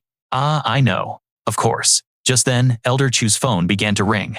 He picked it up with a cheerful laugh. Ah, young brother Shen, to what do I owe the pleasure of your call today? Shen An responded humbly. Uncle Chu, I couldn't possibly presume to be your young brother. That would completely throw off the dynamic between me and Yushi, wouldn't it? You can just call me Little Shen, as always. Elder Chu let out a hearty laugh. Ha ha ha, you've got a point. We can't have the hierarchy all mixed up, can we? So you want me to look into someone for you. Whose information are you after? It's the Underground Emperor of the Walled City, Shen An stated. Do you happen to know him, Uncle Chu? Ah, Elder Chu's tone shifted upon hearing the name. He paused for a moment before asking seriously. Why are you looking for information on him? That man is no simple character. It's nothing too serious, Shen An replied. I just have a certain rebellious kid here who seems to have gotten tangled up with his crew. I just wanted to ask what kind of man he really is. Elder Chu explained. The Underground Emperor's real name is Gu Cheng Huang, and his reputation was established a long time ago. It didn't matter if you were a street vendor or a beggar. If you couldn't make a living, you could always go to him. He would provide you with a bowl of rice. Eventually, he constructed the walled city as a sanctuary for the downtrodden. As time went on, most of the people from the lower classes in Silver City began to follow him, revering him as their underground emperor. Shen An was taken aback. He holds that much power, and the government doesn't interfere. Uncle Elder Chu elaborated. The underground emperor has kept his corner of the city in check for several decades without causing any major disturbances. Because of that, the government has always turned a blind eye. They allow the walled city to exist. Now, I don't know what business you have with him, but I strongly advise you not to provoke him. Trust me on this, you can't handle the fallout. Thank you for the advice, Uncle Chu. Shen An hung up and fell into deep thought. Based on Elder Chu's account, this underground emperor seemed to be a rather righteous man. So how could he be forcing young women into that line of work? I need to go and see for myself. With that, he hailed a taxi. The driver quickly said, Sorry pal, I'm rushing to end my shift, so I can only head in the direction of the walled city. Please don't give me a bad review for it. I'm not waiting around. Fine, then take me to the walled city. Really? Well, that's just perfect. The driver chuckled. My luck is turning around today. I was almost running late, and if that happened, I would have gotten a beating from the walled city's crew. Shen An's curiosity was piqued. I heard the underground emperor runs a tight ship with his underlings. You're only running a little late? Why would they beat you for that? The driver sighed heavily. Well, back when the old emperor was in charge, things were fine. But about half a year ago, word got out that the underground emperor had fallen ill. His right-hand man, the one they called the first regent King Yan Junlin, took over. He was the grand steward. But ever since he took the reins, the folks in the walled city had become exceptionally brutal. Hey, you didn't hear this from me, all right? I don't dare to get on their bad side. You know Shen An processed the information. So that's what's going on. This story has all the classic tropes of a system manhwa where a new power takes over. If someone else is causing the trouble, then this is much easier to handle. Just then at the walled city, a harsh voice suddenly rang out. Scram, get lost. If you don't have money, get the hell out of here. A blonde woman clutching a small child begged desperately. But I thought the walled city was supposed to take in refugees, wasn't it? I can sew, I can do housework. I just want to find a place for us to live and something to eat. My son is about to starve to death.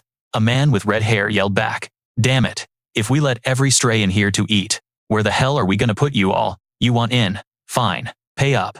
The woman pleaded, I truly don't have any money. I'm begging you. The red-haired thug slapped her across the face. If you had a decent face, maybe I could cut you some slack. And take a loss, but take a good look at yourself. A kind-hearted elderly woman walked over. Young lady, why don't you come with me? I'll get you something to eat. That little boy can't go hungry. The red-haired thug roared. You old hag, are you looking for trouble? I said, she's not getting in, and that's final. The old woman shot him a defiant glare, but still managed to leave a small bag of food for the pitiful mother and child. Thank you so much, the woman whispered. But unexpectedly, the thug lunged forward and stomped on the food. It's a dark moment, straight out of a manhwa recap, where even a small act of kindness is crushed. If you feed her now, he snarled, then every beggar will show up at our door. Who's going to feed them all? Huh?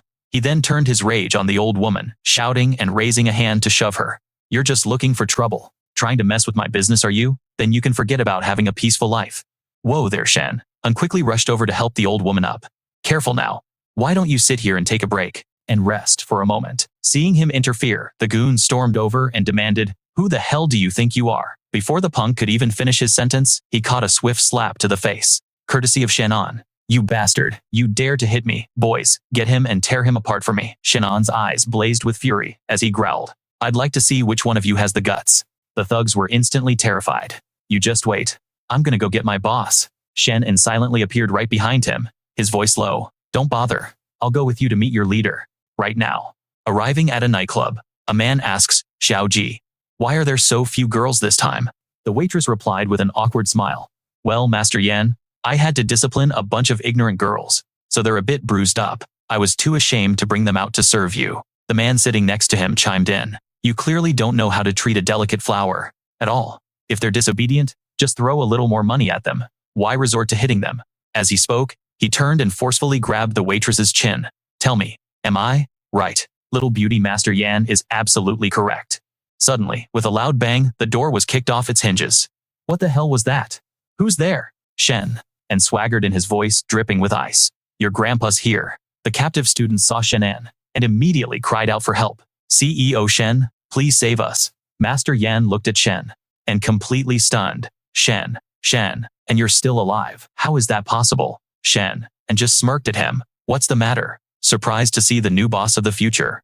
Ludding group in the flesh. Or should I call you Wei Xiaobao? Is that more fitting? Master Yan immediately barked an order at his henchmen. All of you take him down. But before they could even make a move, Shen An sent the whole group flying out the door with a single kick. Master Yan screamed in terror. Stay away from me. Shen An simply told the girls, all of you leave first. I'd like to see who dares to stop you. At this, Master Yan's partner slammed his fist on the table, roaring in anger. This is my territory. You have no say here. Shen An lunged forward, retorting, then today I'm repossessing this territory. Suddenly, an iron rod came whistling through the air, straight at Shen An. He dodged it, thinking to himself, so there's a skilled fighter here. Let's see you handle this. The man then leaped forward with a blade slashing at Shen An and tearing his outer jacket. Shen An simply shrugged off the tattered garment and tossed it aside, offering a bit of praise. Not bad at all. The strange-looking man pointed at the silver-haired guy and warned, you're not allowed to touch him. The silver-haired man then bellowed an order. Kill him for me. The strange man turned back and glared, stating flatly, I don't kill people. Hearing this, Shen An chuckled internally. Now this guy's getting interesting. He then said, it's fine. You couldn't kill me even if you tried, so let's just continue our fight. The man walked over, drew his iron rod, and began to attack, shouting 5 tigers and 8 trigrams, staff style. In response, Shen An activated a barrier, drew his sword and declared, very well then, I'll use my void-shattering blade art to clash with your staff technique. With that said, Shen An leaped high into the air, swinging his sword down. His opponent launched the iron rod, knocking the blade from Shen An's grasp, but luckily our hero quickly regained his composure and reclaimed his sword, slashing at the man. His opponent jumped up to parry the blow. Shen An let out a smirk, but then his expression suddenly shifted, and he collapsed to the ground right in front of the rod wielder. The man was taken aback. What are you trying to pull? The silver-haired boss shot back. Do you think I have time to watch you two put on a show? If you won't finish him, I will. The man with the iron rod turned to leave, saying, you have a gun, you don't need my protection. I'm out of here. The silver-haired boss spat, get lost. Just then a shot rang out and Shen An was hit, but he managed to get back on his feet. You want to kill me? You think you're enough? The silver-haired man ground his teeth in frustration. How is he not dead? Did I miss? What the hell? In a flash, Shen An lunged to attack him, but he stopped dead in his tracks. Young Chun, the man with the iron rod, had reappeared to block his path. I already told you, you're not allowed to kill him. Shen An thought to himself, without using my 3rd-rank spiritual energy, I'm definitely no match for this guy. It's a classic power scaling moment you see in many a system manhwa. Suddenly the gunman from before aimed his weapon at Shen An once more, and pulled the trigger. Bang. At that moment, Shen An activated his barrier, pulling the bullet inside it, and then, he fired it right back. The man named Yu Yi jumped in front of the silver-haired boss, taking the bullet for him and crying out in pain. Blood started to pour from his wound, but he stood firm, saying, "I'm not going down that easily." The silver-haired man cursed through gritted teeth. Damn it, even that didn't kill him. What kind of monster is he? This entire scene feels like it's straight out of a tense manhwa recap. Suddenly, an old woman stumbled into the room, dropping her bag. It was the very same old woman Shen An had rescued on his way there. Trembling, she shuffled towards the wounded man, her voice filled with worry. Yu Yi, my son, you're injured, the mother wailed, seeing her son riddled with bullet wounds. Yu Yi, he quickly tried to soothe her. Mom, I'm all right. Then, the woman did a complete 180 and turned on Shen An, blaming him. She repeatedly smacked him on the head, even as Yu Yi tried to intervene. And here I thought you were a good person. Why would you bring this harm to my son? She shrieked, tears streaming down her face as she looked at her poor boy. She then added perhaps to an offer of help. Thank you, but we couldn't possibly accept. Shen An turned and asked, are you afraid of him? Don't worry, I'll eliminate him right now. And with that, he knocked Yu Yi out with a single strike. The old woman screamed in terror. Yu Yi. Shen An approached her calmly. Ma'am, please don't worry. I only put him to sleep for a moment. If he were caught in the crossfire, his injuries would have been far worse. He then strode over to the silver-haired man, muttering, you despicable bastard. The man began to monologue. When I was just a boy, my rotten old man taught me a valuable lesson, that those with soft hearts can never achieve anything great. Shen An disagreed, thinking to himself times, but these are just ordinary people, and most of them, asterisk, are women and the elderly. How can I fight here? It's unacceptable. Forbidden. I won't allow it. Asterisk. The silver-haired man pointed a finger at Shen An, sneering. So what if you can fight? Shen An glanced at the crowd of frail, elderly people who were now trembling as they raised makeshift weapons against him. He gritted his teeth times. They're all old and feeble, sick and disabled. How can I possibly strike them? Times I'll be back to collect this debt, he vowed. Out of compassion for the pitiful, helpless elders, Shen An made a swift retreat, sparing the man from the Yan family for now. Yan Weibao approached his master and said Shen An's power is immense, like a protagonist from an awakening manhwa. Plus, he has Lin Muxia from the Shadow Syndicate by his side. What if he decides to sneak in during the middle of the night? The silver-haired leader of the Yan clan smirked. I'm counting on it. Otherwise, my little show here would be a complete waste. The silver-haired man then turned on Yu Yi. I ordered you to take him out. Why didn't you do it? Do you dare to defy me? Clutching his wound, Yu Yi replied weakly. I don't take lives. The Yan leader exploded with rage. You don't take lives? Then what good are you to me? He scoffed. You, useless piece of trash. Fine, I'll put you out of your misery myself. Seeing her son being brutalized, the old woman cried out in anguish, pleading, please don't hurt my boy, I'm begging you. But one of the henchmen held her back firmly. The Yan leader brandished a large meat cleaver and ordered, hold him down. The old woman struggled free and rushed toward him. She desperately clung to the Yan leader's leg. Please, I beg you, have mercy. You can chop off my hands, you can end my life. I don't care. Just please don't touch my son. The Yan leader kicked her away viciously, sending the old woman flying. Get off me, he snarled. Seeing his mother suffer such torment for his sake, Yu Yi roared, how dare you touch my mother? In the next moment, he was struck from behind with a club by Weibao. Another subordinate pleaded, who are you even trying to fight? Just let them go, the mother and son have suffered enough. Hearing this, the Yan leader quickly interjected. Fine, forget it. Throw the two of them into the pigsty. Elsewhere, Lin Muxia explained. Why did the walled city become a lawless zone? It's not because their individual strength is so terrifying. It's because its population is massive and fiercely united. No one dares to make a move against so many civilians at once. At that moment, Zhao Zhao yelled, you can't possibly let him get away with this. Jojo rushed to her side to calm her down. Sister Zhao Zhao, please stop. Shen An also reassured her. Zhao Zhao, don't worry. I swear, I will get justice for everyone. Lin Muxia then began her analysis, laying out the situation like a detailed manhwa recap. Even though the former underground king Gu Chengwang was a tyrant, he was also regarded as a man of honor and principle. That's why in the past, the walled city never engaged in such heinous acts. Hostile factions have always wanted to annex them, but Gu Chengwang's character would never have allowed scum like Lu Dingji to fester under his rule. This whole new power dynamic is like a twisted system manhwa. Shen An nodded in agreement. He and Lin Muxia then turned invisible and slipped outside. Surprisingly, the place was completely unguarded. Shen An commented. To use innocent civilians as human shields, he's truly without shame. That poor mother and her son, Yu Yi, are in a terrible state. A pigsty is no place for a human, especially with those wounds. If an infection sets in, they'll never survive. A man nearby overheard and whispered a warning. Keep it down, who would dare disobey Yi Zhongwang these days? Still, you can't just treat human lives like a joke. I'm going to bring them some food. If you're too scared, then stay here. Shen An and Lin Muxia decided to follow him from the shadows. Let's go. Shen An noted, this Yu Yi fellow isn't half bad. He clearly has some power. Meanwhile, Yu Yi and his mother were thrown into the pigsty. Shen An made his entrance, his voice booming.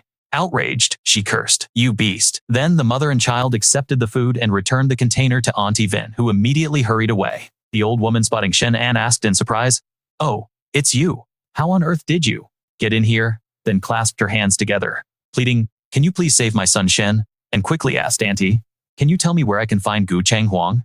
The emperor is most likely in the infirmary at the center of the camp.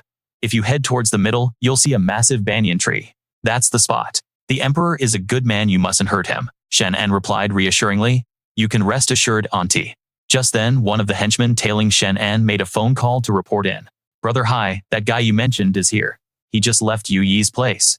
Is there any chance we could get a little discount on this month's rent? Thanks, Brother Hai. Meanwhile, Lin Chu grabbed his hand and pulled him along, saying, it should be over here. Beneath a colossal ancient tree, a little girl named Lanner was trying to climb up, desperately reaching for her cat. Xiang Xiang, come here. The cat Xiang Xiang stretched its paw toward the girl, their hands just about to touch. But suddenly, Lanner's foot slipped, and she began to plummet toward the ground. A terrified scream escaped her lips. Shen, an alarmed dash towards Lanner. This is bad, he thought, managing to catch her just in time. It's okay, don't be afraid. Just then, someone heard the commotion and rushed out, calling who's there. He shone his flashlight right where Shen An had been. Hey you. But in the blink of an eye, they were gone. The man was stunned. What in the world was that? It was Lin Chu, who had shielded him from view, making him invisible to the guard. Am I seeing things? The man wondered. He led his dog back, muttering to himself. Brother Hai told us to keep an eye out for any unusual movements. But how are you supposed to spot someone with an invisibility skill from an awakening manhwa? Just then, Lanner ran out, calling Daddy. It's me, her father asked angrily. What are you doing out here in the middle of the night? You should be asleep. Get back inside with me now. Cursing under his breath, he added. Damn kid, you scared the daylights out of me. Now go to bed. Shen An let out a sigh of relief. That was close. Good thing you're so quick on your feet, otherwise we would have been caught. Lin Chu said with a sigh. Boss? Oh boss? If I stick with you any longer, my heart's going to turn into pure muscle from all the stress. They then continued on their search. Noticing an odd expression on his face, Lin Chu asked, Boss, is something wrong? He voiced the suspicion that had been bothering him. Gu Changhuang is the overlord of this region. Even if he's recuperating from an injury, why isn't there a single guard posted outside? With a focused gaze, Lin Chu began to analyze the situation carefully. Although Gu Chenghuang is known as the Underground Emperor, he dislikes large-scale conflicts. He normally maintains a low profile and primarily uses public transportation when he goes out, so the lack of guards isn't entirely surprising. But having said that, she didn't forget to add a word of caution. Still, we should be careful. Shen An agreed with her assessment. You're right. A moment later, the two of them stood before the door to Gu Chenghuang's room. Then, to prepare for any contingency, Shen An immediately activated his clairvoyant eye, a skill straight out of a system, Manhwa, allowing him to see through the walls. He observed the situation inside for a moment, before turning to Lin Chu. It looks like there's no one in there besides Gu Chenghuang. Let's head in. As Lin Chu prepared to turn and enter, Shen An suddenly held up a hand, pausing for a few seconds. Hold on. What level is Gu Chenghuang's strength supposed to be? Lin Chu replied. Previously, it was said that Gu Chenghuang's strength was at least 3rd rank, making him easily as powerful as Chen Longhai. Hearing this, Shen An's brow furrowed, and his tone grew serious. Then that's not Gu Chenghuang. This person's power level isn't even 1st rank. With her quick intellect, Lin Chu immediately realized something was terribly wrong. She quickly made an assessment. Could it be they knew we were coming and laid a trap for us? The whole setup felt like it was pulled from a tense manhwa recap she'd seen before. Sensing that the situation could unfold exactly as Lin Chu predicted, Shen An focused his senses using his clairvoyant eye to scan every nook and cranny of the encampment. After getting a read on the situation, he immediately reported to Lin Chu, there are no ambushes within a few miles, so it doesn't seem like a trap. But if Gu Chenghuang is that sick, why would he need a body double? Lin Chu strode decisively toward the bed. In that case, we just need to find out who this imposter is. She grabbed the man by the collar and jerked him upright with a single, sharp motion, then barked, Sit up. The old man, terrified, stammered, Who are you? What are you doing here? Before he could finish his sentence, Lin Qiu pressed the cold sharp edge of a blade against his throat. Her expression darkened, and her piercing, menacing gaze made the old man tremble, too afraid to move a muscle. She spoke in a chilling tone. Make one sound. I dare you. And you had better answer my questions. The terrified old man quickly agreed. Okay. Just then, Shen An stepped forward from behind her and demanded, Who are you? Why are you impersonating Gu Huangchang? The man stammered in response. My name is Sa Wujin, and the Yan family ordered me to pose as the emperor. Shen An pressed him with a stern voice. And why did you have to impersonate him? Where is the real Gu Huangchang right now? The old man answered truthfully. The Yan family said the emperor wanted to cultivate in secret, but as for his location, I truly have no idea. At that very moment, a group led by Xiang Feng stormed into the room, shouting, Old man Sa, you need to be on high alert for the next 2 days. The Yan family says that kid might show up today to ask about Gu Huangchang. By now, Shen An and Lin Qiu were nowhere to be seen, leaving only the imposter on the sickbed, his voice laced with guilt as he replied, All right, I understand, boss. The old man's face grew increasingly pale. Noticing the strange behavior, Xiang Feng asked, What's got you so worried? The man, now covered in a cold sweat, had no choice but to answer, I'm fine. He was the only one who knew that a razor-sharp blade was being pressed firmly against his back. However, that clumsy performance from the Yan family's man had already made Xiang Feng suspicious. He ordered his underlings to shut the door. His men immediately obeyed, sealing the room and blocking the exit. The imposter asked nervously, Boss, what are you planning to do? At that moment, Xiang Feng, holding a spray can with a knowing smirk, confidently said, According to my intel, that brat has someone with him who knows the shadow sect's cloaking arts, but I have a way to force that invisible person to appear. This isn't your typical *** awakening manhwa ***, where powers are straightforward. Xiang Feng raised the spray can. Reveal yourself. A red mist surged towards Lin Qiu, just as she was approaching the old man with a dagger, the sharp point plunging into the man's body. The old man cried out in pain. Xiang Feng snapped in annoyance. What are you screaming about? He replied. I think I just saw something flash under the door. I don't know if someone is outside. Xiang Feng commanded his men outside. You lot go check it out. One of them peeked out, but the hallway was completely empty. He turned back and growled. You're really not right today. Are you hiding something from me? The imposter quickly explained. Of course not. How would I dare? Xiang Feng continued to test the area with the spray can, unaware the two had already hidden under the bed. He confirmed. Looks like they're not here. Let's go. His subordinate replied. I'm on it. Under the bed, Lin Qiu whispered. Chief, you're touching me. Shen An awkwardly created some distance. What? No. I'm not. Once they emerged, the imposter said helplessly. You see, why would they tell me anything important? You people should just follow them instead. Shen An agreed. He's got a point. Lin Qiu knocked the man unconscious. Then we'll be on our way. As soon as they were outside, they overheard a man asking Lady Gu Tian, has there been any trouble lately? The other person replied, none. The great Lady Gu is at church by day and by night. She's at the nightclub. She probably has no idea Emperor Gu Huangchang is actually being held under house arrest by Junlin. Xiang Feng angrily snapped. Shut your mouth. Those aren't words you can just say carelessly. Watch your tongue while we're out in the open. I just don't know what Junlin is planning with Gu Huangchang, keeping him locked up in a boxing gym of all places, which means the brothers can't even train.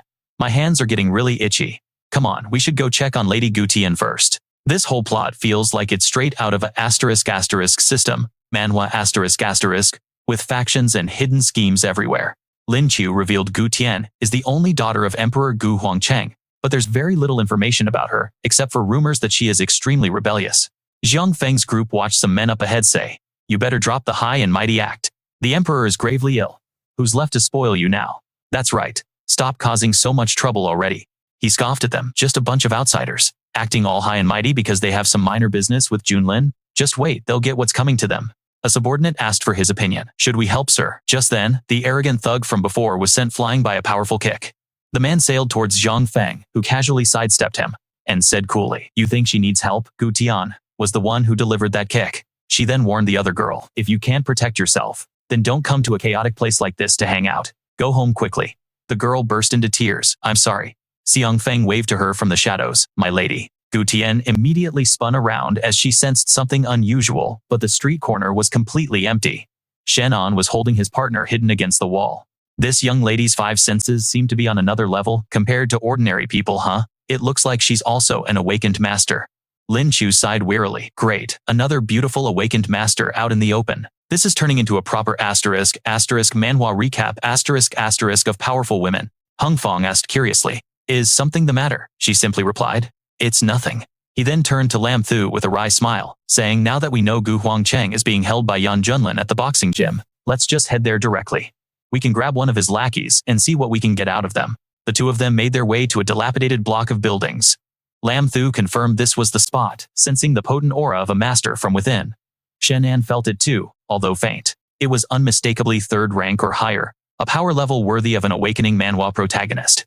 She looked worriedly at the padlock, knowing that breaking it would surely alert everyone to their intrusion. So when Shen An simply scaled the wall to get inside, Lam Thu wasn't the least bit surprised. I should have expected as much, she mused, thinking her leader was nothing short of a master cat burglar. He pulled the window shut behind them, much to Lam Thu's exasperation. Just then, a voice echoed through the space. Who are you? Have you come to finish me off? Looking towards the figure in the boxing ring, Lam Thu was certain this had to be the genuine Gu Huangcheng, the infamous underground emperor. Back in a hospital room, the Yan patriarch lit a cigarette. Hung Fong had returned with a report. Sir Shen An has arrived in the fortress city. Old Song also spotted them meeting with Yu Yi, but they vanished without a trace afterward. So what should we do? The patriarch's voice was tight with anger. Is this not happening right under my very nose? Hung Fong couldn't believe what he was hearing. What do you mean by that? Meanwhile, Shen An approached Gu Huangcheng's position. Though, bound Gu Huangcheng's voice was full of authority. That whelp, Yan Junlin doesn't have the guts to kill me himself. He sends a couple of no-name kids to do his dirty work. I've never seen you before. Are you new to the fortress city? Shen An was intrigued. There are 10,000 people in this city. Do you really remember every single one? Gu Huangcheng scoffed. Everyone who enters the fortress city becomes my family. Don't you recognize your own family members? Shen An formally introduced himself. Senior Gu, I am Shen An, leader of the future group. I've come here today to humbly ask for your assistance with a certain matter. Gu Huangcheng was unfamiliar with the name. Shen An, the future group. I've never heard of it. It seems I've been locked away for quite some time, unable to recognize the rising stars of this new generation. I'm just a prisoner now. What could I possibly do to help you? Shen An continued. I won't hide the truth from you, senior. There's a villain within the future group who forces others to commit evil deeds. I want to eliminate him, but he's hiding in the fortress city. And that scoundrel Yan Junlin is using the city's inhabitants as human shields. That's why I need your help, senior, to persuade the people not to be manipulated by him. Hearing this, Gu Huangcheng erupted in fury. Yan Junlin, that animal is worse than a dog, daring to use innocent people as pawns. A murderous aura exploded from his body. I will kill you, he vowed. Lam Thu voiced her confusion. Senior Gu is incredibly strong. Logically, even if Yan Junlin trained for another 30 years, he shouldn't be able to harm you. How did you end up imprisoned here? Gu Huangcheng began to recount his story. If it were only Yan Junlin, even with all of his men, they couldn't have touched me. But he found powerful reinforcements. In a flashback, a younger, more arrogant Yan Junlin sneered. Huangcheng, isn't it about time you considered abdicating? The emperor replied firmly. Yan Junlin, I've told you countless times, some business is off limits. That is the rule of this city. Did you really think you could touch me with this pathetic mob? A chaotic battle immediately erupted between the two sides. Gu Isai's whip cracked through the air, felling Yan Junlin's men. He then charged after their leader, shouting, "You're not getting away." But Gu Huangcheng froze, stunned by the sight before him. Guisi was sent flying backward. Gu Huangcheng rushed to catch him. "What Guisi are you?" "All right," his loyal subordinate urged him. "Huangcheng, you have to run." But a chilling voice cut through the chaos. "Run? And where would you go?" Seeing Guisi charge toward the new enemy, Gu Huangcheng cried out in alarm. "Guisi, no." The man's hand ignited with flames, and the fiery power completely engulfed Guisi's body. "I'll kill you," Gu Huangcheng roared as he lunged forward. The two immense powers clashed, but he never expected his opponent to be so overwhelmingly strong. Gu Huangcheng collapsed to his knees, utterly defeated. "Impossible," he whispered. Yan Junlin swaggered over, gloating, "My thanks for your hard work, venerable one. Men, take Gu Huangcheng away." Gu Huangcheng said in despair, "I couldn't even block a single one of his attacks." With the confidence of a top-tier system manhwa hero, Shen An revealed, "That man has already been killed by me." There wasn't even a trace of ash left. The news left Gu Huangcheng utterly speechless. You killed him," he stammered. Shen An confirmed it. "That's right." Burned to a crisp. Suddenly, Gu Huangcheng's demeanor shifted into a wild frenzy. "Why did you have to kill him? Why?" he screamed, leaving Lam Thu to question what was happening. Asked, "What's wrong with you?" You couldn't fight back, but the boss got revenge for you. So why are you mad at him? Huang Cheng sadly revealed. Because he hurt my wife? Anga.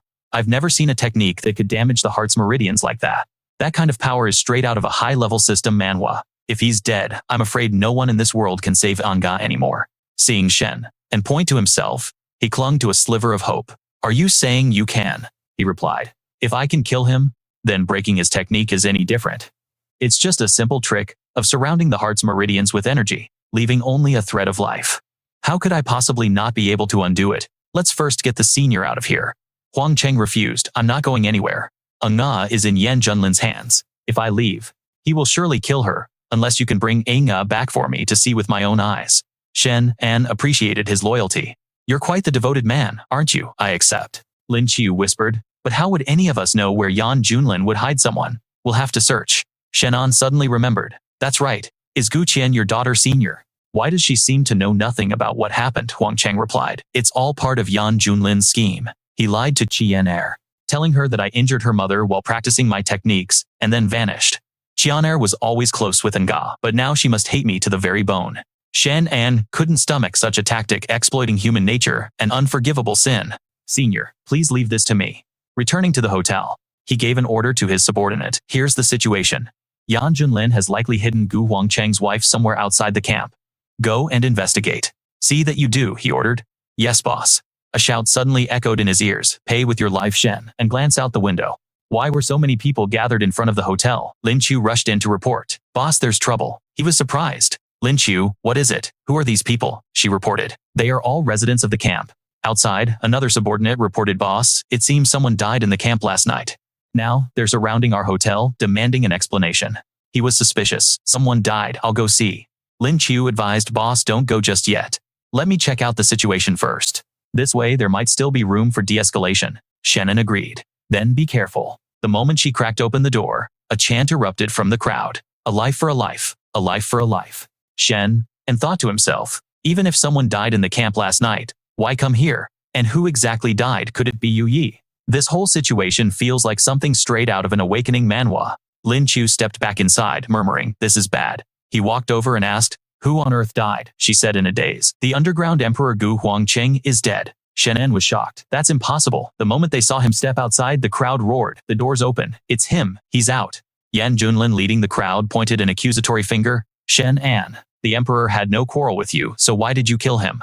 I was the one who had a conflict with you yesterday. If you had a problem, you should have come looking for me. Why did you kill the emperor? The townsfolk started throwing vegetables and eggs at Shen An.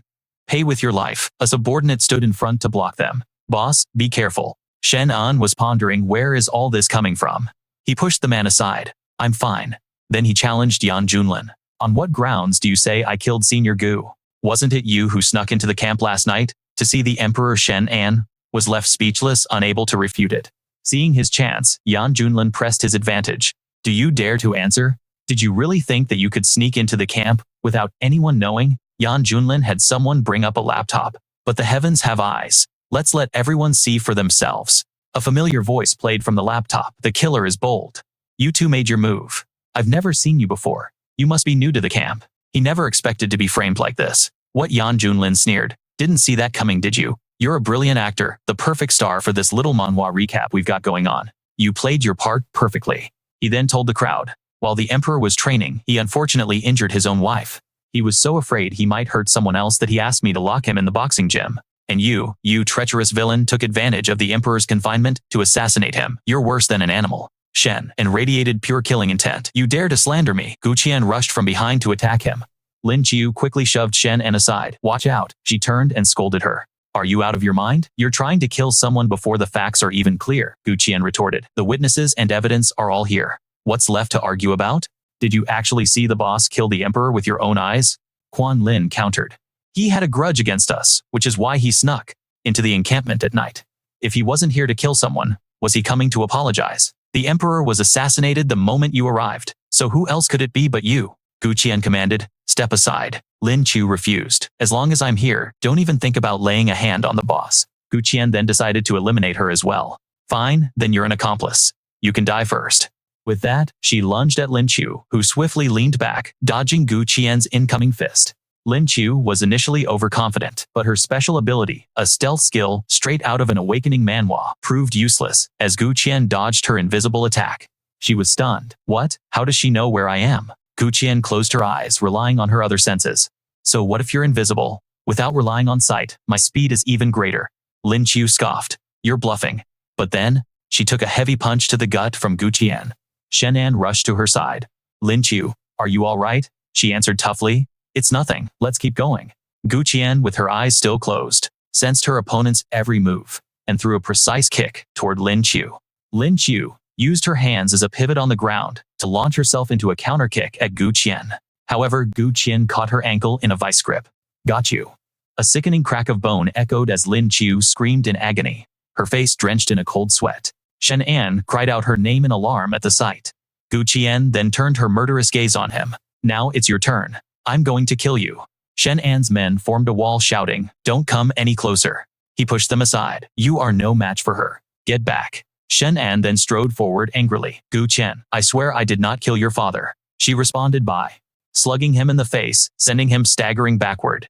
He repeated, I didn't kill Senior Gu. But Gu Qian, deaf to his words, viciously kicked him. Shen An went flying. His subordinates cried out, Boss sir, he insisted once more. I really didn't kill him. His sheer persistence left her momentarily speechless as one of Lin Chu's allies rushed forward. He grabbed Gu Qian's leg, pleading, it's true, it wasn't us. She kicked him away, yelling, let go. Panicked, Zhu Zhu ran out crying. Sister Mu. Gu Qian's fist was already an inch from her face when Shen An appeared blocking the blow. This has nothing to do with her. Your target is me. Gu Qian was in shock. How did he get in front of her so quickly? It was as if his stats were governed by a system manhwa. Why hadn't her five senses detected him at all? Had he been hiding his true strength this whole time? Gu Qian's knee then slammed into Shen An's abdomen. He doubled over, spitting up blood from the brutal impact. She demanded, you could have dodged that. Why didn't you? Sprawled on the ground, Shen An replied. I understand your pain, but I truly am not the killer. Quan Lin, ever the opportunist, saw his chance. This is not good, he goaded Shen An. You coward. You don't even have the guts to face Our Lady in a fair fight. It's obvious you only excel at cowardly assassinations. My lady, don't let this animal get away. Avenge the Emperor. Don't let a man like him escape. The injured Lin Chu stepped forward. Hold on. Right now there is no direct evidence that we killed the Emperor. What you saw was simply us bringing the Emperor for a meeting. The reason we had to sneak in was our fear that Yan Jun would once again use innocent villagers as human shields to control us. A little girl, Luo Ni, chimed in. Big brother is a good person. Her father quickly pulled her back, hissing, quiet, don't speak nonsense. Lin Chuo pressed on. Don't you want to find out the real cause of your father's death? You don't want the true culprit to escape, do you? But if you kill Shen An now, you will only be grieving your loved ones, while making the real enemy rejoice. Gu Qian considered this. What's your proposal? Lin Chu sighed. We report it to the authorities. A dozen or so minutes later, a convoy of police cars arrived on the scene. As he was being led away, Shen An reassured his crew. Don't worry. I didn't do it. The authorities will clear my name. Gu Qian then declared, I will give you time to investigate. But if it's proven that you killed my father, I will make you all suffer unimaginably. With that, she spun around and departed. Lin Chu let out a sigh of relief. Finally, those troublesome people are gone. Then a thought struck her, and she grabbed her phone. And just as she suspected, a recorded message played. The number you have dialed is currently switched off. Lin Chu was bewildered. Still off. What the hell is that girl playing at? Pulling a disappearing act during a life or death crisis. Zhu Zhu asked worriedly, Sister Mu, what do we do now? Is Brother Shen An going to be in danger? Lin Chu reassured her. Relax. Let's wrap up this part of the manhwa recap with a final thought. With the boss's immense power, unless he's actively looking for trouble, there aren't many people in this world who can truly harm him. Come with me to the conference room. Let's figure this out together. They complied, following his directive, as a car departed from the scene. The person inside gave a new order. The show's over, time to go. Shen An, I'm eager to see how you'll get out of this one. This is setting up to be a great manhwa recap. Meanwhile, on an island chain in the vast ocean, a group of people in the jungle were racing toward a cave. Wei Wei was in a desperate fight against a colossal beast, leaning back just in time to dodge its massive bite. Her blade plunged deep into the monster's hide. The chaotic battle raged on, sending the beast tumbling to one side. The leader of the other group shouted, Quick, get inside! Wei Wei yelled out in alarm. Don't go in there. But before she could finish her warning, a bizarre noise emanated from deep within the cave. A member of the squad cried out in terror. Captain, there's a monster inside. Before he could finish his sentence, he was impaled by a creature that emerged from the darkness. Wei Wei was stunned, whispering, "How is this possible?" Fueled by rage, she gripped her knife and charged. "You monster, I'll kill you." Inside the cavern was another beast, its eyes glowing a hellish red. Wei Wei's jaw dropped as she realized it was a mutated variant. At this point, she was trapped with monsters closing in from all sides. Wei Wei prepared for a last stand. "If you won't let me live, then we'll all go to hell together." The giant beast saw her make a move, and it spun around, swinging a massive arm that slammed into Wei Wei, sending her flying into a nearby tree trunk. In the next instant, she let out a scream of pure agony. Before she could even recover from the impact, the pack of monsters lunged toward her. But by now, Wei Wei had no strength left to resist. All she saw in that final moment was darkness, as her eyes slowly closed, surrendering her fate. As she faded, Wei Wei's mind flashed back to a memory from 3 days earlier. Lao Ji had told her, "Wei Wei, we have a secret mission to carry out." He pointed grimly at a screen displaying a detailed map of an island, and continued to explain. "Our surveillance network has detected a massive concentration of monsters appearing on an island in the Pacific. For now, they haven't migrated toward inhabited areas, but the moment those creatures reach the mainland, Silver City will be the first to be annihilated." This was the kind of world-ending threat you'd only expect to see in an awakening manhwa. In that moment, Wei Wei recalled someone else's words. "Wei Wei, you're one of my assets in the organization, and I can't let Lao Ji know about this just yet. Find a reason to deal with him yourself." Lao Ji's voice echoed in her memory. "As the primary force for law enforcement and maintaining stability, it is our sworn duty to protect the people. Therefore, I will personally lead the team to that island to conduct a sweep operation." His voice was unwavering. "The stakes are too high, and this information could easily incite mass panic. Because of this, all of our communication equipment will be under strict control. There will be absolutely no leaks, not even to Shen An." The scene shifts back to the present in the skies above the monster-infested island, where a military helicopter hovered in the air. The team disembarked, with soldiers moving to the front to take point, while Lao Ji and Wei Wei followed closely behind. Lao Ji immediately laid out the strategy. "First, we will establish a temporary command post on high ground. You will lead a team to scout the area, but I need you to be extremely careful. Don't try to engage in any reckless battles." Wei Wei replied, "Understood. Don't worry about me." She then shrugged off her outer jacket, revealing the tactical combat suit she wore underneath, and issued a stern command. "Tactical team, perform a gear check and follow me." The entire squad responded in unison. "Yes, ma'am." After advancing just a few steps, the team led by Wei Wei stumbled upon an unbelievable sight. Countless monsters of every imaginable type were swarming the island.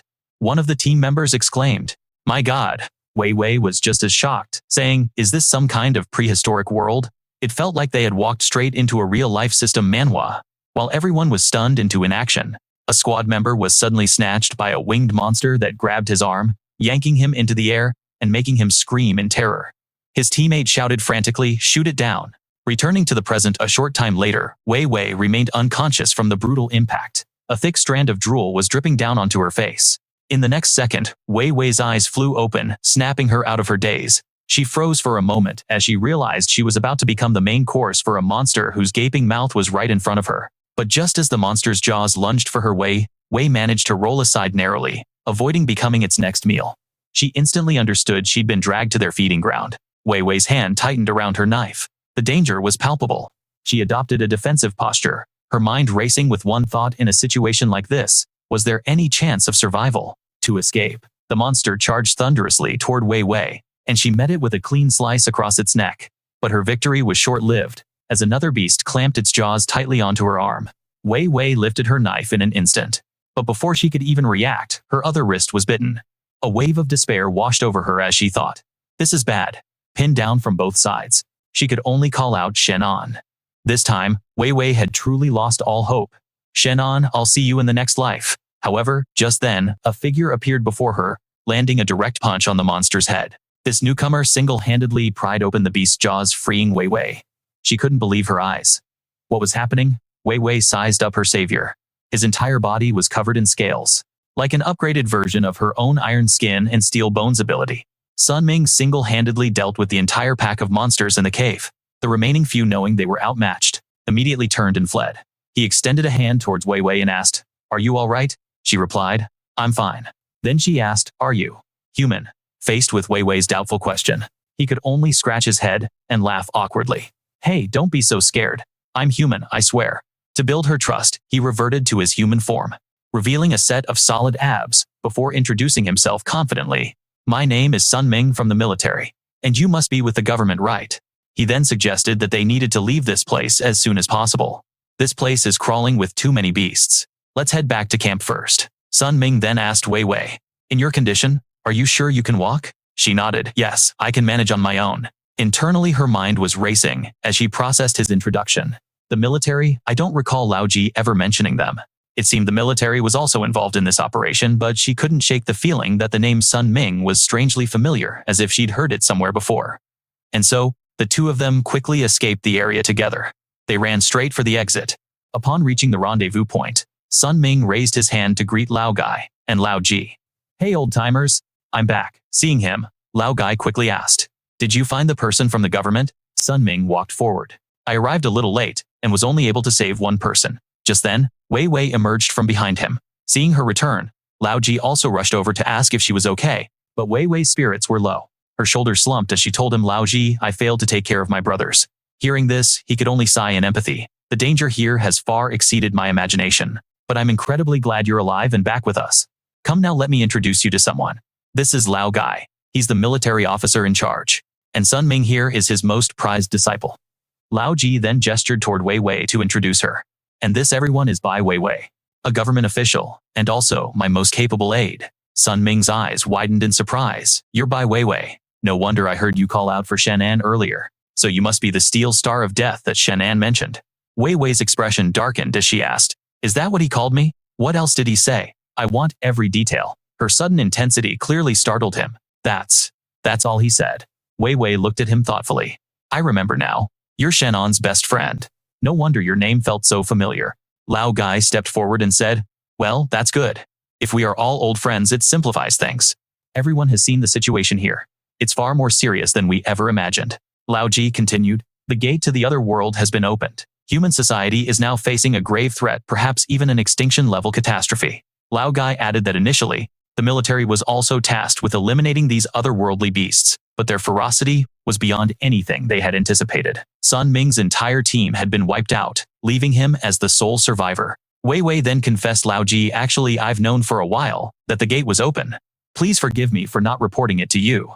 Lao Ji asked with curiosity. What do you mean by that? She then explained the whole story to them. Shen An had mentioned that the gate to the other world had been destroyed, and that the barrier needed to be rebuilt. This story is getting as complex as any asterisk manhwa recap asterisk. Perhaps he has a way to resolve this, she concluded. Lao Gai asked doubtfully, and you believe his words? Shen An is just a young man who's barely stepped into the real world. Sun Ming stepped forward to defend him. I believe him. I trust him completely. The old man turned to his friend. What do you think? Lao Ji replied. This talk of sealing a barrier isn't entirely baseless, but even we haven't been able to address it. How would Shen An know about this? This whole situation with a special barrier sounds like a plot from a asterisk system, Manhwa asterisk. Regarding Shen An, is there anything else you're hiding from me? Wei Wei shook her head. That's everything. Sun Ming's frustration became visible. What's with all the questions? Shen An is my best brother. Everything he's doing is to contribute to the human world. So why are you doubting him? Lao Gai looked as if he wanted to smack the boy. You've got a lot of nerve, kid. Regardless, this is a matter of great importance concerning the fate of a threat to the entire human world. Old K's cautious approach is the only sensible way to handle this. Old K then proposed, I'm also acquainted with young Shen An, and I have great faith in him. Given the situation, why don't we have Sun Xiaoge and Wei go and find Shen An? Hearing this, Sun Ming's face lit up with glee. Excellent. It's been far too long since I've had a chance to knock that kid around. Wei, however, was concerned for the old man. But our numbers here are already thin. What will happen to you? Old K assured them. Don't you worry. As long as I'm here, your old master won't be kicking the bucket anytime soon. Finding Shen An is the top priority. He then said to the old man, all right, old timer, you make sure to look after yourself, because I plan on coming back for that drink with you. A helicopter then airlifted them off the island. Meanwhile, at the detention center, where Shen An was being held, he lay on his bed, deep in thought. Based on what Huang Chung said, the one who took him out was the very same monster I had already eliminated. That monster was affiliated with Xu Tianming, which means the true mastermind is undoubtedly Xu Tianming. He must have known I had disposed of his monstrous subordinate and cooked up this scheme because he was afraid I'd come after him next. He's lost the formidable backing of the Dark Organization, and he knows he stands no chance against me in a direct confrontation. So he's using the influence of the walled city to keep me pinned down. First he plotted with Huang Cheng, propping up his puppet, Yan Junlin. Then he used Yan Junlin to elevate Lu Tingji, ordering Lu Tingji to stir up internal trouble within the group, which would inevitably lead to a conflict between my corporation and the walled city. At the opportune moment, taking out Huang Cheng would allow him to perfectly frame me for the crime. Considering Huang Cheng's standing among the people of the walled city, this would set the entire city against the future group. Xu Tianming is clearly in league with the monsters of this world, which means there's a much larger conspiracy afoot. He's trying to neutralize me so I can't interfere with his plans. Honestly, he gives me too much credit. I'm still focused on the problem of the barrier seal. Suddenly, future Shen An's voice rang out in his head, fuming. You've got some nerve, kid. How in the world did you manage to get yourself thrown in jail? Does this mean I'll have a criminal record? My clean slate is ruined. Present Shen, an equally irritated, shot back. Oh, so you decided to show up now, did you? He then asked. Things on my end are, also, in dire straits. What exactly happened to you? Shen An explained. I was framed by Xu Tianming. He deliberately created a conflict between me and the walled city. But what is he ultimately trying to achieve? Future Shen An revealed. I suspect he's helping someone from the other world recuperate. This individual is terrifyingly powerful, but the most crucial thing right now is for you to get out of this mess. Shen An sighed. This cell can't hold me, but if I just break out, then this fabricated crime will stick to me for good. I'm counting on Lin Chu and the others to find a way to clear my name. Speaking of Lin Chu's group, Chu Chu was anxiously pacing back and forth. Brother Shen An must be suffering so much in there. Sister Mu, what are we going to do? A woman reminded her. Chu Chu, calm down. With Brother An's power, no one in there is a match for him. Wang Bao chimed in. I say we just grab that scoundrel Yan Junlin. I'll use my special technique for dealing with black bears to make him confess everything. Another person added, and don't forget Lu Tingji. We'll squeeze the truth out of him about why he's working with Yan Junlin. However, Lin Chu shot down the idea. Absolutely not. The boss specifically chose to involve the authorities because he wanted to avoid escalating the conflict between us and the walled city. We have to find a way to clear the boss's name legally. Just then, Mai Han arrived with an update. This situation is blowing up online. The public opinion is turning against us, claiming the future group is a bunch of bullies. They're calling the boss an enemy of the people. The comments are flooding in. One person who claims to be a high-level awakened being like something out of an awakening manhwa is saying that he took out the underworld emperor. Before that, he supposedly eliminated the head of the Chen family and seized all their assets. Isn't that just a common thug? Why isn't anyone stopping him? Rumor has it the authorities are colluding with him. He's always with that short-haired girl who's apparently some minor official. There's no justice left in this world. If the authorities dare to protect him, we'll riot. That's right, we'll protest. A life for a life. Chu Chu was bewildered by the comments. What is wrong with these netizens? They're jumping to conclusions without knowing any of the facts. It's like they're living in a different manhwa recap entirely. Brother Shen An has gone through so much to protect them. Lin Chu, however, saw right through it. Don't read any more. It's obvious someone is manipulating public opinion. The puppet master is undoubtedly the same person who orchestrated this entire incident. Chu Chu, fuming with rage, declared, I'm going to start a live stream and set the record straight for Brother Shen. And Lin Chu thought with a sigh of resignation. This naive girl. The walled city has millions of followers. Public opinion spreads faster than a skill from a system manhwa. Rumors are spreading. Someone is deliberately stirring up trouble. What you're doing is pointless, but maybe it'll make you feel a little better inside. Lin Chu reluctantly agreed. Fine, you can mention things like how the boss previously saved people at Wan Yuan Mountain. She then instructed Wang Bao's group, for the next few days try not to go out alone. Wang Meng, Wang Bao, you two protect Zhu Zhu. Wang Bao promised, you can count on us. Zhu Zhu asked curiously, Sister Mu, what's your plan? She replied, if someone is willing to believe in the boss and speak up for him, we might just be able to clear his name. Wang Bao was surprised. Is there really someone like that? You mean Sister Wei? Lin Chu revealed. Bai Weiwei's whereabouts are currently unknown. We can't count on her. The person I'm talking about is Huang Cheng's daughter Gu Qian. And as we continue this manhwa recap, the scene shifts to the building where Gu Qian was staying. She stood before her father's memorial and ordered, it's getting late. Everyone go and get some rest. I want to be alone with my father. The people behind her urged, Miss Gu, please try to manage your grief. Gu Qian waited in silence until they had all left, then she addressed someone hiding in the shadows. Show yourself. What business do you have with me? Lin Chu replied. I came to discuss something with you.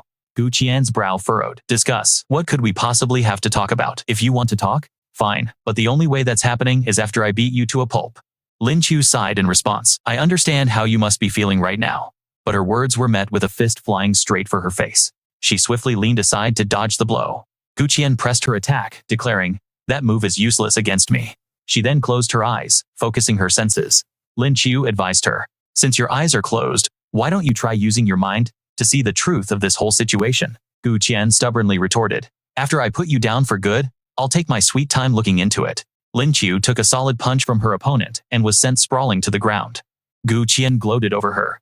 After I'm finished with you, I'm coming for your boss next. Lin Chu warned her. If you dare lay a hand on him, I won't hold back. She sneered contemptuously. Is your boss just some leech who hides behind women? In that case, I'll be happy to send you to him. The moment she finished speaking, Gu Qian threw a powerful punch straight ahead. Seeing her opponent was now serious, Lin Chu no longer hesitated, clenching her own fist as power surged within her, ready to counter. In the next instant, they both unleashed their attacks simultaneously. As their fists collided, a violent shockwave erupted, and red sparks flew through the air. Gu Qian's hand glowed a visible red, as she gritted her teeth, her eyes flashing with a mix of irritation and admiration. Such tough armor. Before Gu Qian could even recover, Lin Chu had already closed the distance, her arm twisting with lightning speed to deliver the next blow. Acting on pure instinct, Gu Qian barely managed to raise her arm to block. The force sent her stumbling back several steps as she struggled to regain her footing, her eyes now burning with determination. Lin Chu reiterated her point. I didn't come here to fight. I just came to make it clear that we're not afraid of you. Now are you ready to talk? Gu Qian shot back angrily. You think you can match me just because you have a few pieces of gear? Who gave you that kind of confidence? You brought up a good point. Don't you want to save your mother anymore? Gu Qian froze. What did you just say, my mother? What do you know about her? Lin Chu revealed the truth. Gu Huangchang told us everything. Your mother's heart meridian has been sealed, hasn't it? Yan Junlin told you that your own father was responsible, so you believed him and came to hate your father to your very core. Right? Gu Qian was adamant. Uncle Yan would never lie to me. Besides, within the city walls, who else besides Gu Huangchang possesses a divine beast capable of such a thing? Lin Chu pointed out a flaw in her logic. Just because there's no one inside the city, how can you be sure there's no one outside? You see this in every awakening manhwa. There's always a bigger fish out there. However, it's true that the technique used to attack the heart meridian is not something an ordinary person can perform. Have you ever once seen your father use this skill against anyone else? Gu Qian was stunned by the question, and her expression immediately darkened. Lin Chu pressed on. You've never seen it, because he doesn't even know how to perform that technique. In fact, even in this world, it's possible no one has mastered this technique. Gu Qian was perplexed. No one in this world knows how. Then how was my mother injured? Lin Qiao dropped the bombshell. The person who hurt your mother must be from another world. Naturally, Gu Qian didn't believe a word of it. I gave you a chance to talk sense, and you're feeding me this garbage. Another world. Why don't you just say it was aliens and get it over with? Lin Chu then pointed at herself. Because I've suffered the exact same kind of injury. This revelation stopped Gu Qian dead in her tracks. Lin Chu began to explain. A few days ago, a mysterious individual infiltrated our corporation. They used that same heart meridian locking technique to abduct me. The person who was injured by this technique, your consciousness is awake, but you can't get up, no different from being in a vegetative state. Gu Qian mused. Uncle Yan said the same thing, even the best doctors couldn't cure it. So how did you recover? Lin Chu continued. The person you injured was my boss, and he was the one who healed me. But the crucial point is, how did Yan Junlin know your mother's symptoms? My boss once said this is a state that, like something from an awakening manhwa, even the most advanced modern medicine cannot detect unless the injured person wakes up and describes it themselves. So if he could describe the injury, there is only one possibility. He knows the attacker. She was shocked. That's impossible. Why would Uncle Yan want to harm my mother? Lin Chu pointedly asked who the fortress belonged to now. Originally, Yan Junlin was the regent king. Now that Gu Huangchang is gone, he's poised to become the next emperor of the underworld. Gu Qian was gradually swayed, admitting the logic in her words. Just then, Yan Junlin entered. My dear niece, you've been fooled by her. She just claimed that no one in this world could use that technique to harm someone, yet her boss was able to heal that very injury. Why could Shen An heal a wound that supposedly doesn't exist in this world? There's only one explanation. He is the one who inflicted this injury. Shen An hurt my mother. It must be true. Shen An. Hurt my sister-in-law, framed the emperor, and then killed the emperor to silence him. Get her now. The entire group turned their hostile gazes toward Lin Chu. The lackeys charged forward, their fists lit up, condensing with pure firepower, a skill straight out of a system Manhwa, as they both launched their attacks at Lin Chu. The fiery blast illuminated the corner, yet Lin Chu stood safely to the side untouched. Gu Qian, I've told you the truth. Whether you believe it or not is up to you. Until we meet again. Before their eyes, she vanished, leaving the underlings completely stunned. Where'd she go? Yang Junlin calmly advised, Miss Gu, don't believe the words of an outsider. She's just trying to sow discord, hoping to destroy our fortress. From within. Gu Qian replied grimly, I understand. I regret not killing Shen An sooner, and letting the true culprit walk free. Yan Junlin was taken aback. You want to. She seethed with rage. I'm going to kill him right now. He clapped his hands, a satisfied smirk on his face. Uncle will support you 100%. For your safety, take 2 of my men to assist you. That night at the Imperial Hotel, Wei returned asking Wang Bao, where is Shen An? The moment he saw Wei, Wang Bao's voice filled with relief. Bye Wei, you're finally back. But a second later, his tone shifted to panic, as he urgently reported. The boss was framed by Yan Junlin. He's been taken to the detention center. Upon hearing the dreadful news, Wei froze her eyes wide with shock. A detention center. At that moment, Wang Bao suddenly grabbed her hand. He broke down in tears, pleading with her. You have to save the boss, please. Wei, however, replied with an air of indifference. Relax. He's so ridiculously overpowered, he's not going to die in there. That very night, Wei and Sun Ming decided to head to the detention center to get Shen An. Wei announced, come on, let's go check out this detention center. Sun Ming showed not a hint of worry, but was instead rather amused by the whole situation. I can't believe that kid, Shen An, actually got himself caught. I'm definitely going to roast him when we get there. An hour flew by, and the pair finally arrived. Wei stood there looking at Manager Qi, who was fast asleep on the job. The very next second, she irritably slammed her hand on the desk. She yelled directly in Manager Qi's face, hey, wake up, which violently startled him from his dream. The startled officer saw her and demanded, who are you, bothering people this late at night? Wei calmly replied, I'm here for Shen An. Here are my credentials. The officer's eyes went wide with shock. You're a government official. He immediately opened the gate for her. Shen An is inside, the officer said, letting them pass freely. You two can go on in. Wei beckoned to the person behind her. Let's go. Meanwhile, Shen An was relaxing on his bed when a massive explosion ripped through the room. He shot upright, alarmed. Who is it? It was Gu Qian, flanked by her 2 new henchmen. Shen An. It's been a while. I regret letting you live, and I'm here now to finish the job. Her fist flew towards him. Die Shen and twisted his body, narrowly dodging the formidable blow. The henchman in the back cheered, go Miss Gu. Meanwhile, the security camera recorded the entire confrontation. Yan Junlin watched the feed on his computer, with his arms crossed, as if enjoying a live manhwa recap. He smirked. Miss Gu, I hope you don't do anything to disappoint me. Shen An retorted furiously, Gu Qian, you're crossing the line. She flipped him the bird and snarled, you piece of trash. You don't even have the guts to fight me head on. So what if she is, he thought. This whole back and forth was getting nowhere. It was time to just beat her and sort things out later. He launched a counterattack, a classic move in any awakening manhwa, thinking if a fight is what she wanted, then she'd get one. Gu Qian tensed as the blast of energy shot toward her, instantly hitting her 2 lackeys. Junlin was shocked to see his screen go completely dark. Had it been destroyed? Shen An ordered Gu Qian. Let's continue. She motioned for him to wait. Shen An was puzzled. What was she planning now? Gu Qian began searching the body of one of her fallen men, retrieving an item from him. It was the same hairpin that had been taken from her. He was surprised recognizing it as the elephant head heap hairpin. She then curiously asked Shen An, did you come here to kill me this time? He found the question baffling. When had she opened her acupoints? Gu Qian explained. Lin Chu came to me and told me the truth, but I wasn't entirely convinced, so I came to you for confirmation. Shen An replied, your mother's injury wasn't caused by Gu Huangcheng, but proving it will be difficult. Her only concern was, can you find and heal my mother? Shen An answered with confidence. That much, I'm fairly certain I can do. Gu Qian continued her story. After my mother was injured, I only saw her once before she vanished. I never thought much of it before, but now it seems like a major issue. If you can cure my mother, the truth will finally be revealed. Shen An had to look at her with newfound respect. Gu Qian, I see I've underestimated you. The two shook hands, sealing their new cooperation. Just then, a strange noise from outside made Gu Qian panic. This is bad, someone's here. She immediately prepared to flee. We have to run.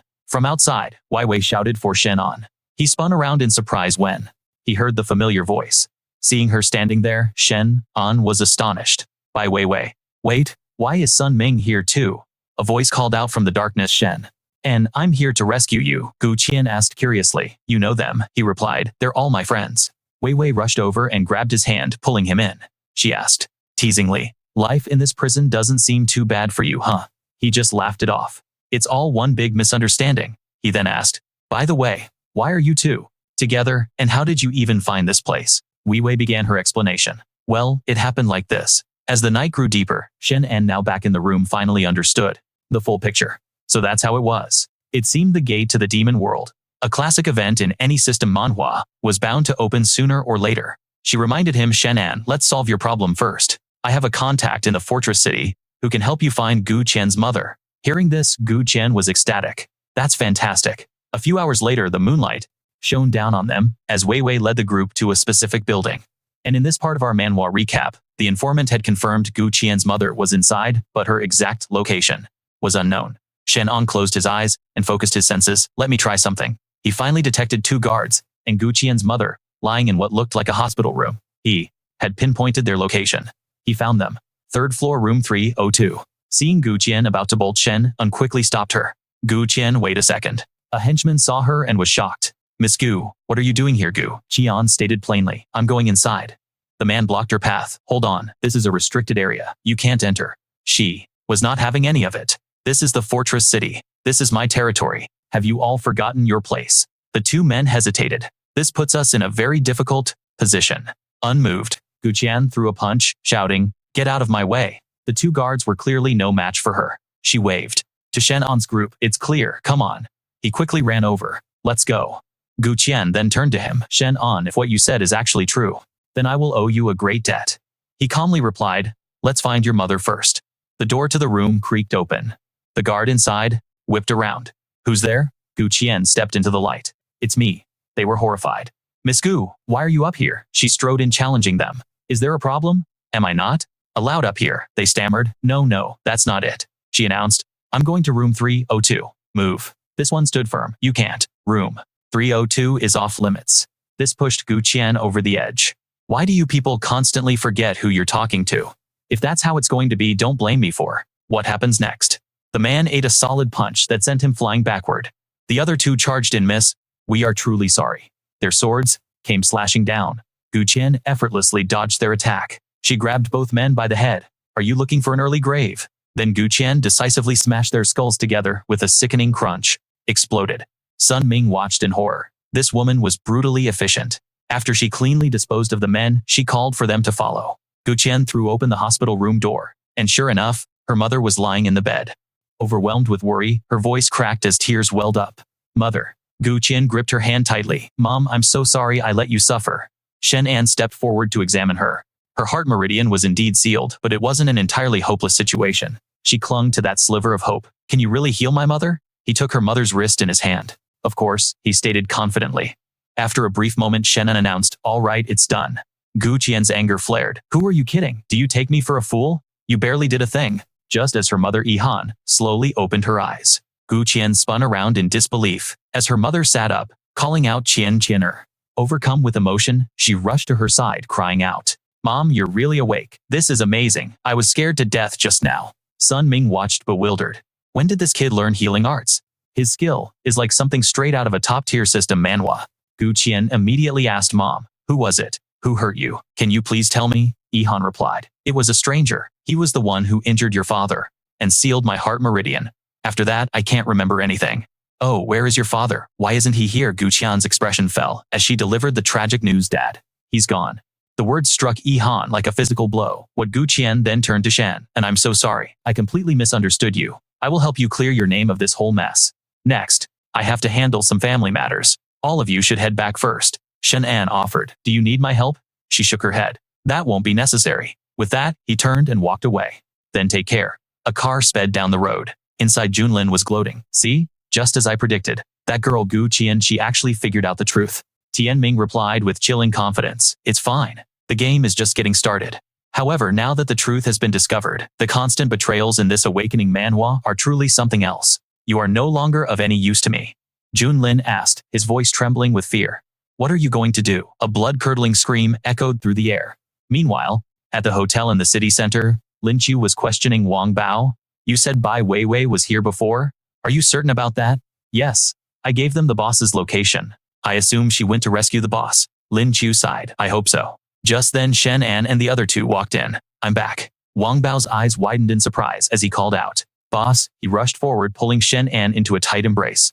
Boss, you're okay. That's fantastic. I've been worried sick this entire time. Lin Chu asked with concern. Did anything happen in there? Shen An replied coolly. What could possibly happen to me? The matter with Gu Qian is settled. She has agreed to help clear my name. This whole incident is going to make for a great manhwa recap. Lin Chu's face lit up. Really? That's wonderful news. Shen An then remembered. Oh right. I came here to say goodbye. Bai Weiwei has some business that needs to be dealt with, and I'm going to help her.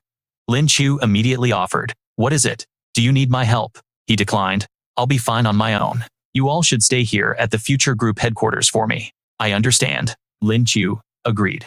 The following day, a helicopter soared toward an archipelago in the middle of the vast ocean. The chopper slowly descended onto a flat piece of land. From above, the heroic trio jumped down. We've arrived. Shen An could sense the presence of another dimensional gate in this place. Sun Ming stepped forward, vowing, Shannon, I've honed my skills during our time apart. If danger appears later, just hide behind me. I guarantee you won't even get a scratch. Suddenly, a strange noise rustled the canopy high above. Sun Ming halted. What was that? A ferocious bear charged out of the trees. Noticing one of its eyes was missing, Sun Ming recognized it instantly. That's a giant one-eyed bear. It's huge. Shen An sat down completely unfazed. Be careful. This bear is extremely dangerous. But Sun Ming just cracked his knuckles and charged forward. I told you, just stay behind me. His fist slammed squarely into the bear's gut, but it had no effect, leaving Sun Ming stunned. Was that like punching a bag of cotton? The beast let out a deafening roar of defiance. Sun Ming leaped backward, narrowly, escaping a fatal blow. He had to admit this bear was quite powerful. Unrelenting, it lunged forward again, preparing to pounce on him. He was swatted into the air, landing in a heap right at Shen An's feet. Shen An helped him up. Need a hand? Sun Ming pushed him away. No need, that was just a minor slip-up. Shen An was skeptical. Really? That's a demonic beast approaching the third grade. The bear charged at them again. Sun Ming braced himself. Here it comes again. But Shen An decided he had waited long enough. Watch me, he said, stepping forward. Sun Ming cried out in alarm. Shen An. Don't be reckless. You'll get yourself killed. Right as the bear roared its massive claws, slashed towards Shen An. The bear froze mid-swing, finding itself completely unable to harm him. Shen An raised his fist. Don't worry, I don't die that easily. It took the full impact of his blow. One punch from him sent the creature flying, its body arcing through the air as blood sprayed everywhere. Sun Ming was floored, exclaiming, Shen An, since when did you get this strong? It's like something out of a system manhwa. Shen An simply stated, it's done, no problem. Sun Ming had to reevaluate his friend completely. Shen An, you've really been keeping your skills under wraps. It hasn't been that long, so how did you get stronger than me? Shen An shot back. You've been hiding your fair share of secrets too, haven't you? Sun Ming dodged the question. Of course not. Just then, a loud explosion boomed in the distance. The deafening sound echoed. Wei Wei panicked. Oh no, that's in Old Ji's direction. Something's wrong, Shen. And immediately took the lead, declaring, we're heading over there. At that very location, the ground was strewn with the corpses of beasts. A voice from near the spatial rift exclaimed, the monsters emerging now are far more powerful than before. His companion agreed. This gateway to the other world needs to be sealed as soon as possible. If these creatures get out, it'll be a catastrophe for all of humanity. Suddenly, a massive claw shot out from the dimensional tier. Old Guy questioned, what in the world is that? Old Ji spotted it instantly. Watch out, another one is emerging. A colossal tiger lunged at the duo, and Old Guy moved to intercept it, shielding his friend. It's a demon tiger, let me handle it. He unleashed a powerful palm strike at the tiger's leg. Old Ji charged in from behind, yelling, we need to finish this fast, there's no time to waste. A swift punch landed squarely on the tiger's back, sending its massive form flying. With its arm a bloody mess, the creature's heavy body crashed hard onto the ground. Old Ji knew this was no solution. If this portal isn't sealed, he said grimly, the monsters will never stop coming. Old Guy added anxiously, it's already been a full day. Sun Ming should be leading the others here any minute now. Suddenly, Old Ji's eyes widened. Old Guy, look out behind you. As the old man whipped around, he saw a tiger standing on its hind legs, letting out a ferocious roar. Old Guy was horrified. Damn it, this one has evolved. The monstrous tiger charged at him, its roar echoing with terrifying power. Old guy quickly manifested a magical shield to block the attack, shouting, "Old G, we absolutely cannot let this demon tiger escape." His friend responded, "I know." But with a single punch, the tiger shattered old guy's shield to pieces. The old man was stunned. How is that even possible? Old G provided backup from a distance. Old guy, fall back. Don't get yourself injured. He then unleashed a volley of countless ice arrows that sped toward the beast. The tiger let out a mighty roar, and the resulting shockwave was powerful enough to send both men flying. Old guy clutched his chest, eyeing the creature warily. Old G called out with concern, "Old guy, are you all right?" He tried to sound reassuring. "Don't worry. A pipsqueak demon tiger like this is no match for me." A sword materialized right above the tiger's head, but the beast casually swatted the attack away. Old G's jaw dropped in disbelief at the sight. Just then, Shen An's group arrived on the scene. He asked curiously, Wei, is this the gateway to the other world you were talking about?" Seeing them, Old G let out a sigh of relief. "You've all returned." Old guy eyed the newcomer skeptically. "Is that boy Shen An?" The young man immediately checked on the elder. "Are you all right, sir?" Old guy grunted. "I'm perfectly fine." Shen An turned his gaze to their opponent. "So this is the monster that escaped Old G. Warned him Shen An, this demon tiger is on another level. You need to stay out of this. Let us two old geezers handle it." But Shen An, looking like the protagonist of an awakening manhwa, just recalled his sword with a smirk. "Now that I'm here, I might as well get a good warm-up." Old guy retreated to his nephew's side, muttering, "Sun Ming, your buddy is all talk, isn't he? Just wait. He's about to get a serious reality check." Meanwhile, Shen An pointed his sword at the tiger. The command was simple, kill. The sword shot towards the demon tiger. The beast threw a punch, but the blade impossibly curved to evade the blow. While the demon tiger was still confused by this maneuver, the sword's tip had already reappeared, behind it plunging straight into the demon tiger's rear end. Sun Ming winced sympathetically. "Oof, that's a dirty trick." Old G, however, was thoroughly impressed. "This kid actually has some serious skills. He's much stronger than I imagined." The demon tiger gripped the blade, yanking it out and hurling it away, but like a boomerang, the sword arced back around towards the creature. With another strike, the blade embedded itself in the other butt cheek for perfect balance. Shen An then charged forward, roaring, "This world isn't for you. Time to die." His fist flew straight towards its face. Shen An delivered a punch so brutal, it sent a spray of blood into the air. The monster's entire body was launched backwards, crashing through a large tree, before it finally slammed painfully to the ground. Shen An calmly recalled his sword. With the threat handled, Wei turned to business. "Old G, has the rift at the dimensional gate gotten larger?" he replied. "The energy pouring from it is much stronger than when you left." Sun Ming then urged his friend, "Come on, let's go check out the gate. The situation looks really unstable." Shen An looked up at the dimensional gate hanging in the sky, feeling the immense power radiating from it.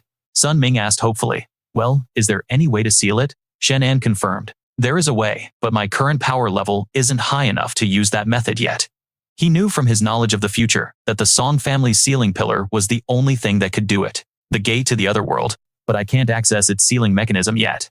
Old Kai concluded, "In that case, if a seal is impossible, our only option is to post guards for the time being." Shen An revealed, "I can't seal it completely, but I can use my own energy to temporarily plug the gate."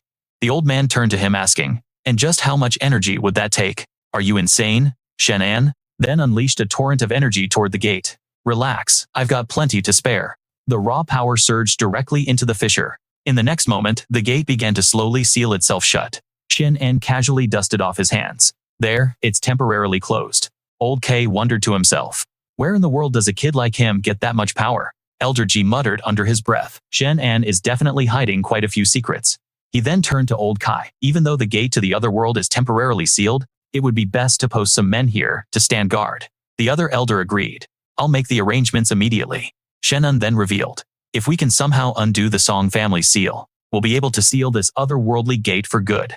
Let's head back and figure out our next move." Wei finalized the plan. "Then let's go with your suggestion." The five of them took one last look at the site. Wei led the way, saying, "Let's head back." And as this manhwa recap continues in the grand hall of a shadowy organization, Tian Ming knelt obsequiously, reporting, "Master Shen An has ruined our plan, but everything remains within our control." His master warned him, "Do not disappoint me again, or there will be absolutely no forgiveness." The man bowed his head in submission. "Yes, just grant me a little more time and I will definitely find the item." After being dismissed, Tian Ming remained deferential, "Understood." But as he walked away, he silently vowed, "Shen An, this time, I will make sure you are eliminated." Elsewhere, Shen An was intently reading a report on his phone. The entrances to the other world are gradually expanding. Is there any way to seal them quickly? The person beside him revealed two possible methods. The first was to advance his own cultivation and unlock the Song family's sealing pillar. The other was to find the legendary Black Jade Stone and use its power to break the seal. He then asked, is there any way I can speed up my own cultivation rate? A classic question for any protagonist in an awakening manhwa. The person replied, in 3 days, a new disaster will strike your town to the east. When you arrive, you should be able to find a golden spring. If you can manage to collect the water from that golden spring into your personal space, you can significantly accelerate your cultivation. This whole setup feels straight out of a system manhwa. Shen An was taken aback. A disaster in just 3 days. A helicopter was already en route, flying back toward the old city. At the hotel where Lin Chu was staying, she paced nervously. Shen An has been gone for so long without a single word. I wonder what could have happened to him. Wang Bao tried to reassure her. The boss is incredibly strong, Sister Lin Chu. There's no need to worry. And just as he said that, Shen An walked in. I'm back. The two of them immediately rushed over, calling out Boss Shen, and got straight to the point. Lin Chu, what's the current situation in the stronghold? Are there any new developments? She replied, I've been keeping tabs on Lu Dingji's location, but so far there's been nothing new. Shen An sat down in a chair and continued. This is an issue we need to resolve. Letting a guy like Lu Dingji run free is a massive potential threat. Sun Ming then noticed their surroundings. Shen and I heard from Bai Weiwei. Is this place your property? He admitted it freely. That's right. I took it over not too long ago. It's called the Future Group now. His friend clapped him on the shoulder, impressed. Not bad, Shen An. You're really something, you know. Talk about a successful glow-up. Shen An replied modestly. It was just a stroke of luck, really. Suddenly the ground began to tremble, and a large crack split the outer wall. Shen An was startled. What's going on? An earthquake. Just then, a subordinate burst in from outside. Boss, we have a huge problem. Shen An remained calm. What's got you so flustered? The man answered. There's a mob outside, and they're here to cause trouble for you. Shen An's voice turned grim. Someone's looking to pick a fight with me again. Outside, Lu Dingji was riling up the crowd. Shen An, you think you can treat us like fools? You owe us an explanation today. The entire crowd roared in agreement. That's right. You killed Gu Huangcheng. You can't just get away with it. A voice came through the earpiece Lu Dingji was wearing. Keep stoking the flames and use the chaos as a cover to eliminate Shen An. He confirmed his orders. Understood. I'm on it. Lu Dingji bent down and picked up a large firecracker. Everyone, Shen An is in league with the authorities. Instead of trusting them, we should take matters into our own hands and punish him ourselves. The crowd, now holding lit firecrackers, shouted, he's right, let's all throw them at Shen An and deliver justice ourselves. Seeing this, Sun Ming immediately stepped forward to shield him. Watch out. A barrage of firecrackers was hurled at them, exploding on impact. Sun Ming's outer jacket was shredded, and he yelled, Shen An, get out of here. These people have lost their minds. The entire mob then surged forward, intent on cornering Shen An. With a knife now in his hand, Lu Dingji saw his chance and lunged at Shen An, screaming, time to die. But our hero was ready to react. He dodged with incredible agility, then landed a solid punch on the guy. You looking for an early grave? Just then, Wei Wei stepped out, leveling her firearm at the crowd. Let's see who dares to take another step. The entire mob froze in their tracks. Shen An dragged Dingji inside, shouting over his shoulder, hold them back. I'm going to teach Lu Dingji a lesson he won't soon forget. Dingji pleaded in terror. No, please don't. The crowd behind them erupted in curses. You bastard, let Lu Dingji go. Wei Wei fired a warning shot into the air to assert dominance. That got their attention. She spoke with icy calm. I'm waiting to see who's brave enough to cross this line. The men hesitated, bewildered. What do we do now? Meanwhile, Shen An dragged Dingji into a secluded area and threw him to the ground, his body slamming against the wall behind him. Shen An commanded. Who put you up to this? Dingji stammered. I'll tell you everything. Just please don't end me. Please? Shen An pressed his foot firmly onto the man's chest. Cut the chatter. Spit it out. The guy confessed that Shu Tianming was the one pulling the strings. Shen An was suspicious upon hearing the name Shu Tian. Ming. Dingji continued to spill. He ordered me to take you out. He said if you were gone, the future group would truly be mine. Shen An scoffed. You take me out? With what? Army. The man added hastily. Also, Zhu Qian is under Shu Tianming's control now. If you don't run, it's only a matter of time before you fall into his hands too. Just like she did. Shen An was stunned. What, Zhu Qian is his hostage? Where is she right now? He replied. She's in the walled city. Just then, Wang Bao walked over and asked, Boss, is everything all right? Seeing his crew, Shen An exclaimed, you guys have perfect timing. Lu Dingji is all yours. I'm heading to the walled city. His subordinate asked, confused. The walled city, Shen An replied. Zhu Qian is in danger. I have to save her. She's the only one who can clear my name. Internally, Dingji rejoiced. He took the bait. He recalled that day when Tianming had given him his orders. Tomorrow go to the Emperor Hotel and cause a scene. Find a way to eliminate Shen An. Of course, Dingji knew his own limits. Boss Su, I'm no match for Shen An. He'll wipe the floor with me. The man had confirmed with confidence. He won't finish you. Not when you have information he wants. Dingji was curious. What kind of information? Tianming replied. He'll definitely want to know who's backing you. When the time comes, you just have to drop my name. After hearing this, the man was bewildered. Tianming continued his instructions. After he captures you, remember to reveal Juqian's situation to lure him to the walled city. Dingji confirmed. Understood. I'll do exactly as you say. And that brings our manhwa recap back to the present, where Shen An is searching for Juqian, wondering, where could they be holding her? Shen An carefully observed his surroundings. Upstairs, Tianming's goons were gathered. The man approached them with a new concoction. This is the latest developed drug. It can increase a person's power tenfold. You're all lucky to be the first test subjects. After one of them drank it, his body erupted with power, a classic trope in any awakening manhwa. Veins bulged all over his body. The entire group was undergoing a violent transformation. One man's muscles swelled grotesquely, his eyes glowing a menacing red. Their bodies were changing dramatically. Tianming stood at the window, watching from above. He had already spotted him through his binoculars. Shen An, you actually came. Down below, Shen An had reached a dead end. Nowhere else to go. Guess I'll have to use my remote sensing ability instead. A perfect example of a skill you'd find in a system manhwa. Suddenly, a girl stumbled and fell right in front of Shen An. He was immediately suspicious of this abrupt situation as the young girl ran towards. Big brother, please help me. 3 men were chasing close behind, shouting, stop right there, you can't escape. Lan Yu hid behind him. Big brother, save me. They're human traffickers. Ming Jun warned. Kid, don't stick your nose where it doesn't belong, or you're going to regret it. Shen An just patted the girl's head. Don't be scared. Big brother will protect you. Enraged, Ming Jun swung his club down. Ignoring me? You got a death wish. The wooden club shattered in two upon hitting Shen An's back. The other men gasped in shock. He's an awakened one. Shen An turned and discharged his weapon at Ming Jun. A red mist erupted from the man's forehead. The remaining thugs panicked and fled. This is bad. Let's get out of here, Shen An continued firing at them, ensuring not a single one escaped. He then turned to comfort Lan Yu. It's okay now. Where do you live? I'll take you home. Thank you, big brother. The girl pointed in one direction. Lan Yu's house is at the end of the alley over there.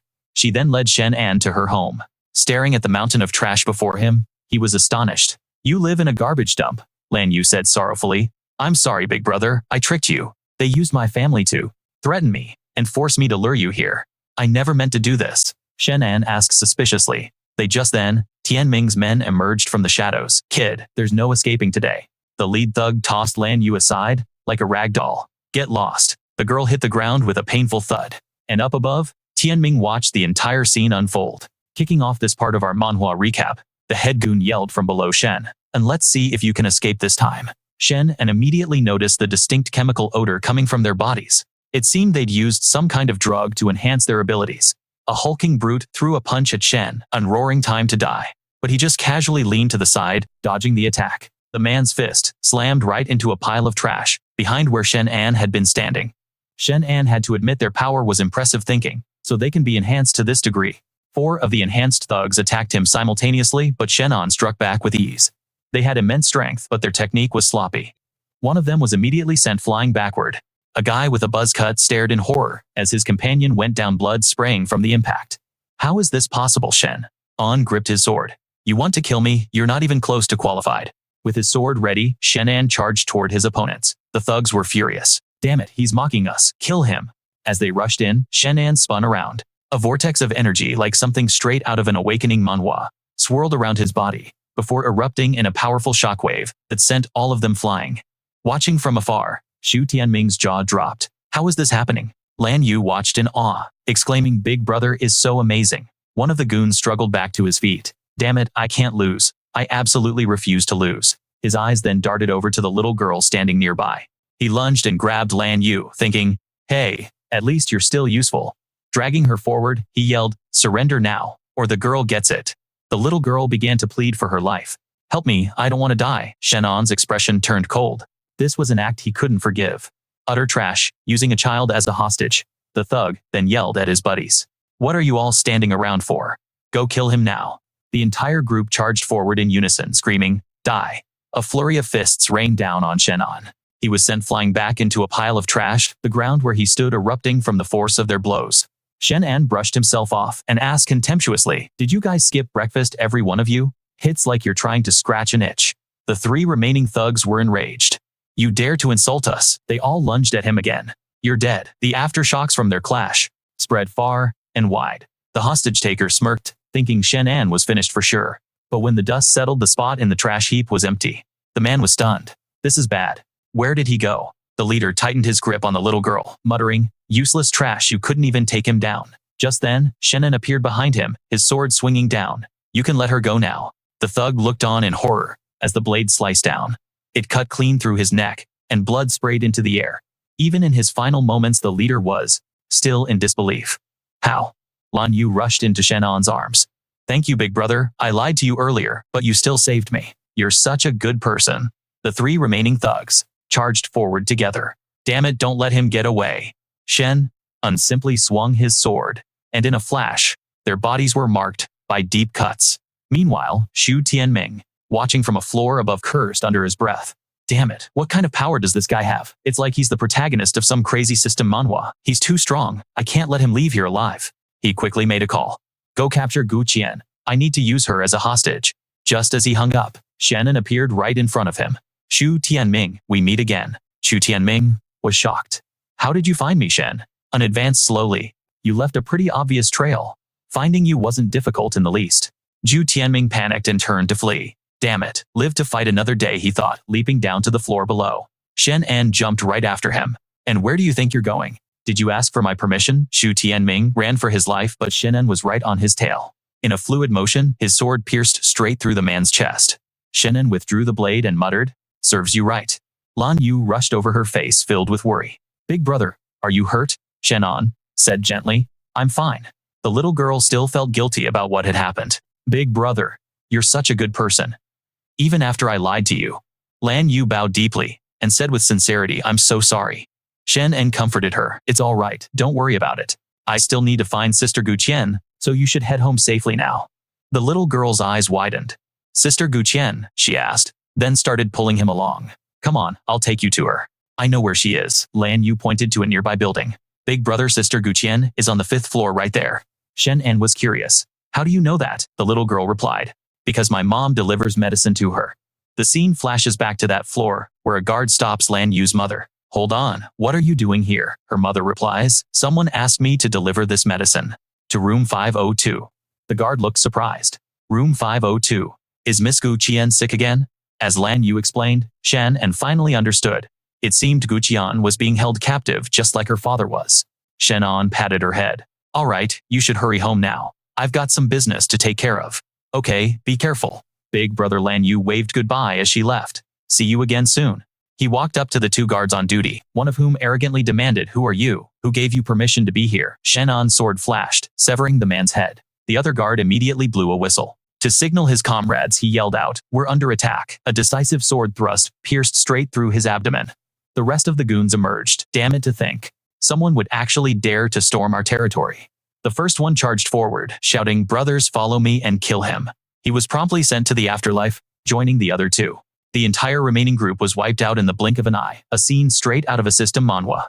2 guards further up sensed something was wrong. What's all that noise down there? Could it be the guys just fooling around? Around the corner of the hallway, they see the bodies of their fallen comrades. Staring at the gruesome scene, the 2 guards tremble. What happened, Shen? And then steps forward and gives an order. Get out of my way if you want to live. Don't waste my time. The 2 guards immediately realize, this guy fought his way all the way up here. He's absolutely terrifying. We're no match for him, let's run. Shen An kicks the door open and storms inside. He sees Gu Qian lying on the bed, completely unsurprised. He walks over to check on her. Just as he suspected, she's been subdued by a drug. Shen An takes her hand. Fortunately, it's not a major issue. A stream of power flows from his palm into hers, and Gu Qian begins to stir. The moment she opens her eyes, she's startled to see Shen An. She immediately adopts a defensive stance, yelling, Damn, you get away from me. Knowing she hasn't recognized him yet, he tries to calm her. Gu Qian, it's me. She's baffled. Shen An, you. What are you doing here? He explains. You were drugged by Xu Tianming. I came to rescue you. Hearing this, Gu Qian's face contorts with rage. That's right. That bastard Zhu Tianming injected me with something making my life a living hell. I have to kill him. Shen An casually states, I've already taken care of him. This revelation leaves Gu Qian speechless, her jaw hanging open. He continues, I came to find you because I need you to help me clear my name regarding your father. With that, Gu Qian gives her assurance. Don't worry, I will help you clear your name. Shen An lets out a sigh of relief. Then thank you very much. Just then, the phone in his pocket buzzes. It's a message from his future self. A disaster is about to strike your town. Get there immediately. Shen An exclaims. Damn it, I almost forgot about this. I have to head back right away. Elsewhere, Ming Tian lies dead in a pool of his own blood. Tu Yun appears speaking with contempt. What an absolute waste of space. He couldn't even handle one simple task. If I weren't sealed and unable to move freely, I would have slaughtered all of you myself. He then dissolves into a stream of energy. It was a brilliant crimson aura, which then surged into Ming Tian's body. Tu Yun successfully possessed the corpse, which rose to its feet, surrounded by a sinister red mist. Tu Yun smirks with a cold, calculating grin, a classic villain move for any good manhwa recap. Meanwhile, Shen An returns via a portal, stepping into the hotel lobby where Wei Wei immediately asks Shen An, How did everything go? He replies, Gu Qian is fine now, but there's something else I need everyone's help with. Wei Wei listens intently. What is it? Shen An reveals. A disaster is about to happen in your town, and I plan on going there. She's taken aback. How do you know that? Shen An scratches his head sheepishly. It's just a hunch. The flow of energy from that direction feels extremely chaotic. She confirms his suspicion. You're right. I just received a notification from the organization. In your town, several monsters have appeared, and it might be related to the Yuan Yang. He claps her on the shoulder. In that case, let's go check it out together. Wei Wei's resolve is restored. All right, let's go. Shen An then turns to Lin Chu. You should come with us too. Sun Ming and Wang Bao are to stay behind. Sun Ming grumbles. Tai Zi, you've got a real soft spot for the ladies taking them along, while leaving us guys behind. Shen An flashes a grin and replies, I can rest easy knowing you guys are holding down the fort. A helicopter flies them to your town. The team leaps from the aircraft as they approach. Wei Wei exclaims with delight. So this is your town. Before them lies a seemingly tranquil town. The three of them land swiftly, taking in the surrounding scenery. Shen An finds it odd. Are there really traces of monsters here? Wei Wei speculates that some monsters from another world have already been detected, and she fears they've scattered everywhere. At that moment, future Shen An appears with a timely warning. A beast king once appeared in your town. Its power is not to be underestimated. You need to be careful. The news alarms Shen and a beast king. Just then, Wei Wei points towards the forest. Everyone look over there. A massive horde of monsters has gathered there, each with a unique and grotesque form. Wei Wei gasps. Oh my god, that's an insane number of monsters. A classic setup for an awakening manhwa battle. From a crack in the ground, a stream of blue energy emerges. Shen An recognizes it immediately. That's primordial energy. Future Shen and issues a dire warning. You can't let those monsters get the Yuan Yang, otherwise the town will be. This town would be annihilated by them. He was horrified to hear it. Wei Wei raised her rifle, taking aim. Damn it, these monsters are draining their life force. We can't let them succeed. A single shot rang out, striking the monstrous bird. It instantly locked onto their position, flapping its massive wings as it soared towards them. It hurtled towards Wei Wei at an incredible speed. She assessed that the shot had worked perfectly to attract them. Wei Wei aimed her rifle at the beast and declared, I'll lure them away. A hail of bullets sprayed towards the charging monsters. As another wave surged forward relentlessly, she fired a second volley. This time, the rounds pierced clean through their bodies.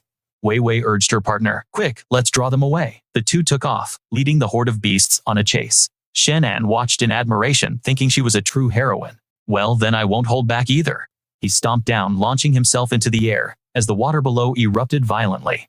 In that moment, he began to absorb a massive amount of talent points. The number climbed relentlessly, adding 1,500. Shen An realized this spring water was the source of his power-up, a classic trope in any good system manhwa. The number of talent points continued to rise by another 2,500. He calculated that if this kept up, he could at least reach the peak of the third rank. But first he had to absorb all of this precious essence. The water in the lake was drawn toward him, forming a massive vortex filled with countless items. A system notification appeared. Congratulations. You have been promoted to the initial stage of the 4th rank. Shen An was pleased. Not bad at all. I jumped straight to the 4th rank. Meanwhile, on Lin Chu's side, they were being bombarded by the fire-breathing beast. The two desperately dodged the relentless fireballs. Lin Qiu was carelessly clipped by one of the blasts. Wei Wei rushed to her side. "Are you all right?" Lin Qiu reassured her. "Don't worry. I'm fine." But they were now completely encircled by the horde of beasts. Wei Wei warned her companion, "Be careful, we're surrounded." Lin Qiu suggested, "Let's you and I break through the encirclement together." They both turned invisible momentarily, confusing the pack. However, a lion-like beast unleashed a beam of bright light, instantly revealing their position. The monstrous pack immediately locked their gaze onto them. Lin Qiu's face fell. "It's over. Our stealth has been broken." As the beast charged ferociously, Wei Wei threw a powerful punch at the monstrous bird. "If we can't run, then we fight." Her fist snapped its neck, sending it crashing to the ground. Lin Qiu blasted several others away with a palm strike, but they had to find a way to break through the encirclement. There were simply too many monsters. Suddenly, a group of people saw the creatures and rushed in. "There are monsters here," the squad's captain roared. "Let the hunt begin." It was like a scene change in a fast-paced manhwa recap. A brutal, bloody battle between humans and beasts erupted. Lin Qiu watched, puzzled. "Who are they?" Wei Wei added. "Their uniforms are nothing like ours." One of the newcomers approached and introduced his team. "Greetings. We're from the Special Management Bureau here to exterminate the monsters in this area. Please evacuate immediately." Wei Wei wondered, the Special Management Bureau.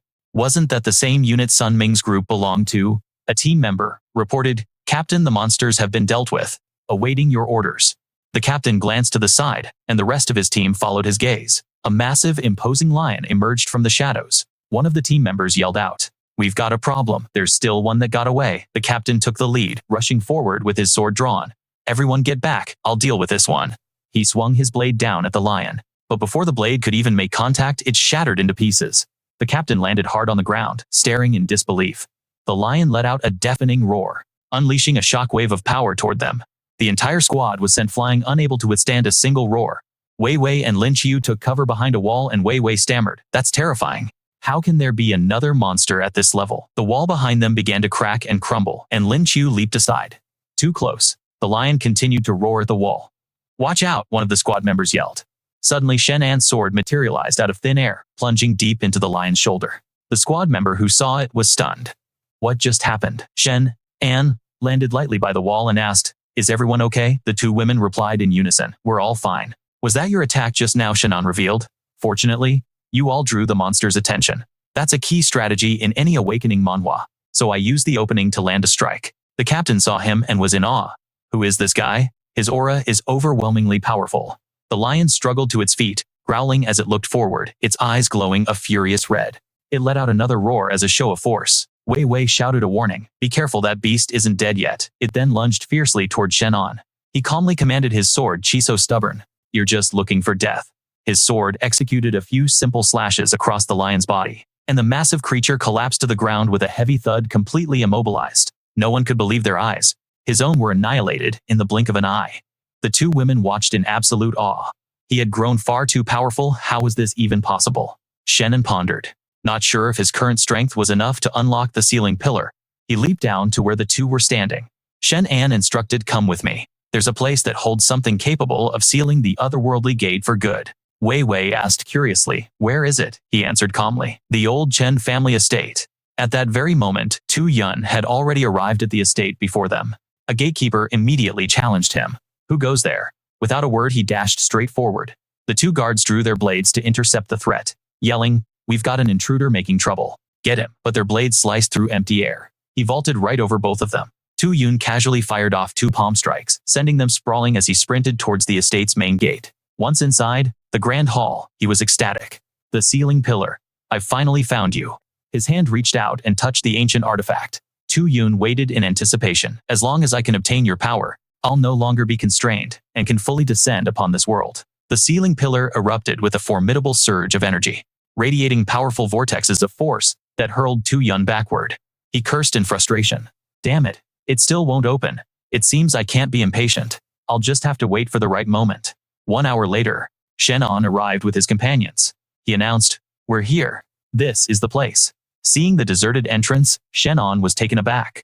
Where are the guards? Why is no one around? The unsettling emptiness made Shen An curious. Even the sentries were gone. Where could they have possibly gone? Lin Qiu speculated. Maybe they got lazy and went off to nap. So irresponsible. He, however, felt that wasn't right. This whole situation was bizarre. Wei Wei pointed toward the column and asked Shen An, "What is that over there?" Shen An revealed, That is the very object that can seal the gate to the other world. Hearing this, she examined the pillar more closely. It could really seal the gate to the other world. It's a plot point, straight out of an awakening manhwa. Lin Qiu added. It doesn't look particularly special. He then made a request. In a moment I'm going to open the sealing pillar to absorb its power. I need you two to please stand guard for me. Shen An's hand rested on the pillar's surface. Wei Wei assured him, you can count on us. He sat down, and the power from the pillar began to flow and intertwine. From the shadows, Tu Yun watched in surprise. This guy is rather interesting. He actually knows how to open the sealing pillar. Sinister red threads extended from his hand as Tu Yun waited thinking. My opportunity has finally arrived. Shen An announced, I can feel the pillar's power now, but I still need a bit more time to fully open it. This kind of power-up is a classic moment in any great manhwa recap. Wei Wei instructed. Shen An is currently cultivating. We can't let anyone disturb him. Lin Qiu replied. Understood. The pillar began to show signs of stress, and a fissure appeared, growing larger and larger as a golden stream of power radiated outward. Shen An could feel it. As the golden aura expanded, he clasped his hands and commanded, Gather to me. Wei Wei's jaw dropped. What in the world is this power? Lin Qiu was just as astonished to think he can absorb such a massive amount of primeval energy. But Wei Wei retorted, No. This power is far more than just simple energy. This was the moment Tu Yun launched his sneak attack. With the sealing pillar open, it was the perfect chance to seize its power. The two soldiers were suddenly controlled, rushing straight for Lin Qiu. She sensed it with horror. This is bad, someone's here. The men's eyes turned a ghastly vacant white.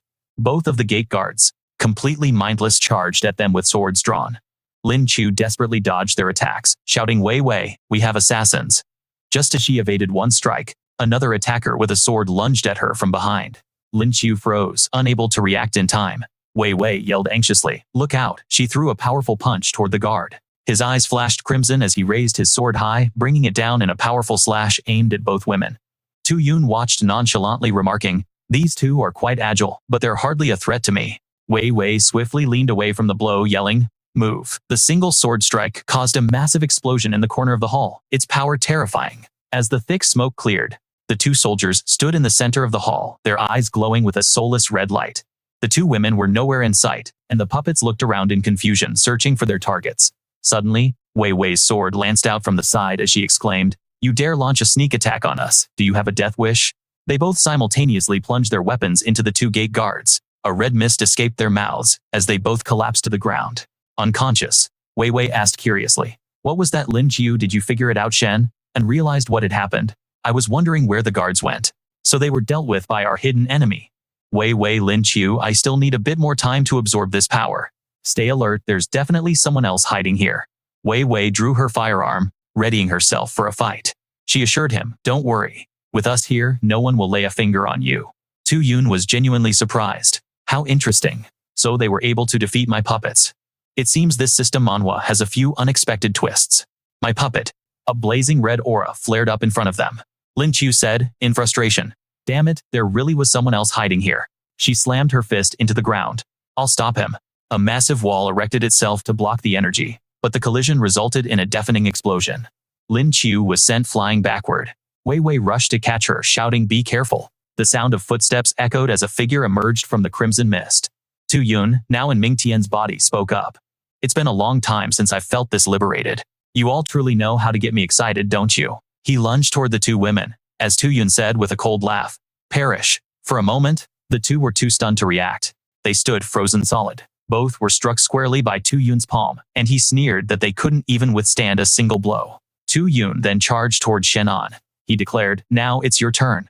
Shen An was still sitting silently with his eyes closed, but they suddenly snapped open, gleaming with a chilling light. Tu Yun, absolutely certain of his victory, screamed, Die for me, as he accelerated his charge. Shen An deftly dodged the attack, leaping high into the air.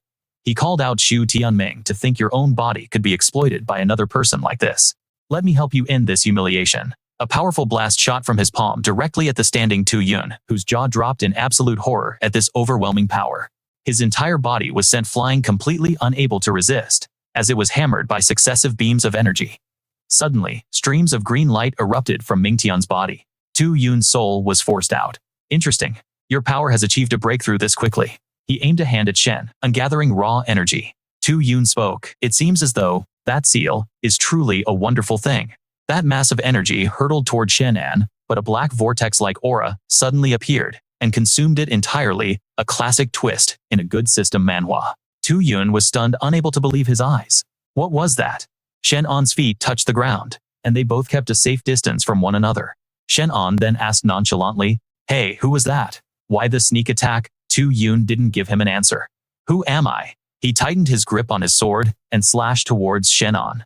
"My identity is something you're not worthy of knowing." Can he also perceive spatial energy, his aura? It feels just like that other person's. Could it be he's also not from this world? Tu Yun unleashed another powerful slash toward Shen, and screaming, "Just die already." Wei Wei watched the scene in a panic, and along with Lin Chu, she screamed with worry. "Shen An, be careful," he reassured them. "It's fine. This guy can't hurt me." Two blazing streams of power collided, and the entire space was plunged into a terrifying display of force. The firepower completely consumed Tu Yun's power, and he watched in horror as the flames raced towards him. How is this possible? His soul took a direct hit. Tu Yun screamed as the raging inferno completely enveloped his soul. Shen An maintained his commanding posture, while Wei Wei said in admiration, "Incredible. This whole awakening manhwa plot has made Shen An so much stronger." Lin Chu quickly ran over to him, asking with concern, "Shen An, are you okay?" He replied, "Take a look at me. I'm this powerful now. What could possibly happen?" "Oh, that's right. I just absorbed the power from the seal.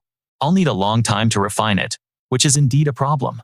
Wei Wei asked caringly, "When will we be able to go?" "Seal the gate to the other world," Shen An answered. "This can't be rushed. I have to completely refine all of this power first," she replied. "All right, we'll wait then." Shen An took her hand to reassure her. Wei Wei asked, startled, What are you doing?" Shen An said gently. "Don't be nervous." He took both of their hands. "You're both injured, and I can't just ignore that."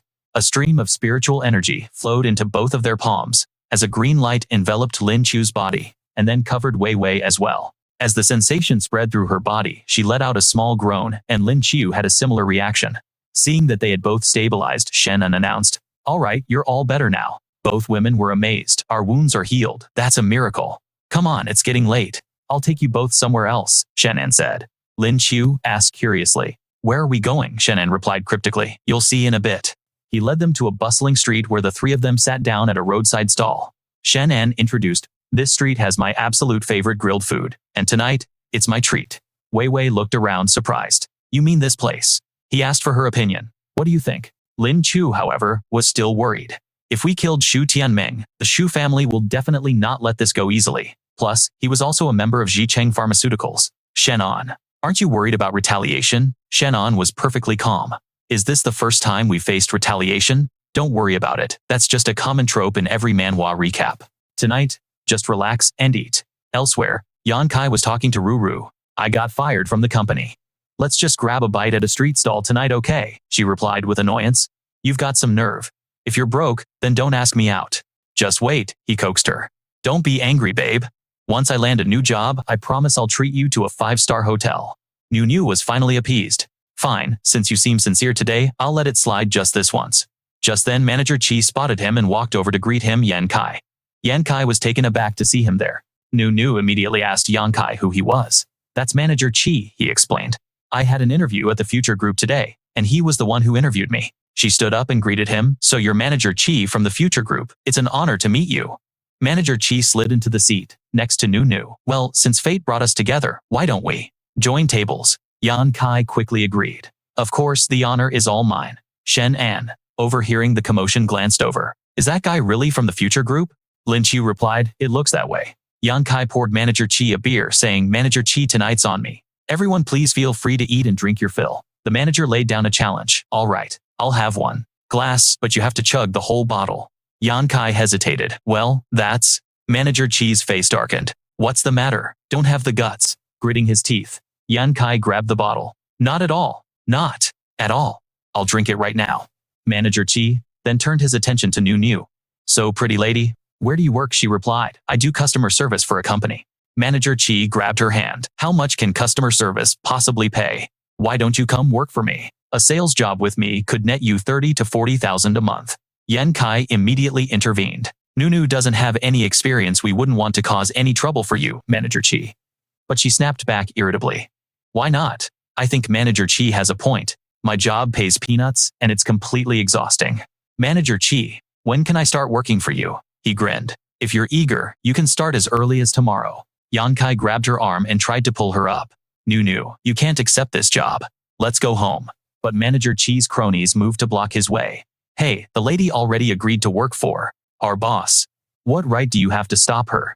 Yankai finally snapped Manager Chi. She's my girlfriend. Don't you think you're going too far? The manager just taunted him. Yeah, I'm going too far. What are you going to do about it? Yankai smashed his beer bottle on the table. Ready to risk it all, he yelled. I'll end you. One of the goons immediately decked Yankai in the face.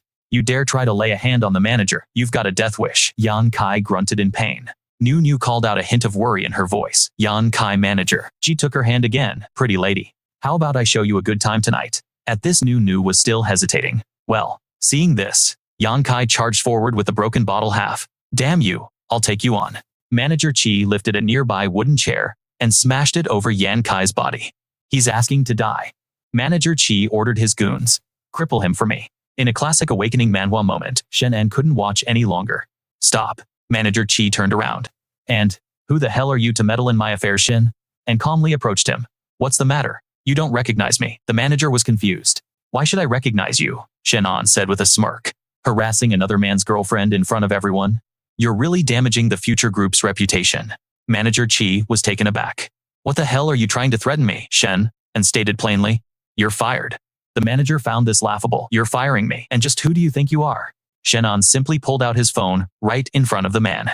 Manager Chi grew a bit nervous. What do you think you're doing? Shen An made a call and spoke into the phone, giving an order to Wang Bao. Check if our corporation employs this man. If so, arrange for his immediate termination and fire his entire team along with him. The person on the other end agreed. Understood. I'll take care of it at once. Manager Chi was clearly unconvinced. You're a pretty good actor. Trying to put on a big show, are we? But like a quest completion in a system manhwa, the consequence was instant as his own phone began to ring. Manager Chi answered the call. Manager Zhang. The voice on the other end was blunt. You're fired. Pack your things and get out immediately. Manager Chi panicked. Manager, you can't be serious. Right? Manager Zhang on the line was furious. Do I sound like I'm kidding? Did you just go and offend the chairman himself? Now get the hell out. Only then did the shock hit Manager Chi. It can't be. He's really the chairman of the future group. Yankai approached him, filled with gratitude. Bro, I mean Mr. Chairman, you really helped me out of a huge jam. Shen An turned and sized the man up. He then made an offer. Are you interested in a job at the future group manager? Chi's position is now yours if you want it. Yankai was ecstatic. That's incredible. Thank you so much, Mr. Chairman. Meanwhile, Manager Chi, still unable to accept his fate, grabbed onto Shen An's leg and pleaded, Mr. Chairman, please don't fire me. I have elderly parents and young children to support. I'm begging you. In a scene you'd expect from a thrilling manhwa recap, Shen An kicked the man away. Get lost. Come on, I'll take you to headquarters to sign you up. Yankai replied. Thank you so much. As Lin Chu walked past the groveling manager, he said with contempt, you reap what you sow. Nunu could only stare dumbfounded at their departing backs, unable to believe what just happened. How? How did it come to this? Have I been thrown away? Nunu cried, running to Yankai and begging him.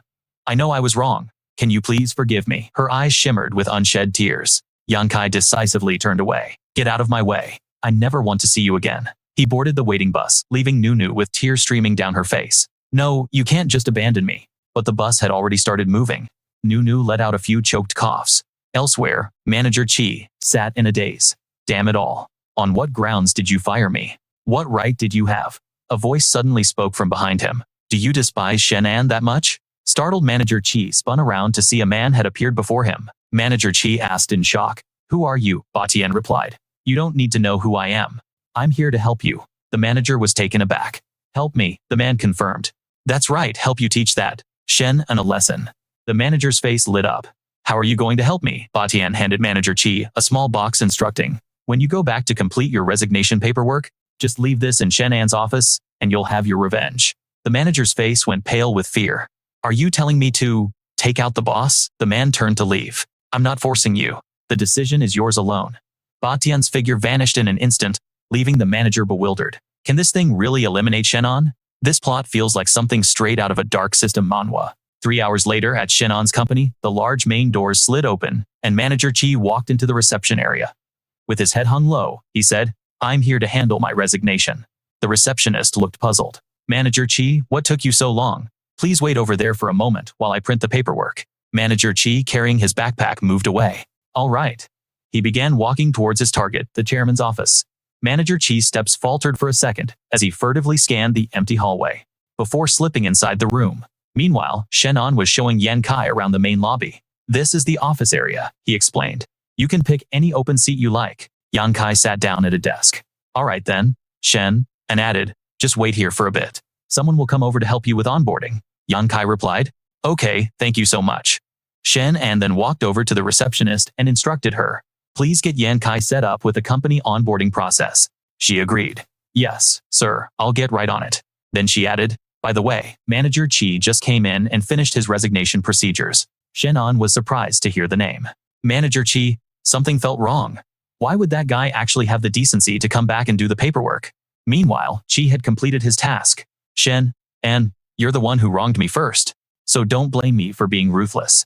Shen An was about to open his office door and step inside when it swung shut right behind him in a flash. Manager Chi grinned maliciously. Perfect, you're inside. He raised the remote control. Go to hell. His thumb slammed down on the button and the entire room instantly erupted in a massive explosion. The blast tore through the entire floor. Manager Chi cackled with glee. Shen, and you brought this on yourself. The receptionist sensed something terrible had happened. What was that? What's going on? Yan Kai was the first to react, dashing forward. This is bad. Something's happened. From a distance, a figure watched the scene unfold through binoculars. It was Ba Tian, the true mastermind. He sneered. Shen An, you killed my son Xu Tianming. With this, I have finally avenged him. Ba Tian then leaped down from his perch and vanished. At the lavish Xu family estate, the butler stepped out to greet his master. Patriarch, you have returned. Ba Tian sat down in the main chair in the grand hall. He commanded the butler, go inform Xu Yu and Xu San to come here. I have arrangements to make. The old man asked with curiosity, Patriarch, are you planning something significant? Ba Tian announced cheerfully. I have eliminated Shen An. We need to discuss the plan to acquire the future group. The butler showered him with praise. The Patriarch is truly amazing.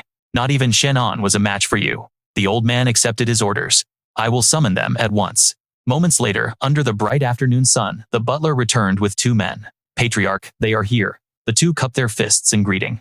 Greetings, Patriarch. Ba Tian spoke. No need for such formalities. I've called you two here. I trust you know what has transpired. Xu Yu replied. I heard from the butler that the Patriarch plans to take over the future group. Ba Tian praised him. Very good. Do either of you have a strategy? He proposed. Well, since Shen An is already dead, there's nothing to fear. We just need to storm in and seize control. It's a classic power move you'd see in any manhwa recap. You want to take over with just the likes of you. A sudden voice from behind made them both jump and whirl around in shock. Who is it? The person who had just kicked open the Xu family's door was none other than Shen An, dragging a defeated Manager Qi behind him. Ba Tian was utterly astounded to see him alive. The other two men's faces turned ashen. He shot up from his seat. How is that possible? This kind of incredible reveal is what makes an awakening manhwa so epic. You're still alive. Shen An calmly tossed Manager Qi back towards them. The two men were stunned as the manager landed in a heap at their feet. Manager Qi Ba Tian muttered in disbelief. He was still muttering, impossible. Shen An scoffed at them, a smirk playing on his lips. Did you really think I was so naive that I wouldn't figure out your little plan? By then, Shen An had already noticed Manager Qi hiding there and knew something was up. Upon entering the room, he'd done a thorough sweep. Shen An's attention was drawn to a corner where a peculiar scent lingered in the air, the distinct smell of explosives. A cold smile spread across his face as he uncovered their scheme. So that's your game, huh? Shen An had then stepped out and promptly knocked Manager Qi unconscious. This fool didn't even know how to conceal his presence and was exposed almost immediately. Hearing this, the other two men scowled in disbelief as Shen An planted his foot firmly on Manager Qi's face. The butler, furious, spat out, "Worthless trash." Ba Tian then barked an order at them. "What are you two standing around for? End him." Shen An remained unfazed, ready to take them on. Xu Wuqiang began to transform his muscles, bulging and tearing away his clothes. He ordered his accomplice Xu San to stand back. "I'm more than enough to handle this guy myself." Xu Wu lunged forward, unleashing an explosive fist technique, while Shen An began to gather his own vital energy into his arm, forming a dense, dark mass of power. Glancing at his own palm, Shen An sneered with disdain. "Is that really all you've got?" Veins bulged on Xu Wu's forehead, enraged. "You dare to mock me? You're courting death." With a roar, Shu Wu charged again, unleashing a flurry of kicks. Shen An's voice turned icy. If you're so eager to meet your end, then I won't hold back. In a flash, he snatched Shu Wu's ankle. Shen An braced himself, let out a powerful shout, and then slammed the man behind him, as if he were nothing more than a rag doll. Shu Wu's entire body crashed violently into the ground. Shen An relentlessly gripped his ankle, smashing him into the floor over and over before hoisting him high for one final devastating throw. The brute landed head first, completely incapacitated. The butler watched in horror. Impossible. Shu Wu is a second-grade fighter. How could he not even have a chance to fight back? This was the kind of overpowered moment you see in a great manhwa recap. Shen An strode forward to settle the score. You're Shu Batian, Shu Tianming's father, correct? The old man's voice was grim. How do you know that? Shen An replied, I did my homework before coming here. Shu San interjected. Family, had enough talk. The underling then launched a fiery attack towards Shen An. Let me avenge Shu Wu. Shen An scoffed. You don't know your place. He then casually flicked his wrist, sending out several arcs of vital energy that sliced right through Shu San's flames. The man's jaw dropped in utter disbelief. What? A single palm strike flew towards Shu San, causing him to spit up a mouthful of blood. Seeing this, the butler seethed with rage as Batian himself charged forward. Each of his heavy steps cracked the very floor beneath him. This is my domain. Don't you dare act so arrogantly here. Shen An stood calmly at the epicenter of the pressure, the ground around him splintering. Shen An slid back a few feet as the wave of energy washed over him. Not bad, he remarked. You might actually be worthy of being my opponent. This was the perfect chance to test out a new move from his powerful system Manhwa skill set. Batian struggled to block the attack. Shen An sneered. Is that the best you can do? This is hardly worth my time. And just like that, Shen An completely overpowered him. Batian was grievously wounded, coughing up blood. Shen An leveled his blade. It's time for you to die. He ran his opponent through with a single thrust, and a spray of crimson filled the air. Batian let out a final agonized scream. Shen An then swiftly moved away. He scoffed. So this is the best the Shu family has to offer. Just then a crowd of men burst into the room from behind him. Who dares to cause a ruckus in the Shu family's home? They yelled. But upon seeing Shen An standing over Batian's lifeless body, the men froze in their tracks. Shen An declared, Your family head is dead. If any of you wish to join him in the afterlife, step forward. One of the men stammered. What in the world happened here? Shen An roared. Now get out of my sight. They scrambled over each other to flee. Let's get out of here. Suddenly, the phone in his pocket began to ring. Shen An answered, This is Shen An. The voice on the other end was urgent. Shen An, we have a situation. He was taken aback. What's wrong? The person replied. That portal to the other world we temporarily sealed. Its energy is surging again. A helicopter was dispatched to take them to the portal's location. Inside, Shen An asked, How long ago did you notice the seal on the portal? Weakening Wei Wei informed him. It was about 3 hours ago. Sun Ming asked nervously, Shen An, are you sure you can create a permanent seal this time? He stroked his chin, pondering the question. I've already absorbed the power from the original sealing pillar. Shen An answered. It's a classic awakening manhwa power-up, so there shouldn't be any issues. Just then, his phone vibrated with an incoming message. Shen An pulled it out, immediately unlocked the screen and started typing. He was sending a message to his future self. Regarding the portal to the other world that's weakening, can I use the power of the sealing pillar to seal it permanently? His future self confirmed that it was possible, but the message hinted that the situation was more complex than it seemed. This won't be simple this time, so be careful. The portal to the other world has appeared right in front of us, and the others have already driven over to stand guard. They were wondering, that old guy who told us to guard this place, is it really necessary? Lu Hong has loosened the reins this time, giving us a prime opportunity to score some points. Of course, it's necessary. Someone warned. The energy inside is leaking out. We can't let our guard down. Just then, a massive python emerged from the portal. The captain yelled, We're in trouble. Something is breaking through. The python let out a roar. A clear show of force, its eyes glowing crimson, and its fangs razor sharp. Chen Yi was thrilled. It's a beast. And from the looks of it, it's no small fry. Wu Han waited with anticipation. The opportunity to prove himself was here. Chen Yi charged in shouting, Let's take it down. He vaulted right onto the python's head, his palm, gathering a ferocious amount of fire energy. Get a taste of this, Chen Yi declared. He slammed his palm down. A classic move you'd see in any system manhwa, but the attack didn't even scratch the python. The beast roared and sprayed venom, which struck Chen Yi directly in the chest. Wu Han frantically charged forward, yelling, This is bad, we have to go and save him. Just then their transport helicopter arrived, slowly descending to the ground. The team disembarked. Wei reminded them, We're here. The dimensional gate is just up ahead. Suddenly, they heard a scream for help. Shen An immediately glanced toward the mountain range where the sound originated. Wei, go on ahead. Something's happened. Hurry and check it out. The car roofs were completely caved in, and the entire team was sprawled on the ground. Owen gasped in shock. How could this have happened? Wei rushed to his side, asking, Owen, what happened? Why are you guys so badly injured? The man replied, quick, chase. He struggled to point. Forward, chase the beast. After saying that, Owen passed out. The other two quickly looked in the direction he indicated. Look, you can see the python's path, and there's a strong stench here. A beast definitely got out. I'll go after it. You two stay here and keep watch. With that, Shen An took off at a speed worthy of an awakening manhwa protagonist, leaving them in his dust. He followed the trail the python left on the ground, a destructive path that cut straight through the forest, leading towards Taiyan village. Along the way, a motorcycle was cruising down the road, a young woman driving a familiar route. Suddenly, she heard a strange noise and wondered, what was that? A commotion erupted from the nearby forest, and the girl looked ahead, completely stunned. The massive python was charging right at her, its jaws wide open.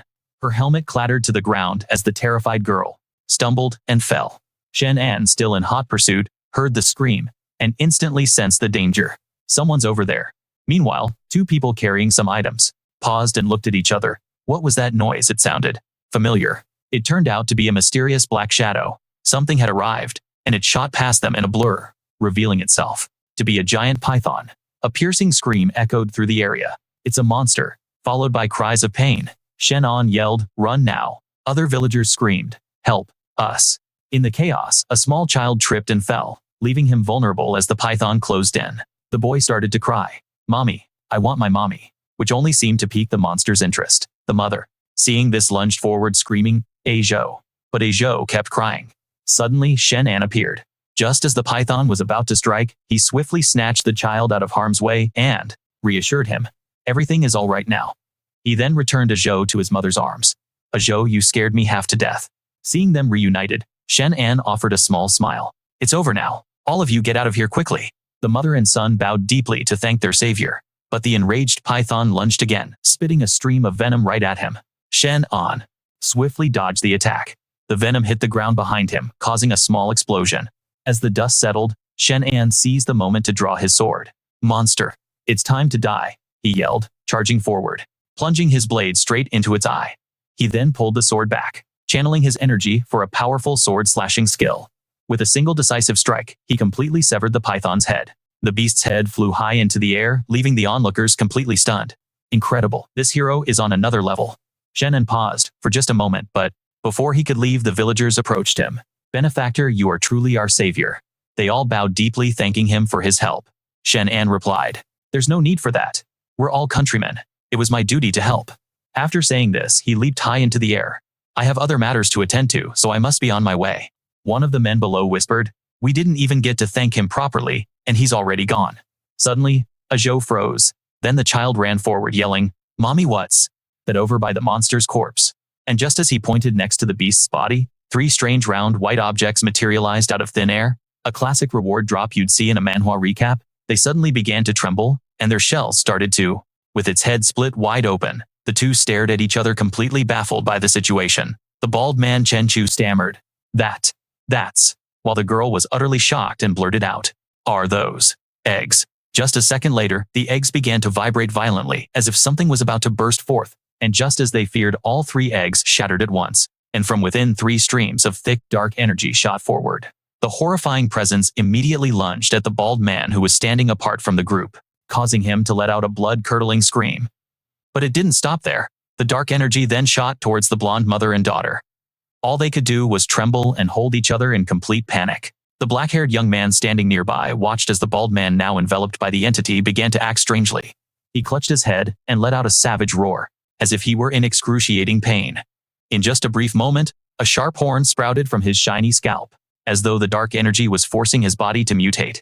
Looking over, he saw the mother and daughter had also transformed into grotesque figures. Sharp horns protruded from their heads, and their teeth had elongated into beast-like fangs. Their once fearful eyes were now rolled back, showing only the whites, and their ears had become pointed, no longer resembling those of a human. The 2 young men standing nearby were in a state of utter panic as they witnessed the transformation. What in the world is going on? What happened to them? The bald man, now completely out of control, let out a series of guttural snarls before lunging with his sharp new claws toward the two young men. Unable to escape his grim fate, the young man who had just witnessed the event was brutally attacked. Just then, Shen An walked up behind the other two survivors. He smiled and announced, "I'm back." Wei Wei immediately spoke up. "Shen An, the dimensional gate is becoming increasingly unstable. We need to seal it, and fast." He nodded.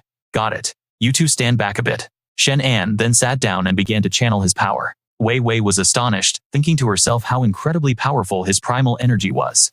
Shen An let out a breath, raised his hand towards the sky, and a beam of light shot into the dimensional rift before them, penetrating deeper and deeper until the rift gradually sealed itself shut.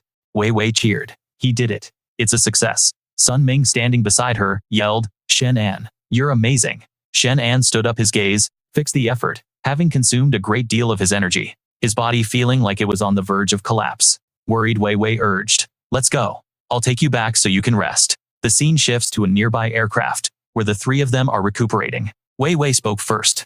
"First, have something to drink and get some rest." "Thanks," Shen An replied. Sun Ming looked out the window and observed, "Hey, there's a village down there. But why is it all burnt to the ground?" Shen An's heart sank. "What? Isn't that the village I visited before? How did it end up like this?" "Sun Ming, Wei Wei, we have to go down there for a look. Something is wrong." Wei Wei exclaimed. "What's the matter?" He stood up. "I'll explain once we're on the ground." Upon landing, they found bodies scattered everywhere. The three of them rushed into the village, and Shen An thought to himself, "Just as I feared, something terrible really did happen here." Wei Wei followed up, "What in the world could have happened?" Shen An fell silent for a moment before speaking. "I once slew a monster that had escaped from this very place. It's possible this incident is connected to it." Sun Ming then noticed something on the ground. "What is this?" Shen An wondered aloud. Could that be a remaining fragment from that giant-legged monster? Hearing this, Sun Ming recoiled in disgust. "A fragment? I think I'm going to be sick." Wei Wei replied, "The monster's aura has vanished. So could it be that something else is wreaking havoc here?" Shen An nodded grimly. "This is getting more complex than a typical awakening manhwa plot. We were too careless." Sun Ming's face went pale as he asked, "So what's our next move?" Wei Wei crossed her arms. "For now, we head back. I'll give a full report to the organization. It'll sound like a crazy manhwa recap, but they need to investigate this thoroughly. I'll let you know as soon as we have any leads." Shen An rubbed his chin. "I suppose that's our only option." The scene shifts to the desolate Wili Group building, where a helicopter is parked on the rooftop. Wei Wei began to speak. "Well, that's all we can do for now. Everyone worked hard today. Go home and get some well-deserved rest." Shen An replied, "I'll do that." Wei Wei waved her hand. "Wait for good news from us." "Okay," he agreed. "Don't worry, I'll see this case through to the very end." Just then, a car pulled up below, and a group of people were engaged in some shady activity. She had a thought. Isn't that the office building for Zhicheng Pharmaceuticals? What are they doing rounding up homeless people? From below, a sharp command rang out. "Get inside now," the man pleaded in terror. "Please let me go. I don't want to die." Shen An watched, intrigued. That's odd. What kind of scheme are they running? This whole setup feels like it's straight out of a dark system manhwa. Just then, Shen An ducked into a small alley, hiding behind a corner to get a better look. He murmured to himself, I already dealt with Xu Tianming, and Zhicheng Pharmaceuticals was his operation. Could they be making some new moves? Suddenly, a portal tore open, and a future version of Shen An stepped out, calling his name Shen An. The current Shen An walked toward his future self. Self said, "So you've arrived." Future Shen An's face was obscured by a hazy mist.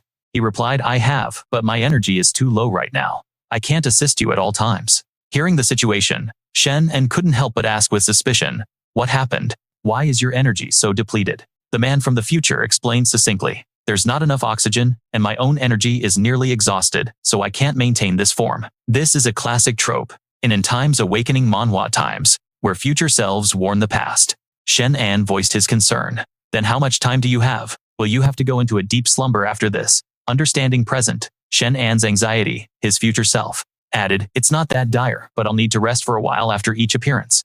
However, I need to tell you something first to prevent you from running into trouble." Shen An stood by, silently listening intently.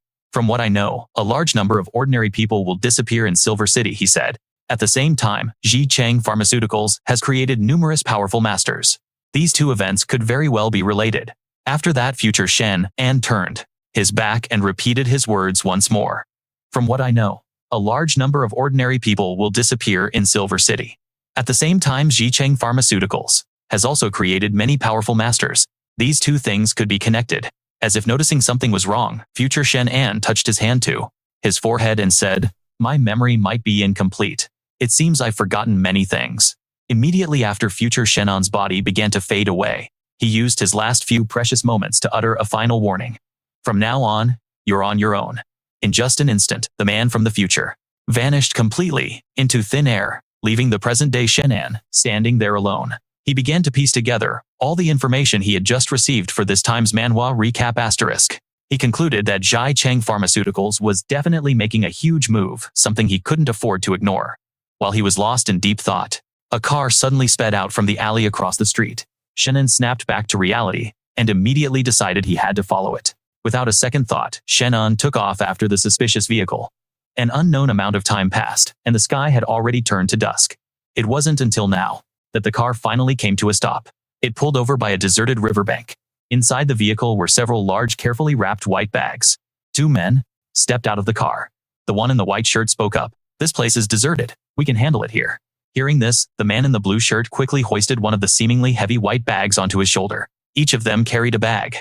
The man in blue, his face pale, urged his partner, "Hurry up, let's not get caught." From behind a nearby tree, Shen An had already caught up and was now watching their every move. The next second, Shen An's eyes blazed a fiery red as he activated his clairvoyant vision to see more clearly. Thanks to this power, often seen in a time system Manhwa times, he saw that hidden deep within the thick wrapping was the shape of a human being. Shen An saw no signs of life, instantly realizing they were corpses. He stood stunned for a moment before muttering, "These bodies have been completely drained of blood. What in the world is Zhai Cheng Pharmaceuticals up to?" At that thought, Shen An's patience ran out. He shot forward, screaming, "You inhumane monsters!" sensing the murderous aura running down their spines. The men spun around and shouted in unison, "Who's there?" Shen An didn't hesitate for a second, swinging a powerful fist forward.